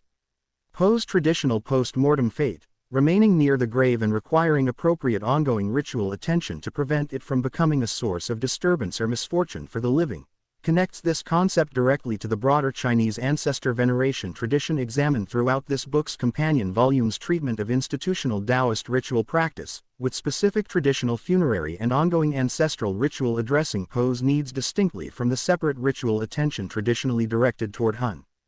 Po's relationship to the broader cross-cultural pattern of multi-part soul models examined throughout this book invites particular comparison with the Egyptian Ka, examined elsewhere in this book, both concepts sharing a traditional emphasis on physical, earth-bound connection and both requiring ongoing material or ritual sustenance from the living to remain properly settled, a structural parallel between two independently developed ancient traditions. This entry's evidentiary status rests on the same extensive Chinese medical, religious, and ancestor veneration textual and ritual tradition examined throughout this book's entry on Hun, extending across more than 2,000 years of documented practice. 176. Prakriti. Prakriti is a foundational concept within Samkhya philosophy, examined in this book's entry on Guna, referring to the entirety of manifest nature, including mind and emotion, as distinguished from Purusha, pure consciousness examined elsewhere in this book, and understood as constituted entirely by the three gunas, sattva, rajas, and tamas, in every possible combination and proportion. Classical Samkhya philosophy describes Prakriti as inherently active and evolving, unfolding through a specific traditional sequence of 25 tattvas, or principles, beginning with Prakriti's own undifferentiated state and progressing through successive evolutes including Mahat, cosmic intelligence, Ahamkara, the ego principle examined in this book's companion volume, and the specific sensory and elemental categories that ultimately constitute the entire experienced world, giving Samkhya philosophy a remarkably systematic and comprehensive traditional metaphysical architecture accounting for the emergence of the entire manifest universe from these two foundational categories, Purusha and Prakriti, alone. Prakriti's specific clinical usage within Ayurvedic medical theory, examined in this book's entry on dosha, deserves direct clarification, since Ayurvedic tradition borrows this same Samkhya term to describe an individual's fixed constitutional doshic proportion established at conception, a specific technical application distinct from, though conceptually related to, Prakriti's broader Samkhya philosophical meaning as the entirety of manifest nature, a terminological overlap this book's entry on dosha already noted directly.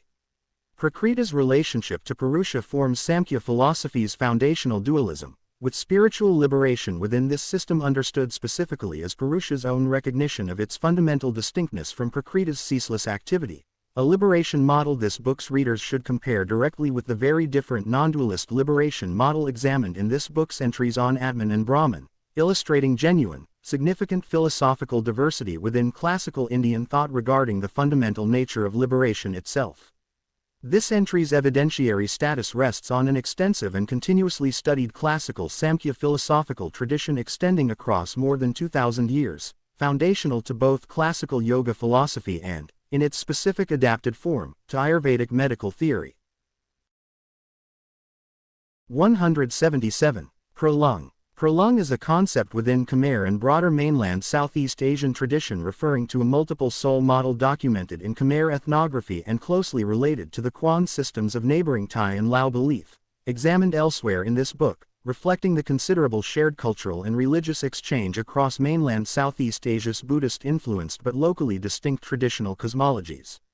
Cambodian ethnographic scholarship, including significant work by researchers such as Ang Shulin, whose research has substantially clarified traditional Khmer understanding of Pralung and related spirit concepts, describes Pralung as comprising multiple distinct components associated with different parts of the body, closely paralleling the Thai and Lao 32 Quan system examined elsewhere in this book, and similarly understood as capable of becoming frightened, disturbed, or lost, particularly during illness or significant life transition, requiring specific traditional ritual technique to call back and resecure.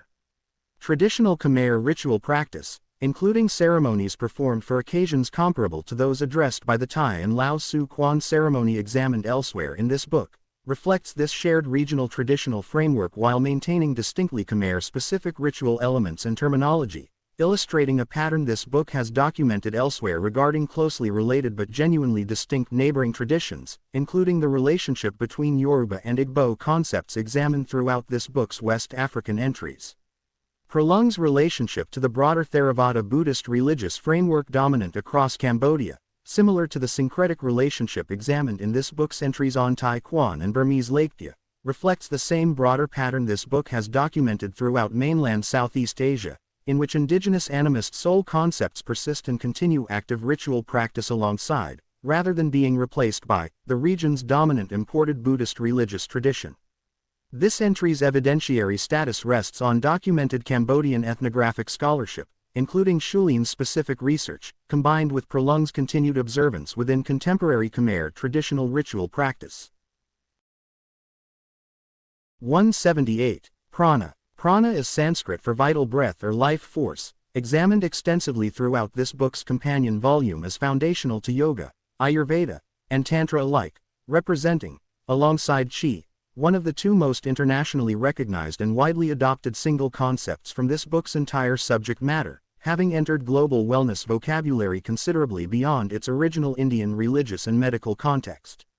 This book's companion volume traced prana's development from its Vedic ritual origins through its systematic elaboration within Ayurvedic medical theory as the five Vayus, examined throughout this book's relevant entries, through its central role within classical yoga's pranayama practice, and through its further tantric elaboration as the substance traditionally understood to circulate through the nadis and to concentrate at the chakras, both examined extensively throughout this book, giving prana a documented conceptual reach extending across nearly the entire breadth of classical and tantric Indian religious and medical tradition.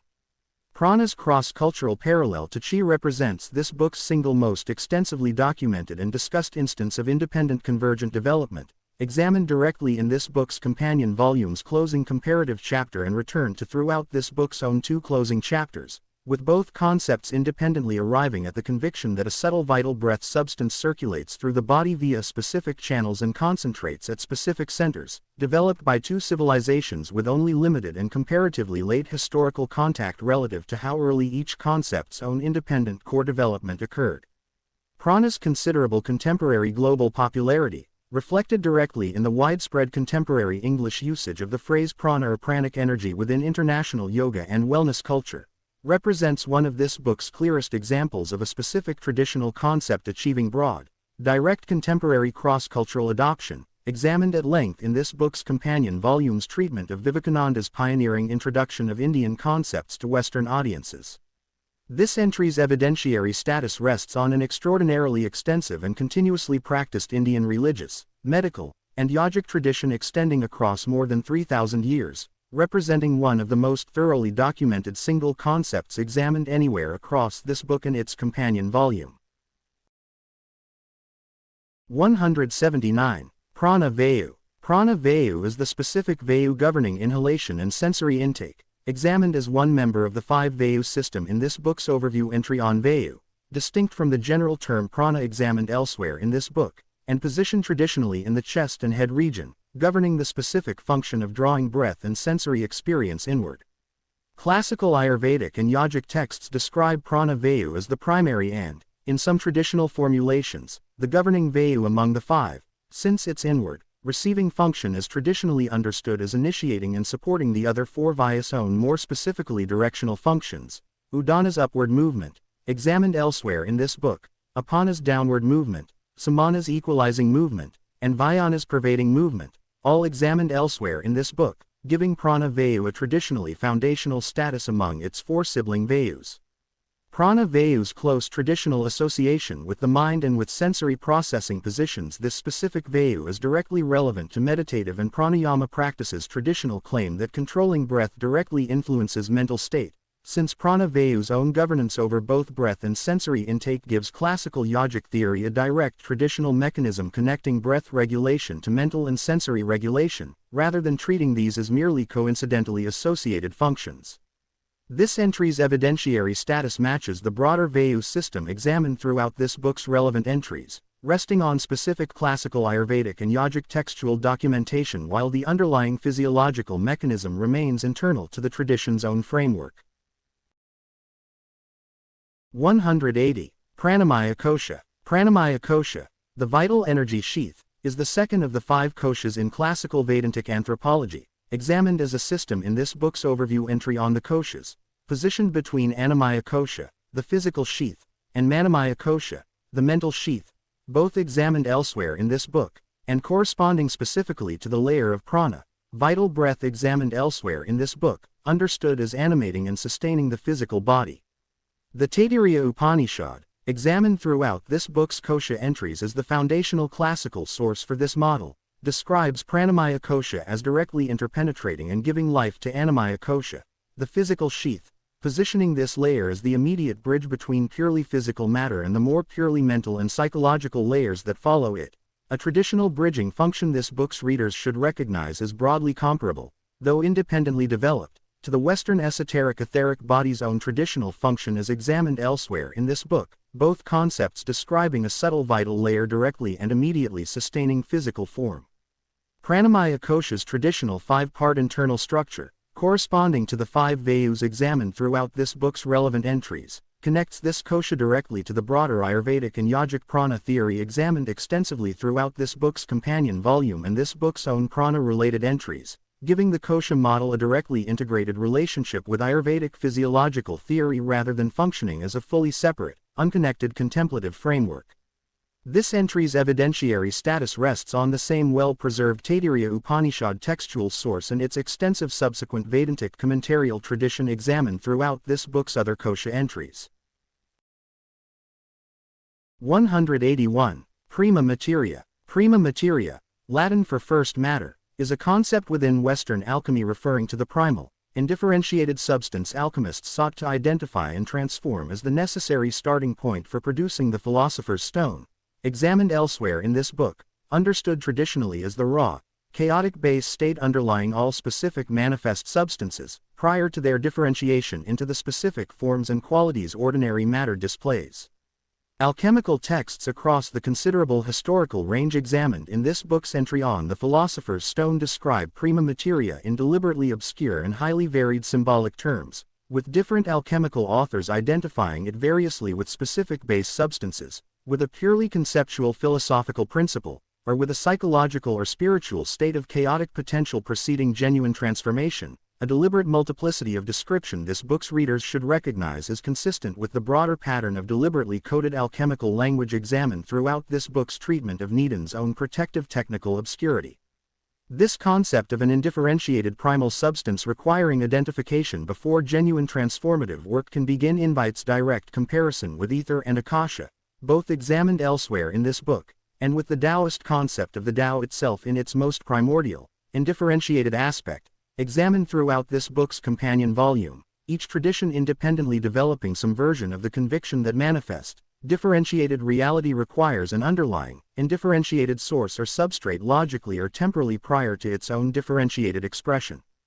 Prima materia's relationship to quintessence, examined elsewhere in this book, positions these two concepts at opposite ends of the alchemical transformative process, prima materia representing the raw, indifferentiated starting point and quintessence representing the refined, perfected end product, together framing the entire alchemical project as a movement from chaotic potential to perfected essence.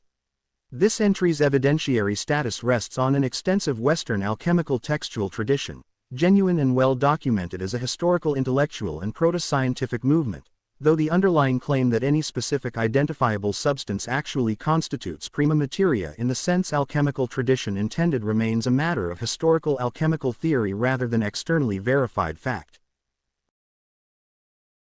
182. Psyche. Psyche is the ancient Greek term for soul, breath, or mind, examined in this book's entry on Laketia regarding its striking shared etymology with the word for butterfly, and representing a concept of exceptional historical significance as the direct linguistic root of the modern English word psychology and the broader modern Western vocabulary for the mind and inner life.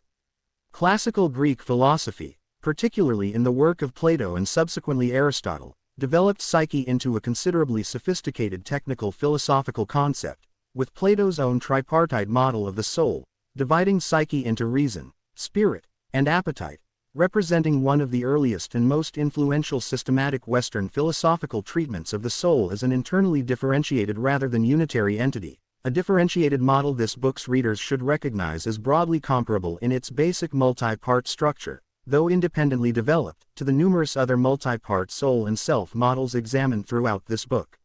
Psyche's butterfly association within ancient Greek art and literature, with the goddess Psyche herself frequently depicted with butterfly wings in classical artistic representation, and the broader Greek use of the same word for both soul and butterfly, invites direct comparison with the Burmese Laketia's own butterfly-associated soul concept, examined elsewhere in this book, a striking instance of two entirely unconnected ancient traditions, Greek and Burmese, independently arriving at the same specific symbolic association between the soul and this particular insect, a convergence this book's entry on Laketia already identified directly as worth particular comparative attention. Psyche's subsequent, considerably secularized adoption into modern Western psychological vocabulary, beginning substantially in the late 19th century with the formal establishment of psychology as an academic discipline, represents a significant historical trajectory in which a term originally carrying substantial religious and philosophical weight became the foundational vocabulary for a modern secular scientific discipline, a trajectory this book's readers should hold in mind when encountering the word psychology and recognizing its own deep etymological roots in this considerably older and originally far more spiritually loaded ancient Greek concept. This entry's evidentiary status rests on an extraordinarily extensive and continuously studied ancient Greek philosophical and literary tradition, with Psyche's direct linguistic legacy extending into virtually every modern Western language's vocabulary for mind and mental life. 183. Pudgala. Pudgala is a concept within Jain philosophy, examined in this book's entry on Jiva, Jain referring to subtle matter particles said to bind to the soul through karmic action, representing one of Jain metaphysics' 6 fundamental substances, or dravyas, and giving Jain philosophy its genuinely distinctive materialist treatment of karma as literal physical substance rather than as a purely abstract moral principle. Classical Jain philosophical texts describe Pudgala as possessing specific physical qualities, including touch, taste, smell, and color, positioning Pudgala as genuinely and fully material in a sense directly comparable to how a modern reader might understand ordinary physical matter, with karmic Pudgala specifically understood as an especially subtle form of this same basic material substance, fine enough to bind directly to and obscure the otherwise pure, luminous jiva, or soul, examined elsewhere in this book, through the specific mechanism of action, particularly action causing harm to other living beings. This genuinely materialist treatment of karma distinguishes Jain philosophy sharply from the more purely abstract or purely psychological treatment of karma found within most other Indian philosophical and religious traditions examined throughout this book and its companion volume, giving Jain ethical practice, particularly its rigorous commitment to ahimsa, non-harm, a directly and literally physical metaphysical stake, since every harmful action is traditionally understood to produce genuine additional karmic Pudgala binding to and further obscuring the soul, rather than functioning as a purely symbolic or metaphorical moral consequence. Pudgala's relationship to Leshya, examined elsewhere in this book as the color-coded classification of a soul's current karmic state, positions Leshya specifically as the visible, perceivable indicator of a jiva's current Pudgala accumulation and quality, giving Jain philosophy a coherent, internally integrated traditional system linking abstract metaphysical substance, Pudgala, to a concrete, describable diagnostic framework, Leshya, for assessing one's own spiritual condition. This entry's evidentiary status rests on an extensive and continuously practiced Jain philosophical and scriptural tradition extending across roughly 2,500 years, representing one of the more systematically developed and internally rigorous materialist treatments of karma examined anywhere in world philosophy. 184. Purusha. Purusha is a foundational concept within Samkhya philosophy, examined in this book's entry on Prakriti, referring to pure consciousness or awareness, distinct from and, according to classical Samkhya teaching, mistakenly identified with Prakriti, manifest nature examined elsewhere in this book, with genuine spiritual liberation within this system understood specifically as Purusha's own direct recognition of this fundamental distinctness. Classical Samkhya philosophy, foundational to Patanjali's Yoga Sutras examined at length in this book's companion volume, describes Purusha as inherently pure, unchanging, and merely witnessing, entirely without agency or activity of its own, in direct contrast to Prakriti's inherently active, ceaselessly evolving character, with ordinary human suffering understood within this framework as arising specifically from Purusha's own confused identification with Prakriti's activities, mistakenly believing itself to be the thinker of thoughts and the feeler of emotions rather than recognizing itself as the unchanging awareness that simply witnesses those activities without being altered by them. This book's companion volume already examined Purusha's central role within Patanjali's own eight-limb system, in which the entire practical path exists specifically to still Prakriti's activity, particularly the mind's own fluctuations, sufficiently that Purusha can recognize its own true, separate nature, a recognition constituting liberation itself within this specific philosophical framework, distinct from and worth comparing directly to the considerably different non-dualist liberation model examined in this book's entries on Atman and Brahman, in which liberation involves recognizing identity with ultimate reality rather than recognizing fundamental separateness from manifest nature.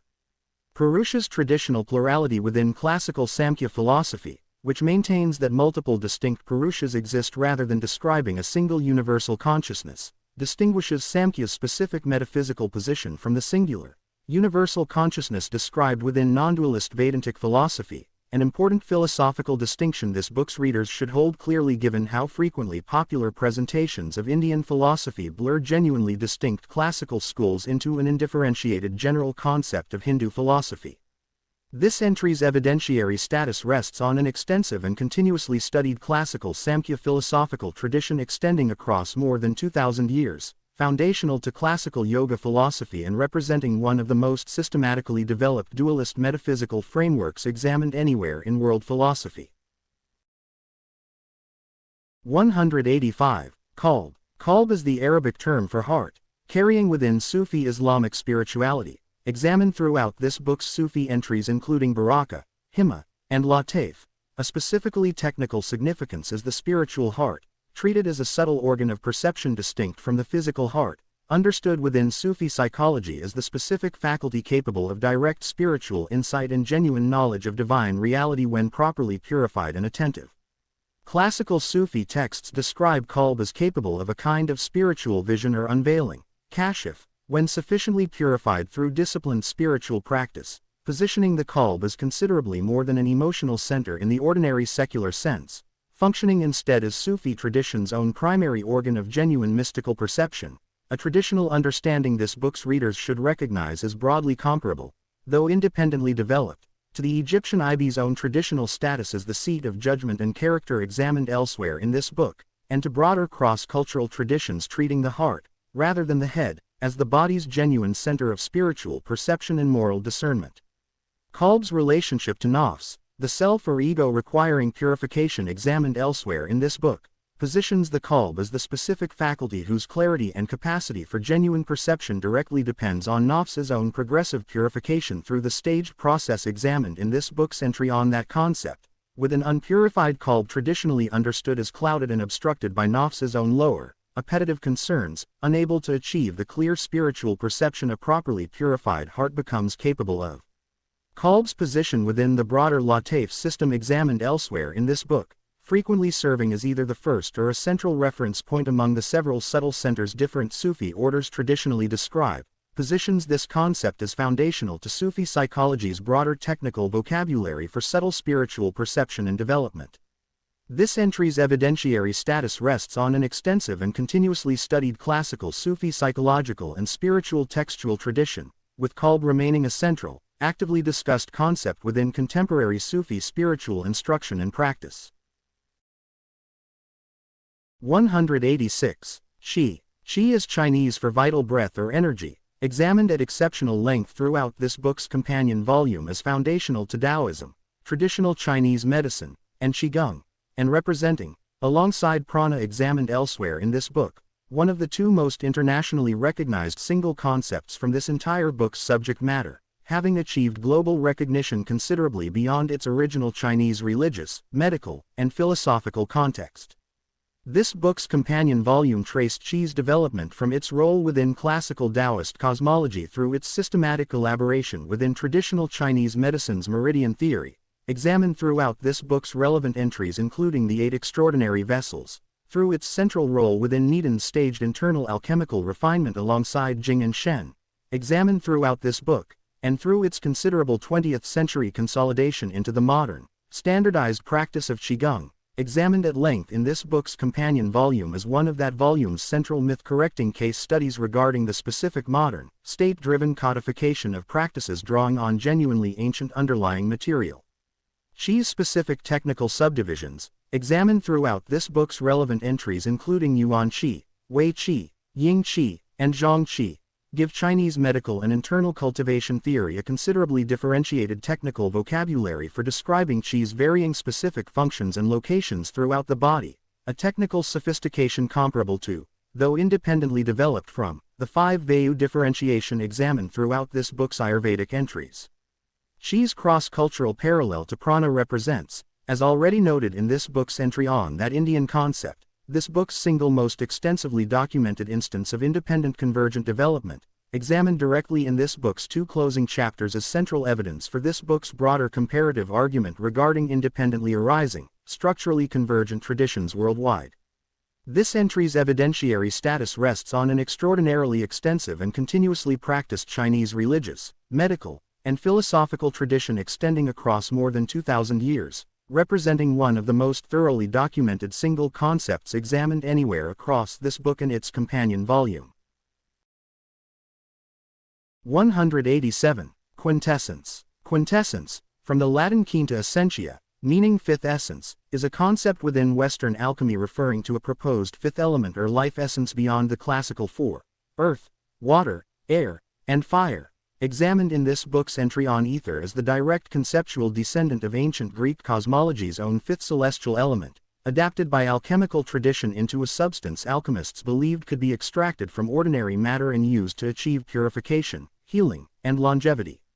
Medieval and early modern alchemical texts, including the considerable body of work associated with the medieval physician and alchemist Arnaldus de Villanova and subsequent alchemical authors, describe various proposed methods for extracting quintessence, frequently through repeated distillation processes intended to separate a substance's purest, most refined essential nature from its grosser, more corruptible material components, giving quintessence a directly practical alchemical laboratory application distinct from the more purely cosmological role ether played within ancient Greek astronomical theory. This concept of extracting a substance's purest, most essential nature through repeated refinement invites direct comparison with this book's broader documentation of comparable refinement processes across independently developed traditions, including Nidan's own staged refinement of Jing into Qi and Qi into Shen, examined throughout this book's companion volume, and Ayurvedic theory's own description of Ohas as the final, most refined product of successful digestive transformation, examined elsewhere in this book. 3 independently developed traditions each describing spiritual or medical value as achieved through progressive refinement from grosser to increasingly subtle states. Quintessence's relationship to the philosopher's stone, examined elsewhere in this book, positions quintessence as one specific proposed product or intermediate stage within the broader alchemical project the philosopher's stone represented the ultimate culmination of, with different specific alchemical authors and traditions describing the precise relationship between quintessence and the philosopher's stone in varying, not always fully consistent ways. This entry's evidentiary status rests on an extensive Western alchemical textual tradition, with quintessence's specific claimed extraction methods and effects never having been independently verified as producing their claimed results by any outside evidentiary standard. 188. Rainbow Body. Rainbow Body is an advanced attainment within Tibetan Vajrayana Buddhism, examined at length in this book's companion volume, in which the physical body is said to dissolve into light at the moment of death, understood within Dzogchen and certain other advanced Tibetan Buddhist contemplative traditions as the ultimate physical manifestation of a practitioner's complete realization of Rigpa, primordial awareness examined elsewhere in this book, and the corresponding dissolution of ordinary, solid physical embodiment this realization is traditionally understood to make possible. Tibetan Buddhist traditional accounts describe the rainbow body process as typically unfolding over a period of several days following a realized practitioner's death, with the physical body traditionally described as progressively shrinking and eventually dissolving entirely, or in some traditional accounts leaving only hair and nails behind, accompanied by various traditionally reported phenomena including rainbow-colored light and other unusual atmospheric occurrences, giving this attainment its specific traditional name and its status as one of Vajrayana Buddhism's most dramatic and highly regarded traditionally described accomplishments. This traditional account of complete physical dissolution into light at the moment of ultimate spiritual realization invites direct comparison with this book's broader documentation of light as a recurring cross-cultural marker of ultimate spiritual attainment, examined throughout this book's entries on Taboric light and newer, though the rainbow body's specific traditional claim, that a physical body itself materially dissolves rather than merely that a practitioner perceives or is illuminated by divine light, represents a considerably more dramatic and specific physical claim than these other traditions' own comparable light attainment concepts. This book's companion volume already noted this specific claim's genuinely contested evidentiary status directly, and this entry restates that assessment clearly. Traditional accounts of rainbow body attainment are documented within Tibetan Buddhist tradition and reported by contemporary practitioners and communities, including reports from within the past century, though these reports have not been independently investigated and confirmed through the kind of rigorous, controlled outside documentation this book has applied as its standard throughout, distinguishing traditional practitioner and community report from independently verified fact. This entry's evidentiary status rests on Tibetan Buddhist tradition's own internal documentation and considerable practitioner and community testimony, including relatively recent reported cases, without independent outside verification meeting the evidentiary standard this book applies throughout. 189. Ramat. Ramat is a concept within Ainu tradition, the indigenous culture of the Japanese archipelago's northern regions including Hokkaido, referring to the spiritual essence or soul present in people, animals, and objects alike, examined in this book's companion volume in relation to Shugendo's own distinctly Japanese mountain ascetic tradition, though Ainu culture and religious tradition developed independently from and considerably predates the mainstream Japanese Shinto and Buddhist traditions examined at length throughout this book's companion volume. Ainu religious tradition, documented through both considerable ethnographic scholarship and, increasingly, through direct Ainu cultural and linguistic revitalization efforts following the Japanese government's own relatively recent formal recognition of the Ainu as an indigenous people in 2019, describes Ramat as present throughout the natural world in a manner this book's readers should recognize as broadly comparable to animist traditions examined throughout this book, including pre-Buddhist Japanese kami veneration itself, examined at length in this book's companion volume, with Ainu tradition specifically extending genuine spiritual personhood to animals, plants, and even certain significant tools and objects, each understood as possessing their own Ramat. The Ainu bear ceremony, or Ioment, a significant traditional ritual involving the ceremonial sending of a bear's spirit back to the world of the Kamwi, the Ainu term for deities or spirits, represents one of the most extensively documented traditional Ainu religious practices directly engaging with Ramat theology, understood traditionally as properly honoring and releasing an animal's Ramat so that it might return to the spirit world and, in traditional Ainu belief, potentially return again in animal form to again benefit the human community, a traditional reciprocal relationship between human and animal spirit. This book's readers should recognize as broadly comparable, though independently developed, to the reciprocal traditional relationship examined in this book's entry on Inuit Anua regarding traditional hunting ethics. Ainu culture's own distinct linguistic and cultural identity, genuinely separate from mainstream Japanese culture despite centuries of complex, often difficult historical relationship including significant historical suppression of Ainu language and culture, positions Ramat and the broader Ainu religious framework as a genuinely independent tradition this book treats on its own terms rather than as a mere regional variant of mainstream Japanese Shinto belief. This entry's evidentiary status rests on considerable ethnographic documentation combined with increasing direct contemporary Ainu cultural and religious documentation, reflecting the ongoing, actively continuing revitalization of Ainu cultural and religious practice. 190. Reiki. Reiki is universal life energy as named and systematized by Mikao Usui, combining the characters Rei and Ki, examined at exceptional length throughout this book's companion volume as one of that volume's central myth-correcting case studies, tracing Reiki's genuine 1920s Japanese origin, its subsequent adaptation through Chujiro Hayashi and Haweo Takata, and its eventual global transmission through Takata's 22 direct successors. This entry does not repeat that extensive companion volume treatment in full, but situates Reiki directly within this book's own broader comparative framework, noting specifically that Rei and Ki together draw on the same broader East Asian Ki and Chi conceptual family examined throughout this book's relevant entries, positioning Reiki not as an independent invention unconnected to older tradition but as a specifically 20th century Japanese synthesis drawing directly on considerably older Buddhist, Shinto, and broader East Asian energetic concepts, exactly the kind of genuine ancient root plus modern synthesis pattern this book's companion volume documented as characteristic of Qigong's own 20th century consolidation and of modern postural yoga's own 20th century reshaping. Reiki's specific technical vocabulary, including Byosen and Hibiki, both examined elsewhere in this book, reflects this same synthesis directly, combining genuinely traditional Japanese energetic and diagnostic sensibility with Usui's own particular 20th century systematic innovation, giving Reiki practice a technical vocabulary this book's readers can now recognize as drawing on but not identical to older traditional Chinese medical concepts including Qi, the sensation of Qi arrival examined in this book's entry on Meridian. Reiki's considerable contemporary global practice, with practitioners across dozens of countries and continued active research interest within complementary and integrative medicine, examined in this book's entry on biofield, positions Reiki as one of this book's most directly and currently practically significant entries, a living, actively growing tradition rather than a purely historical curiosity.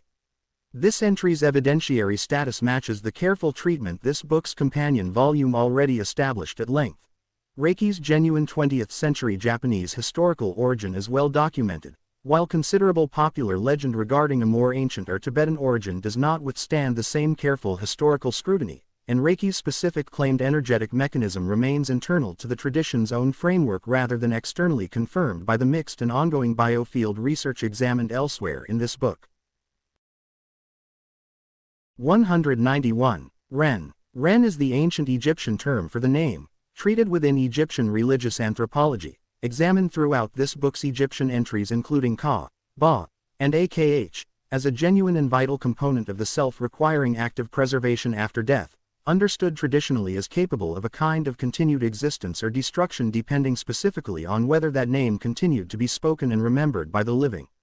Egyptian funerary and monumental practice reflects Ren's traditional significance directly and extensively, with considerable Egyptian effort devoted to inscribing names permanently in stone, and with the deliberate erasure of a name from monuments and records, documented in several specific historical instances including the systematic erasure of the pharaoh Akhenaten's name and monuments following his death, traditionally understood within Egyptian religious logic as a genuine attempt to destroy that individual's continued existence in the afterlife, not merely to erase historical memory in the modern secular sense, giving Ren a traditional stake in Egyptian political and religious practice this book's readers should recognize as genuinely high. This traditional understanding of a name is directly, causally connected to a person's continued post-mortem existence, rather than as a purely arbitrary label, connects Ren directly to this book's broader documentation of sacred, causally efficacious speech examined throughout this book's entries on Heka, Hu, and Vak, positioning correct naming and continued remembrance as its own specific category of efficacious speech alongside ritual formula and creative utterance more broadly. Ren's relationship to Mini, examined elsewhere in this book as the Norse concept of memory, and to the broader ancestor veneration traditions examined throughout this book requiring ongoing remembrance from the living, illustrates the same broader cross-cultural pattern this book has documented extensively, in which a deceased person's continued well-being is understood as genuinely, causally dependent on the active memory and ritual attention of the living rather than proceeding entirely independently of ongoing human relationship. This entry's evidentiary status is strong, resting on extensive Egyptian funerary and monumental textual and archaeological evidence, including well-documented specific historical instances of deliberate name erasure providing direct, concrete evidence of Ren's genuine traditional significance. 192. Ren Mai. Ren Mai, generally translated as the conception vessel, is one of the 8 extraordinary meridians within traditional Chinese medicine's channel theory, examined in relation to this book's entries on Du Mai, Chong Mai, and Dai Mai, running along the body's anterior midline from the perineum to a point beneath the lower lip, and traditionally understood as governing all of the body's yin channels, forming the direct anterior counterpart to Du Mai's own posterior, yang governing function. Classical Chinese medical texts describe Ren Mai as playing a central traditional role in reproductive health and pregnancy, with its very name reflecting this traditional association, understood as particularly significant for female reproductive function and, alongside Chong Mai examined elsewhere in this book, frequently discussed together within classical Chinese gynecological medical literature as jointly governing menstruation, fertility, and pregnancy. Ren Mai's traditional pairing with Du Mai in the microcosmic orbit practice, examined in this book's entry on Du Mai as one of Chinese internal cultivation's most widely taught foundational techniques, positions Ren Mai as directly practically significant within contemporary Qigong and Needhan practice, with the continuous circulation of Qi down the front of the body along Ren Mai and up the back along Du Mai representing a foundational internal cultivation technique taught across numerous distinct Qigong and Daoist internal alchemical lineages. Ren Mai's specific acupuncture points along the midline of the torso and throat, including points traditionally associated with respiratory and digestive function alongside its reproductive applications, give this extraordinary vessel a broader clinical application within contemporary acupuncture practice extending beyond its more specifically gynecological traditional emphasis, reflecting the same integrated, multifunctional character this book has documented throughout its treatment of Chinese meridian theory. This entry's evidentiary status rests on an extensive and continuously practiced Chinese medical and internal alchemical tradition, with Ren Mai's specific clinical applications remaining active within contemporary traditional Chinese medicine and its foundational role within microcosmic orbit practice remaining active within contemporary Qigong instruction. 193. Rigpa. Rigpa is a concept within Tibetan Dzogchen tradition referring to pure, primordial awareness, sometimes described as a luminous ground energy underlying ordinary mind, understood within Dzogchen teaching, examined in this book's entry on the rainbow body as directly connected to this advanced attainment's ultimate realization, as the fundamental, already present nature of mind itself, requiring recognition rather than cultivation or construction through gradual practice. Dzogchen literature, developed within both the Nyingma school of Tibetan Buddhism and within Bon tradition, examined throughout this book's companion volume's treatment of Tibet, describes Rigpa as distinct from Sem, ordinary dualistic, conceptually elaborated consciousness, with the entire Dzogchen contemplative approach oriented specifically toward directly recognizing Rigpa's own already present nature rather than toward gradually constructing or achieving some new state through progressive effort, a distinctive non-gradual approach this book's readers should recognize as genuinely differing from the staged, sequential contemplative architecture this book has documented as characteristic of most other advanced practice traditions examined throughout this book and its companion volume, including Patanjali's 8 limbs and Needham's 3-stage refinement. This emphasis on sudden recognition of an already present nature rather than gradual construction invites direct comparison with Chan and Zen Buddhism's own comparable emphasis on sudden enlightenment, examined at length in this book's companion volume. Both traditions developing within the broader Buddhist world a genuine alternative to more purely gradual, staged contemplative models, though Dzogchen's specific philosophical framework and its close connection to Tibetan tantric practice give it a technical elaboration and cultural context genuinely distinct from Chan's own East Asian development. Rigpa's relationship to Anandamaya Kosha, examined elsewhere in this book as the innermost, bliss-associated layer within Vedantic anthropology, invites comparison as another instance of this book's broader documented pattern regarding traditions describing an innermost, already present layer of blissful or luminous awareness closest to ultimate reality, though Dzogchen's specific emphasis on Rigpa's already present, requiring only recognition character represents a particularly direct and philosophically explicit statement of this broader pattern.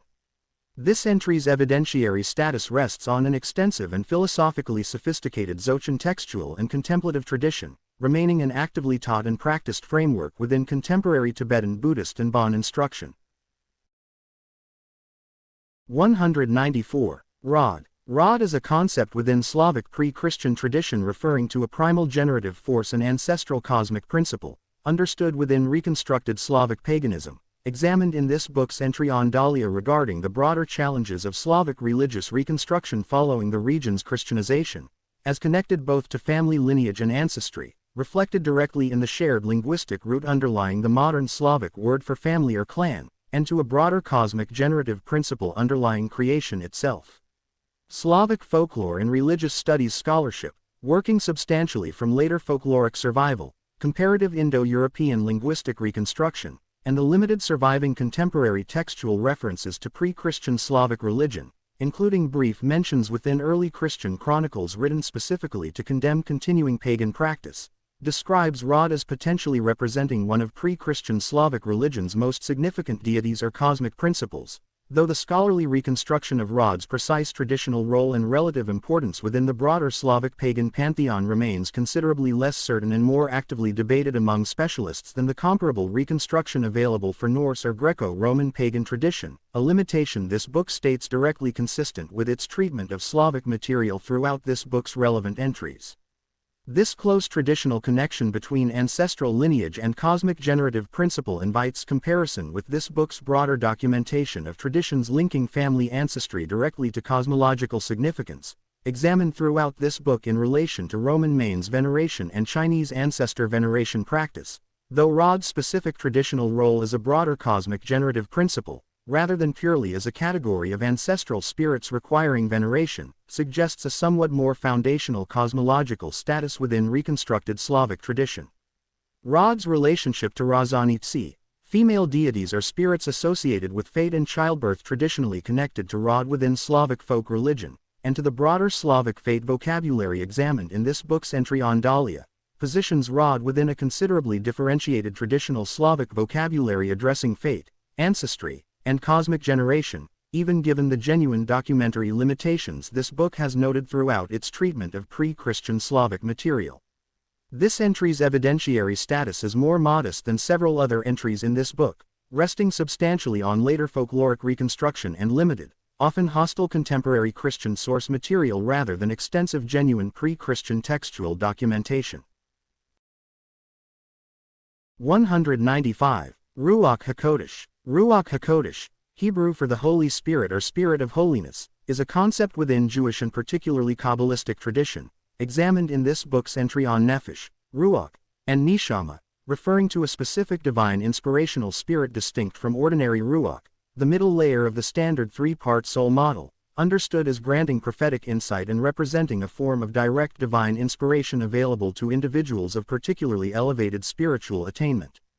Classical Jewish sources, including material within the Hebrew Bible describing prophetic inspiration and considerably elaborated within later rabbinic and Kabbalistic literature, describe Ruach HaKodesh as a genuinely distinct category of spiritual experience from ordinary human Ruach, associated specifically with the biblical prophets and, in later rabbinic tradition, understood as having become considerably rarer following the conclusion of the biblical prophetic period, though never entirely absent, with various later Jewish mystical figures across subsequent centuries traditionally described as having achieved some degree of continued access to Ruach HaKodesh through their own advanced spiritual attainment and practice.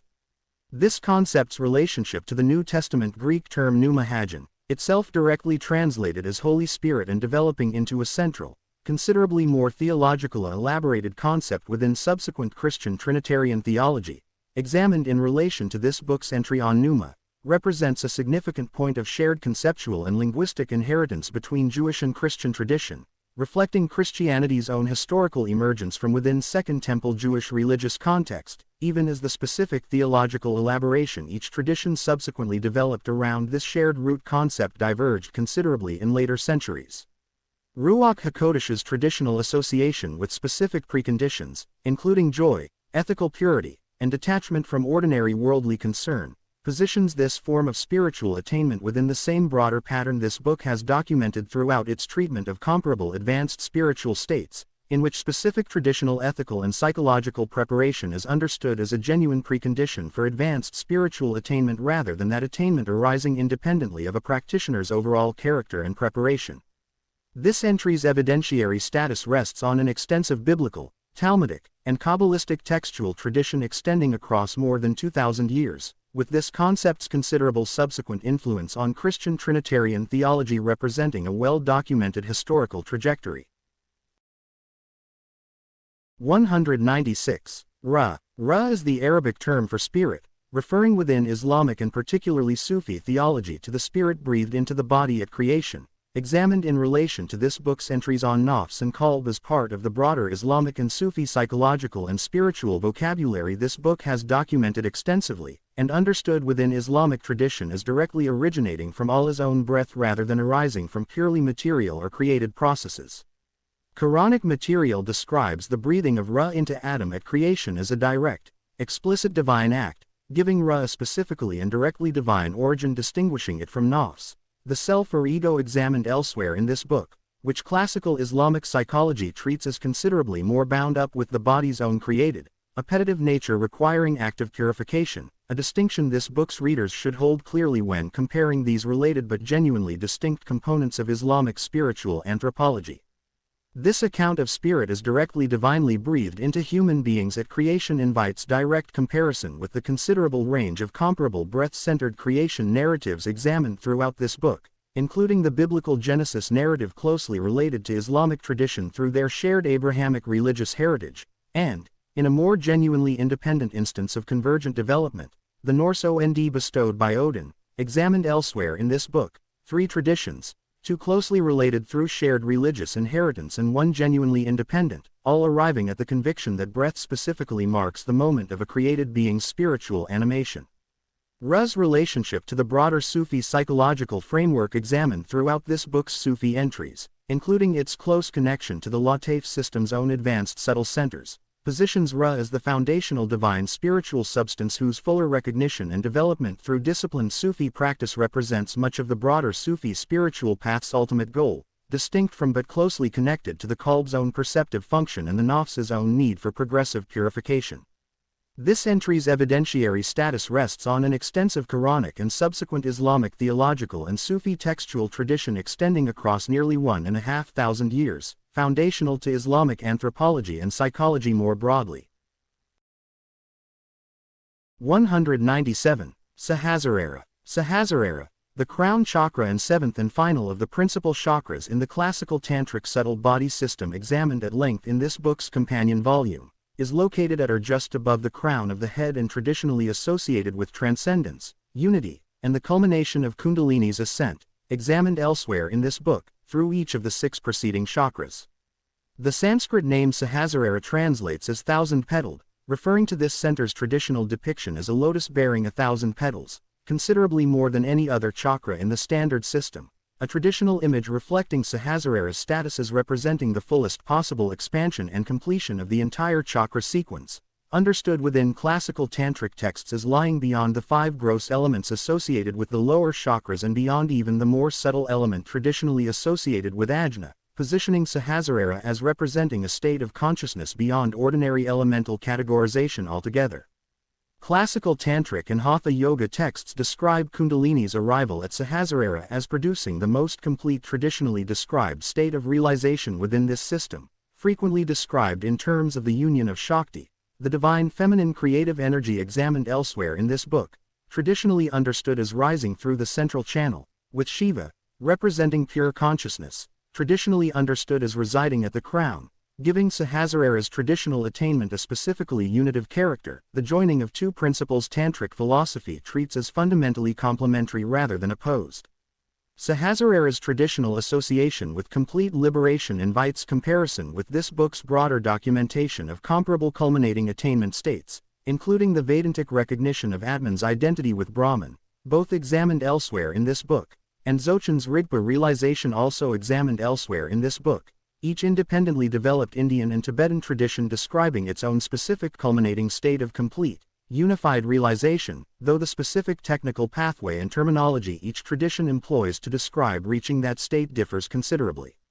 This entry's evidentiary status matches the broader chakra system examined throughout this book's relevant entries, resting on extensive and consistent classical tantric textual documentation while the underlying claims remain internal to the tradition's own framework rather than externally confirmed.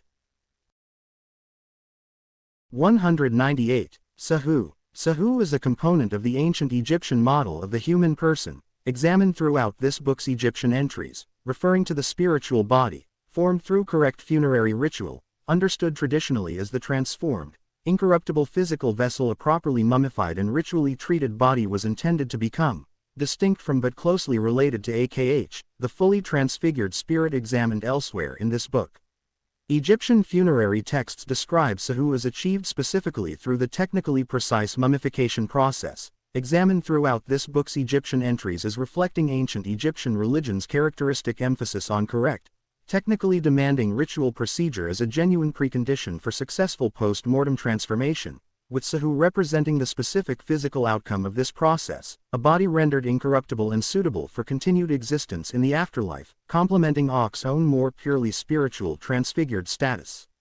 This traditional distinction between a transformed physical vessel, Sahu, and a transformed spiritual state, AKH, reflects ancient Egyptian religious thought's characteristically integrated treatment of physical and spiritual transformation as genuinely interconnected rather than fully separate processes, a traditional integration this book's readers should recognize as broadly comparable, though independently developed, to Chinese Nidan's own treatment of physical and spiritual refinement as genuinely unified, examined at length in this book's companion volume, and to the Tibetan rainbow body's own dramatic claim of physical transformation directly accompanying ultimate spiritual realization, examined elsewhere in this book.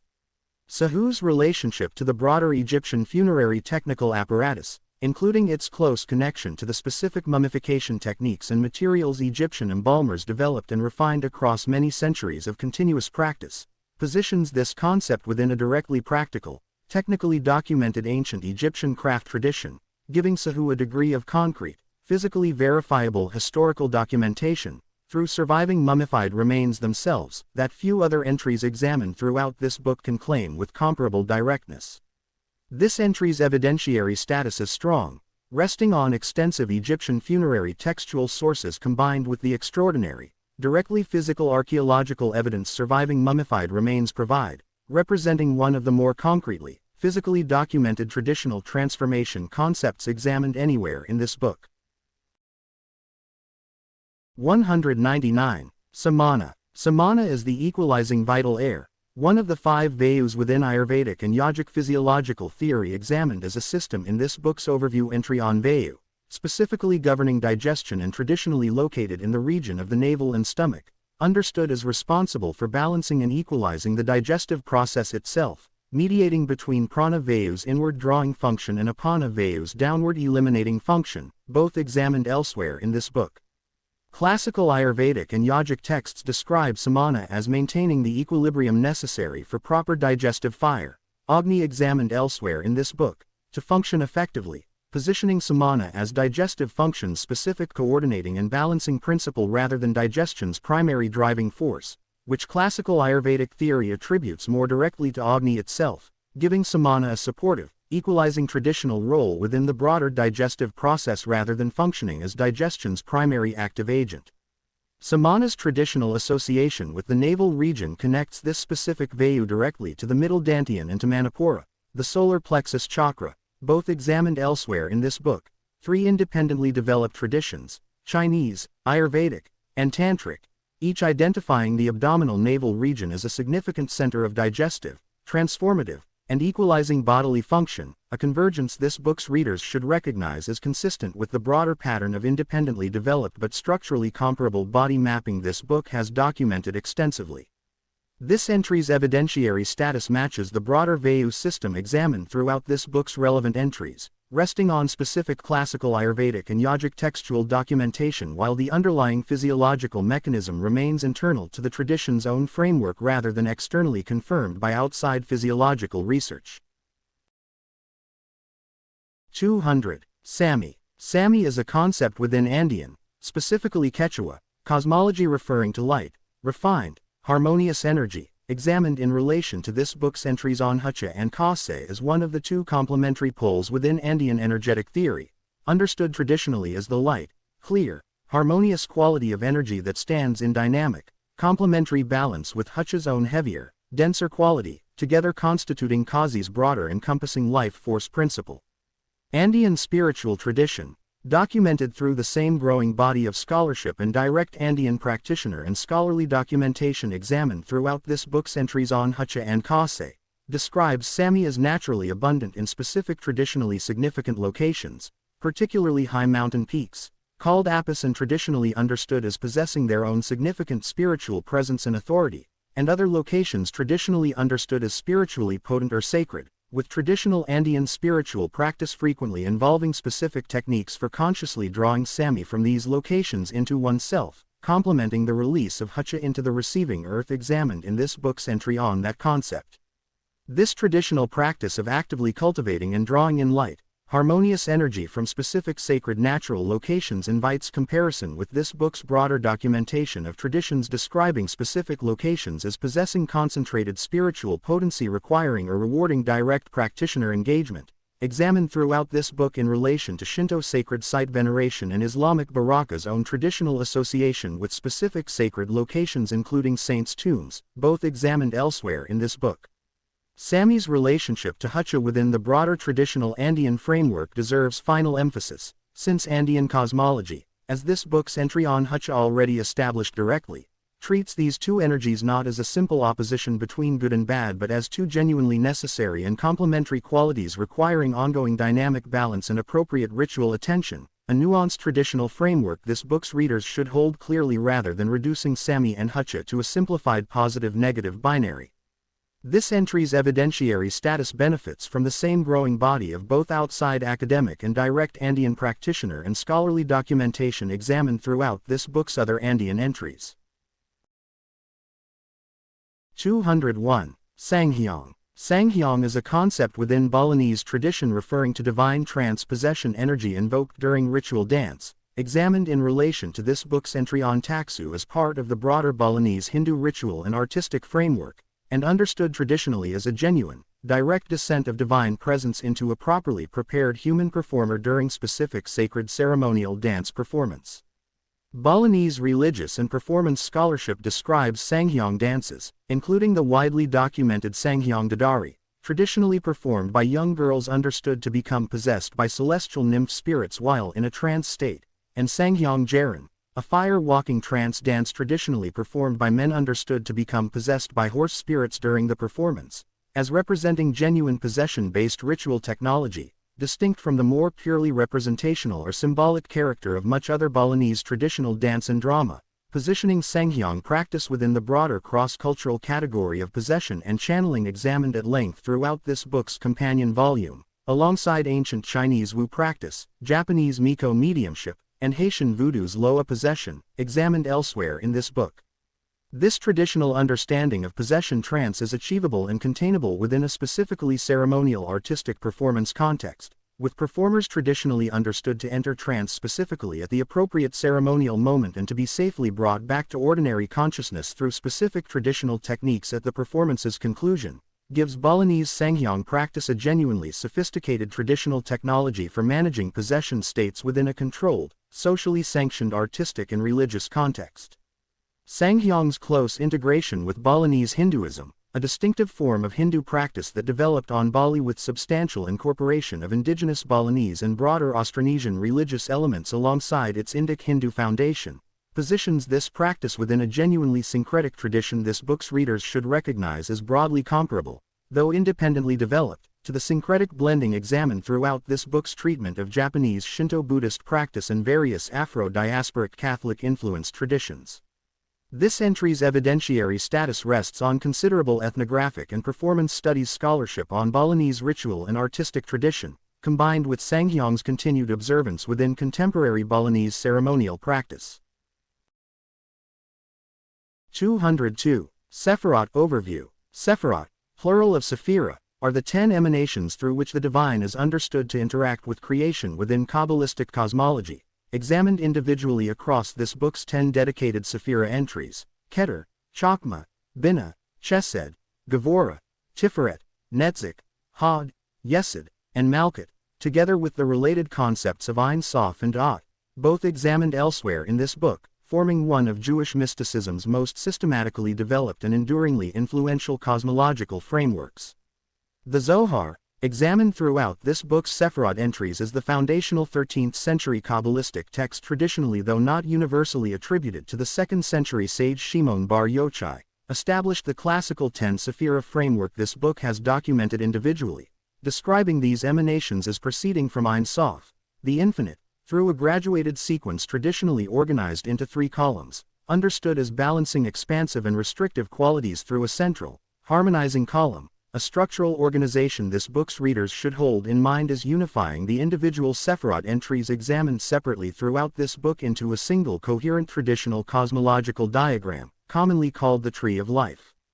This book has documented the considerable internal pairing structure this system exhibits throughout its individual Sephirot entries: Chesed paired with Gevurah, Chokmah paired with Binah, Netzik paired with Hod, each pair synthesized in a following Sephira, giving the entire 10 Sephira system a coherent internal logic of complementary balance. This book has identified as one of Kabbalistic cosmology's most consistently recurring structural themes. The Sephirot system's cross-cultural parallel to the 7 chakra system, examined throughout this book's chakra entries, represents one of this book's most significant documented structural parallels between independently developed traditions, both systems describing a graduated sequence of specific centers or emanations linking ultimate transcendent reality to manifest, embodied existence, though the 2 systems' specific number, content, and broader cosmological framework differ considerably even while sharing this significant underlying structural resemblance. This overview entry's evidentiary status, and that of the 10 individual Sephira entries and related concepts examined throughout this book's alphabetical sequence, rests on an extensive and continuously studied Kabbalistic textual tradition extending from the medieval Zohar through many centuries of subsequent commentary and elaboration. 203. Sekhem. Sekhem is the ancient Egyptian term for power or vital force, examined throughout this book's Egyptian entries as one component within the broader Egyptian vocabulary for vital and spiritual energy, and later borrowed, in a considerably adapted and reinterpreted form, as the name of a modern energy healing system developed in the late 20th century by practitioners drawing loosely on ancient Egyptian religious vocabulary and imagery. Ancient Egyptian religious texts use Sekhem to describe a form of power or might closely associated with divine and royal authority, related in its general function though not in specific technical content to Heka, magical power itself, and to Ka, vital life force, both examined elsewhere in this book, with Sekhem specifically emphasizing the dimension of effective, exercised power or capability rather than Heka's more specifically magical technological character or Ka's more specifically sustaining, life-giving character.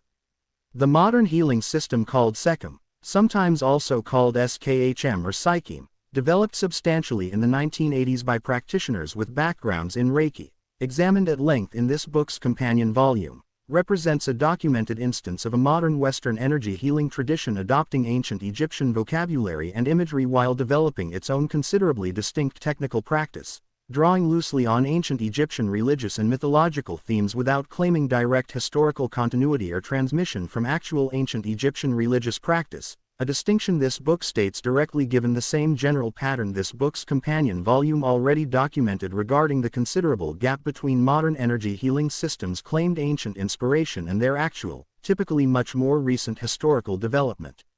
This modern adaptation of ancient terminology for a genuinely new practice invites comparison with this book's broader documentation of modern spiritual movements drawing on ancient vocabulary while developing genuinely distinct contemporary technical content, examined throughout this book's companion volume's treatment of Reiki's own considerably more direct, though still genuinely modern, 20th century Japanese development.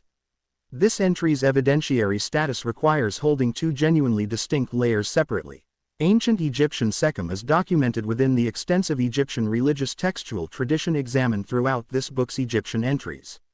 The modern Sekhem healing system represents a considerably more recent, independently developed practice whose specific claimed connection to ancient Egyptian tradition reflects inspiration and borrowed vocabulary rather than documented historical continuity.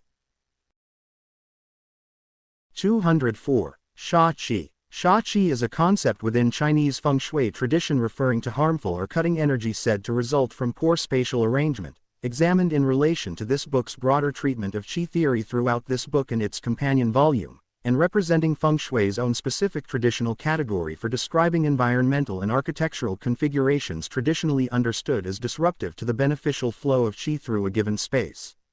Classical feng shui texts describe Sha-Qi as arising from specific traditionally identified architectural and environmental conditions, including sharp angles or corners pointing directly at a building or specific area within it, called poison arrows in some traditional translations, straight, direct pathways or roads allowing Qi to move too rapidly and forcefully rather than flowing in the more gentle, meandering pattern traditional feng shui theory associates with beneficial Qi circulation, and various other specific traditionally identified environmental configurations, giving feng shui practice a considerably detailed traditional technical vocabulary for diagnosing and remedying specific problematic spatial arrangements.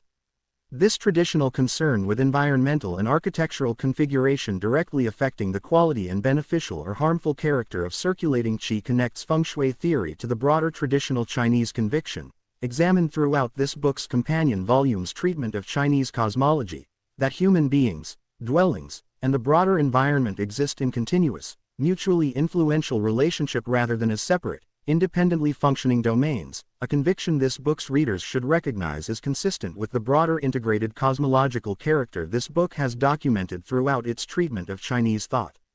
Sha-Qi's traditional remedial techniques, including specific architectural modifications, the placement of specific traditional objects understood to redirect or absorb Sha-Qi, and specific traditional plantings and water features, give feng shui practice a directly applied, practically oriented technical tradition comparable in this respect to the practically applied traditional technologies examined throughout this book in relation to Andean Namka construction and Tai and Lao Quan securing ceremony.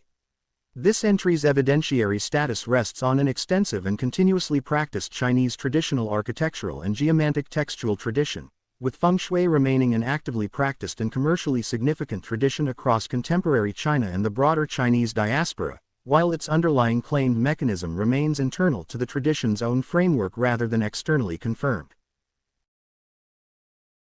205. Shakti. Shakti is the divine feminine creative energy or power within Hindu, and particularly Tantric, tradition, examined throughout this book's Tantric entries as the active, dynamic consort force traditionally paired with Shiva's own more purely static consciousness, together forming one of Hindu Tantric theology's most foundational and consequential cosmological pairings, and representing this book's own significant correction of an earlier gap, since this central concept, despite its foundational importance to this entire book's Tantric material, had not received its own dedicated entry until this point in the alphabetical sequence. Tantric philosophy, examined at length in this book's companion volume, describes reality as arising specifically from the dynamic interplay between Shiva, understood as pure, unchanging, witnessing consciousness, and Shakti, understood as the active, dynamic, creative power through which that consciousness actually manifests and acts within the world, with Shakti traditionally understood as present and active throughout the entire manifest universe, including within the human body as Kundalini, examined elsewhere in this book, traditionally understood as Shakti's own specific dormant presence awaiting activation and ascent through the central channel toward union with Shiva at Sahasrara, the crown chakra also examined elsewhere in this book. This Shiva-Shakti framework gives Tantric cosmology a genuinely distinctive theological character relative to several other traditions examined throughout this book, treating divine reality as fundamentally dual rather than singular, with neither consciousness nor active power alone constituting complete divine reality, but rather their dynamic union and interplay, a theological structure this book's readers should compare directly with the considerably more purely singular ultimate reality described within non-dualist Vedantic philosophy's own treatment of Brahman, examined elsewhere in this book, illustrating genuine significant theological diversity within the broader Hindu tradition this book has already documented at length. Shakti's traditional personification through numerous specific goddesses across Hindu tradition, including Durga, Kali, and Parvati among many others, each traditionally understood as a specific manifestation or aspect of Shakti's own broader creative power, gives this concept an extraordinarily rich traditional devotional and mythological elaboration extending well beyond its more purely philosophical tantric cosmological function alone. This entry's evidentiary status rests on an extensive and continuously practiced Hindu tantric philosophical, devotional, and ritual tradition, foundational to tantric cosmology and to the broader chakra and kundalini system examined at length throughout this book. 206. Shekhinah. Shekhinah is a concept within Jewish, and particularly Kabbalistic, tradition referring to the indwelling divine presence, often associated with Malkut, the 10th Sephira examined elsewhere in this book, and described within Jewish mystical tradition as a radiant presence of God directly dwelling in the world and within the Jewish community's own lived religious experience, representing one of Jewish theology's most significant traditional concepts for divine immanence rather than pure divine transcendence. Rabbinic and subsequent Kabbalistic literature, building on earlier biblical descriptions of divine presence dwelling within the tabernacle and later the Jerusalem temple, developed Shekhinah into a considerably elaborated traditional concept, with Kabbalistic tradition, particularly within the Zohar examined throughout this book's Sephirot entries, describing Shekhinah in explicitly feminine terms, frequently personified as the Sabbath bride and closely associated with traditional Jewish Sabbath welcoming liturgy, a specifically feminine divine personification this book's readers should recognize as broadly comparable, though independently developed, to Shakti's own feminine divine personification examined elsewhere in this book, and to the broader cross-cultural pattern this book has documented regarding traditions describing divine active presence or power specifically through feminine imagery and personification. Shekhinah's traditional association with Jewish exile, with Kabbalistic literature describing Shekhinah as accompanying the Jewish people even during periods of exile and dispersal from the land of Israel, and as itself existing in a state of exile from its own proper union with the more transcendent aspects of divinity until the messianic restoration Jewish tradition anticipates, gives Shekhinah a genuinely significant traditional theological role addressing Jewish historical experience directly, connecting this cosmological and mystical concept to lived Jewish historical and communal experience in a manner this book's readers should recognize as distinctive among the more purely cosmological concepts examined throughout this book's Kabbalistic entries. Shekhinah's relationship to Malkut positions this concept as the specific experiential, devotional dimension of that Sephira's more purely structural cosmological function, giving Kabbalistic theology both an abstract cosmological vocabulary, the Sephirot system broadly, and a devotionally rich, personally significant vocabulary, Shekhinah specifically, for describing essentially the same underlying reality from different but complementary traditional perspectives. This entry's evidentiary status rests on an extensive biblical, rabbinic, and Kabbalistic textual tradition extending across more than 2,000 years, with Shekhinah remaining a central, actively invoked concept within contemporary Jewish liturgy and theological reflection. 207. Shen. Shen is spirit or consciousness within Chinese Daoist and medical theory, examined at exceptional length throughout this book's companion volume as the most refined of the three treasures, Jing, Qi, and Shen, foundational to need an internal alchemical practice, and representing the culminating stage of Chinese internal cultivation's traditional staged refinement process, following Jing's own transformation into Qi and preceding Shen's own final traditional refinement into emptiness or union with the Tao.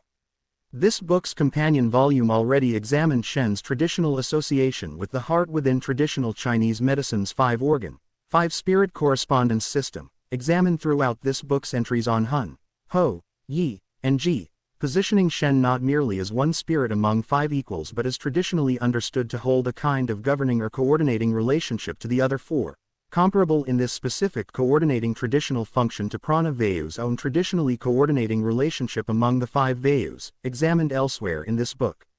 Shen's traditional clinical significance within Chinese medical diagnosis extends well beyond purely internal alchemical or philosophical application, with traditional Chinese medical assessment of a patient's Shen, observed particularly through the eyes and overall demeanor, representing one of traditional Chinese medicine's most significant traditional diagnostic and prognostic indicators, with clear, Bright Shen traditionally understood as a positive prognostic sign even in the presence of significant physical illness, and disturbed or absent Shen traditionally understood as a genuinely serious diagnostic concern regardless of a patient's other specific symptoms. Shen's relationship to Ling, examined elsewhere in this book as spirit efficacy or demonstrated numinous power, deserves clarification, since Shen names the broader category of spirit or consciousness generally, while Ling names specifically the demonstrated, efficacious quality a spirit, deity, or practitioner's own Shen might currently possess, a distinction this book's entry on Ling already established directly. This entry's evidentiary status rests on the same extensive, continuously practiced Chinese medical and internal alchemical tradition examined throughout this book's companion volume and this book's related entries, extending across more than 2,000 years of documented clinical and contemplative practice. 208. Sia. Sia is the ancient Egyptian personification of perception or divine insight, examined in this book's entries on Heka and who was one of the three specific creative faculties ancient Egyptian religious thought traditionally personified together, understood as the specific faculty of correct perception and understanding necessary for Heka's magical power to be correctly and effectively directed through whose authoritative creative speech. Egyptian religious texts describe Sia as closely associated with the heart, positioning this faculty of perception in direct connection to IB, examined elsewhere in this book as the traditional Egyptian seat of thought, intention, and moral judgment, giving the Sia Heka-Hu creative triad a directly embodied traditional physiological grounding, correct perception arising from the heart, correctly directed by magical power, expressed through authoritative speech, rather than describing these three faculties as purely abstract principles disconnected from specific traditional bodily location and function. This traditional Egyptian account of correct perception as a necessary precondition for effective creative or magical action invites comparison with this book's broader documentation of traditions similarly emphasizing correct perception or understanding as foundational to effective spiritual practice, examined throughout this book in relation to Buddhist philosophy's own emphasis on correct view as foundational to the broader Eightfold Path, examined at length in this book's companion volume, and Sufi tradition's own emphasis on the Qalb's purified perceptive capacity, examined elsewhere in this book, each independently developed tradition recognizing that effective spiritual technology requires not merely power or correct technique alone but genuine, accurate perception directing that power and technique appropriately. Sia's personification as a specific deity accompanying the sun god Ra, alongside Heka and Hu, reflects the same broader pattern examined throughout this book's Egyptian entries, in which ancient Egyptian religious thought consistently personified its most fundamental cosmological and creative principles as specific attendant deities.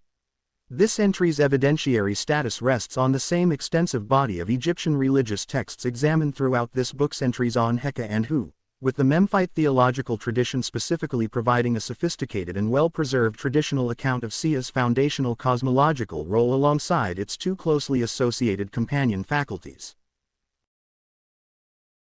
209. Siddhi. Siddhi is a supernatural power or attainment said to arise at advanced stages of practice within Indian Tantric and Yogic tradition, examined throughout this book's companion volume's treatment of Patanjali's Yoga Sutras, which treat such powers with notable traditional ambivalence, acknowledging their reality within the system's own framework while warning against attachment to them as a potential obstacle to the deeper liberation that remains the system's actual ultimate goal.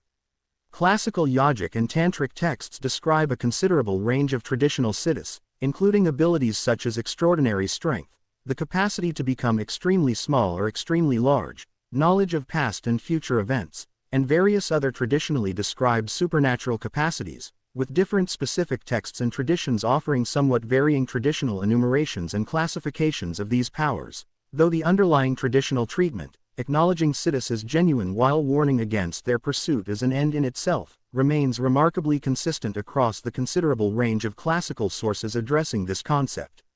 This book's companion volume already examined Siddhi at length within its treatment of the South Indian Siddha tradition, examined elsewhere in this book, whose practitioners, the Siddhars, pursued Siddhi attainment with a directness and centrality distinguishing their specific tradition from Patanjali's own more liberation-focused classical system, giving this book's readers a documented instance of genuine historical diversity within Indian tradition regarding how centrally Siddhi attainment itself should be pursued relative to other spiritual goals. Siddhi's cross-cultural parallel within this book extends to the broader category of advanced attainment states examined throughout this book, including the Tibetan rainbow body and the considerable body of reported phenomena associated with advanced practitioners across numerous traditions. Though this book's readers should hold the same careful evidentiary distinction this book has applied consistently throughout its treatment of comparable claims, between traditional textual description and practitioner testimony on one hand, and independent outside verification on the other.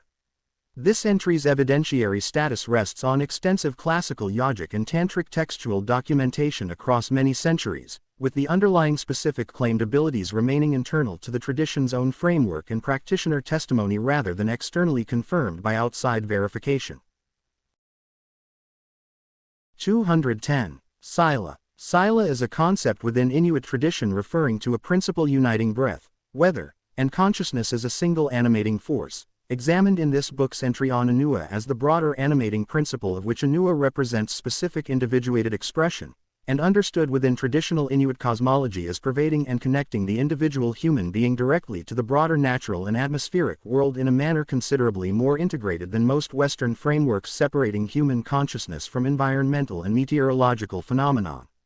Ethnographic documentation of Sila, including the considerable early 20th century fieldwork of Knud Rasmussen examined in this book's entry on Anua, and subsequent anthropological and Inuit-authored scholarship, describes Sila as encompassing simultaneously the weather and broader atmospheric conditions, the breath of living beings, and a form of encompassing consciousness or wisdom, with traditional Inuit understanding treating these three dimensions, weather, breath, and consciousness, not as three separate phenomena that happen to share a single word but as genuinely, deeply interconnected expressions of a single underlying principle, a traditional integration this book's readers should recognize as representing one of this book's more philosophically distinctive and holistically integrated single concepts.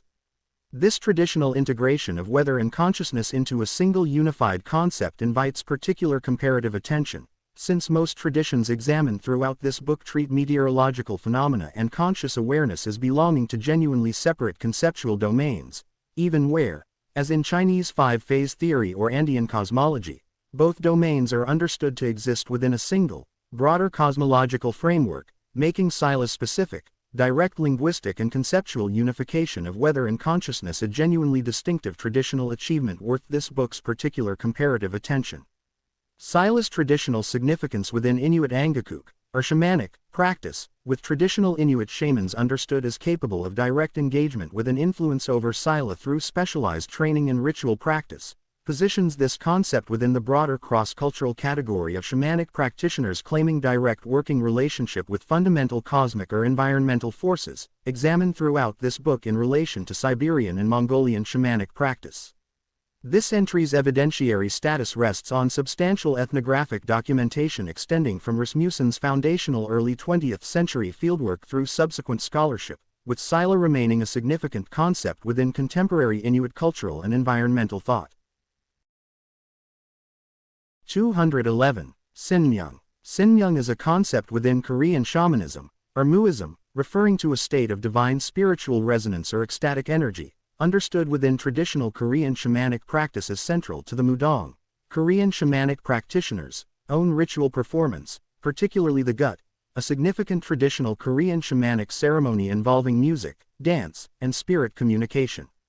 Korean shamanic and folk religious scholarship describes Sinmyung as arising specifically through the combined ritual technology of drumming, dance, and chanting during gut performance, understood traditionally as capable of building toward a genuine state of ecstatic spiritual resonance shared between the Mudong and the assembled participants, a communal ecstatic quality this book's readers should recognize as distinguishing Sinmyung somewhat from possession-focused concepts examined elsewhere in this book, including Haitian Loa possession, in that Sinmyung describes a broader shared atmospheric and energetic quality of the ritual event itself rather than referring exclusively to a specific practitioner's individual possession state.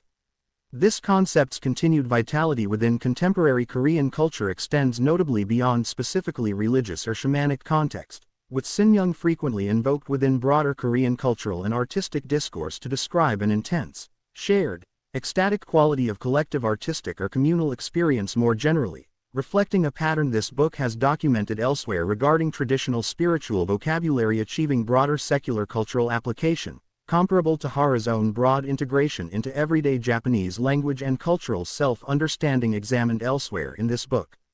Sinmyung's relationship to the broader East Asian shamanic and spirit mediumship tradition examined throughout this book, including its structural comparison to Japanese Kodotama's own emphasis on sound spiritual power, and to ancient Chinese Wu practices' own foundational use of rhythmic dance and drumming to induce trance, positions Korean shamanism as a genuinely distinct but structurally comparable tradition within the broader East Asian shamanic landscape this book has documented extensively.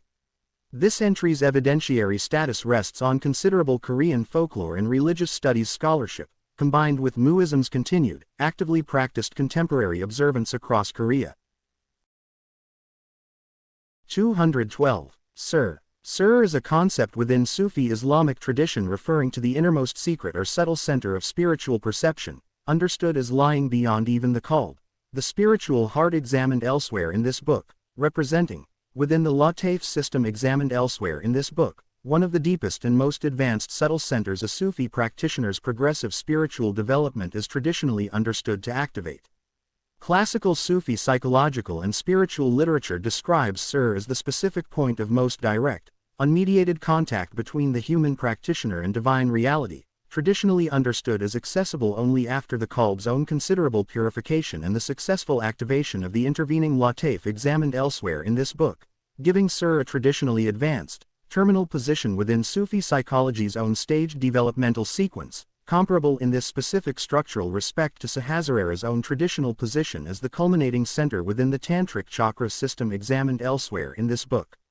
This concept of an innermost secret, accessible only at the most advanced stages of practice and representing the most direct possible point of contact with ultimate reality, invites comparison with this book's broader documentation of comparable innermost, most subtle contemplative centers, including Anandamaya Kosha's own traditional position as the innermost of the 5 Vedantic sheaths, both examined elsewhere in this book, 3 independently developed traditions, Sufi, Vedantic, and Tantric, each describing an innermost point or layer representing the most direct possible access to ultimate reality, accessible only after considerable prior purification and preparation. Sir's specific etymological meaning, secret, reflects Sufi tradition's own considerable emphasis on appropriate discretion and protective transmission of its most advanced teaching, examined throughout this book's treatment of comparable protective technical language in Nidan's own deliberately coded alchemical vocabulary and Vajrayana Buddhism's own traditional emphasis on qualified teacher-guided transmission for advanced tantric practice. This entry's evidentiary status rests on an extensive classical Sufi psychological and spiritual textual tradition, with Sir remaining an actively discussed advanced concept within contemporary Sufi spiritual instruction, particularly within orders maintaining detailed lataf teaching. 213. Sog. Sog is a concept within Tibetan and Bon tradition referring to a life force concept in Bon and Tibetan folk belief, examined in relation to this book's entries on La and Lha as part of the broader Tibetan and Bon vocabulary for describing distinct aspects of vital and protective spiritual reality, and understood traditionally as the specific sustaining life force a person requires to remain alive, distinct from La's more specifically wandering, retrievable soul essence and Ella's more specifically externally protective deity function. Traditional Tibetan and Bon medical and religious practice describes Sog as requiring specific ritual protection and maintenance, with certain traditional ceremonies specifically addressing Sog's own particular vulnerability, understood within traditional Tibetan and Bon cosmology as capable of being directly threatened or diminished by specific hostile ritual action or by inauspicious circumstance, requiring correspondingly specific protective ritual technology distinct from the retrieval technology traditionally addressing La's own separate vulnerability to wandering or loss. This concept's close relationship to the broader Tibetan Buddhist and Bon understanding of life and vitality as genuinely, actively vulnerable and requiring ongoing ritual protection, rather than as a fixed, secure given, connects Sog directly to this book's broader documentation of comparable traditions treating vital force as requiring active maintenance, examined throughout this book in relation to Andean Hucha and Sami's own traditional dynamic balance and Mongolian Hii Mori's own traditional requirement for periodic ritual renewal. Sog's relationship to Srog, a closely related term within Tibetan medical and astrological tradition specifically addressing lifespan and vital capacity in a more medically and astrologically technical sense, illustrates the considerable technical differentiation Tibetan tradition developed for describing distinct but related aspects of vitality, lifespan, and protective spiritual concern within its own broader traditional framework. This entry's evidentiary status rests on documented Tibetan and Bon ethnographic and religious studies scholarship, examined throughout this book's companion volumes more extensive treatment of Tibetan Vajrayana Buddhism and Bon cosmology. 214. Spindler, divine spark. Spindler, Greek for spark, names within Gnostic religious literature, examined throughout this book's entries on archons and pleroma, a spark of divine light said to be trapped within matter and within the human soul, representing Gnostic cosmology's own specific account of what remains of the pleroma's original divine fullness within an individual human being existing in the flawed material world the archons and demiurge are understood to govern. Gnostic texts recovered through the Nag Hammadi library describe the human spiritual condition specifically in terms of this trapped divine spark, with Gnostic soteriology, salvation understood specifically as gnosis, direct experiential knowledge, of this spark's own true divine nature and origin, awakening it and enabling its eventual return to the pleroma from which it originally proceeded, giving Gnostic tradition a distinctively knowledge-centered path to liberation. This book's readers should compare with the more purely devotional, ethical, or meditative paths to liberation examined throughout most of the rest of this book. This concept of a genuine divine essence trapped within ordinary material existence, requiring specific awakening and liberation, invites direct comparison with this book's broader documentation of traditions describing an innermost divine or transcendent core obscured by grosser layers of ordinary experience, examined throughout this book in relation to the Vedantic kosha system's own progressive layers obscuring Atman, and Jain philosophy's own understanding of the naturally pure jiva obscured by accumulated pudgala, both examined elsewhere in this book, though Gnosticism's specifically adversarial framing of the material world itself as actively obstructive, rather than merely obscuring, distinguishes its particular theological emphasis from these other traditions' generally more neutral treatment of embodied material existence. Spindler's relationship to the broader Gnostic cosmological framework examined throughout this book's entries on archons and pleroma completes this book's documentation of Gnosticism's distinctive tripartite structure, a flawed material world governed by hostile intermediary powers, a trapped divine spark within the human soul, and an ultimate transcendent fullness toward which that spark seeks to return. This entry's evidentiary status rests on the same genuine though historically complicated Gnostic textual corpus examined throughout this book's related Gnostic entries, including the significant Nag Hammadi discovery. 215. Srotas. Srotas refers within Ayurvedic medical theory, examined in this book's entry on Marma, to channels or pathways through which bodily substances, including prana, are said to flow, representing Ayurveda's own specific traditional channel theory addressing the circulation not only of prana but of the entire range of substances Ayurvedic physiology recognizes as requiring proper circulation for health, including nutritive fluid, blood, and various other bodily tissues and waste products. Classical Ayurvedic texts describe 13 or more traditional categories of srotas, each specifically associated with the circulation of a particular bodily substance, giving Ayurvedic channel theory a considerably broader traditional scope than the more specifically prana-focused nadi system examined throughout this book's tantric entries, reflecting this book's companion volume's own earlier observation that Ayurveda's channel theory developed with a somewhat more medically restrained, clinically focused character than the more contemplatively elaborate tantric nadi system that developed somewhat later and drew on Ayurveda's own earlier foundational work. Srotas theory's traditional clinical application centers substantially on diagnosing and treating specific srotas obstruction or malfunction, with different traditional categories of disease specifically associated with dysfunction in particular srotas, giving this concept direct traditional diagnostic and therapeutic application within classical Ayurvedic clinical practice extending well beyond a purely energetic or spiritual framework alone, comparable in this respect to meridian theory's own directly clinical application within traditional Chinese medicine, examined elsewhere in this book. Srotas's relationship to nadi and to marma, both examined elsewhere in this book, positions these three concepts together as forming Ayurvedic and Tantric tradition's own complete traditional map of the body's channels, points, and pathways, srotas addressing the circulation of physical bodily substances broadly, nadi addressing prana's more specifically subtle circulation, and marma addressing the specific points where these circulating pathways converge and concentrate. This entry's evidentiary status rests on an extensive and continuously practiced Ayurvedic medical textual tradition extending across more than 2,000 years, with Srota's theory remaining an actively applied diagnostic framework within contemporary Ayurvedic clinical practice.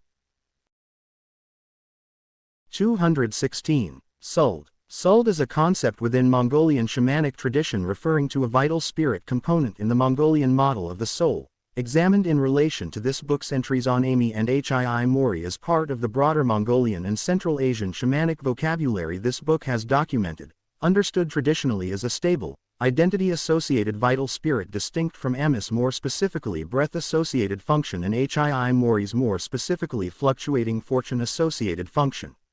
Mongolian and broader Central Asian shamanic ethnographic scholarship describes Sold as closely associated with an individual's own enduring character and identity, understood within traditional Mongolian cosmology as persisting in some traditional accounts beyond an individual's own physical death, with specific traditional practices associated with venerating the Sold of significant historical or ancestral figures, most notably the traditionally described veneration of Genghis Khan's own Sold, understood within Mongolian tradition as continuing to exert protective influence over the Mongolian people and requiring specific traditional ritual maintenance across many subsequent centuries.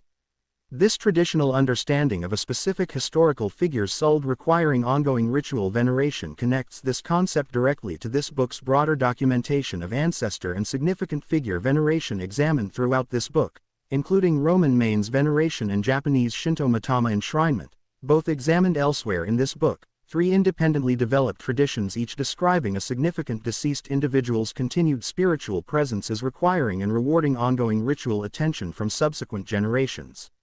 Sold's relationship to Ami and Hii Mori, together forming this book's documented account of Mongolian shamanic tradition's own multi-part vital and spiritual vocabulary, illustrates the same pattern of technically differentiated soul and spirit components this book has documented extensively across numerous independent traditions worldwide, from ancient Egypt through Norse tradition to the various Native American traditions examined throughout this book.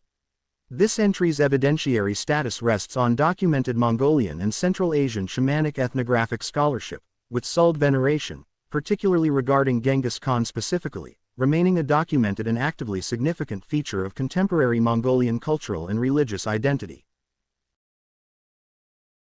217. Sushumna. Sushumna is the central channel running along the spine within Tantric subtle body theory, examined at length throughout this book's companion volume and this book's own Tantric entries, flanked by Ida and Pingala, both examined elsewhere in this book, and representing the specific pathway along which Kundalini, examined elsewhere in this book, is traditionally understood to rise once activated, piercing successive chakras and granthis in sequence toward Sahasrara.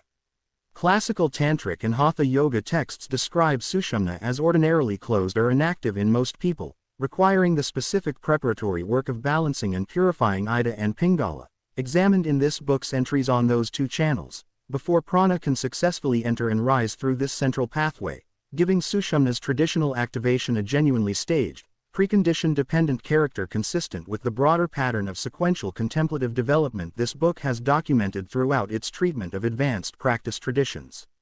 Sushumna's traditional structural position, running directly along the spine and serving as the central axis around which the entire chakra system, examined throughout this book's chakra entries, is traditionally organized, positions this channel as Tantric physiology's own central organizing structure, comparable in this specific organizing function, though independently developed, to Dumai's own comparable role within Chinese meridian theory's microcosmic orbit practice, examined elsewhere in this book, and to the central channel within Tibetan Tsa lung theory, examined elsewhere in this book, itself directly historically descended from Indian Nadi theory through documented Vajrayana Buddhist transmission.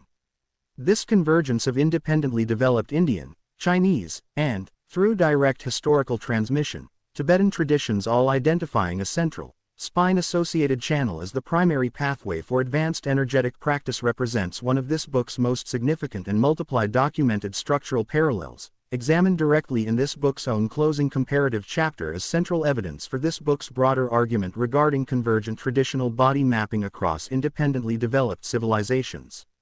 This entry's evidentiary status matches the broader Tantric subtle body system examined throughout this book's relevant entries, resting on extensive classical textual documentation while the underlying physiological claims remain internal to the tradition's own framework rather than externally confirmed by outside anatomical research.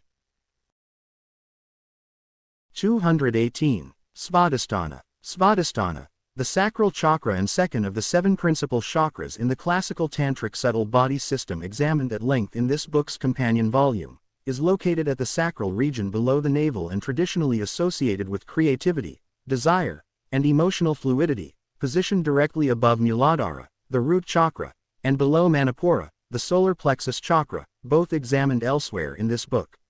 The Sanskrit name Svadhisthana translates as one's own abode or one's own place, a name traditional commentators associate with this center's traditional role as the seat of the individual's own particular creative and desirous nature, distinguishing this personally particular quality from Muladhara's more universally shared concern with basic physical survival, positioning Svadhisthana as marking the ascending sequence's first movement toward more individually differentiated, personally specific experience. Svadhisthana's traditional elemental association is water, examined in this book's entry on APAS as the Tantric water tattva, reflecting this center's traditional connection to fluidity, both physical and emotional, and to the traditionally associated qualities of adaptability, pleasure, and creative flow, a symbolic and functional association this book's readers should recognize as consistent with the broader pattern of elemental correspondence this book has documented throughout its treatment of the chakra system's overall traditional architecture. Svadhisthana's traditional association with reproductive function and with the specific vital air apana, examined elsewhere in this book, positions this chakra within a directly integrated traditional physiological framework, consistent with the broader pattern this book has already noted regarding the chakra system's consistent traditional grounding in specific, described bodily process and location rather than remaining purely abstract or symbolic. This entry's evidentiary status matches the broader chakra system examined throughout this book's relevant entries, resting on extensive and consistent classical tantric textual documentation while the underlying physiological and energetic claims remain internal to the tradition's own framework. 219. Seva. Seva is a concept within Sami tradition, the indigenous culture of Arctic Scandinavia spanning parts of contemporary Norway, Sweden, Finland, and Russia, referring to sacred power or spirit associated with sacred lakes and mountains in Sami shamanic tradition, examined in relation to this book's entry on the closely related Andean term Sami, a name coincidence this book's readers should note reflects no actual historical or linguistic connection between these two entirely unrelated, geographically distant traditions. Sami religious and ethnographic scholarship, developed substantially through both earlier Scandinavian ethnographic documentation, which readers should approach with the same careful awareness of outside observer limitation this book has applied consistently throughout its treatment of comparable colonial-era ethnographic material, and increasingly through direct Sami cultural and academic scholarship following the considerable Sami cultural revitalization of recent decades, describes Seva as associated with specific sacred natural sites, particularly certain lakes and mountains understood within traditional Sami cosmology as possessing their own genuine sacred power and, in certain traditional accounts, as connected to an underworld or otherworld dimension existing beneath or within these specific sacred locations. This traditional understanding of specific natural locations as possessing genuine, concentrated sacred power directly connects Seva to this book's extensive broader documentation of sacred geography examined throughout this book, including Shinto sacred site veneration, Andean apis, and Islamic Baraka's own association with specific sacred locations, all examined elsewhere in this book, representing yet another independently developed instance of this book's most consistently documented cross-cultural pattern regarding land and specific natural features as genuine bearers of spiritual significance rather than merely neutral physical backdrop to human religious activity. Seva's relationship to the Noaidi, traditional Sami shamanic practitioners, positions this concept within a directly practiced traditional shamanic technology, with Noaidi traditionally understood as capable of direct engagement with Seva sites and their associated spiritual power through specialized training, ritual, and, in traditional accounts, through the use of the traditional Sami shamanic drum, comparable in its ritual centrality to shamanic drum use documented across numerous other traditions examined throughout this book, including ancient Chinese Wu practice and Siberian and Mongolian shamanism. This entry's evidentiary status benefits from growing contemporary Sami scholarly and cultural documentation, supplementing and in some respects directly correcting earlier outside Scandinavian ethnographic accounts of this tradition. 220. Taboric light. Taboric light is a concept within Eastern Orthodox Christian and specifically Hesychast tradition, examined in this book's entry on Energeia, referring to the uncreated divine light said to have been witnessed by Christ's disciples at his transfiguration on Mount Tabor, an event recorded within the Christian Gospels and understood within Eastern Orthodox theology as a direct, historical manifestation of God's own uncreated divine Energeia, examined at length elsewhere in this book, made visible to human perception. This book's companion volume already examined Hesychast contemplative practice at length in relation to Gregory Palamas's theological defense of monks, claimed direct experiential access to this same uncreated light through sustained ascetic and contemplative prayer, with Palamas's formal theological framework, distinguishing God's utterly transcendent essence from God's genuinely accessible uncreated energies, providing the specific doctrinal foundation making Hesychast monks reported direct experience of Taboric light theologically coherent within Orthodox theology rather than either heretically claiming direct knowledge of God's own essence or, alternatively, requiring their reported experience to be dismissed as merely psychological or merely symbolic. Taboric light's traditional association with direct contemplative attainment invites this book's now extensive documentation of light as a recurring cross-cultural marker of advanced spiritual realization, examined throughout this book's entries on newer, Suhrawardi's Islamic illuminationist philosophy, and the Tibetan Vajrayana rainbow body, all examined elsewhere in this book, representing this book's clearest and most consistently documented instance of independently developed traditions, Christian, Islamic, and Buddhist, each arriving at broadly comparable convictions connecting the most advanced stages of contemplative attainment directly to literal, perceivable light. Taboric light's continued significance within contemporary Eastern Orthodox monastic practice, particularly within the considerable continuing Hesychast contemplative tradition maintained at Mount Athos and other significant Orthodox monastic centers, positions this concept as a living, actively practiced contemplative tradition rather than a purely historical theological curiosity, extending across nearly 2,000 years of continuous Christian contemplative practice. This entry's evidentiary status rests on an extensive, rigorous, and continuously practiced Eastern Orthodox theological and contemplative tradition, with Palamas's own systematic 14th-century theological formulation representing one of the more philosophically sophisticated treatments of contemplative light experience examined anywhere in this book. 221. Taiji. Taiji, the supreme ultimate, is a concept within Chinese Daoist and broader classical Chinese cosmology referring to the primordial unity from which yin and yang differentiate, examined at length throughout this book's companion volume's treatment of Chinese cosmological theory, and representing one of Chinese philosophy's most foundational and enduringly influential concepts, giving its name directly to Taijiquan, the internal martial art examined in this book's companion volume as directly embodying Daoist principles of yielding, effortless power. Classical Chinese cosmological texts, including material within the Yi Jing, the Book of Changes, one of the oldest and most influential Chinese classical texts, describe Taiji as the single, indifferentiated source from which the two complementary and interdependent principles yin and yang first emerge, with their subsequent interaction traditionally understood as generating the entire further sequence of cosmic differentiation, including the 5 phases examined throughout this book's companion volume and, ultimately, the full diversity of the manifest world. The familiar Taijitu symbol, commonly known in English as the yin-yang symbol, depicting two interlocking, complementary curved forms each containing a small circle of the opposite quality within itself, represents one of the most internationally recognized visual symbols examined anywhere in this book, directly illustrating Taiji's foundational principle that apparent opposites are never absolutely separate but contain the seed of their complement within themselves, a visual and philosophical principle this book's readers should recognize as underlying the entire Chinese cosmological framework examined throughout this book's companion volume. Taiji's structural position as an indifferentiated source preceding differentiation into complementary principles invites direct comparison with this book's broader documentation of comparable primordial unity concepts, including prima materia examined elsewhere in this book, and Bindu's own traditional role as Tantric cosmology's primordial point of indifferentiated potential also examined elsewhere in this book, 3 independently developed traditions each arriving at some version of an indifferentiated source preceding the emergence of the differentiated, dual or multiple principles that generate manifest reality. This entry's evidentiary status rests on an extensive and continuously studied classical Chinese cosmological and philosophical tradition extending across more than 2,000 years, foundational to Daoist philosophy, traditional Chinese medicine, and Chinese martial arts alike.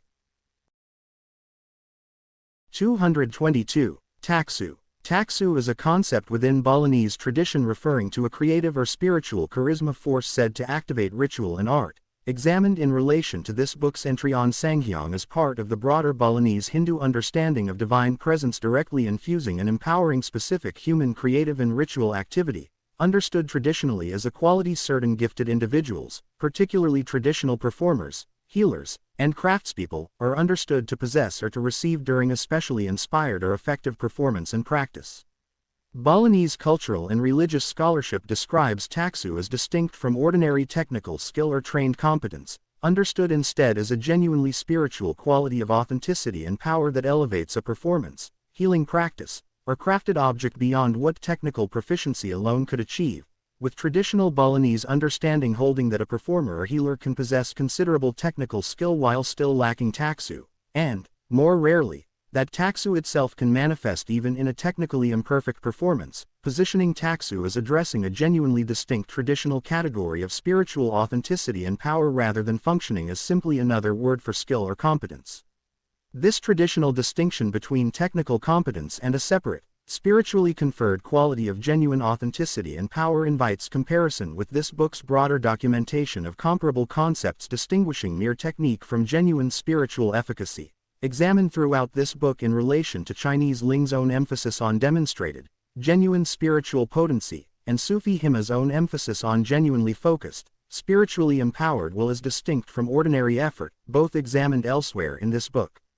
Taxu's traditional acquisition, frequently understood within Balinese culture as requiring specific ritual initiation, inherited family connection, or, in some traditional accounts, direct spontaneous spiritual bestowal, positions this concept within a traditionally variable framework for spiritual empowerment this book's readers should recognize as genuinely differing from more uniformly staged or systematically taught traditions examined elsewhere throughout this book.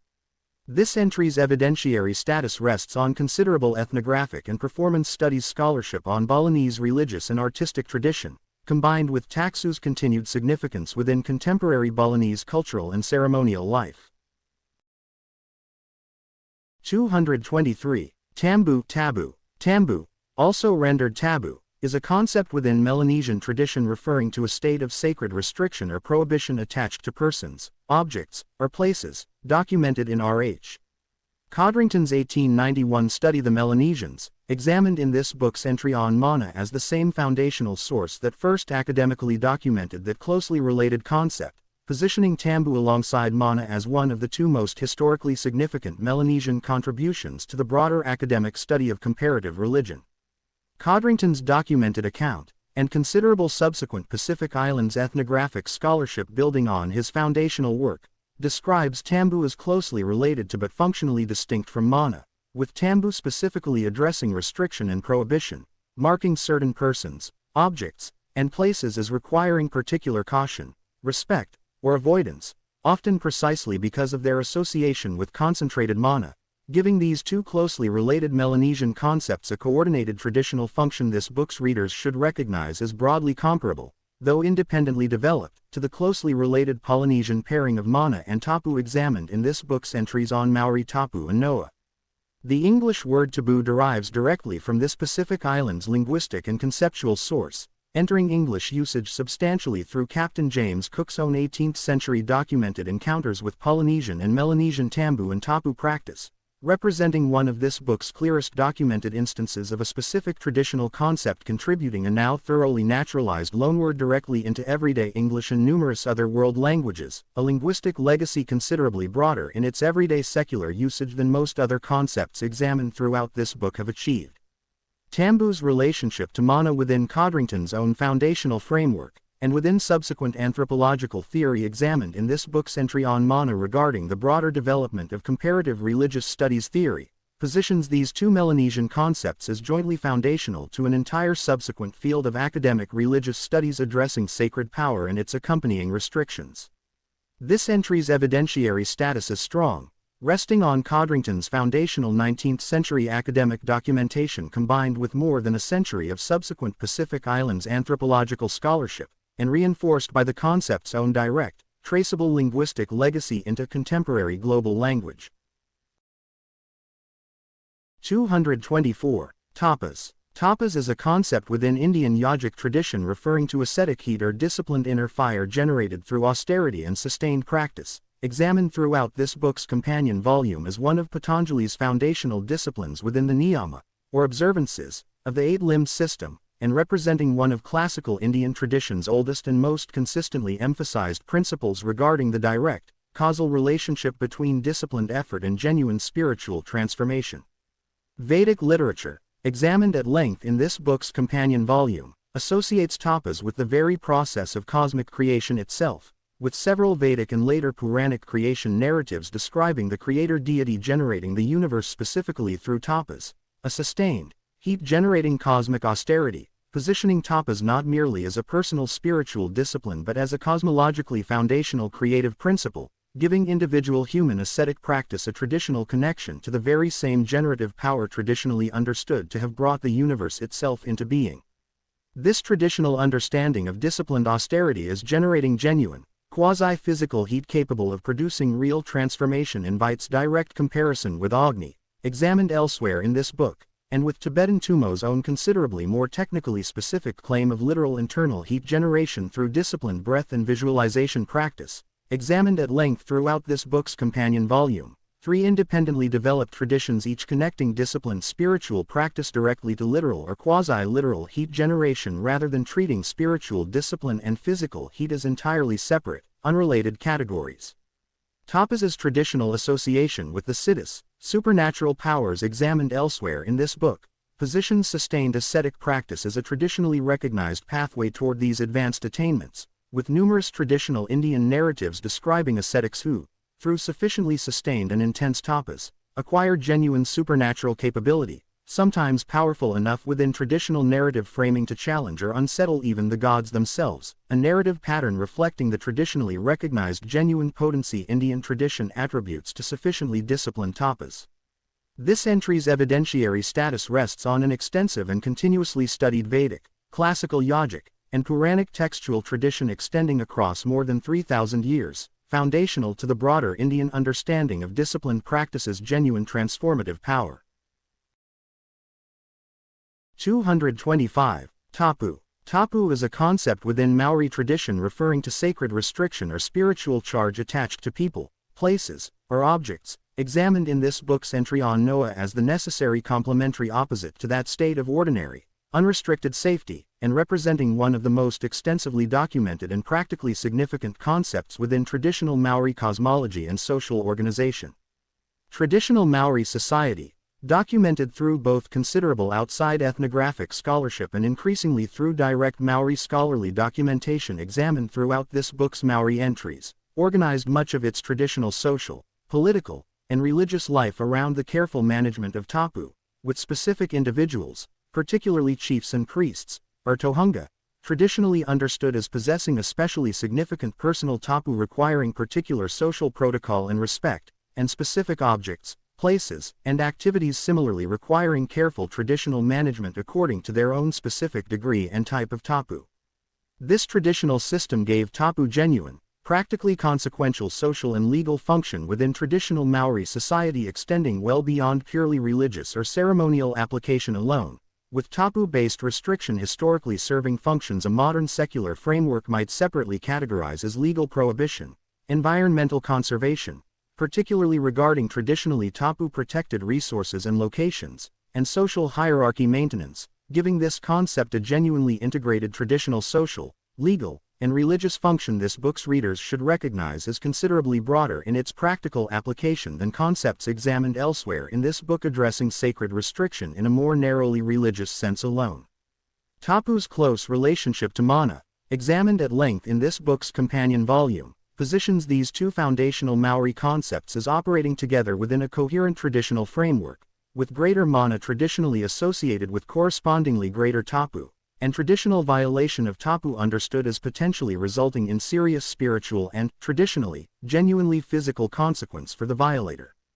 This entry's evidentiary status is strong, resting on extensive ethnographic and, increasingly, direct Maori scholarly documentation, with tapu remaining an actively significant concept within contemporary Maori cultural, legal, and environmental practice and advocacy. 226. Tejas. Tejas is a concept within Ayurvedic medical theory, examined throughout this book's companion volume and this book's entry on Ohos, referring to inner fire or radiance associated with clarity, understood traditionally as one of three refined vital substances alongside Ohos and Prana, examined elsewhere in this book, together representing Ayurvedic theory's own triad of the body's most subtle and essential products. Classical Ayurvedic texts describe Tejas as governing transformation, perception, and mental clarity specifically, distinguishing Tejas's traditional function from Ohos's more purely immunity and strength-associated role and from Prana's more purely animating, breath-associated function, with Tejas traditionally understood as directly connected to Pitta dosha, examined elsewhere in this book, sharing that dosha's own fire element association while representing Tejas specifically as the most refined, subtle expression of that broader fire principle rather than Pitta's more general constitutional and physiological function. Tejas's traditional association with the eyes and with visual perception specifically, reflected in classical Ayurvedic descriptions of Tejas as directly responsible for the eyes' own capacity for sight and for the specific quality of radiant clarity traditionally observed in a healthy person's eyes and complexion, connects this concept to the broader traditional Indian and cross-cultural association between the eyes and inner spiritual or vital quality examined throughout this book, including this book's entry on Shen and its own traditional Chinese medical association between the eyes and a patient's overall spirit and prognosis. Tejas's relationship to Agni, digestive fire examined elsewhere in this book, deserves clarification, since both concepts share the same underlying fire element association, with Agni traditionally understood as governing specifically digestive and metabolic transformation while Tejas governs the broader, more refined domain of perceptual and mental clarity, giving Ayurvedic theory two related but genuinely distinct traditional applications of the same underlying elemental principle. This entry's evidentiary status rests on the same extensive, continuously practiced Ayurvedic medical tradition examined throughout this book's Ayurvedic entries, with Tejas remaining an actively discussed concept within contemporary Ayurvedic clinical practice and diagnosis.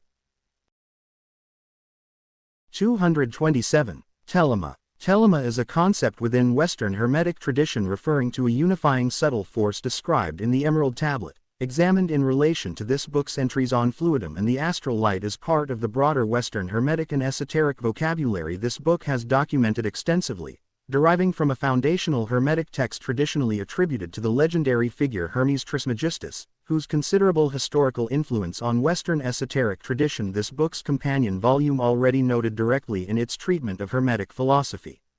The Emerald Tablet, a short but historically extraordinarily influential Hermetic text whose earliest documented versions appear within medieval Arabic alchemical sources before its subsequent translation and transmission into medieval and early modern European alchemical and esoteric tradition, contains the specific phrase this concept derives from, traditionally translated as describing telema as the specific force or power of the whole world, understood within the text's own compressed, deliberately cryptic style as the unifying principle connecting and animating all things, comparable in this specific unifying function, though independently developed, to Prakriti's own foundational role within Samkhya cosmology and to Chi's own pervasive role within Chinese cosmology, both examined elsewhere in this book. The Emerald Tablet's famous formulation, as above, so below, itself directly connected to and frequently discussed alongside the specific telema passage, represents one of Western esotericism's most frequently cited and historically influential single phrases, articulating a principle of correspondence between microcosm and macrocosm this book has documented as recurring throughout numerous independently developed traditions worldwide, including the Vedantic correspondence between Atman and Brahman, and the broader Chinese cosmological principle linking bodily and cosmic pattern, both examined throughout this book and its companion volume. Telema's considerable historical influence on subsequent Western alchemical and Hermetic tradition, feeding directly into the broader Western esoteric vocabulary examined throughout this book's entries on prima materia, quintessence, and the philosopher's stone, positions this concept as foundational to the entire Western alchemical tradition this book has documented at length. This entry's evidentiary status rests on the Emerald Tablet's own considerable, well-documented historical influence and textual transmission history, extending from medieval Arabic sources through the entire subsequent history of Western alchemy and Hermeticism. 228. Tengri. Tengri is a concept within Turkic and Mongolic tradition, specifically within Tengrism, the broader traditional religious framework historically practiced across Central Asian steppe cultures, referring to the eternal sky force or supreme animating power, understood traditionally as the foundational cosmic principle underlying and governing the entire natural and political order across the considerable historical range of Turkic and Mongolic peoples who maintained some form of Tengrist belief. Historical and ethnographic scholarship on Central Asian steppe religion describes Tengri as closely associated with the sky itself and with legitimate political authority, with the traditional concept of Tengri's mandate underlying the political legitimacy of numerous historical Central Asian polities, including, most significantly, the Mongol Empire under Genghis Khan, whose own imperial ideology drew directly and explicitly on traditional Tengrist concepts of heaven-sanctioned universal rulership, giving Tengri genuine, historically consequential political theological significance extending across one of history's largest land empires.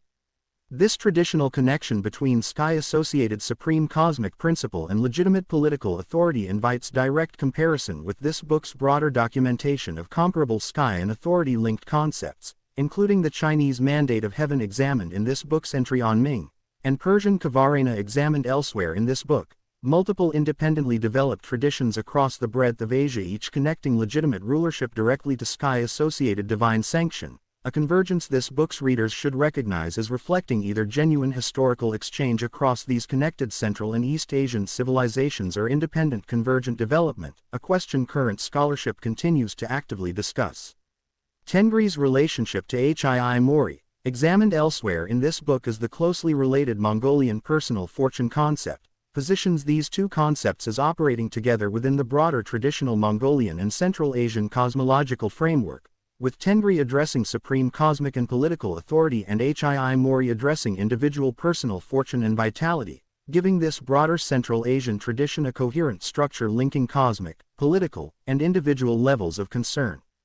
This entry's evidentiary status rests on considerable historical and ethnographic scholarship on Central Asian steppe religion, with Tengri's connection to specific documented historical polities, particularly the Mongol Empire, providing this entry with substantial historical documentation.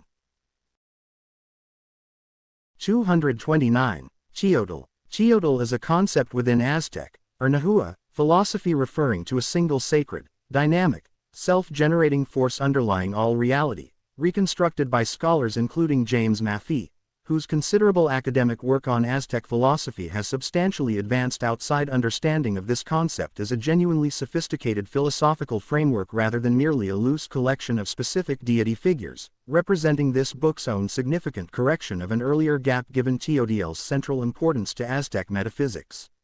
Maffei's own influential scholarly reconstruction, building on careful analysis of surviving Nahuatl language sources including material recorded by the Franciscan friar Bernardino de Sahagun examined in this book's entry on Ihiotl, argues that traditional Western scholarly treatment of Aztec religion as a straightforward polytheism, describing numerous separate, distinct deities, considerably understates the sophistication of Nahua metaphysics, proposing instead that the numerous named Aztec deities are better understood as diverse manifestations or aspects of a single underlying sacred force, Teotl, itself understood as inherently dynamic, self-transforming, and continuously in process rather than as a static, unchanging ultimate reality. This philosophical reconstruction, describing ultimate reality as a single, continuously self-transforming process rather than as a fixed, unchanging substance, invites direct comparison with this book's broader documentation of process-oriented versus substance-oriented metaphysical frameworks, distinguishing Teotl's specific philosophical character from more static ultimate reality concepts examined elsewhere in this book, including Brahman's own traditionally more unchanging character within classical non-dualist Vedanta, while inviting comparison with Daoist Chi's own traditionally more dynamic, continuously transforming character examined throughout this book's companion volume. Teotl's traditional connection to Tonali, Teolia, and Ihiotl, the three-part Nahua soul model examined throughout this book's relevant entries, positions the individual human being's own vital components as themselves specific, localized concentrations or manifestations of this broader cosmic Teotl, giving Aztec philosophy a genuinely integrated framework connecting individual human vitality directly to ultimate cosmic reality, comparable in this integrative structure to the Atman-Brahman relationship examined elsewhere in this book. This entry's evidentiary status rests on Maffei's specific, well-regarded academic philosophical reconstruction, working from surviving Nahuatl language primary sources, representing a genuinely significant and still actively developing area of Mesoamerican philosophical scholarship. 230. Taolia. Taolia is one of three soul aspects within the classical Aztec, or Nahua, model of the human person, examined as a system in this book's entries on tonally and ihiotl, specifically associated with the heart and traditionally understood as the seat of emotion, memory, and personal identity, positioned traditionally as departing the body at death and traveling to one of several possible traditional Nahua afterlife destinations depending on the specific manner of a person's death. Scholarship on Nahua philosophy, including Alfredo Lopez Austin's foundational research examined in this book's entry on ihiotl, describes Taolia as the soul component most closely associated with what a modern reader might recognize as personal psychological identity and emotional continuity, distinguishing Taolia's specific traditional function from tonali's more purely vital, sun-associated life force and ihiotl's more purely passionate, breath-associated vital force, giving Nahua anthropology a traditional psychological sophistication distinguishing emotional and memory-based identity from more purely vital or energetic life force components.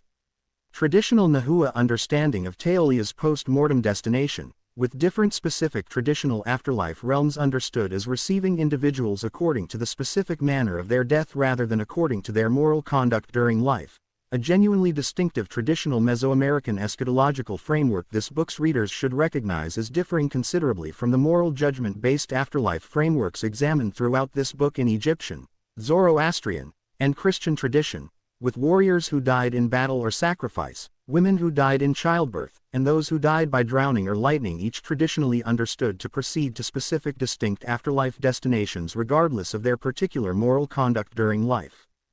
Taolia's relationship to Teotl, examined elsewhere in this book as the broader Aztec cosmic force Maffei's scholarship has reconstructed, positions this specific soul component as a particular, individuated concentration of that broader cosmic principle, giving Aztec philosophy's treatment of the individual soul a directly integrated cosmological grounding comparable to this book's broader documentation of individual cosmic integration examined throughout numerous traditions. This entry's evidentiary status rests on the same combination of colonial-era ethnographic sources and considerable subsequent scholarly reconstruction examined throughout this book's Nahua entries, with Lopez Austin's own research providing particularly significant clarification of Taolia's specific traditional function. 231. Theosis. Theosis is the process of deification within Eastern Orthodox Christian theology, examined at length in this book's entry on Energeia, referring to the divine energization of the human person understood as the ultimate goal of Christian spiritual life, achieved specifically through genuine participation in God's own uncreated energies rather than through any change in God's essence or any literal transformation of the human being into God in a strict ontological sense. Eastern Orthodox theology, particularly through the considerable patristic and later Byzantine theological tradition culminating in Gregory Palamaz's systematic defense of hesychast practice examined throughout this book's entries on Energeia and Taboric light, distinguishes theosis carefully from any claim of literal identity with the divine essence, maintaining instead that a human being can, through disciplined ascetic and contemplative practice, genuinely participate in and become suffused by God's own energies while remaining ontologically distinct as a creature, a careful theological distinction this book's readers should hold clearly given how frequently popular presentation of theosis risks collapsing this distinction into a considerably more radical claim of literal identity with the divine. This traditional understanding of genuine, transformative participation in divine reality without full ontological identity invites direct comparison with this book's broader documentation of comparable participatory rather than identity models of spiritual union, examined throughout this book in relation to Vishishtadvaita Vedanta's own qualified non-dualist position, examined in this book's entry on Brahman, and Sufi tradition's own careful theological distinctions regarding the precise nature of union with the divine achieved through advanced mystical practice, three independently developed traditions each navigating comparable theological territory between full identity and mere external relationship. Theosis is practical cultivation through specific ascetic disciplines, prayer, fasting, and the hesychast practice of continuous inner prayer examined at length in this book's companion volume, positions theosis within the same broader pattern this book has documented throughout its treatment of staged, disciplined contemplative practice, with theosis understood traditionally not as a single achieved endpoint but as an ongoing, lifelong, and indeed eternally continuing process of ever-deepening participation in divine life. This entry's evidentiary status rests on an extensive, rigorous, and continuously studied Eastern Orthodox patristic and theological tradition extending across many centuries, with theosis remaining the central, actively taught goal of contemporary Eastern Orthodox spiritual and monastic life. 232. Thigul. Thigul is a concept within Tibetan tradition referring to a subtle energetic drop or point, closely related to the Indian Bindu examined elsewhere in this book, and representing Tibetan Vajrayana Buddhism's own specific technical elaboration of this broader tantric concept, examined in relation to this book's entries on Tsa Lung and Tumo as part of the broader Tibetan subtle body physiological framework directly descended from Indian tantric theory through documented historical transmission. Tibetan Buddhist tantric texts describe thigul in both a relative and an ultimate sense, with relative thigul referring to specific physical subtle drops or points located at particular positions along the body's channel system, closely comparable to Bindu's own traditional physiological location and function examined elsewhere in this book, and ultimate thigul referring to a more purely symbolic or philosophical concept representing the fundamental, indivisible nature of enlightened awareness itself, giving thigul a traditional dual application extending from concrete physiological technique to abstract philosophical principle in a manner this book's readers should recognize as broadly comparable to Bindu's own comparable dual physiological and cosmological application within Indian tantric tradition. Advanced Vajrayana completion stage practices, including specific techniques examined in relation to Tumo and to the broader 6 yogas of Naropa examined at length in this book's companion volume, work directly with thigul as part of their overall technical framework for manipulating and refining the subtle body's channels, winds, and drops toward advanced realization, giving thigul direct practical significance within some of Tibetan Buddhism's most advanced and technically demanding contemplative technology. Thigul's relationship to bodhicitta, examined elsewhere in this book, is sometimes directly identified with a comparable subtle substance within certain tantric textual traditions, positions these two related concepts as operating within the same broader technical framework this book has documented throughout its treatment of Tibetan Vajrayana subtle body practice, with different specific texts and lineages describing their precise relationship in varying, not always fully consistent traditional ways. This entry's evidentiary status rests on an extensive Tibetan Vajrayana Buddhist tantric textual tradition, examined at greater length in this book's companion volume's treatment of Tibetan Buddhism, with the underlying physiological claims remaining internal to the tradition's own framework rather than externally confirmed. 233. Thymos. Thymos is a concept within ancient Greek philosophy and literature referring to the seat of spirited emotion and vital force, distinct from reason, examined in relation to this book's entry on psyche as part of the broader ancient Greek psychological vocabulary this book has documented, and representing a specifically spirited, honor and courage associated dimension of the self distinct from both purely rational thought and from purely appetitive desire. Homeric epic uses thymos extensively to describe the seat of strong emotion, courage, and vital spirit, frequently depicted as a kind of inner voice or presence a hero consults or struggles with during moments of significant decision or strong feeling, with this Homeric usage predating and substantially informing Plato's own later, more systematically philosophical treatment of thymos as one of the 3 parts of the soul in his tripartite psychological model examined in this book's entry on psyche, positioned specifically between reason and appetite as the specifically spirited, honor-seeking dimension of the self. This concept of a specifically spirited, courage and honor-associated psychological faculty distinct from both pure reason and pure appetite invites comparison with this book's broader documentation of differentiated psychological and spiritual vocabularies examined throughout this book, including the Norse distinction between hugr, thought, and megan, strength or power, both examined elsewhere in this book, each independently developed tradition recognizing that human motivation and inner experience requires a more differentiated vocabulary than a single undifferentiated concept of mind or will can adequately capture. Thymos's considerable subsequent influence on Western political philosophy, particularly through its role in Plato's own political theory, in which the thymotic element of the soul corresponds to the guardian class within his ideal city, and through its continued influence on modern political philosophy addressing honor, recognition, and spirited political motivation, illustrates this ancient Greek psychological concepts documented reach well beyond purely psychological or ethical application into broader political theory. This entry's evidentiary status rests on an extensive ancient Greek literary and philosophical textual tradition extending from Homeric epic through classical philosophy and considerable subsequent Western intellectual history.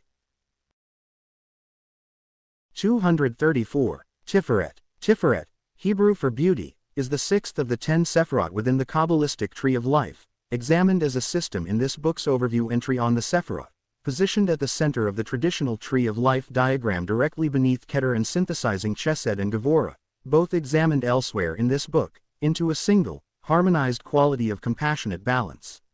Kabbalistic literature describes Tiferet as occupying the most structurally central position within the entire Sephirot system, traditionally understood as harmonizing not only Chesed and Gevurah's own specific complementary qualities but functioning more broadly as the central point through which the entire upper and lower portions of the tree of life achieve integrated balance, giving Tiferet a traditional significance as the specific sephira representing genuine wholeness and beautiful proportion arising from the successful integration of otherwise potentially conflicting qualities, rather than representing any single quality in isolation.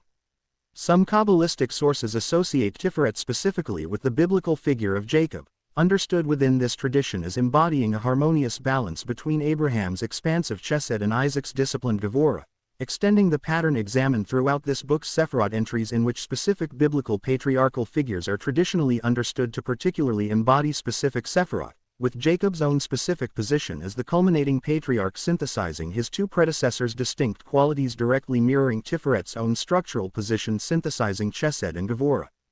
Tiferet's traditional association with the sun, in contrast to Malkut's own traditional lunar association examined elsewhere in this book, positions Tiferet within a broader traditional Kabbalistic astronomical symbolism this book's readers should recognize as connecting the Sephirot system to the same broader cross-cultural pattern this book has documented regarding solar and lunar symbolism, examined throughout this book's treatment of Ida and Pingala's own comparable solar-lunar polarized symbolism within Tantric subtle body theory.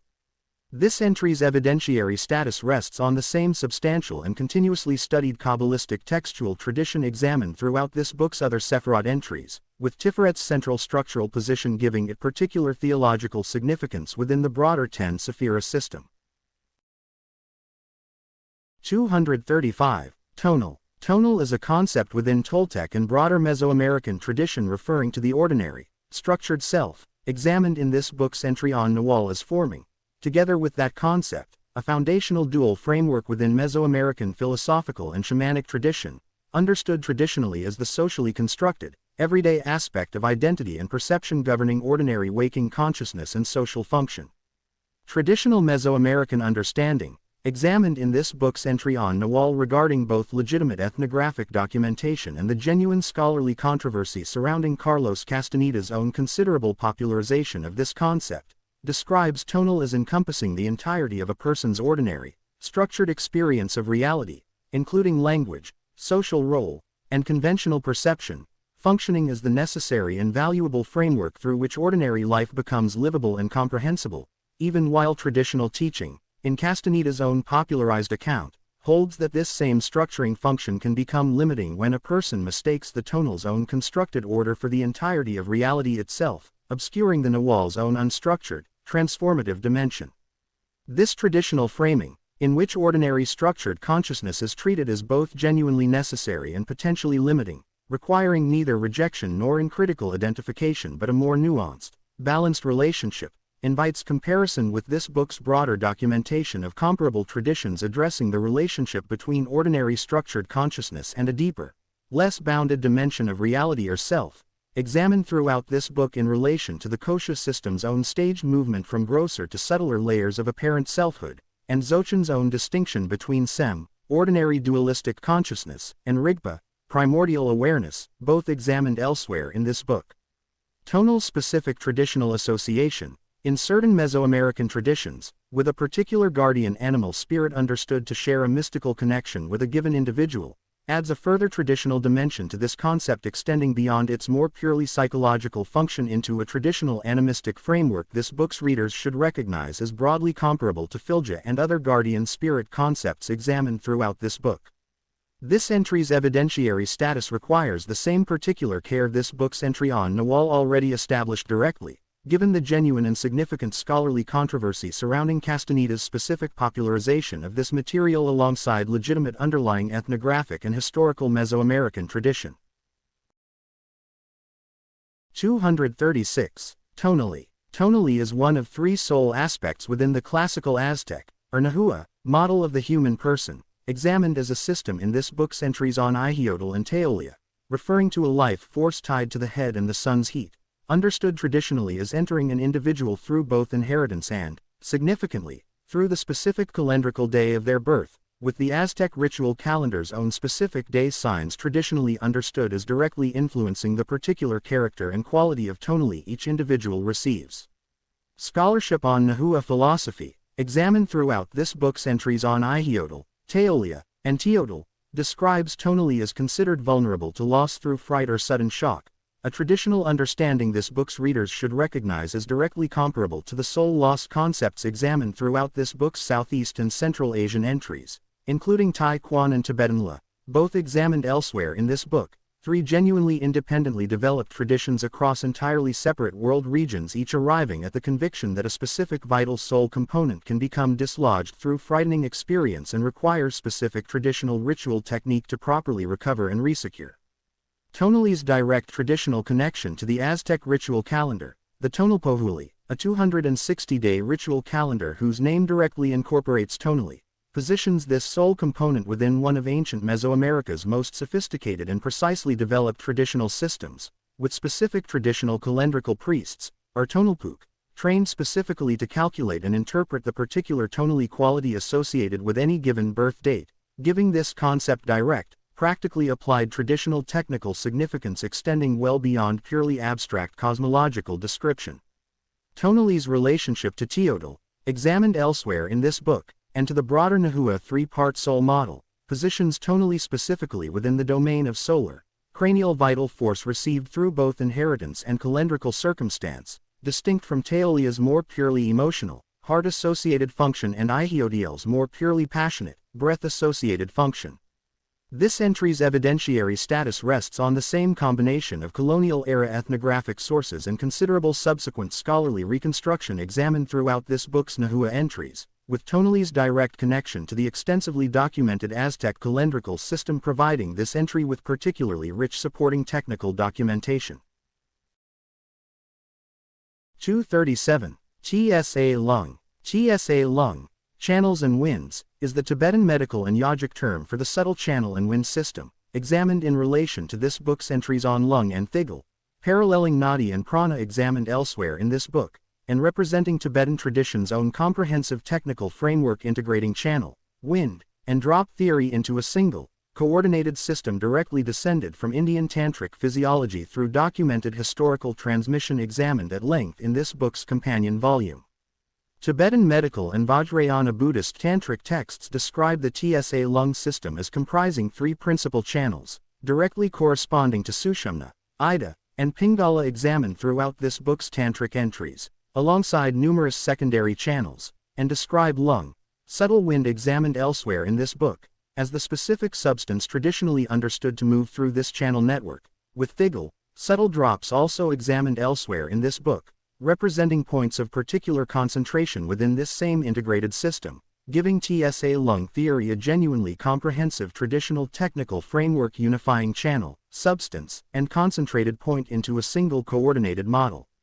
This book's companion volume already examined Tumo practice's own direct technical reliance on Tsa lung theory, with advanced completion stage practice specifically working with lungs movement through the Tsa channel system to produce Tumo's claimed physiological heat generation effect, giving Tsa lung theory direct practical significance within one of this book's most extensively documented instances of a traditional physiological claim receiving genuine modern scientific investigation, examined throughout this book's companion volume's treatment of controlled studies on experienced Tumo practitioners.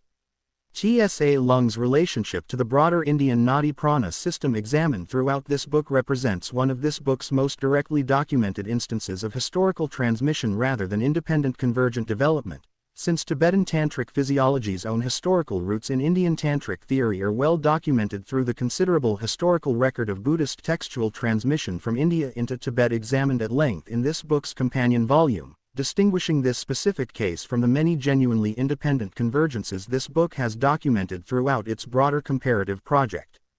This entry's evidentiary status rests on an extensive Tibetan medical and Vajrayana Buddhist Tantric textual tradition, with Tumo's own specific claimed physiological effects, worked through TSA Lung theory, having received genuine modern scientific investigation with some positive documented findings, examined at length in this book's companion volume. 238. Tulku. Tulku is a recognized reincarnate Lama within Tibetan Vajrayana Buddhism, examined in relation to this book's entry on Namsh, tied to the tradition's understanding of consciousness transference, and representing a distinctively Tibetan Buddhist institutional development for identifying and formally recognizing the reincarnation of a deceased advanced teacher, most internationally famous through the institution of the Dalai Lama, examined at length in this book's companion volume's treatment of the 1959 Tibetan exile. Tibetan Buddhist tradition describes the Tulku recognition process as involving specific traditional methods, including consultation of oracles, interpretation of specific traditional signs and visions, and practical tests presented to candidate children, traditionally including presenting a young child with several objects, some having belonged to the deceased Lama and some not, with correct selection of the deceased Lama's own former possessions traditionally understood as significant supporting evidence for a candidate's genuine identification, giving the Tulku recognition process a traditionally described, technically specific methodology this book's readers should recognize as considerably more elaborate and institutionally formalized than most other reincarnation-related concepts examined throughout this book. This traditional institution connects directly to Phowa, examined at length in this book's companion volume as the specific practice for directing consciousness at the moment of death, since an accomplished Lama's own mastery of consciousness transference and rebirth direction is traditionally understood as directly relevant to that same Lama's own subsequent capacity for a genuinely intentional, controlled rebirth as a recognized tulku, rather than an ordinary, karma-driven rebirth without deliberate direction. Tulku's institutional significance within Tibetan Buddhist religious and, historically, political life, examined in relation to this book's companion volume's treatment of the Dalai Lama's own combined religious and temporal authority prior to the 1959 exile, gives this concept genuine documented historical and continuing institutional consequence extending well beyond purely doctrinal or philosophical significance alone. This entry's evidentiary status rests on an extensive and continuously practiced Tibetan Buddhist institutional and religious tradition, examined at greater length in this book's companion volume, with the underlying claim of genuine, verifiable reincarnation remaining a matter of traditional recognition process and religious conviction rather than externally verifiable fact. 239. Tumo. Tumo, the deliberate cultivation of internal body heat, is a practice within Tibetan Vajrayana Buddhism examined at exceptional length throughout this book's companion volume, developed within the completion stage practices of Vajrayana Tantra and most closely associated with the 6 yogas of Naropa, involving specific breath retention techniques combined with precise visualization of the TSA lung channel system examined elsewhere in this book, directed toward generating substantial, measurable internal body heat. This book's companion volume already examined Tumo's genuinely distinctive status among the practices this book documents, noting several controlled modern scientific studies conducted on experienced Tibetan Buddhist practitioners that found real, measurable physiological effects consistent with, though not necessarily fully explanatory of, the tradition's own account of what Tumo practice accomplishes, positioning Tumo as one of the relatively rare traditional claims examined throughout this book and its companion volume to have received direct, controlled, published scientific investigation with genuinely positive documented findings. Tumo's technical reliance on TSA lung theory, examined elsewhere in this book, and its close traditional connection to Thigul, subtle drops also examined elsewhere in this book, positions Tumo as one of this book's clearest examples of an advanced practice drawing together multiple distinct elements of a broader integrated subtle body technical system, channel, wind, and drop theory, into a single, coordinated practical technique with a specific, describable, and in this case partially scientifically documented claimed effect. Tummo's cross-cultural parallel within this book extends to Agni and Tapas, both examined elsewhere in this book, as further instances of this book's broader documentation of discipline practice connected directly to literal or quasi-literal heat generation, though Tummo's own specific technical elaboration and its documented modern scientific investigation distinguish it as this book's most thoroughly and rigorously externally examined instance of this broader cross-cultural pattern. This entry's evidentiary status is genuinely distinctive relative to most other entries in this book, resting on both extensive traditional Tibetan Buddhist textual documentation and genuine controlled modern scientific investigation with some positive findings, representing one of the strongest documented cases anywhere in this book of a traditional subtle body claim receiving meaningful independent scientific support. 240. Tzimtzum. Tzimtzum, Hebrew for contraction or withdrawal, is a concept within Jewish, and particularly Lurianic, Kabbalistic tradition, examined in this book's entry on Ein Sof, referring to divine contraction said to make room for creation, developed most extensively within the 16th century Kabbalistic system associated with Isaac Luria, and representing one of Jewish mysticism's most philosophically significant and historically influential specific theological contributions.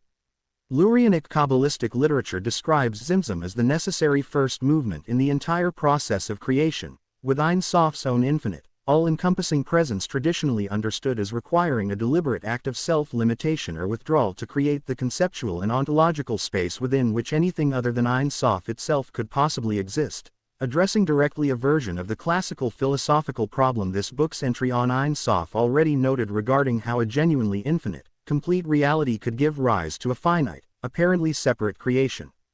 This concept's considerable philosophical sophistication and its direct, documented influence on subsequent Jewish theological and philosophical thought, including its notable influence on later Jewish philosophical engagement with the problem of evil and divine hiddenness, positions Tzimtzum as one of this book's more philosophically consequential single concepts, addressing fundamental questions of cosmology and theodicy with a technical precision this book's readers should recognize as comparable to the philosophical sophistication examined throughout this book's treatment of Samkhya's Purusha Prakriti dualism and Neoplatonic emanationist cosmology.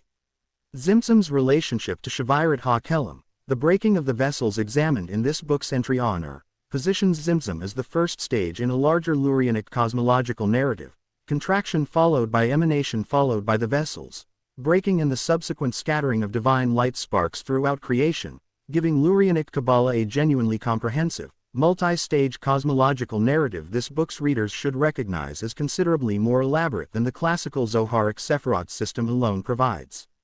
This entry's evidentiary status rests on the sophisticated and historically influential Lurianic Kabbalistic textual tradition, representing one of Jewish mysticism's most philosophically rigorous and enduringly significant specific theological contributions. 241. Udana. Udana is the upward-moving vital air, one of the 5 vayus within Ayurvedic and yogic physiological theory examined as a system in this book's overview entry on vayu, traditionally located in the chest and throat region and understood as governing speech, growth, and the upward movement of energy through the body, distinguishing Udana's specific traditional function from Apana's own downward-moving function examined elsewhere in this book. Classical Ayurvedic and yogic texts describe Udana as directly responsible for the physical mechanics of speech, for growth and development particularly during childhood, and for the specific upward energetic movement traditional yogic texts associate with advanced practice, including certain traditional accounts connecting Udana directly to Kundalini's own upward ascent through the central channel, examined elsewhere in this book, positioning Udana as this vayu's own specific traditional contribution to the broader Kundalini ascent process alongside Apana's own traditional role in that same process, examined in this book's entry on that vayu. Udana's traditional association with speech connects this specific vital air directly to this book's broader documentation of sacred, efficacious speech examined throughout this book's entries on mantra, vak, and kodottama, giving Ayurvedic physiological theory its own specific traditional account of the bodily mechanism underlying speech's traditionally recognized spiritual significance, rather than treating speech's spiritual power as disconnected from any specific traditional physiological account of how speech actually occurs. Udana's traditional connection to death and to the moment of the vital air's departure from the body deserves particular note, with certain traditional yogic texts describing Udana as specifically responsible for the final upward movement of consciousness at the moment of death, a traditional function this book's readers should compare directly with Phoa's own considerably more elaborate Tibetan Buddhist technical framework for directing consciousness upward and outward at death, examined at length in this book's companion volume, two independently developed traditions both associating upward moving vital force specifically with the process of dying. This entry's evidentiary status matches the broader Vayu system examined throughout this book's relevant entries, resting on specific classical Ayurvedic and yogic textual documentation while the underlying physiological mechanism remains internal to the tradition's own framework. 242. Umoya. Umoya is a concept within Zulu and broader Southern African tradition referring to spirit or breath, treated as a core life-giving force, examined in relation to this book's broader documentation of breath-centered vital force concepts throughout this book, and understood within traditional Zulu cosmology as directly connecting individual human vitality to a broader ancestral and spiritual framework central to traditional Zulu religious and social life. Southern African ethnographic and religious studies scholarship, including increasing direct documentation from Zulu and other Nguni-speaking scholars themselves, describes Umoya as closely connected to traditional Zulu understanding of amadlozi, ancestral spirits, with a person's own Umoya traditionally understood as maintaining direct, ongoing connection to ancestral guidance and protection throughout life, positioning Umoya within the broader cross-cultural pattern this book has documented extensively regarding vital force concepts closely integrated with ancestor veneration, examined throughout this book in relation to Chinese Hunan Po, Roman Manes, and Hawaiian Amakua. Traditional Zulu healing practice, including the significant traditional role of the Sangoma, a traditional Zulu diviner healer whose own practice frequently involves direct communication with ancestral spirits through trance and possession states, works directly with Umoya as part of a broader traditional diagnostic and healing framework, positioning this concept within the broader cross-cultural category of possession and mediumship examined at length throughout this book and its companion volume, including ancient Chinese Wu practice and Japanese Miko mediumship. Umoya's continued significance within contemporary South African cultural and religious life, including its continued active use within both traditional Zulu religious practice and within syncretic African independent church movements that blend traditional Zulu cosmology with imported Christian theology, reflects this concept's genuine, continuing living relevance rather than its status as a purely historical curiosity, comparable in this respect to this book's documentation of continued living practice examined throughout several of this book's African and African diasporic entries. This entry's evidentiary status benefits from a growing body of scholarship on Zulu and Southern African traditional religion, including increasing direct documentation from Zulu scholars and traditional practitioners themselves.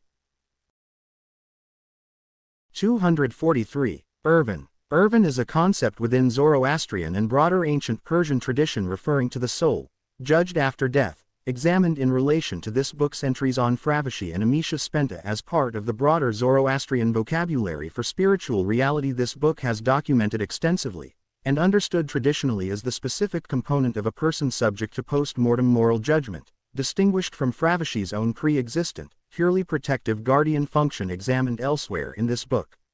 Zoroastrian scripture, including material within the Avesta examined throughout this book's Zoroastrian entries, describes Irvan's traditional post-mortem journey across the Chinvat Bridge, a bridge traditionally understood as widening for a righteous soul and narrowing to an impassable width for an unrighteous one, with a soul's own accumulated thoughts, words, and deeds traditionally understood as directly determining this crossing's outcome and the soul's subsequent afterlife destination, giving Zoroastrian eschatology a genuinely influential traditional framework. This book's readers should recognize as having exerted considerable documented historical influence on subsequent Abrahamic religious traditions' own comparable judgment bridge and moral accounting afterlife concepts.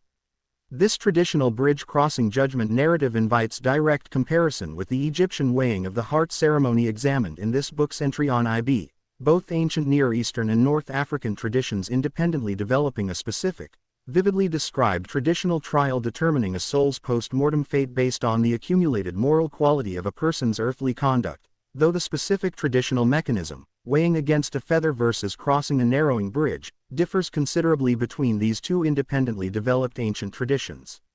Irvan's relationship to Dana, a closely related Zoroastrian concept referring to a soul's own conscience or religious insight, traditionally personified as meeting the Irvin at the Chinvat Bridge in a form reflecting the moral quality of the deceased's own life, either as a beautiful maiden for the righteous or a hideous hag for the unrighteous, gives Zoroastrian eschatology a particularly vivid traditional personification of a soul's own moral self-confrontation at the moment of judgment.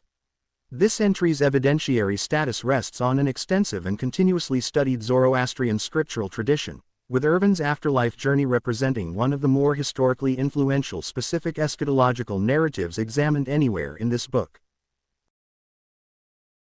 244. Vak. Vak is a concept within Indian Vedic tradition referring to the principle and goddess of sacred speech, treated as a generative cosmic power in its own right, examined throughout this book's companion volume's treatment of Vedic mantra technology, and representing Vedic cosmology's own specific personification of sacred speech as a foundational creative principle directly comparable to Logos, Hu, and Heka, all examined elsewhere in this book. The Rigveda, examined at length in this book's companion volume, contains a celebrated hymn addressed directly to Vak, in which the goddess herself declares her own foundational cosmic significance, describing herself as moving among and sustaining the gods, as pervading heaven and earth, and as the one who determines who among mortals achieves genuine spiritual insight and understanding, giving Vak a directly self-declared, first-person traditional cosmic significance this book's readers should recognize as a genuinely distinctive feature among the various sacred speech concepts examined throughout this book, most of which are described in the third person by a separate traditional narrator rather than speaking with this kind of direct, self-asserting traditional voice. This book's companion volume already examined the broader Vedic conviction that correctly performed sacred speech carries direct causal power, with Vak representing this broader conviction's own specific divine personification and foundational cosmic source, positioning Vak as standing behind and empowering the entire subsequent tradition of Vedic and later Hindu mantra practice examined throughout this book and its companion volume. Vak's relationship to Sarasvati, the later Hindu goddess of knowledge, speech, and the arts, who absorbs and continues much of Vak's own earlier traditional function within subsequent Hindu religious development, illustrates a documented historical pattern of religious continuity and transformation this book's readers should recognize as broadly comparable to the documented continuity between Or's Kabbalistic light symbolism and its own subsequent influence on later Western esoteric tradition, examined elsewhere in this book. This entry's evidentiary status rests on the same extensive and continuously studied Vedic textual tradition examined throughout this book's companion volume, with the specific Rigvedic hymn addressed directly to Vak providing this entry with particularly direct and well-preserved textual documentation. 245. Vaki. Vaki is a concept within Finnish folk belief referring to an impersonal power or force inherent in people, animals, and natural phenomena, examined in this book's entry on Luonto as part of the broader Finnish traditional vocabulary of spiritual power, and representing Finnish tradition's own specific contribution to the broader cross-cultural category of impersonal spiritual potency examined throughout this book alongside Mana, Ace, and Orenda. Finnish folklore scholarship, examined in this book's entry on Luonto regarding the considerable ethnographic and folkloric fieldwork underlying 19th-century compilation of the Kalevala and related traditional Finnish material, describes Vaki as understood traditionally to vary in both source and quality, with traditional Finnish folk magic distinguishing between different specific types of Vaki associated with different specific sources, including forest Vaki, water Vaki, and iron Vaki, each traditionally understood as carrying its own specific character and requiring its own specific traditional ritual approach and respect. This traditionally differentiated, source-specific treatment of impersonal spiritual power invites direct comparison with this book's broader documentation of comparable impersonal power concepts, positioning Vaki as differing somewhat from Mana's own more uniformly conceived quality of potency, examined at length in this book's companion volume, in its specific traditional emphasis on distinct types of Vaki associated with distinct natural or material sources, each requiring its own specific traditional handling.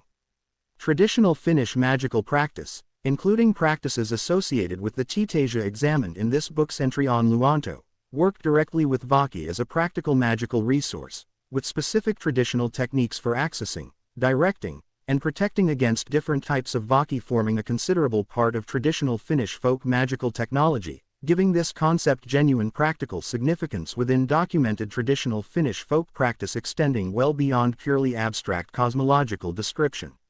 This entry's evidentiary status is more modest than several other entries in this book, resting substantially on 19th and 20th century folkloric reconstruction rather than extensive earlier textual documentation, consistent with this book's treatment of comparable Finnish material examined in this book's entry on Luonto. 246. Vata. Vata is one of the three doshas within Ayurvedic constitutional theory, examined as a system in this book's entry on dosha, composed primarily of the air and space elements and traditionally associated with movement in all its forms, both physical movement and the movement of thought, breath, and nerve impulse, positioning Vata as Ayurvedic theory's own governing principle for motion and change throughout the body and mind. Classical Ayurvedic texts describe individuals with a predominant Vata constitution as typically possessing a lighter, thinner physical build, quick movement and thought, considerable creativity and enthusiasm, and, when imbalanced, tendencies toward anxiety, insomnia, and digestive irregularity, giving Vata theory the same direct clinical specificity this book has documented throughout its treatment of Ayurvedic constitutional theory in the entries on Pitta and Kapha, with Vata traditionally understood as the most easily disturbed and, once disturbed, the most difficult to fully rebalance of the three doshas, giving Vata particular traditional clinical significance within Ayurvedic preventive and maintenance practice. Vata's close traditional relationship to the five Vayus examined throughout this book's relevant entries deserves direct clarification, since Vata represents the broader constitutional and elemental category while the five Vayus represent specific, differentiated functional currents traditionally understood to operate within and express Vata's broader governing principle, giving Ayurvedic theory both a broader constitutional framework, the three doshas, and a more specifically functional framework, the five Vayus, operating together within a single coherent traditional physiological system. Vata's traditional predominance during later life and during autumn and early winter season connects this dosha to the same integrated life cycle and seasonal framework examined throughout this book's Ayurvedic entries, with Vata's own traditional association with the process of aging and eventual bodily decline giving this dosha particular traditional significance within Ayurvedic approaches to healthy aging specifically. This entry's evidentiary status rests on the same extensive, continuously practiced Ayurvedic medical tradition examined throughout this book's related dosha entries, with Vata-specific clinical applications remaining active within contemporary Ayurvedic practice. 247. Vayu. Vayu is the overview term for Ayurvedic and yogic theory's system of five directional currents of prana within the body, examined individually across this book's five dedicated Vayu entries: Prana Vayu, Udana, Apana, Samana, and Vyana, each governing a distinct sphere of bodily and mental function and together forming Ayurvedic physiological theory's own detailed traditional differentiation of prana's broader, more general vital function. This book's companion volume already introduced the five Vayu system as central to Ayurvedic physiological theory, with each individual Vayu entry examined throughout this book's alphabetical sequence documenting a specific directional current: Prana Vayu governing inward, upward movement in the chest and head, Udana governing upward movement associated with speech and growth, Apana governing downward, eliminative movement, Samana governing equalizing digestive movement, and Vyana governing pervading, circulatory movement throughout the entire body, together giving Ayurvedic theory a comprehensive traditional account of vital energy's specific functional differentiation throughout the body's various regions and processes. This differentiated five-part functional system invites direct comparison with this book's broader documentation of comparable functionally differentiated vital energy systems, including traditional Chinese medicine's own differentiated qi categories, Yuan qi, Wei qi, Ying qi, and Zhong qi, all examined throughout this book, two independently developed medical traditions both arriving at the conviction that a single, broader vital energy concept, prana in the Indian case, qi in the Chinese case, benefits from further technical differentiation into specific functional currents governing specific bodily processes and locations, rather than remaining at the level of a single, indifferentiated general concept alone.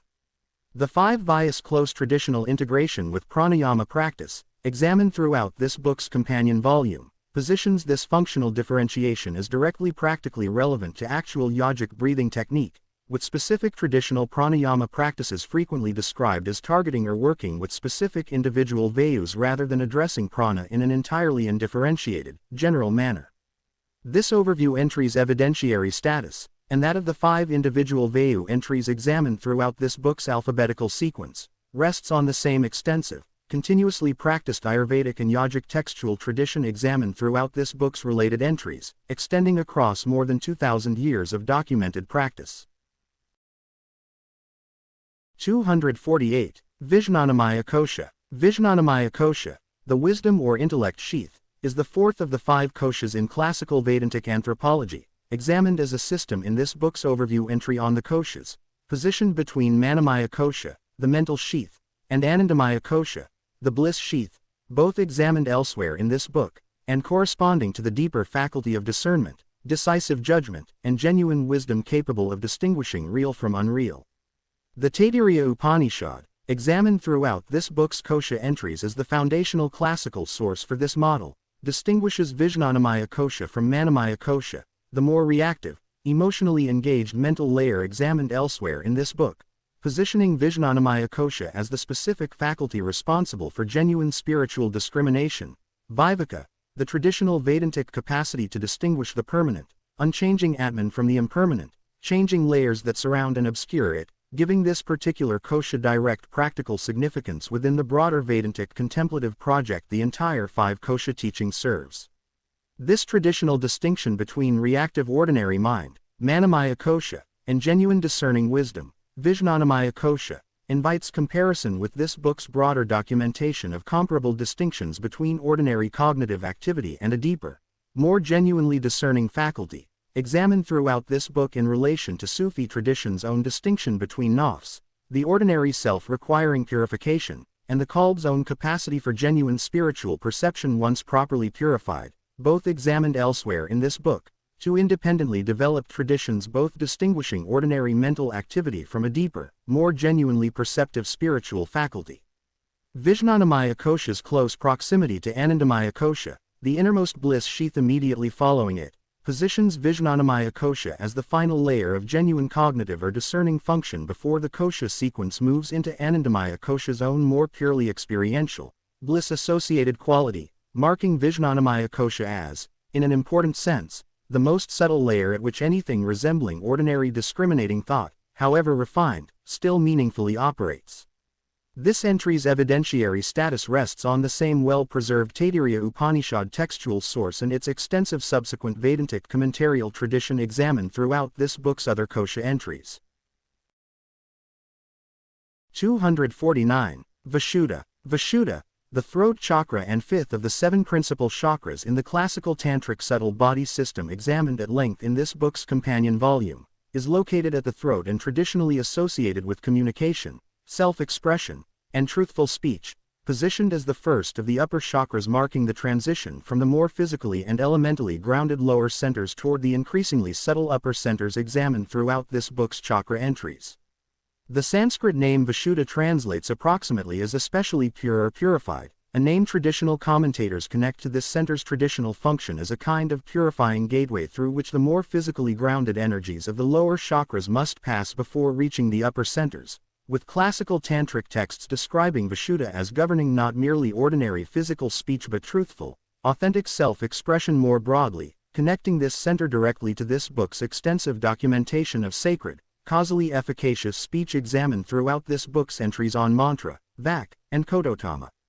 Vishuddha's traditional elemental association is akasha, space or ether examined elsewhere in this book, the subtlest of the 5 gross elements and the same element traditionally associated with the sense of hearing within classical Indian physics, giving Vishuddha a directly integrated traditional connection between communication, the space element, and auditory perception, a traditional integration this book's readers should recognize as reflecting the broader traditional Indian conviction, examined throughout this book's treatment of Vedic mantra and nada yoga, that sound and space are intimately, rather than merely coincidentally, connected.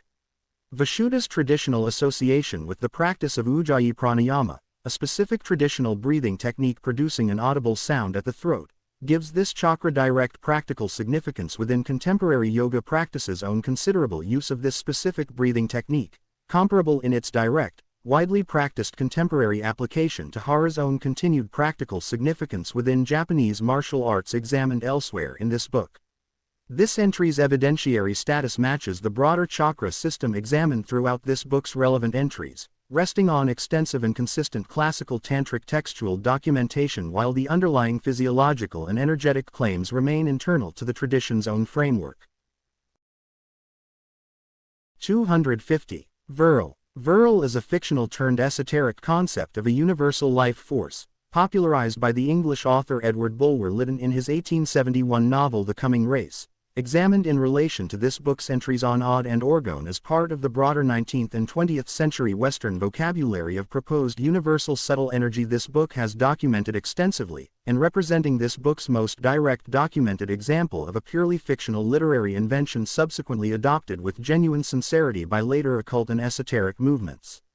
Bulwer Lytton's novel describes virile as a powerful energy source wielded by an advanced subterranean civilization, granting its possessors extraordinary capabilities including telepathy, healing, and destructive power, presented explicitly by its own author as a work of speculative fiction rather than as a claimed genuine discovery or documented tradition, a crucial distinction this book's readers should hold clearly given Virile's own subsequent, genuinely documented reception history, in which certain later occult and esoteric writers and organizations, particularly within early 20th century Germany, took up virile as though it named a genuine, real, and potentially recoverable ancient or hidden energy source, treating Bulwer Lytton's own explicitly fictional creation as reflecting concealed or forgotten genuine knowledge.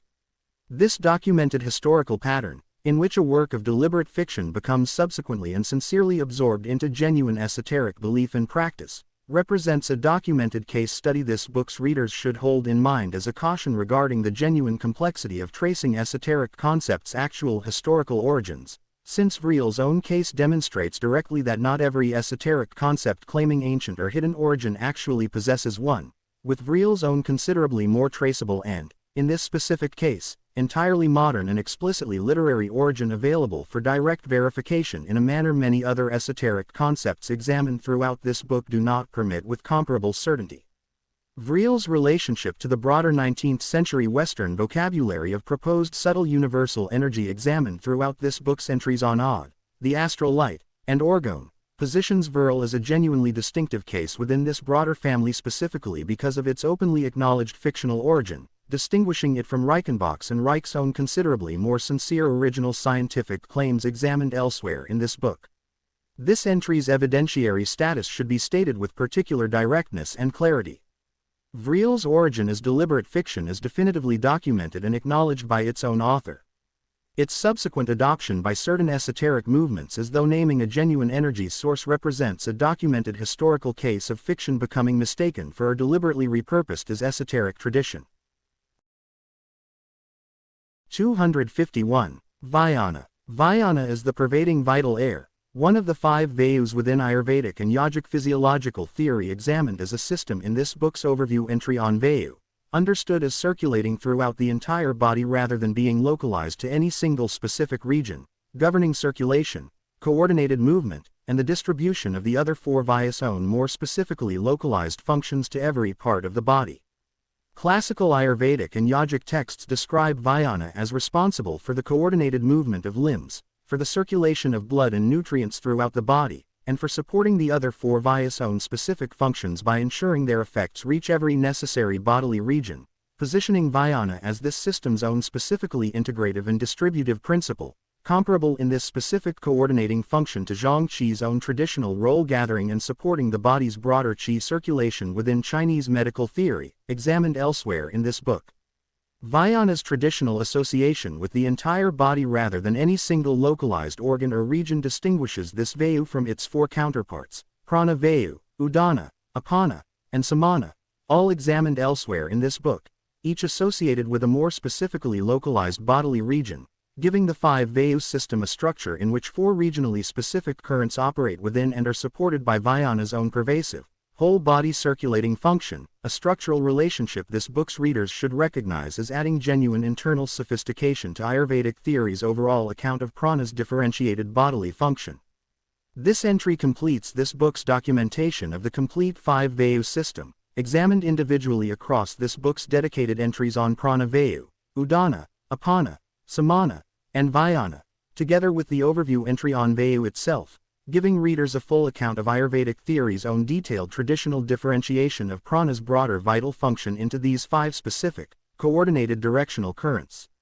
This entry's evidentiary status matches the broader Vayu system examined throughout this book's relevant entries, resting on specific classical Ayurvedic and yogic textual documentation while the underlying physiological mechanism remains internal to the tradition's own framework rather than externally confirmed by outside physiological research. 252. Wairua. Wairua is a concept within Maori tradition referring to the spirit or soul, distinct from mana and hau, both examined at length throughout this book, and representing the specifically soul or spirit-focused component within the broader Maori model of spiritual reality. This book has documented across several related entries, including tapu, noa, ihi, and wehi. Traditional Maori cosmology, documented through both extensive outside ethnographic scholarship and the growing body of direct Maori scholarly documentation examined throughout this book's Maori entries, describes Wairua as the specific spiritual component most closely comparable to what other traditions examined throughout this book might call the soul, understood as capable of existing independently of the physical body, particularly during dreams and at the moment of death, and as maintaining a continued connection to specific ancestral and tribal lineage even after physical death.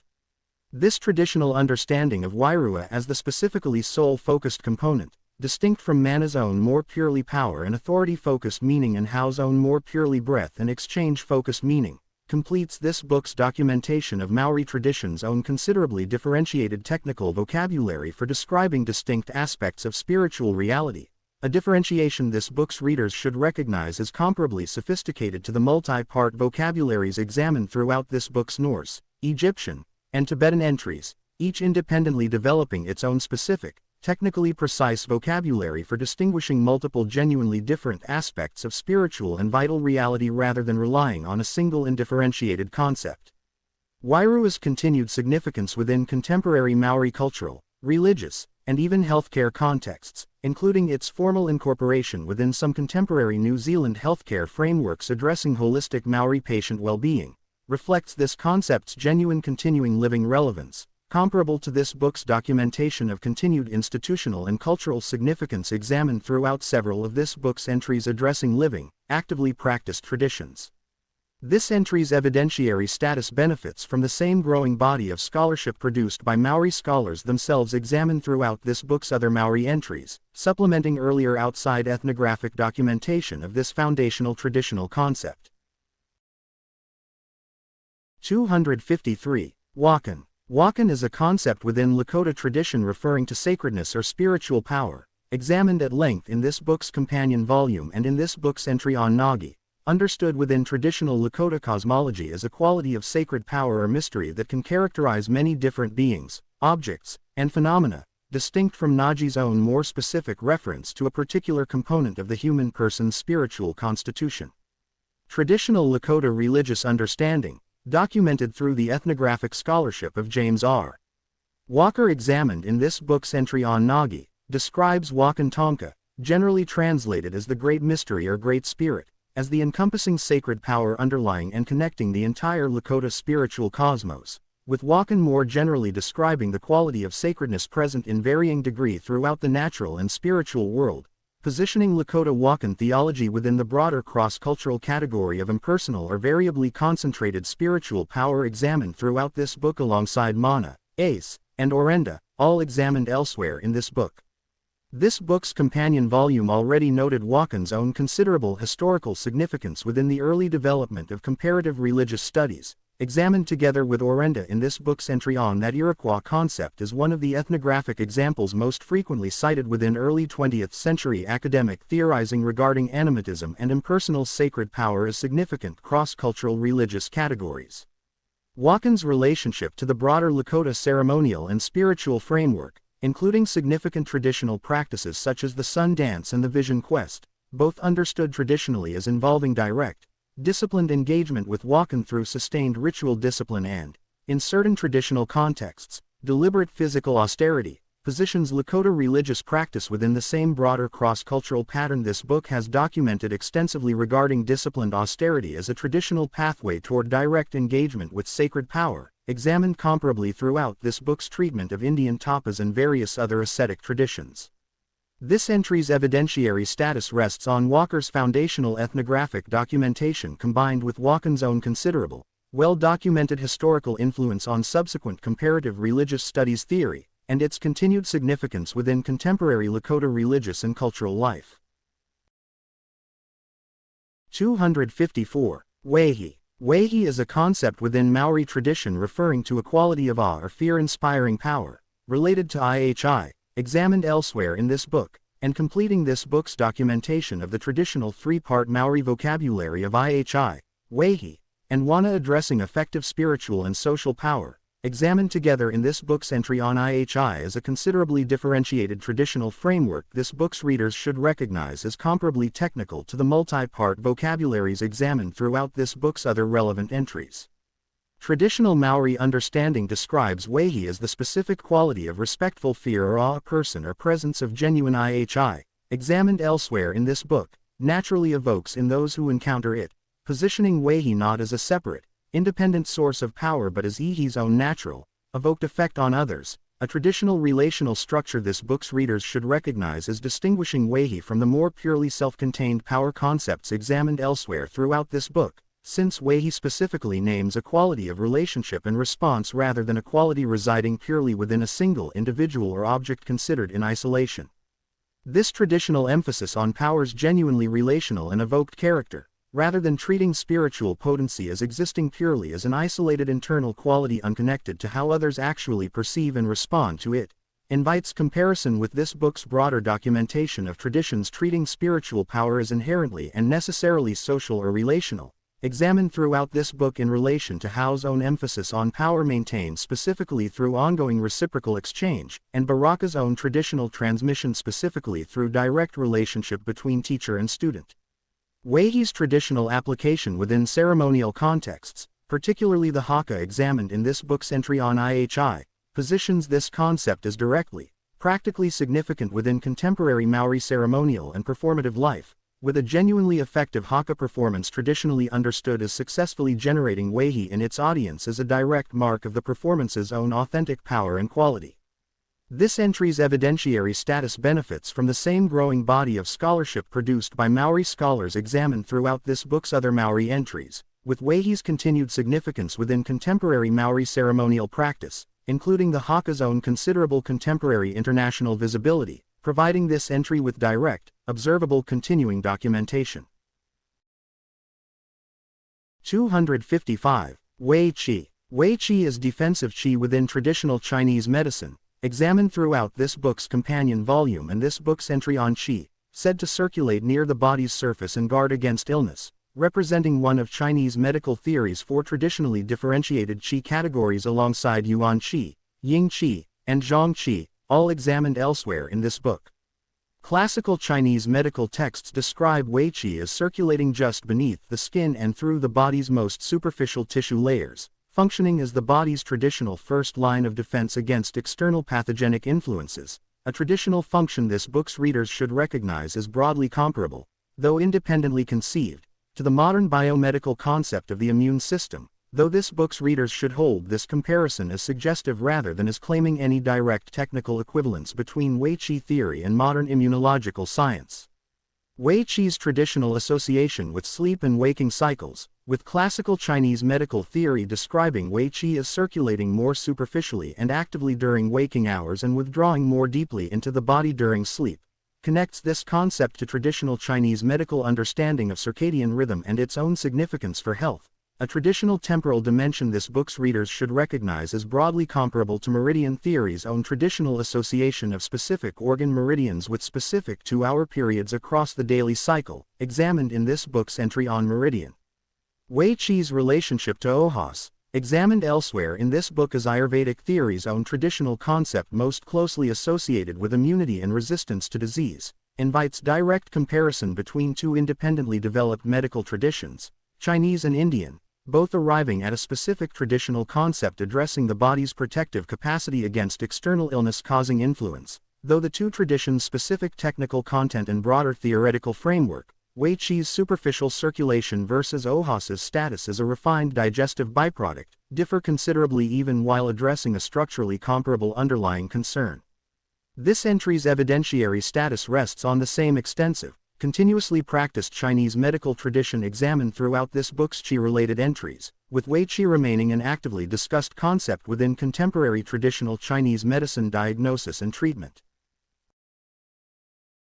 256. Word. Word is a concept within Norse and broader Germanic tradition referring to a web-like force of fate and destiny binding all events and beings together, examined in this book's entry on Orlog as the more dynamically unfolding pattern proceeding from that deeper, foundational layer of cosmic law, and representing Norse cosmology's own richly developed traditional vocabulary for fate, extending into the modern English word weird, whose own considerable semantic shift from meaning fated or destined toward its modern meaning of strange or unusual reflects word's own interesting, traceable linguistic afterlife. Old Norse and Old English literary sources, including the Old English poem Beowulf, which uses wyrd extensively in describing the fate governing its heroic narrative, describe wyrd as operating through a genuinely complex, interconnected structure, frequently compared by scholars of Norse religion to a web or weaving, with individual actions and events understood as threads whose interconnection produces the larger unfolding pattern of fate, an image directly connecting wyrd to the Norns' own traditional weaving and tending of fate at the roots of Yggdrasil, examined in this book's entry on Orlog. This concept of fate as a genuinely interconnected web, in which individual actions ripple outward to affect the broader unfolding pattern rather than proceeding as isolated, unconnected events, invites comparison with this book's broader documentation of comparable interconnected cosmological frameworks, examined throughout this book in relation to the Buddhist doctrine of dependent origination and the broader Hindu and Buddhist concept of karma's own interconnected causal web, both examined at length in this book's companion volume, though words specifically Germanic cultural and mythological framing, including its close personification through the Norns, distinguishes its particular traditional presentation from these independently developed South and East Asian frameworks. Word's relationship to Orlog and Hamingja, both examined elsewhere in this book, completes this book's documentation of Norse tradition's richly differentiated traditional vocabulary addressing fate, cosmic law, and personal fortune, a vocabulary this book has now documented as among the most technically elaborate examined anywhere in this book's treatment of any single cultural tradition's approach to this broad conceptual territory. This entry's evidentiary status rests on the Old Norse Vedic and Old English literary corpus, including Beowulf, a genuine and extensively studied medieval textual tradition providing substantial documentation for word's traditional function and significance. 257. Xing. Xing is a concept within Chinese Daoist and broader classical Chinese philosophical thought referring to inner nature or spiritual essence, examined in this book's entry on Ming as forming, together with that concept, one of Needham internal alchemical theory's most significant and frequently discussed conceptual pairings, examined at length in this book's companion volume. This book's entry on Ming already established the considerable traditional emphasis different Needham lineages placed on Xing versus Ming cultivation, with Xing specifically addressing a practitioner's inner nature, understanding, and spiritual essence, distinct from Ming's own more specifically physical, longevity and lifespan-focused traditional emphasis, and this entry extends that treatment by noting Xing's own broader traditional Confucian philosophical application beyond its more specifically Daoist internal alchemical context, since classical Confucian philosophy, particularly the considerable philosophical debate between the classical philosophers Mencius and Zunzi regarding whether human Xing, human nature, is fundamentally good or fundamentally requiring correction and cultivation, represents one of classical Chinese philosophy's most historically significant and enduringly influential philosophical debates. This classical Confucian debate regarding the fundamental moral quality of human Xing invites comparison with this book's broader documentation of comparable debates regarding fundamental human nature examined throughout this book and its companion volume, including varying traditions differing accounts of whether ordinary human consciousness represents a fundamentally pure nature merely obscured by ignorance, as non-dualist Vedanta and Dzogchen both maintain in their own distinct ways, examined elsewhere in this book, or a more genuinely mixed or even fundamentally flawed nature requiring more thoroughgoing correction, a philosophical question this book's readers should recognize as recurring, with genuinely varying traditional answers, across numerous independently developed traditions worldwide.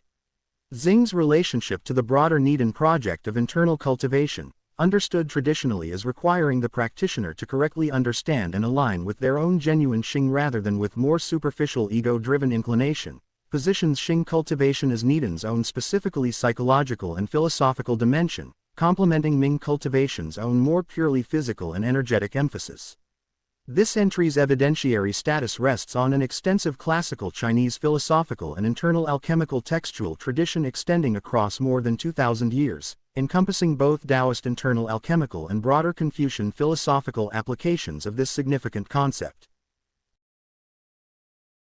258. Shui. Shui, blood, is treated within traditional Chinese medicine, examined throughout this book's companion volume and this book's entry on Jianye, as a distinct vital substance closely related to but not identical with qi, forming, alongside qi, jing, and jianye, all examined elsewhere in this book, one of Chinese medical theory's fundamental substances requiring proper production, circulation, and maintenance for genuine health. Classical Chinese medical texts describe shui as produced through the combined action of qi and the transformed essence of food and drink, with qi traditionally understood as both generating blood and as necessary to properly circulate it throughout the body, giving Chinese medical theory a close, mutually dependent traditional relationship between qi and shui, frequently summarized within traditional Chinese medicine through the traditional principle that qi commands blood while blood, in turn, nourishes and provides a physical foundation for qi, a mutually sustaining relationship this book's readers should recognize as broadly comparable, though independently conceived, to Ayurvedic theory's own integrated relationship between prana and the bodily tissues it is understood to animate and sustain. Shui's traditional clinical significance within Chinese medical diagnosis addresses conditions including both blood deficiency, traditionally associated with symptoms including pallor, dizziness, and fatigue, and blood stagnation, traditionally associated with pain and specific patterns of discoloration, giving shui theory direct clinical application within contemporary traditional Chinese medicine practice comparable in its diagnostic specificity to this book's documentation of Qi's own differentiated diagnostic categories throughout this book's relevant entries. Shui's relationship to Shen, spirit or consciousness examined elsewhere in this book, deserves particular note, since classical Chinese medical theory describes shui as providing Shen's own necessary physical foundation and nourishment, with blood deficiency traditionally understood as capable of directly disturbing Shen, manifesting in symptoms including insomnia, anxiety, and poor memory, giving Chinese medical theory a direct traditional physiological account connecting blood health to mental and spiritual clarity. This entry's evidentiary status rests on an extensive and continuously practiced Chinese medical textual and clinical tradition extending across more than 2,000 years, with shui theory remaining actively applied within contemporary traditional Chinese medicine diagnosis and treatment.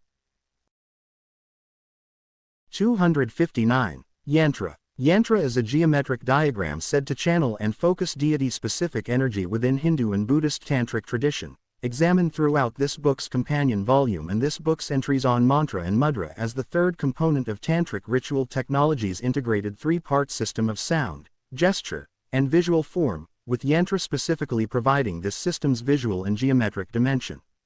Classical tantric texts describe yantra as functioning through precise geometric structure, frequently incorporating specific triangles, circles, and lotus petal patterns arranged according to exact traditional specification, with each specific yantra traditionally understood as corresponding to and channeling the energy of a specific deity or cosmic principle, positioning correct geometric precision as carrying the same kind of genuine causal significance this book has documented throughout its treatment of mantra's own traditional emphasis on precise pronunciation and mudra's own traditional emphasis on precisely formed gesture, extending this book's broader documentation of tantric ritual technology's consistent emphasis on exact technical form as a genuine precondition for spiritual efficacy.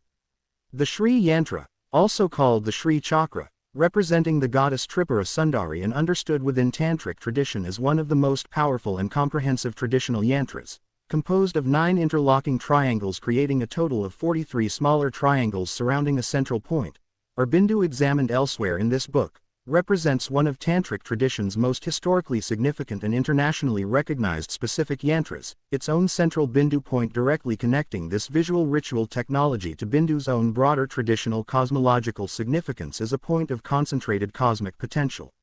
Yantra's traditional meditative application, in which a practitioner concentrates visual attention on a specific yantra as a support for meditative absorption and for invoking the specific deity or principle that yantra represents, positions this technology as directly practically applied within tantric meditative practice, comparable in its function as a concentrated visual support to comparable visualization technologies examined throughout this book's treatment of Tibetan Vajrayana deity yoga practice. This entry's evidentiary status rests on an extensive classical tantric ritual and artistic textual tradition, with yantra construction and meditative use remaining an actively practiced technology within contemporary tantric and broader Hindu devotional practice. 260. Yi Shis. Yi Shis is primordial wisdom awareness within Tibetan Buddhist tradition, examined in this book's entry on Rigpa as sometimes described as a subtle luminous energy, and representing Tibetan Buddhist philosophy's own foundational term for the specific quality of awakened, non-conceptual wisdom understood as the actual nature of enlightened mind, distinguished traditionally from ordinary conceptual knowledge or understanding, however sophisticated that ordinary understanding might otherwise be. Tibetan Buddhist philosophical literature describes several traditional categories of Yi Shis, most commonly enumerated as 5 specific wisdoms, each traditionally associated with a specific quality of enlightened perception and, within certain tantric traditions, with a specific traditional color and a specific Buddha family, giving Yi Shi's theory a considerably differentiated technical structure. This book's readers should recognize as broadly comparable in its systematic elaboration to this book's documentation of other numerically organized advanced Buddhist and Hindu contemplative frameworks, including the 7 chakra system and the 10 sephirot, both examined extensively throughout this book. This traditional differentiation of wisdom into specific, distinct qualities rather than treating enlightened understanding as a single undifferentiated state connects Yi Shi's theory to this book's broader documentation of traditions that resist collapsing advanced spiritual attainment into a single, simple category, examined throughout this book in relation to the Sufi Lataf system's own differentiated subtle centers and the Kabbalistic Sephirot's own differentiated emanations, each independently developed tradition recognizing that genuine advanced spiritual realization involves multiple distinct facets rather than a single uniform quality. Yi Shi's relationship to Rigpa, examined elsewhere in this book, positions these two closely related Tibetan Buddhist concepts as addressing overlapping but not entirely identical traditional territory, with Rigpa specifically emphasizing primordial awareness's already present, ground-level nature within Dzogchen teaching specifically, and Yi Shi's addressing the specific differentiated qualities of wisdom that awareness's full recognition and expression is traditionally understood to manifest.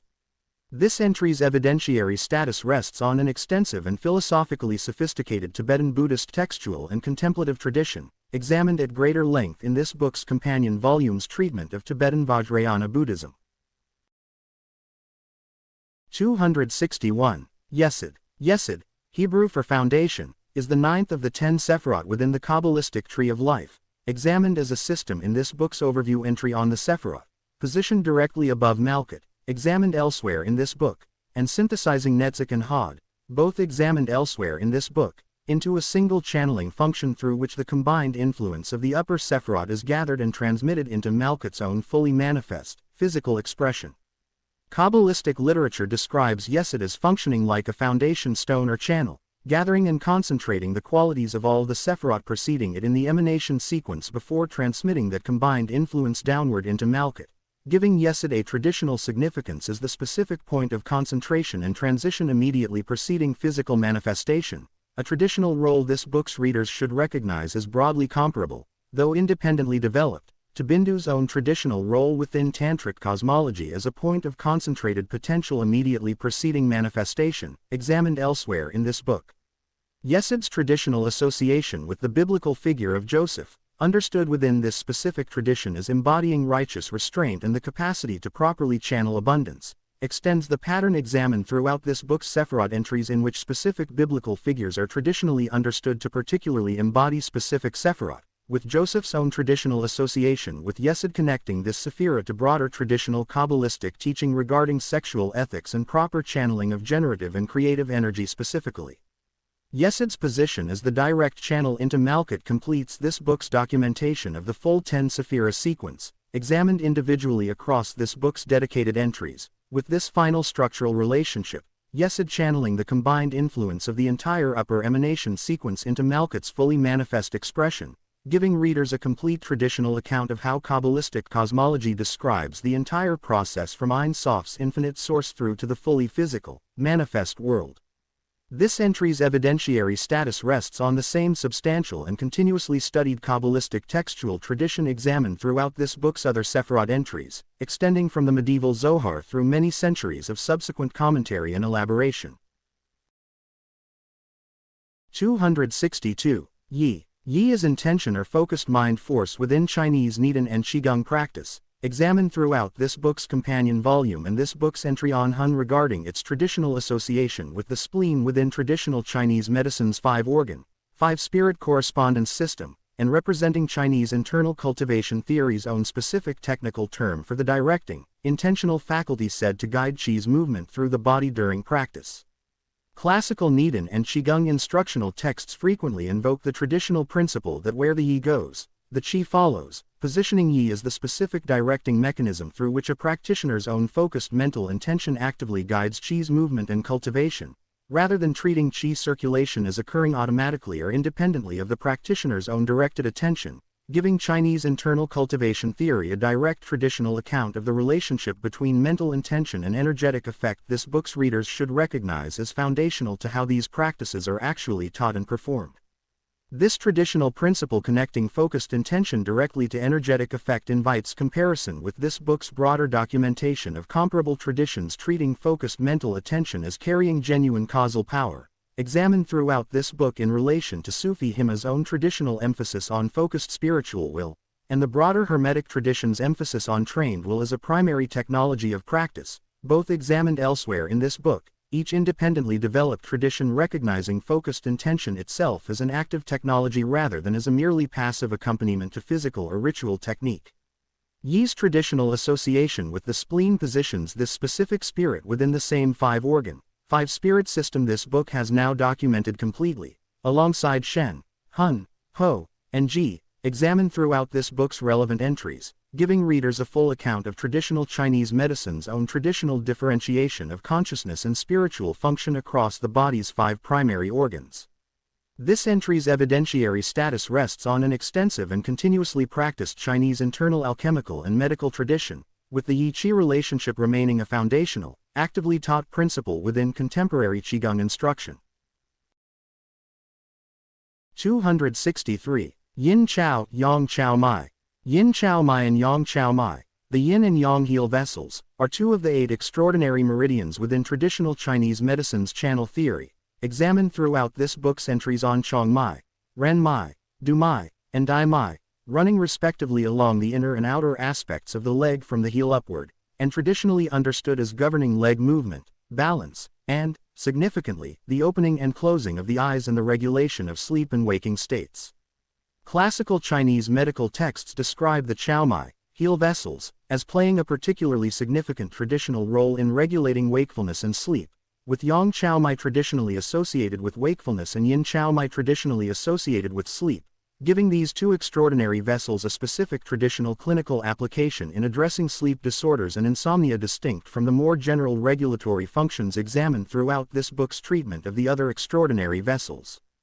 This traditional association between specific channels and the sleep-waking cycle connects the Chao Mai directly to this book's broader documentation of traditions linking specific bodily channels or currents to circadian and daily rhythm, examined throughout this book in relation to Wei Qi's own traditional association with waking and sleeping states, examined elsewhere in this book, giving traditional Chinese medicine a coordinated traditional framework addressing sleep regulation through multiple distinct but related channel and Qi theories. The Chao Mai's traditional association with leg movement and physical balance gives these extraordinary vessels direct practical significance within traditional Chinese martial arts and Qigong practice, specifically addressing physical stability and coordinated lower body movement, comparable in this specific practical application to the lower Dantian's own traditional significance for physical balance and rootedness, examined throughout this book's companion volume. This entry's evidentiary status rests on the same extensive and continuously practiced Chinese medical and internal alchemical tradition examined throughout this book's extraordinary vessel entries, with the Chao Mai's specific clinical applications for sleep-related conditions remaining active within contemporary traditional Chinese medicine practice.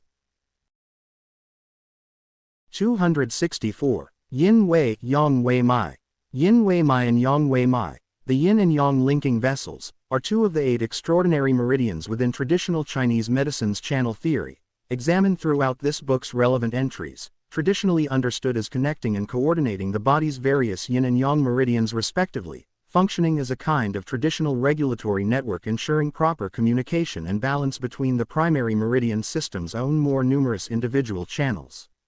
Classical Chinese medical texts describe the Wei Mai, linking vessels, as addressing conditions involving disharmony or miscommunication between different yin or different yang meridians specifically, giving these two extraordinary vessels a traditional clinical application distinct from and complementary to the other 6 extraordinary vessels examined throughout this book, with the Wei Mai specifically addressing coordination and communication between channels rather than governing a single specific bodily function or region as several of the other extraordinary vessels more directly do. This entry completes this book's documentation of the complete 8 extraordinary vessel system, examined individually across this book's dedicated entries on Chong Mai, Ren Mai, Du Mai, Dai Mai, Yin Chao and Yang Chao Mai, and Yin Wei and Yang Wei Mai, together giving readers a full account of traditional Chinese medicine's own deep reservoir channel system, traditionally understood as functioning like lakes regulating the primary meridian system's own more numerous flowing rivers, examined in this book's entry on Chong Mai. The Wei Mai's specific traditional function addressing inter-channel communication and coordination invites comparison with this book's broader documentation of traditions addressing the coordination and balance between multiple distinct energetic components, examined throughout this book in relation to Ida and Pingala's own required balance before Sushumna's activation, and Chesed and Gavora's own required synthesis in Tiferet, both examined elsewhere in this book, each independently developed tradition recognizing that a complex energetic or spiritual system requires active coordination between its distinct components rather than each component functioning in complete isolation. This entry's evidentiary status rests on the same extensive and continuously practiced Chinese medical tradition examined throughout this book's extraordinary vessel entries, extending across more than 2,000 years of documented clinical practice. 265. Ying Qi. Ying Qi is nutritive qi within traditional Chinese medicine, examined throughout this book's companion volume and this book's entries on qi and wei qi, said to circulate more deeply than wei qi, nourishing the internal organs, and representing one of Chinese medical theory's 4 traditionally differentiated qi categories alongside yuan qi, wei qi, and zhang qi, all examined throughout this book. Classical Chinese medical texts describe Ying Qi as traveling through the body's interior alongside the blood, providing direct nourishment to the internal organs and tissues, distinguishing Ying Qi's deeper, nourishing traditional function from Wei Qi's own more superficial, protective traditional function examined elsewhere in this book, giving Chinese medical theory a coordinated traditional account of Qi's differentiated function at different depths within the body, from Wei Qi's protective surface circulation to Ying Qi's nourishing deeper circulation to Yuan Qi's own foundational, deepest constitutional reserve examined elsewhere in this book.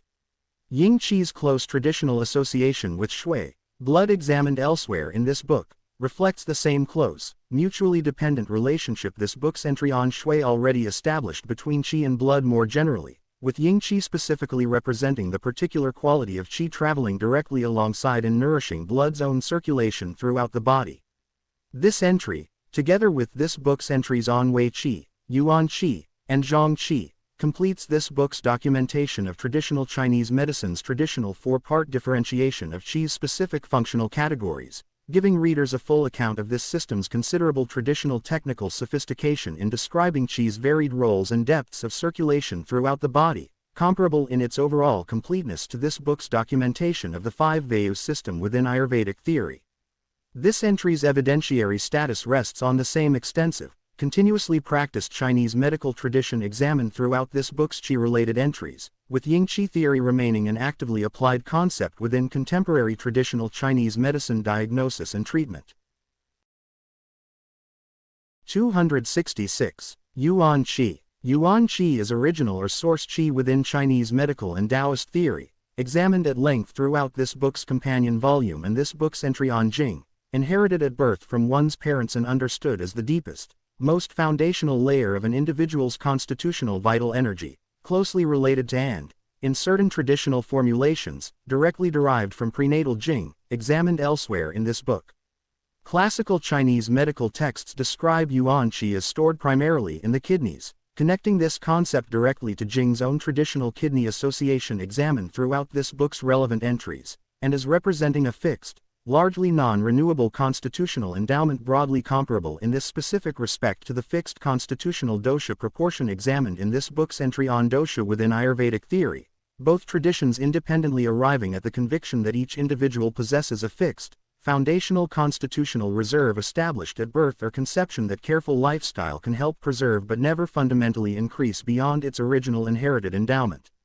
Yuan Qi's traditional significance within longevity-focused Nidan and Qigong practice, examined at length throughout this book's companion volume, centers substantially on preserving rather than depleting this foundational reserve, with excessive physical exertion, poor lifestyle habits, and specifically excessive sexual activity traditionally understood within Chinese medical and Daoist theory as directly depleting Yuan Qi, giving this concept direct traditional practical significance within the broader Chinese cultural emphasis on moderation and preservation as pathways toward health and longevity. Yuan Qi's position as the deepest of the four traditionally differentiated Qi categories, alongside Wei Qi, Ying Qi, and Zhang Qi all examined elsewhere in this book, positions Yuan Qi as this system's own foundational reserve from which the body's other, more actively circulating Qi categories are traditionally understood to ultimately derive and depend upon. This entry's evidentiary status rests on the same extensive, continuously practiced Chinese medical and Daoist internal alchemical tradition examined throughout this book's companion volume and this book's relevant entries, extending across more than 2,000 years of documented practice. 267. Zhengqi. Zhengqi is upright or correct qi within Chinese, particularly Confucian-inflected, philosophical and medical thought, examined in relation to this book's entry on qi as a morally charged vital energy distinct from the more purely physiological and medical qi categories examined throughout this book's other qi-related entries, representing a specifically ethical dimension within the broader Chinese vocabulary of vital energy this book has documented extensively. Classical Chinese philosophical texts, particularly within the Confucian tradition, describe Zhengqi as connecting moral rectitude directly to vital energetic quality, with a person of genuine moral integrity traditionally understood as possessing and cultivating strong, correctly ordered Zhengqi, while moral corruption or wrongdoing is traditionally understood as directly weakening or corrupting this same vital quality, giving Chinese thought a traditional framework directly linking ethical conduct to energetic and even physical vitality rather than treating morality and vital energy as belonging to entirely separate conceptual domains. This traditional integration of ethical and energetic vocabulary invites direct comparison with this book's broader documentation of comparable traditions linking moral conduct directly to vital or spiritual quality, examined throughout this book in relation to Zoroastrian Asha's own dual function as both cosmic principle and personal virtue, and Chinese Da's own comparable dual function, both examined elsewhere in this book, reflecting a broader pattern this book has documented repeatedly in which a culture's vocabulary for cosmic or vital order and its vocabulary for personal ethical virtue prove genuinely inseparable rather than existing as two fully independent domains. Zhengqi's traditional invocation during moments of moral courage or principled resistance to wrongdoing, with traditional Chinese literature and historical narrative frequently describing figures of great moral courage as drawing on or displaying particularly strong Zhengqi specifically during moments of significant ethical testing, gives this concept a traditional narrative and rhetorical significance extending well beyond purely philosophical or medical technical discussion alone. This entry's evidentiary status rests on an extensive classical Chinese philosophical, particularly Confucian, textual tradition extending across more than 2,000 years, representing Chinese thought's own specific traditional integration of ethical and energetic vocabulary. 268. Ji. Ji is willpower or drive within Chinese medical theory, examined throughout this book's entries on Hun, Ho, and Yi, one of the five spirits in Chinese medicine, associated with the kidneys, and completing this book's full documentation of traditional Chinese medicine's traditional five-organ, five-spirit correspondence system, Shen with the heart, Hun with the liver, Ho with the lungs, Yi with the spleen, and Ji with the kidneys, examined together across this book's relevant entries. Classical Chinese medical texts describe Ji as governing willpower, determination, and the capacity for sustained ambition and effort, with Ji's traditional kidney association connecting this specific spirit directly to Jing and Yuan Qi, both examined elsewhere in this book, Since the kidneys within traditional Chinese medicine are traditionally understood as storing the body's deepest constitutional reserves, giving Qi a traditional function as the specific psychological and spiritual expression of this same foundational vital depth, willpower understood as the psychological manifestation of genuinely deep, well-preserved constitutional reserve rather than as a purely independent psychological trait disconnected from physical vitality. This traditional connection between willpower and constitutional vital depth invites comparison with this book's broader documentation of comparable traditions linking psychological determination directly to physical vitality, examined throughout this book in relation to Norse Megan's own traditional connection between strength and vital capacity, and Topaz's own traditional connection between disciplined will and generated inner heat, both examined elsewhere in this book, each independently developed tradition recognizing willpower not as a purely abstract mental quality but as directly grounded in an expressive of genuine physical and energetic reserve. This entry completes this book's full documentation of the five-spirit system, giving readers a complete account of traditional Chinese medicine's own traditional differentiation of consciousness and psychological function across the body's five primary organs, a differentiated system this book's readers should recognize as comparably sophisticated to the multi-part psychological and spiritual vocabularies examined throughout this book's treatment of Norse, Sufi, and Vedantic tradition. This entry's evidentiary status rests on the same extensive, continuously practiced Chinese medical tradition examined throughout this book's five spirit entries, with Qi remaining an actively discussed diagnostic concept within contemporary traditional Chinese medicine practice.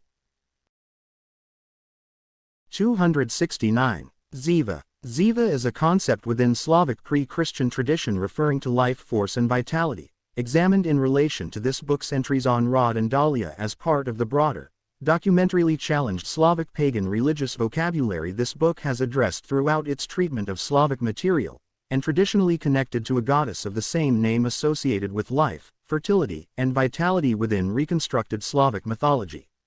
Slavic folklore and comparative religious scholarship, working with the same significant documentary limitations this book has noted throughout its treatment of Slavic material examined in this book's entries on Dahlia and Rod, describes Ziva as attested primarily through limited medieval chronicle references, particularly from West Slavic regions, and through later folkloric survival and comparative linguistic reconstruction connecting Ziva directly to the broader Slavic root shared with the modern word for life and living across numerous contemporary Slavic languages, giving this concept a genuine, traceable linguistic continuity into the present day even where its specific ancient religious elaboration remains less certainly reconstructed.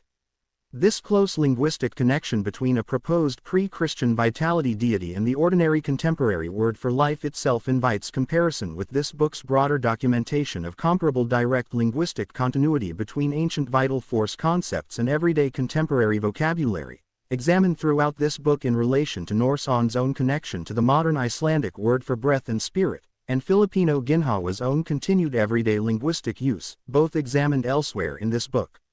Ziva's relationship to Rod and Dahlia, both examined elsewhere in this book, positions this concept within the broader reconstructed Slavic pagan vocabulary addressing life, fate, and generative force, a vocabulary this book has documented throughout its relevant entries as considerably less certainly reconstructed than the comparable Norse, Greek, or Vedic material examined elsewhere in this book, a limitation this entry states directly consistent with this book's treatment of Slavic material throughout.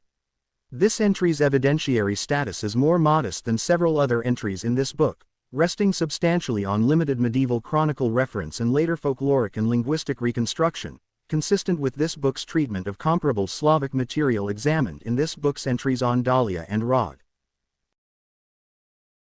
270. Zhang Qi. Zhang Qi is gathering qi within traditional Chinese medicine, examined throughout this book's companion volume and this book's entries on qi, Wei Qi, Ying Qi, and Yuan Qi, said to accumulate in the chest and support breath and voice, completing this book's full documentation of Chinese medical theory's traditional four-part differentiation of Qi's specific functional categories, and fittingly closing this concordance's alphabetical sequence with a concept addressing the direct, physical breath this entire book has traced as a recurring, convergent theme across every tradition it has documented. Classical Chinese medical texts describe Zhang Qi as forming through the combination of qi extracted from inhaled air and qi extracted from digested food and drink, gathering specifically in the chest at a location traditionally called the Sea of Qi, and directly supporting the strength and quality of both breath and voice, with weak or insufficient zhang qi traditionally associated with shortness of breath, weak voice, and generally diminished vital capacity, giving this concept direct, observable traditional clinical significance. This entry's placement as this concordance's final numbered entry offers a fitting opportunity for this book's readers to look back across the full sweep of what these 270 entries have documented together. Zhang Qi's own specific function, gathering breath and food into a single unified reserve of vital capacity, echoes this entire concordance's own broader project. Gathering 270 independently developed cultural concepts, each with its own name, its own history, and its own specific technical content, into a single work capable of revealing the pattern that connects them. Zhang Qi's relationship to Wei Qi, Ying Qi, and Yuan Qi, all examined throughout this book, completes this book's full documentation of traditional Chinese medicine's four-part Qi system, and, with this entry, completes the entire alphabetical body of this concordance, from Adawehi to this final entry, spanning every continent and every era this project's research could responsibly reach. This entry's evidentiary status rests on the same extensive, continuously practiced Chinese medical tradition examined throughout this book's Qi-related entries. The two closing chapters that follow this concordance's alphabetical body now turn to the task these 270 entries were always building toward, drawing out, explicitly and in full, what this accumulated pattern actually reveals.